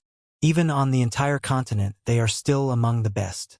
Apparently she has about a dozen small worlds from which she could directly source her materials, which is why she can offer such low prices. I've also heard that she owns 5 large-scale spirit stone mines, 3 renowned cultivation mystic realms, as well as a few dozen useful small mystic realms. In any case, she is a super landlord of the cultivation world. Gasp! And Lin was overwhelmed by her startling wealth. No wonder Xinyu was denouncing him as a peasant. She really did have the right to hurl verbal abuse at him. Before everyone knew it, the huge snail had swallowed all the materials into its stomach. Everyone turned their eyes toward the huge snail. They were very curious about how Li Xinyu and Holy Lord Tianhua were actually going to construct the sect. "I'll transmit the final blueprint to you." Li Xinyu flew in the air toward the huge snail before placing a hand on its head. A hint of blush appeared on the huge snail's translucent face. "Some of these sections are really stimulating." It muttered to itself for a moment before its huge body began to tremble violently. Li Xinyu's eyes seemed to encompass the entire world as she stomped down with a long leg. Creation from imagination. Boundless golden light burst forth from the huge snail's golden shell as spatial power engulfed the space within a radius of 50 kilometers. Transference between two worlds. Rumble. Boundless power swept everyone off their feet as they flew into the air. The huge snail then let loose a satisfied cry. "Oh, yeah." A series of buildings appeared from thin air. Countless elegant plants also sprouted from the ground below. Water vapor condensed, and a lake with the appearance of a beautiful mirror began to appear, and Lin was shocked yet again. They can instantaneously construct the entire sect at once? Rumble. The earth tremored as a mountain over 10,000 feet tall emerged from the ground. The mountain was lush and full of vitality with many clear springs, clouds of white mist, and groups of white cranes flying majestically. And Lin. All the buildings and scenery were constructed in an instant. This was how mighty figures constructed houses. All they had to do was supply it with the materials as well as a blueprint, and it could spit out all the buildings for you. Oh, not only that, but it could even spit out an entire mountain for you. The construction process was not over yet. Li Xinyu had been responsible for calculations and creating the blueprint while the huge snail was responsible for turning the materials into finished products. Within the radius of 50 kilometers, a series of intricately crafted buildings materialized, alongside scenic locations and countless living creatures, creating a spectacular scene to behold. An antiquated yet luxurious 9-story main palace stood at the very center as it glowed with a dazzling light under the sun. The moon pavilion stood beside a lake, which was named the Bright Moon Lake. One skyscraper after the other appeared over a vast set of grasslands. That was Bai Ling's Purple Star Pavilion. Aside from that, a dragon valley, a fairy forest, a myriad sword forest. One region after another began to take shape. Everyone's eyes were about to fall out of their sockets. They had been a little disgruntled by Li Xinyu's bad attitude, high prices, and her overall arrogance. However, only awe and veneration remained in their hearts now. This was only a casual job, and it was already a masterpiece, as expected of the #1 construction duo within the Kingdom of the 9 States. Those 3 million spirit stones was money extremely well spent, and Lin sighed with emotion. Everyone nodded silently, clearly very much in agreement with Lin's sentiment. They couldn't help but let their imaginations run wild. If a 3 million spirit stone job was already this magnificent, what would a 30 million spirit stone ordinary job or a 300 million spirit stone earnest job look like? And Lin, how about I donate 30 million spirit stones to the sect so that we can get an ordinary job done? Lu Qinhuan couldn't help but propose. Yes, I can also contribute. I have a bit of money saved up at the Imperial Palace. Su Qianyun also chimed in with an excited expression. She was clearly also quite eager to see what an ordinary job would be like. No, I told you that I won't be using your money. We can wait until the sect becomes more developed, then make upgrades using the sect's money. And Lin immediately refused their proposals. 30 million spirit stones was not a small amount. Even for Su Qianyun and Lu Qianhuan, who came from an imperial family and one of the 4 great sects respectively, it would be quite difficult to accumulate such a large amount of money. A short while later, the sect was complete. Less than a day had passed, but the 4-9 Immortal sect had officially been constructed. Holy Lord Tian were reverted back to its tiny snail form before flying back onto Mount Breastvest to rest as it yawned with a bored expression. Li Xinyu waved a hand toward everyone who had been swept into the sky. All done, you can come on down now. And Lin and the others immediately descended while offering a relentless stream of praise toward the woman and the snail. The little snail was clearly quite pleased to receive these compliments, and its small feelers waved with smugness. It had actually heard words of praise like this countless times in its life, but it still experienced a different sense of elation each time it received compliments like this. I'm not trying to gloat, but I, the mighty holy Lord Tianhua, am the best construction master among all the mythological beasts of this world. The little snail boasted gleefully. Everyone drew a sharp intake of breath upon hearing this. This little snail really was a mythological beast. Only beasts who had successfully reached Dao integration stage could be referred to as mythological beasts. Who would have thought that they could employ the services of a mythological beast for a paltry 3 million spirit stones? With this in mind, everyone became a little perplexed. Why had a mighty mythological beast been reduced to doing construction work for a living? It just felt really weird. Hee. Misleading sinew, Mr. Snail. Can we exchange some contact details? And Lin asked with a hint of anticipation. Li Sinew's brows furrowed upon hearing this. Why? You want us to provide after-sale services? We don't offer that. In fact, we don't offer any service after the job has been done. And Lin's lips twitched upon hearing this. These two were probably the only construction team in the world that could refuse to offer after-sale services in such a justified and convincing manner. No, it's not what you think. I just want to exchange some contact details so that I can invite you back to our sect for an upgrade when we have more money in the future. And Lin forced an amicable smile onto his face. Tisich. Li Sinew crossed her arms across her voluptuous chest. I have no interest in peasants. There are countless people who want my contact details. I'm not interested in it either. If all the female beasts who sought after my contact details were to line up, they would create a massive queue that stretched all the way from the East Sea to the West Sea. The little snail said in a haughty voice as it sat on Li Sinew's chest. And Lin's eyelids twitched as rage flared up in his heart, but he still forced himself to maintain his smile. Had the snail misunderstood? He was not interested in snails in the slightest. I feel like you both have some sort of misunderstanding about my financial condition. And Lin heaved a light sigh. His storage ring flashed, and a series of immortal tools that exuded terrifying energy fluctuations appeared before everyone's eyes.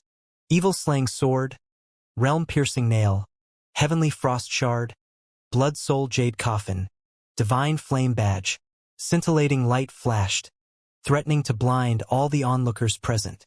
Li Sinew and the little snail finally stirred upon seeing all those treasures. And Lin's storage ring flashed again, and all the special artifacts, which consisted of the vermilion bird mirror, the regal crown, the 1000 possibility box, and the 99-fold extreme heavenly formation disc, all appeared before them. Li Sinew's eyes finally lit up as those treasures appeared.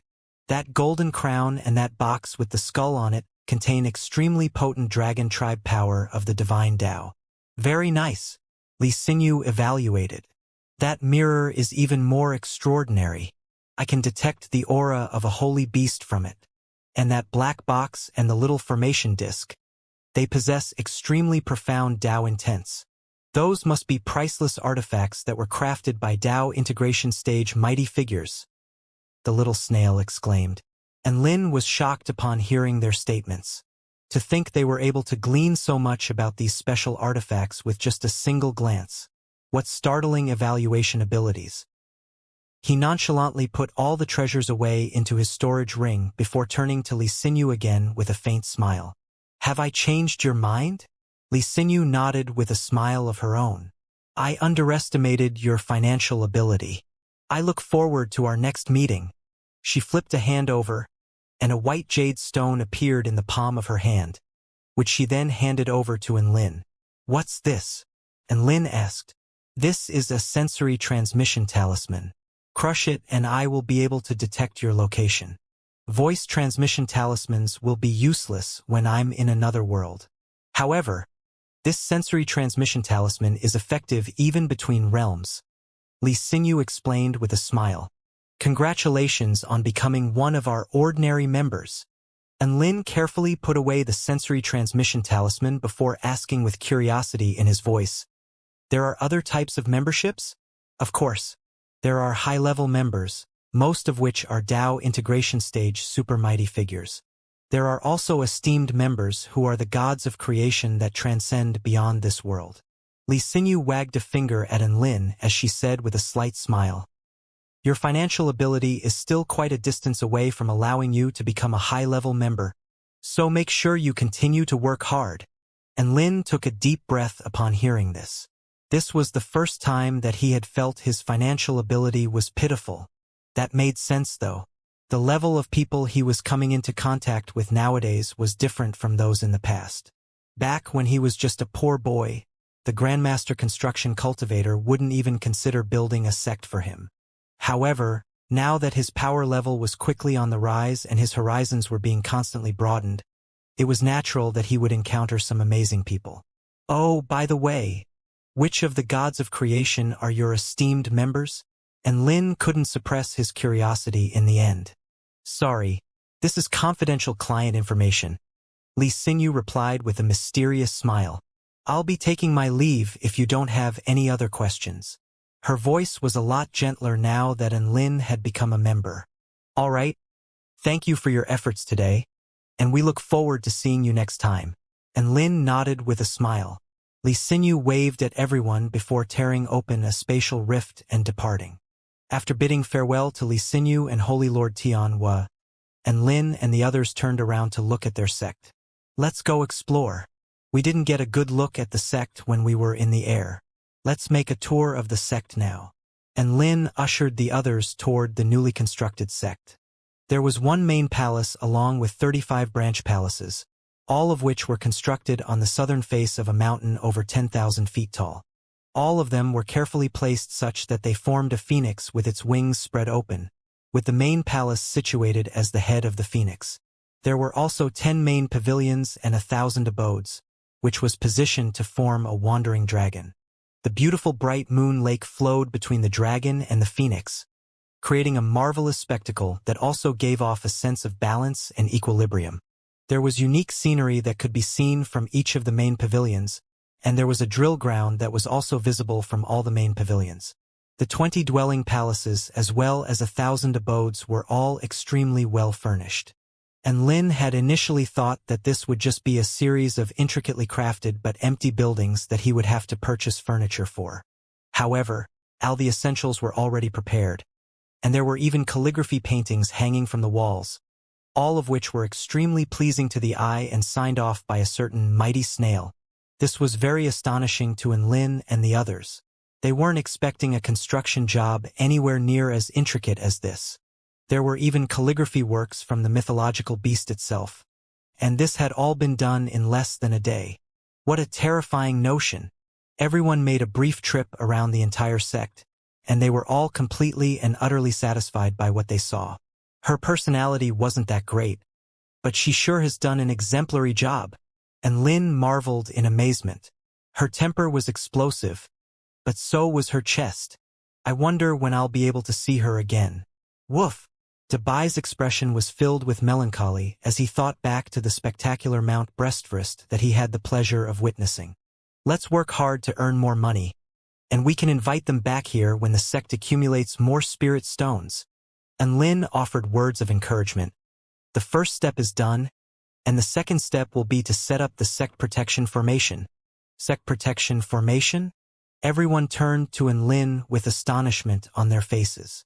"Classmate Enlin, a sect protection formation requires a spell formation, a power source, and materials to set up. It would be best if we had a mighty figure to personally set it up for us as well. Have we ticked all those boxes?" Su Qianyun blinked her beautiful eyes. "Hee. We don't need all that because I have a formation disc." And Lin replied with a smile. A formation disc could be created when someone injected the Dao intent of a spell formation into a certain item, and they were essentially all-in-one formation creation kits. All they had to do was place the formation disc at the center of a spell formation, and all the power within the formation disc would be activated. It would be the equivalent of having a mighty figure set up the spell formation for them. "Which formation disc are you referring to?" Su Qianyun cocked her head to the side in confusion. "I'm referring to Emperor Chongshang's 99-fold extreme heavenly formation disc." And Lin replied with a smile. Gasp! Everyone drew a sharp intake of breath. Lu Qianhuan was also astonished to hear this. Holy fuck! Did you manage to get the signature treasure of the Changshan Pavilion? I've heard that that formation disc is imbued with Emperor Chongshang's true intent in the Tao of spell formations, and he would often use his own Tao intent to nurture the formation disc. This is a priceless treasure that cannot even be bought with money. How the hell did you get your hands on it? A smug smile appeared on Enlin's face. Hee. I am the renowned small war god of the heavenly court. Emperor Chongshang was more than happy to oblige when I asked him for the formation disc. No one believed him. Enlin couldn't be bothered to offer another explanation, and he pulled out the formations that came with the formation disc before passing them to Lu Qianhuan. Next, I'll have to rely on you guys to carve out the spell formation. I don't understand these formations, so it's all up to you guys. Lu Qianhuan was extremely proficient in the art of spell formation creation, and Xiao Zhe and Bai Ling had also gathered a lot of experience and knowledge about spell formations during their long lives. Thus, the three of them set about creating the spell formation. With a formation disc here, all they needed to do was to create a spell formation in accordance with the formation drawings provided. After all, Emperor Chongshang had provided the Tao intent and observations necessary to set the whole thing into motion. Essentially, all they were doing was to activate the spell formation that had already been painstakingly crafted by Emperor Chongshang. There wasn't anything for Tina to do, so she fell asleep again. And Lin, Su Qianyun, and Dabai were also quite bored, and they came to the shore of the Bright Moon Lake to watch the swans frolic and play. Oh, right, classmate Enlin, this lake was named the Bright Moon Lake by the Grandmaster Construction Cultivator. But she didn't name that mountain in the distance. We should give that mountain a name too. Su Qianyun pointed to a tall mountain in the distance with a slight smile. That's easy. We'll call it the Bright Moon Mountain. And Lin gave an immediate response. Su Qianyun. Dabai. Celestial Maiden Su, you should know by now that Big Brother N is useless at naming things. Woof. Dabai sighed with resignation. Haha. And Lin's words actually inspired me. The mountain is adjacent to the Bright Moon Lake, so let's call it the Full Moon Mountain. Su Qianyun suggested. Full Moon Mountain? Like the one in the heavenly court. And Lin asked. That's right. We can then create a hot spring on the mountain and call it the Full Moon Pond. It would be great. It would be as if we were back at school even after we graduate. Su Qianyun's dreamy eyes were full of anticipation, and Lin approved of Su Qianyun's suggestion with a smile. After all, the main reason he had established this sect was so that all his friends would have a place to gather even after their graduations. If Su Qianyun wanted to be reminded of the university when she came here, then who was he to say no? A few hours later, the bright moon appeared over the night sky. The bright moon lake glistened with a magnificent sheen under the moonlight, and the starry night sky was also reflected on the tranquil face of the lake, creating a serene and beautiful spectacle to behold. The entire place was extremely peaceful, but the sound of joyful chatter and laughter could be heard from beside the lake. And Lin caught a large fish from the lake before cooking it in his frying pan. Xiao Zhe, Lu Qianhuan, Su Qianyun, Bai Ling, Dabai, and Lin, and Tina enjoyed the delicious fish and drank some immortal wine to celebrate the establishment of the 4-9 Immortal sect. Their dream had officially become a reality. We'll have to think about how the sect is going to be run now, Xiao Zhe said. The first step would be to announce to the entire world that the 4-9 Immortal sect is now officially established. And Lin chewed on a morsel of succulent fish as he spoke. Why? A lot of sects have come to offer congratulatory presents already. Su Qianyun was puzzled. We'll get them to come again. And Lin replied, Everyone, don't forget how we managed to accumulate that 3 million spirit stones. Those were just some sect representatives who had come to visit us in advance. I'm sure there will be even more sects that will come to present congratulatory presents after we make an official announcement. Those presents are going to become the first major influx of funds for our sect. And Lin was right. Everyone's eyes lit up upon hearing this, and all of them raised both hands in the air to express their approval. How could they turn down a method that could make so much money in such a short period of time? This was exactly like celebrations on Earth for graduations, marriages, or birthdays. Why did they make the effort of holding so many celebrations? It was all a money-making ploy. The more celebrations were held, the more money would be made. Even though those methods had now been prohibited in the mortal world, there were no regulations against them in the cultivation world. As one of the first-rate sects of the Purple Star State and even the entire kingdom of the 9 states, they would be fools not to cash in on the establishment of the 4-9 Immortal sect. Everyone immediately came to the decision to make an announcement the very next day. The 4-9 Immortal sect would be celebrating their official opening in 3 days. The next day, Xianxia arrived from the 10,000 Spirits Immortal sect. He was ecstatic upon seeing the lush grasslands that the realm of the fallen phoenix had become. This place was extremely suitable for his cultivation in the Tao of the myriad spirit Tai Chi. He was even more amazed upon seeing the intricately constructed 4-9 Immortal sect. And Lin, it has only been a few days, but you've already found a location and constructed the entire sect? How did you do it? This is a long story. Let me give you the short version. And Lin replied with a smile. Xianxia turned to him with a curious expression. This is all fate. And Lin explained. A short silence ensued. Xianxia.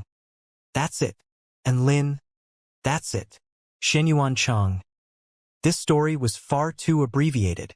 And Lin chuckled upon seeing Xianxia's sulky expression before launching into a tale about the adventures he had gone through during the holiday period thus far. This was an undulating tale full of twists and turns. Xianxia couldn't help but sigh with emotion after hearing And Lin's story. And Lin, you are a man who encounters opportunities everywhere you go. You're always getting embroiled in earth-shattering events. Would you believe me if I told you I just want a peaceful cultivating life? And Lin asked with a melancholy expression. Xianxia. And Lin heaved a forlorn sigh. I knew you wouldn't believe me. Xianxia shook his head. No, but I'm trying my best to believe you. And Lin. The two of them chatted with one another as they made their way toward the bright moon lake. Bai Ling, Lu Qianhuan, and Xiao Zhe had already begun to set up the spell formation in accordance with the formation drawings that came with the 99-fold extreme heavenly formation disc. Xianxia was also quite adept in the Tao of spell formations, so he too participated in setting up the spell formation. Su Qinyun made a trip back to the Greenwood Imperial family to use the influence of the Imperial family in order to spread the news of the 4-9 Immortal sect's grand opening in 3 days. Thus, and Lin and Dabai had nothing to do again. The two of them sat on the shore of the bright moon lake and stared blankly into the distance. And Lin felt like he was the most carefree sect leader in this world. He had already informed Xiaohong, Bryce, Tang Shimin, and the others about the grand opening of their sect, and they had all promised to arrive before that date. Sigh. I wonder when Celestial Maiden Xiaolan is going to get here. And Lin stared blankly up at the clear blue sky, where a few white clouds drifted lazily. Sigh. I wonder when I'll be able to attain my domain. Woof. Dabai had reached a bottleneck in his cultivation and was feeling quite depressed. And Lin detected Dabai's distress, and he caressed his soft, white fur with a gentle smile on his face. Don't think too far ahead. Everything will come with time. I'll still love you regardless of what your cultivation base is. I won't abandon you no matter how incompetent you are. Big brother, and please don't call me incompetent. Woof. Dabai rolled his eyes with displeasure, but he was quite touched and elated internally. Right at this moment, a streak of golden flames broke through the clouds in the sky and approached them from afar. And Lin looked up to discover a familiar figure whom he had dearly missed. A pleasant voice called out, "And Lin!" A woman in a jade barley ink garment descended from the sky. She had eyes that rippled like water, features that should only belong in the most perfect artistic creations, and a smile that would make countless men swoon. That's right, Xiaolan was here. She landed beside An Lin with a slight smile. Did you miss me? And Lin replied in the form of a tight hug. He held on tightly to her warm, soft body and inhaled the scent that was unique to her. Strands of her hair were picked up by the wind, and they caressed his cheek like the gentle touch of a lover. This was such a good feeling.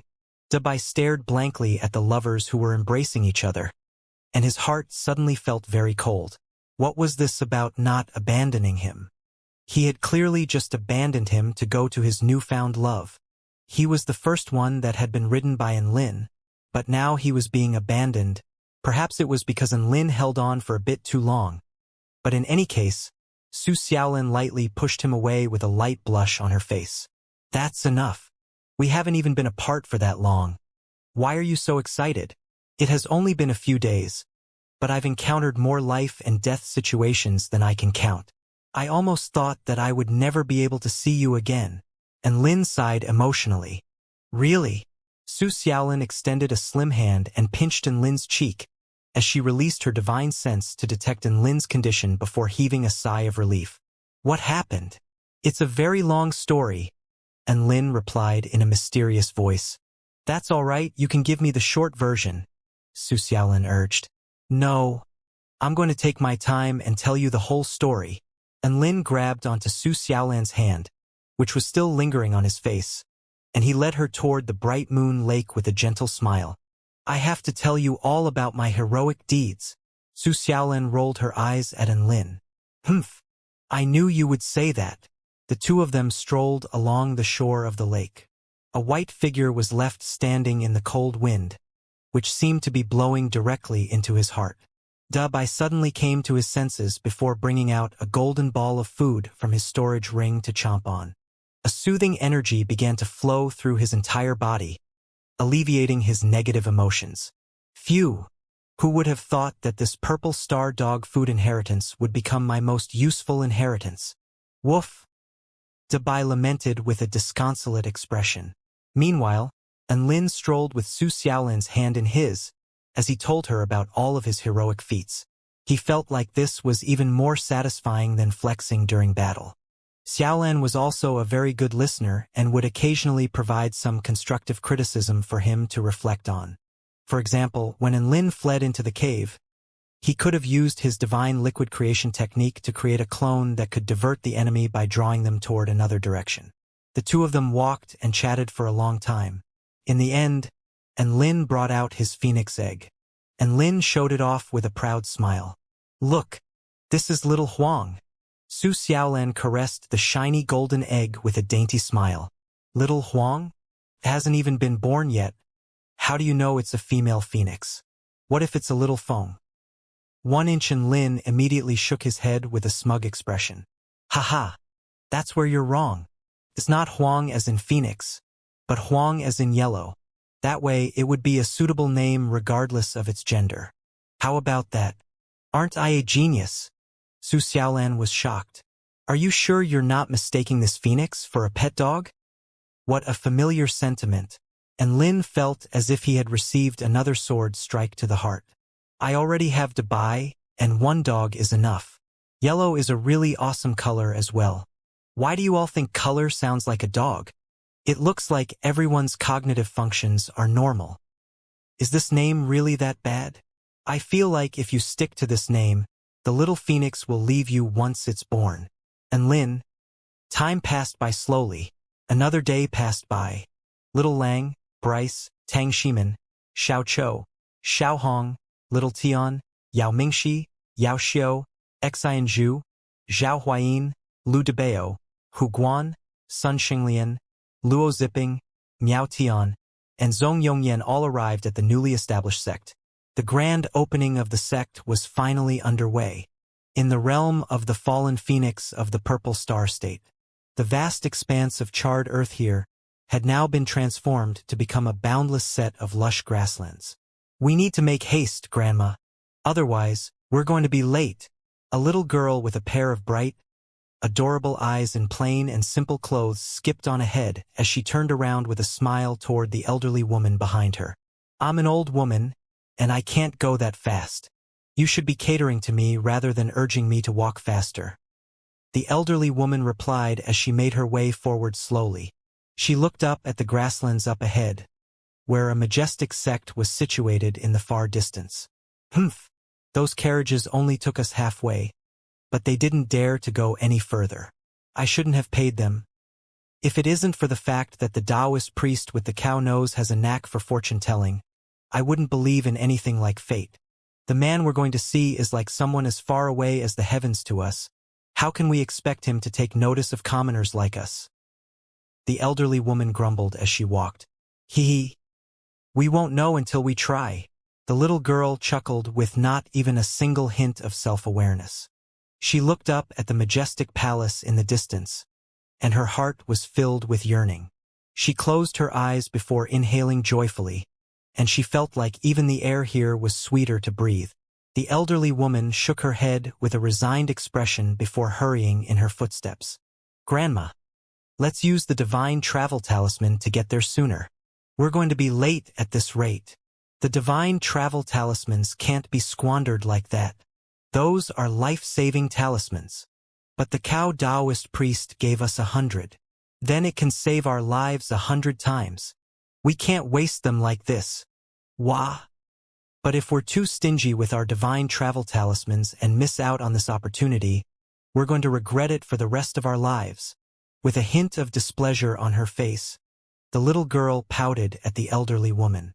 The elderly woman chuckled lightly. Who gave you the confidence to think that an opportunity is waiting for us up ahead? The cow Taoist priest did. The little girl raised her adorable little chin with a confident expression. The elderly woman, rumble. The earth suddenly began to tremor. Roar. A loud roar erupted, and the little girl's adorable features turned pale from fright. 3 huge tigers whistled past them, towing along an extremely luxurious carriage as they sped toward the sect in the distance. See, cool. The little girl was given quite a fright as she patted her chest and stared at the carriage, which had raced far ahead in the blink of an eye. She then turned her eyes toward the palace in the distance, and an even greater sense of anticipation welled up in her heart. Rumble. This time, a loud rumbling erupted from the sky above. The little girl turned to look upward, and her mouth gaped open in shock. There was a massive flying arc making its way across the sky like a gigantic flying fish as it sped toward the distance. The surface of the arc shone with an iridescent light, and its appearance suggested that it was something very much out of the ordinary. Cool. Are these all immortals who are going to the grand opening of the sect? The little girl's expression was full of amazement. Boom, boom, boom. Another few immortal arcs appeared from the clouds before traveling toward the sect in the distance. Each of the immortal arcs was like a huge ancient beast that was exuding a crushing might. Whoosh, whoosh, whoosh. Countless dazzling streaks of light flashed through the air, creating a spectacular light show in the sky.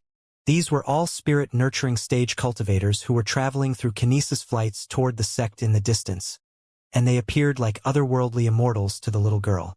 A flying flaming cow towed a flying carriage as it whizzed past the little girl and the elderly woman, sweeping up a scorching heat wave that knocked the 2 of them to the ground. Grandma! Grandma! Are you all right? The little girl ran toward the elderly woman before helping her up from the ground. I'm fine. I'm fine. I get knocked over by a stiff breeze these days. It's just a pity that the cow was too fast. Otherwise, I could scam a few spirit stones from them by pretending to have been run over. The elderly woman chuckled. The little girl. The 2 of them continued ahead as the grasslands became more and more lively. There were countless immortals whizzing through the skies, along with iridescent arcs and giant beasts that were towing carriages behind them. The little girl had also slowly become desensitized by this, and her initial shock and excitement had been replaced by a sense of numbness. She looked up at the immortal sect in the distance and wiped the sweat from her intricate little face. Her confidence had slowly disappeared as she walked, and an expression of inferiority took its place. Those flying in the sky and traveling along the ground were all immortals. But they were mortals. At the 4-9 Immortal sect, the grand opening was a huge event that had created a massive stir in the kingdom of the 9 states, and countless sect representatives were on their way there to offer congratulatory presents. And Lin stood on a large floating platform above the 4-9 Immortal sect and was slightly overwhelmed by the sight that awaited him. One immortal arc after another descended from the sky, and a dense bunch of powerful huge beasts was forced to squish together as there wasn't enough room for them on the ground below. There were two huge bears, one black and one white, that looked like they were on the brink of being squashed into pancakes by the mountainous beasts that sandwiched them. The 4-9 Immortal sect didn't have any underlings at the moment, so Dabai, Xiaoqiu, Yao Mingxi, Yao Xiu, Hu Guan, Tang Shimin, and the others were assigned with the duties of attending to all the guests. There wasn't much for them to do anyway. All they did was accept presents, keep a record of which sect representatives had arrived, and guide those who had arrived toward the resting area that had been organized in advance. There were 3 representatives from the Greenwood Imperial family.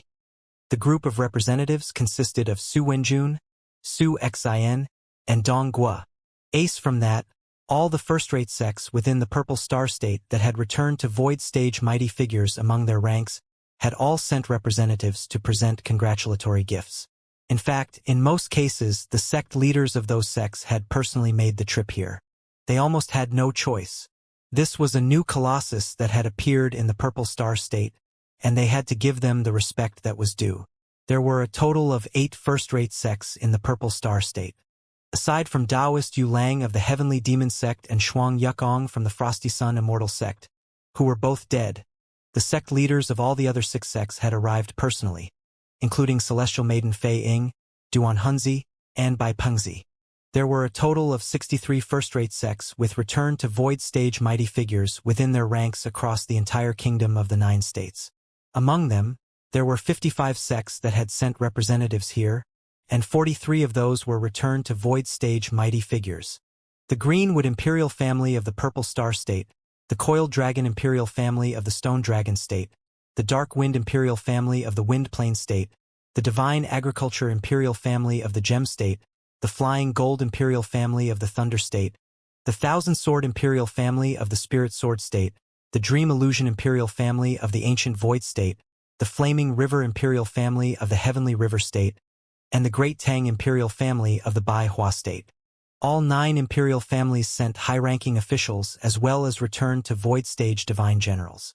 Before everyone knew it, there were over 50 returned to Void Stage mighty figures gathered at the 4-9 Immortal sect. This was an absolutely terrifying notion. Even Lin himself was feeling quite overwhelmed, but he had to force himself to remain calm as he was the host. After making some polite, obligatory conversations with the sect leaders of the first-rate sects, and Lin's mouth was feeling parched, and he took a sip of tea before turning to the exquisitely beautiful woman beside him. Su Qinyun, how did you promote our grand opening? How could there be so many cultivators here? I feel like things might have spiraled a little out of control. He had only wanted to spread the news of the grand opening to attract a few sects here in order to profit from their congratulatory presence. However, he didn't expect that so many cultivators would come here today. This was like some sort of epic festival, and Lin was quite flabbergasted. He experienced firsthand just how powerful the kingdom of the 9 states was.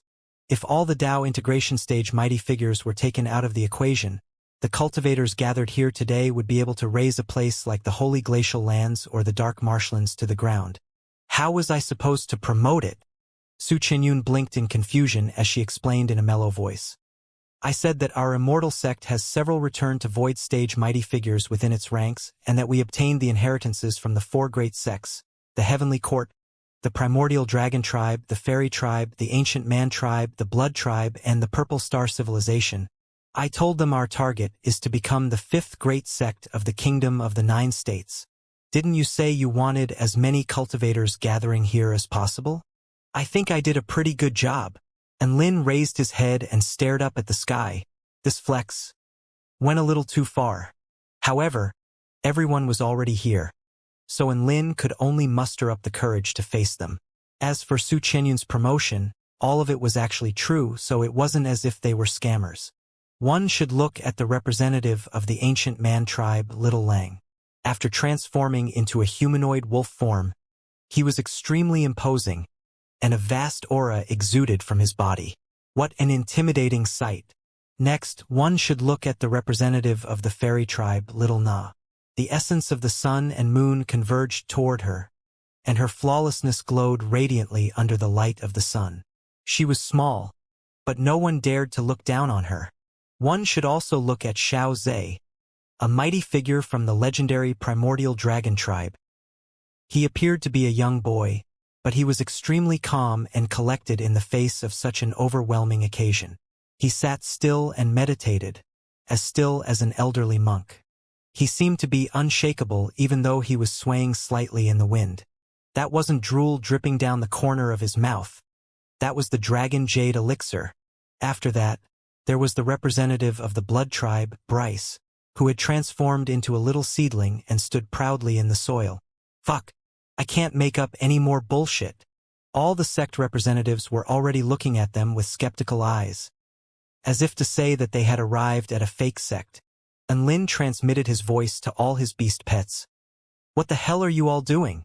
Our sect's reputation is being tarnished by all of you. Can't you all act profound and do what return to void stage mighty figures are supposed to do? His voice had only just fallen when a loud voice drowned out all the commotion. The voice reported, the representatives from the Vermilion Bird sect, Elder Zhu Yuanzhou and his entourage, are here. Their arrival instantly attracted the attention of everyone gathered here. The four great sects of the Kingdom of the Nine States were extremely powerful entities, even in the context of the entire continent.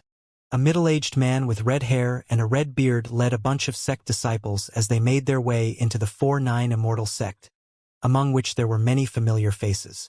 And Lin and Su Xiaolan immediately made their way over to greet them. "Uncle, you're finally here," Xiaolan greeted with a vibrant smile. "Hello, Uncle." And Lin also chimed in with a smile. Zhu Yuanzhou glowered at the two of them. Can't you two settle down for just 1 minute?" And Lin offered up a sheepish smile. Su Xiaolan latched onto Zhu Yuanzhou's arm with a pout. "I'm going to make my thoughts clear. This 4-9 Immortal sect was built on the sweat and blood of Lin and myself, so there's no way we're going to give up on it. Tsage." Zhu Yuanzhou glared at Lin, as if he was accusing him of bewitching his niece through dark sorcery. "Sect leader has said that you can teach the mantra of the Vermilion Bird sect to the 4-9 Immortal sect disciples, but you can't disclose the core sect mantra. Of course, if you invent your own mantra, then it's up to you who you choose to teach it to." I'm aware of all that." Su Xiaolan's pout gave way to an enchanting smile upon receiving permission. All the mighty figures from the other sect were astonished upon hearing their conversation. They had thought that the inheritances of the four great sects would just be a ruse to attract people to the sect. After all, no first-rate sect would allow their cultivation methods to be used by other sects. However, they didn't think that the 4-9 Immortal sect could truly deliver on this promise. To think that the Vermilion Bird sect had actually given them the permission. What a massive shock. Even though she wasn't allowed to teach the core cultivation methods of the sect, but all the other cultivation methods of the Vermilion Bird sect were still top-tier cultivation methods. It could be said that just this one aspect alone was enough to attract countless prodigies to the 4-9 Immortal sect. And Lin was pulled aside by Mo Hai, Yang Yuan, and Lan Yen. "I heard you'll have to wait 100 years to become Dao partners with Su Xiaolan?" Yang Yuan asked with incredulity. "That's a lie. It's only 99 years. And Lin retorted. "Everyone? Brother and Lin, are you fucking retarded? 99 whole years? Don't you know that you have to strike while the iron is hot?" Mo Hai was also incredulous. "It doesn't make sense.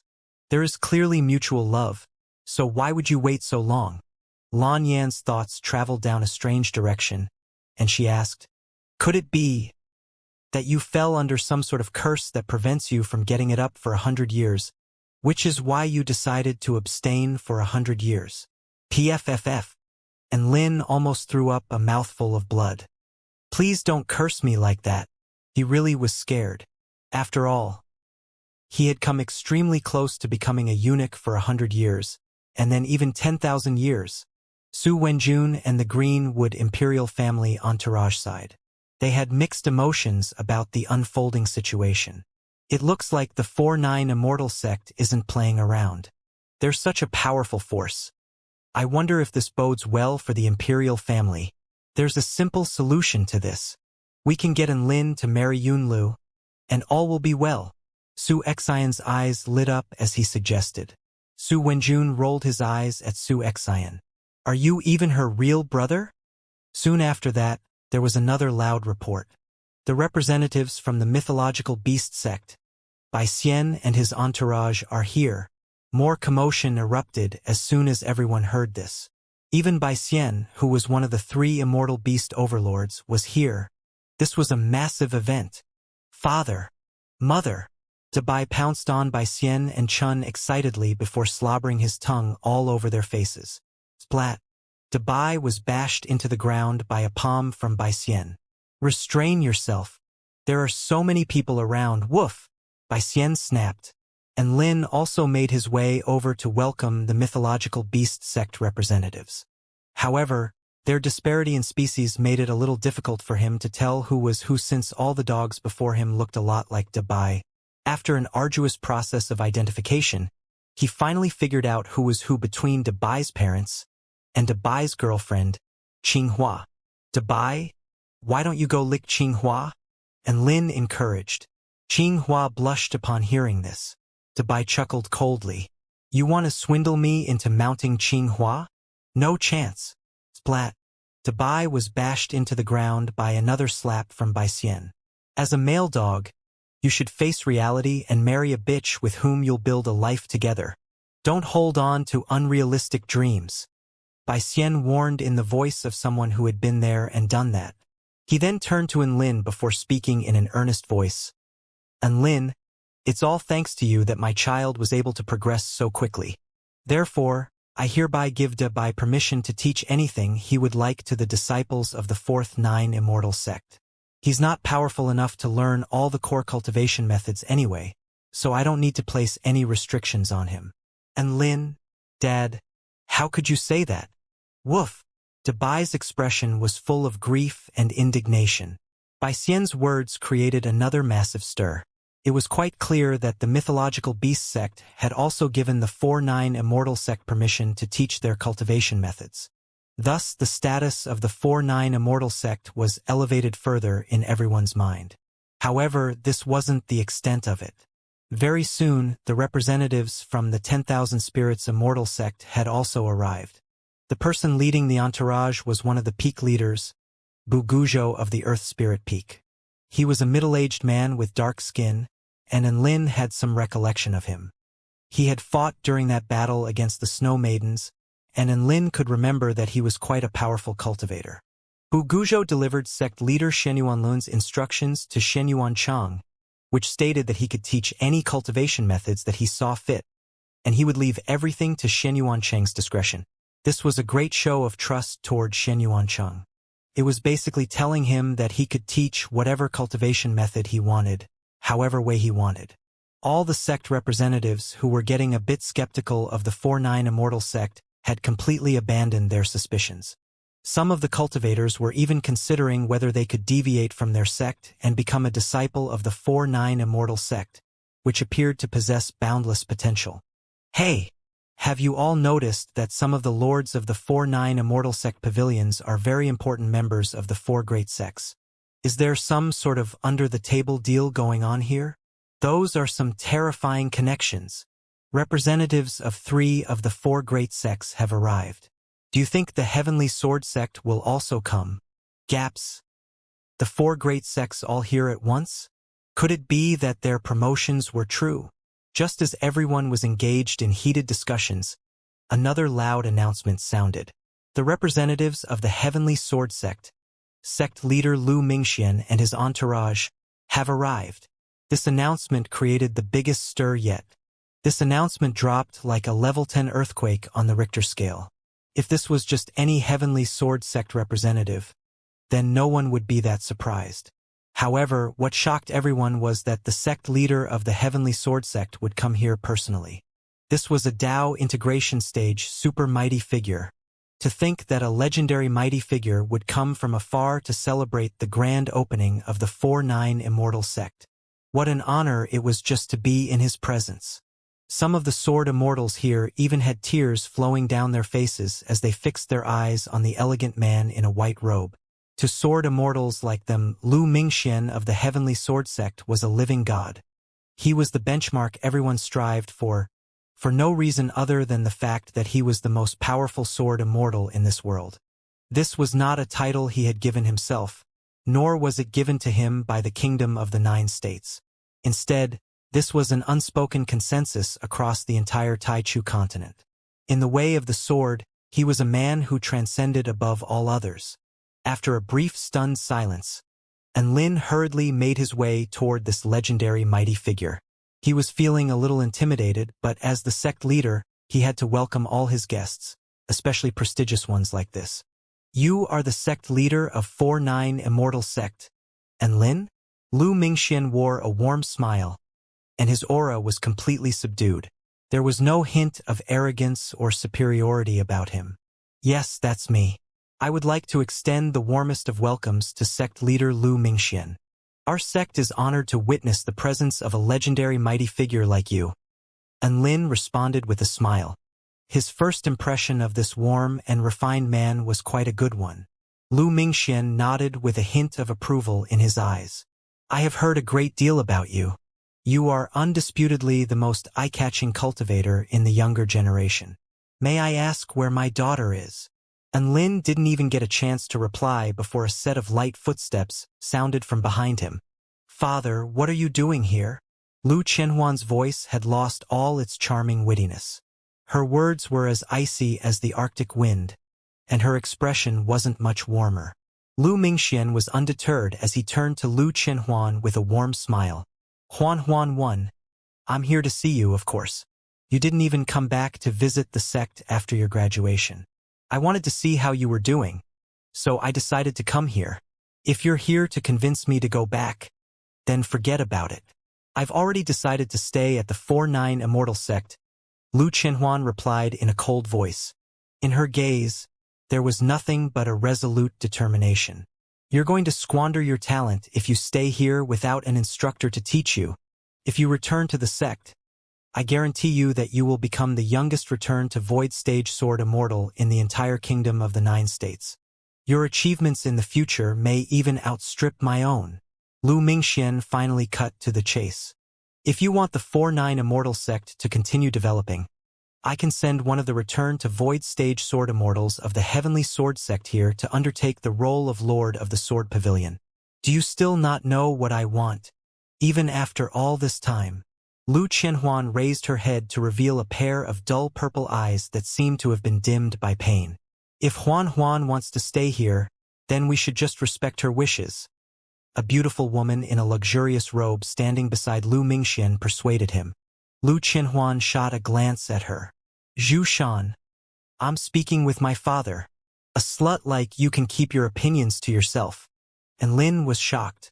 This was the first time he had seen such a volatile Lu Qianhuan. Huan, behave yourself. Lu Mingxian scolded. Don't blame her, Mingxian. It's all my fault. Zhu Shan tugged on Lu Mingxuan's sleeve as she whispered with an indignant expression.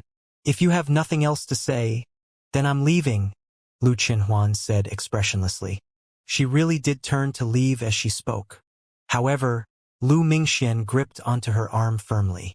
Huan, I'm thinking about your best interests.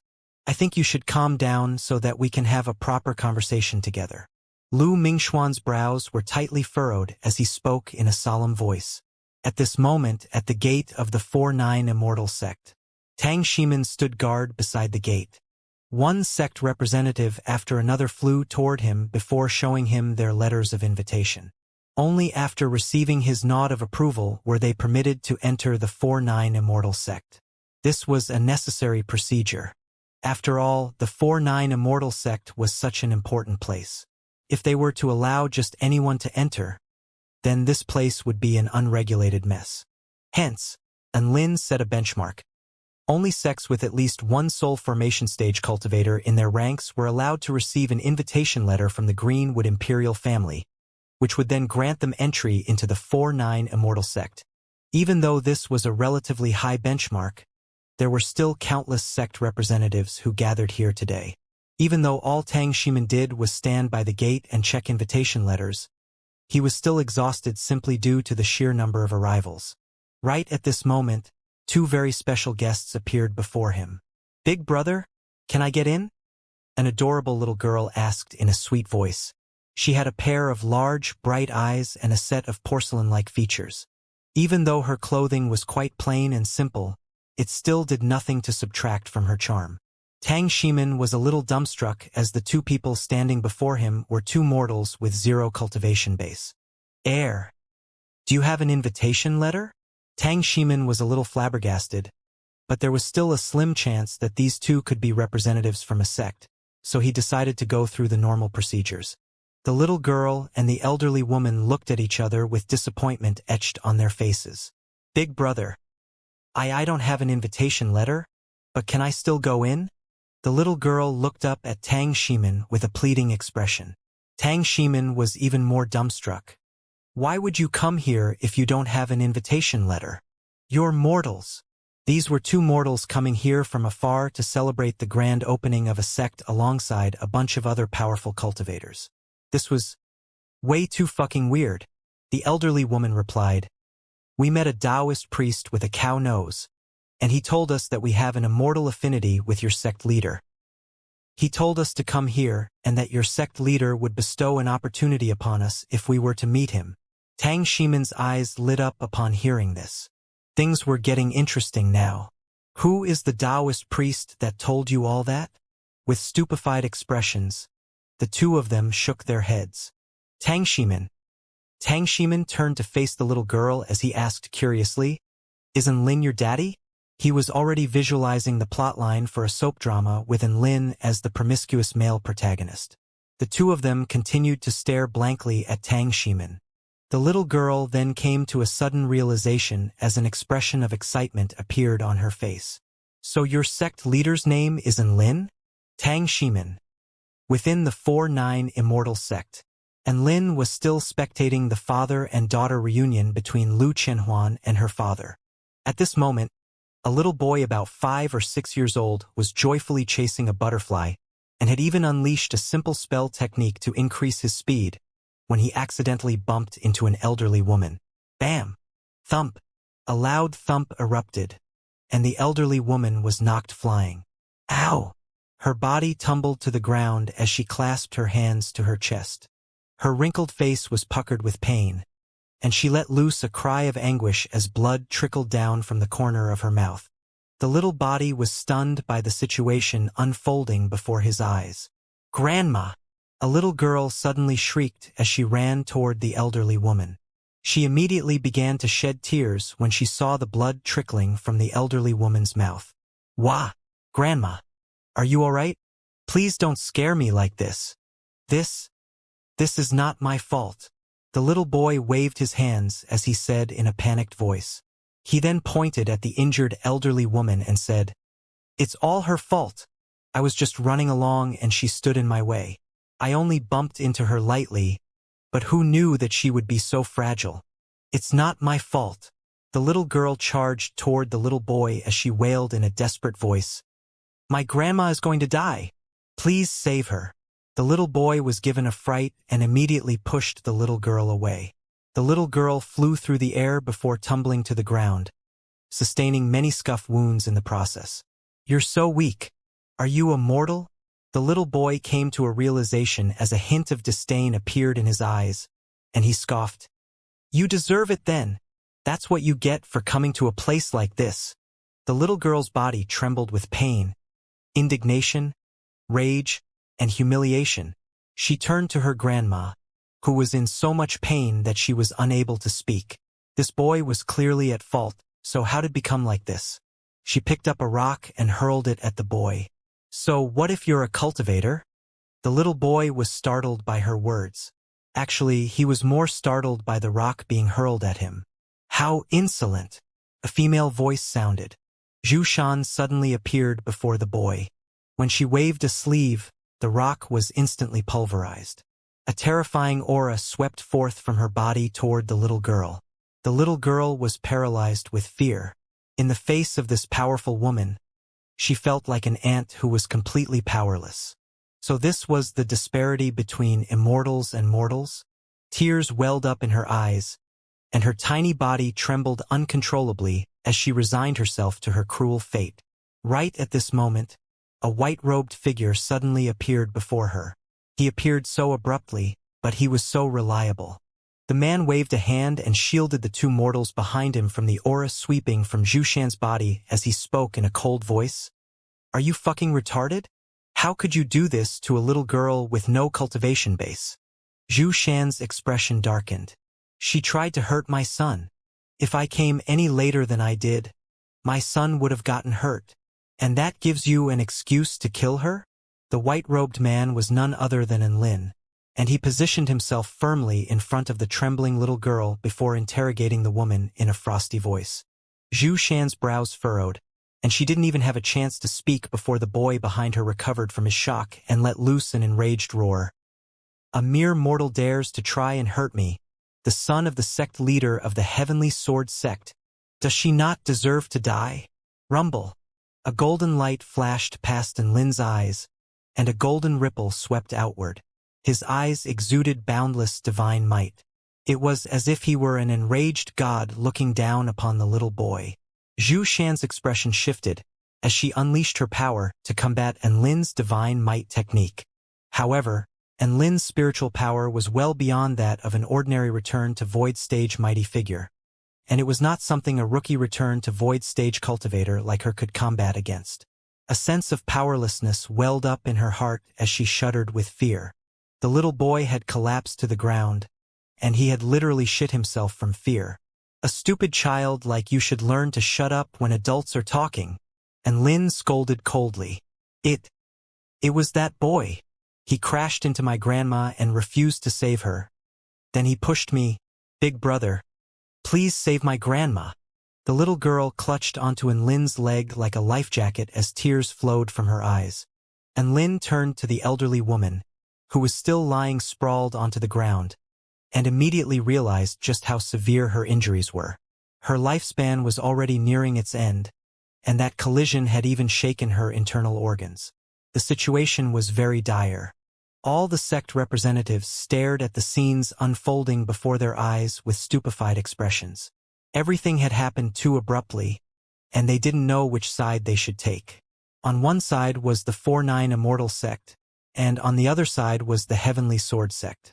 There was simply nothing to be gained from helping either of them, so they all decided to sit on the wall.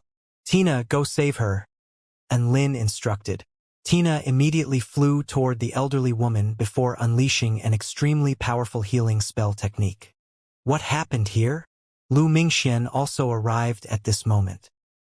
His expression remained unchanged, even as he caught sight of his son, who had soiled himself and had collapsed on the ground in fear.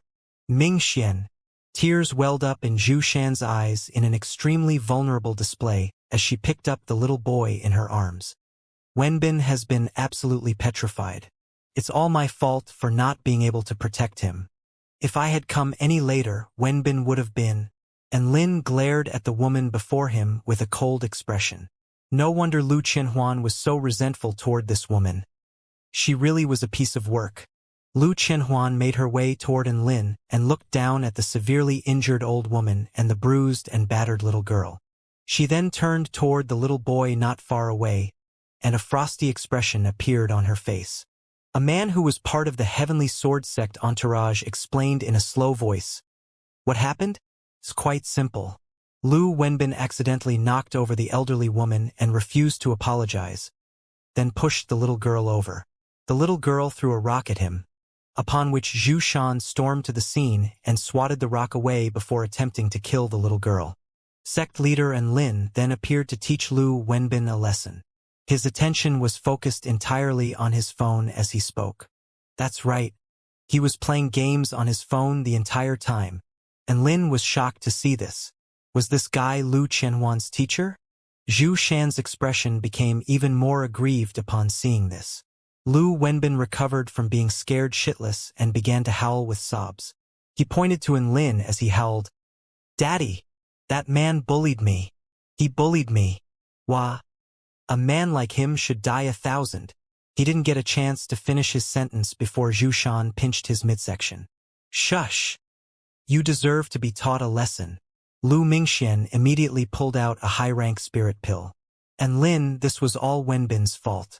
Take this spirit pill and give it to the elderly woman. Let's put an end to this debacle. Lu Wenbin immediately flared up. Daddy, that man was so cruel to me, and that filthy mortal threw a rock at me.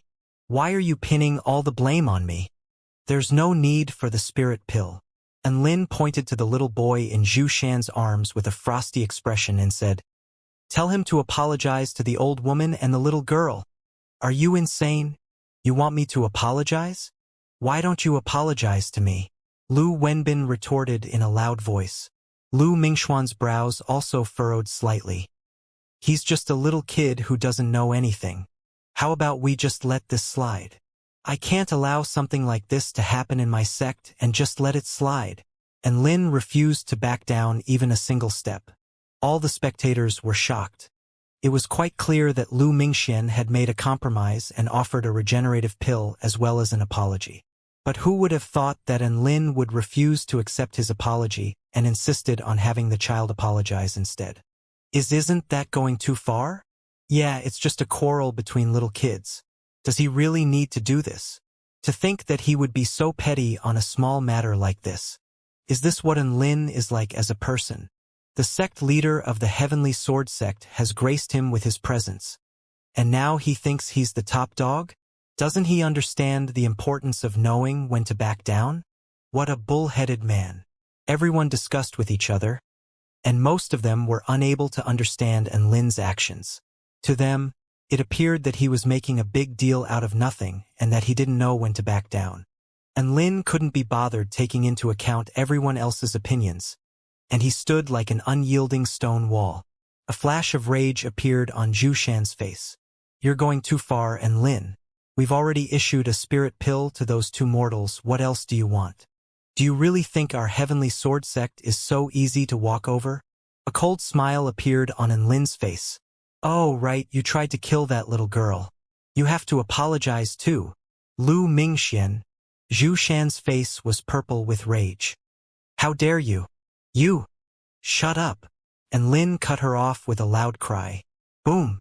The divine might technique swept outward again. However, Lu Mingxian only had to wave a sleeve and the divine might technique was instantly dispelled. And Lin faltered slightly before pulling out the regal crown from his storage ring. The regal crown was created by Xiao Tu using the blood essence and spinal cord of a divine dragon. The crown was capable of unleashing boundless dragon might and was an absolute must-have for flexing purposes. Boom! The regal crown was activated alongside the divine might technique. Roar! An ear-splitting dragon roar erupted. It was as if a divine dragon had taken to the skies again to unleash its monstrous aura with its full force.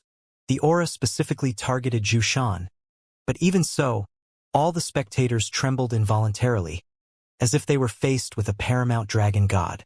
The monstrous aura was combined with the power of the divine Tao, and a small wisp of it was able to sneak past Lu Mingxian before merging into Zhu Shan's body, upon which her features paled and her lips trembled with fear. And Lin, is this how you treat your guests from the Heavenly Sword sect?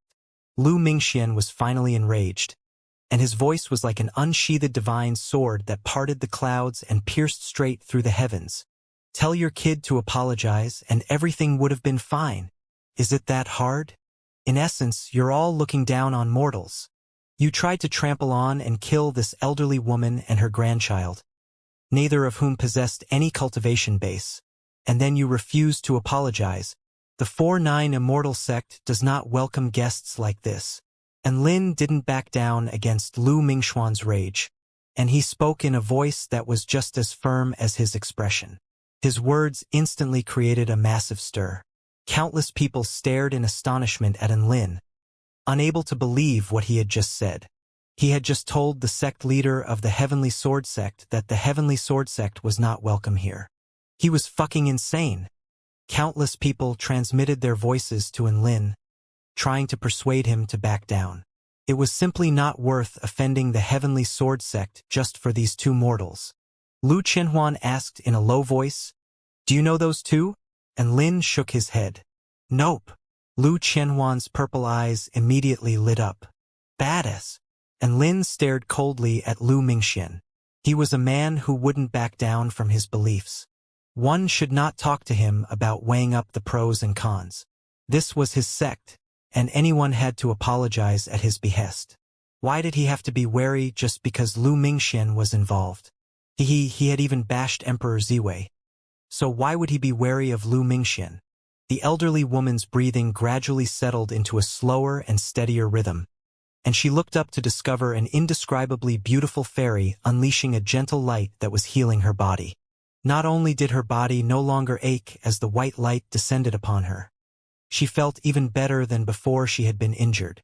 The little girl stood behind Enlin as she stared with her big, watery eyes at the white-robed man standing before her.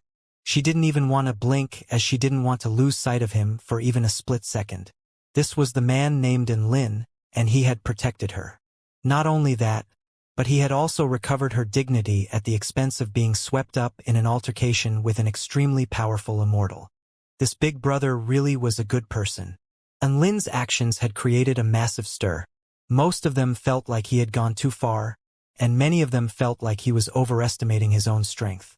In their eyes, only a stupid cunt would pick a fight with the Heavenly Sword sect over something like this. Lu Mingxian was also quite perplexed.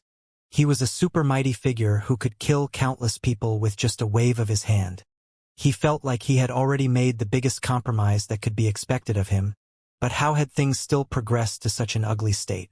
And Lin was even telling him that he was not welcome here? Was he telling him to leave? How interesting! A smile suddenly appeared on Lu Mingxuan's face. Huan, I don't know why you insist on staying here, but your sect leader is quite a bull-headed man. Everything could be resolved if we all took a step backward, but he seems intent on bickering over an insignificant thing like this. Does he really think the Heavenly Sword sect can be trampled on like this? Boom!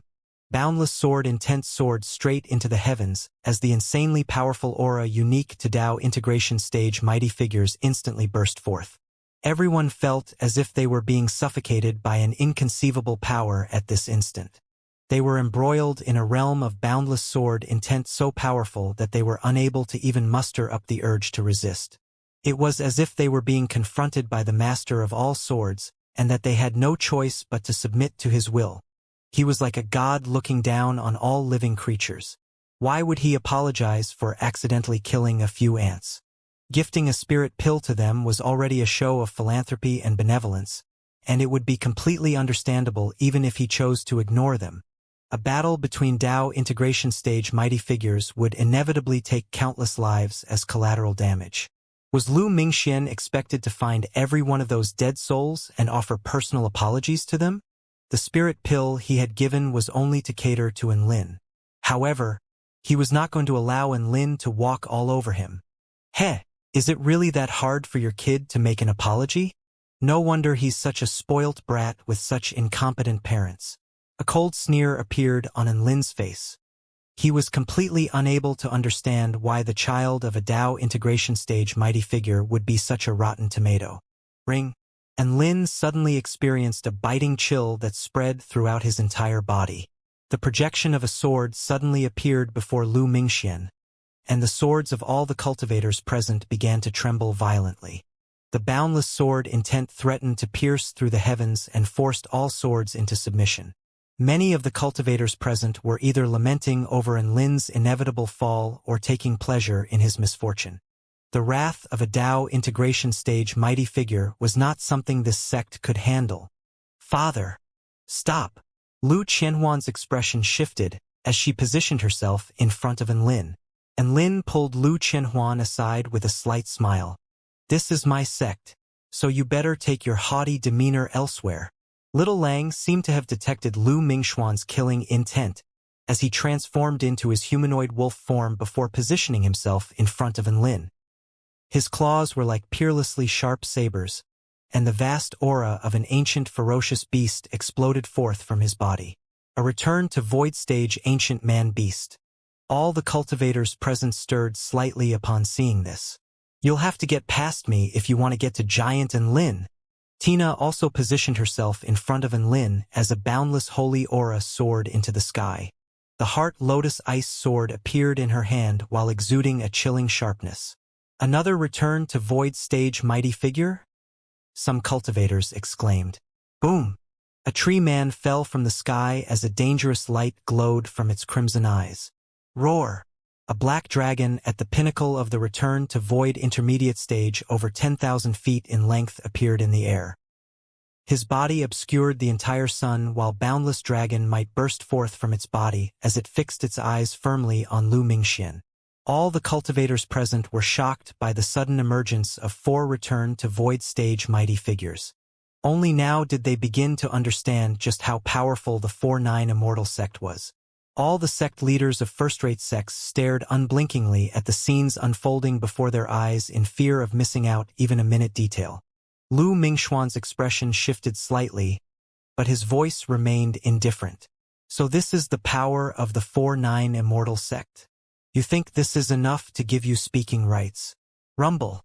Another extremely fearsome aura swept forth, within which was imbued the relentless power of the divine Tao. A tall and slender woman in an elegant white robe made her way slowly toward Enlin. A slight smile appeared on her face. How could you leave me behind in a battle? Wah wah wah. A chubby little baby with a halo above its head and green light pouring forth from its eyes yelled joyfully, but a peerlessly powerful aura also exuded from its body. The power of the divine Taos of sin and holiness combined to create an incredibly dangerous aura that sent chills down the spines of the several dozen return to void stage mighty figures present. Bai Ling and the demonic baby had also joined the party. All the cultivators present were completely dumbfounded now. Some of them were weak at the knees, and others had sweat pouring from their foreheads. Many of them were already considering fleeing the scene in case they lost their lives as collateral damage in the seemingly inevitable battle that was about to erupt. The power of the divine Tao. It's the power of the divine Tao. Even those two are members of the 4-9 Immortal sect. My God, this is terrifying. I never would have thought that the 4-9 Immortal sect would have 2 return to void final stage mighty figures who have attained the power of the divine Tao in their ranks. It looks like I really have underestimated them. Countless cultivators exclaimed in shock and amazement. Only now did they truly understand just how powerful the 4-9 Immortal sect was. Even if a sect like this couldn't contend with the Heavenly Sword sect, they were certainly not to be scoffed at. Even the representatives from the 9 Imperials families were rooted to the spot in shock. The power displayed by the 4-9 Immortal sect made them comparable to any of the Imperial families present.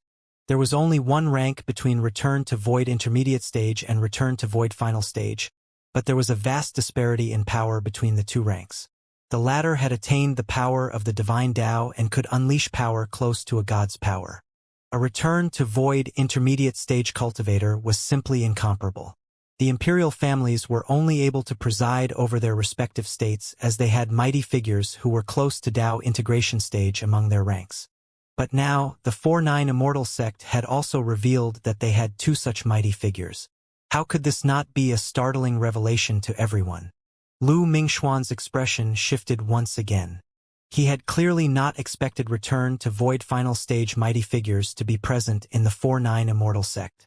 This lineup was still incomparable to the Heavenly Sword sect, but it was extremely impressive nonetheless. Sect leader Lu, I don't want to fight you.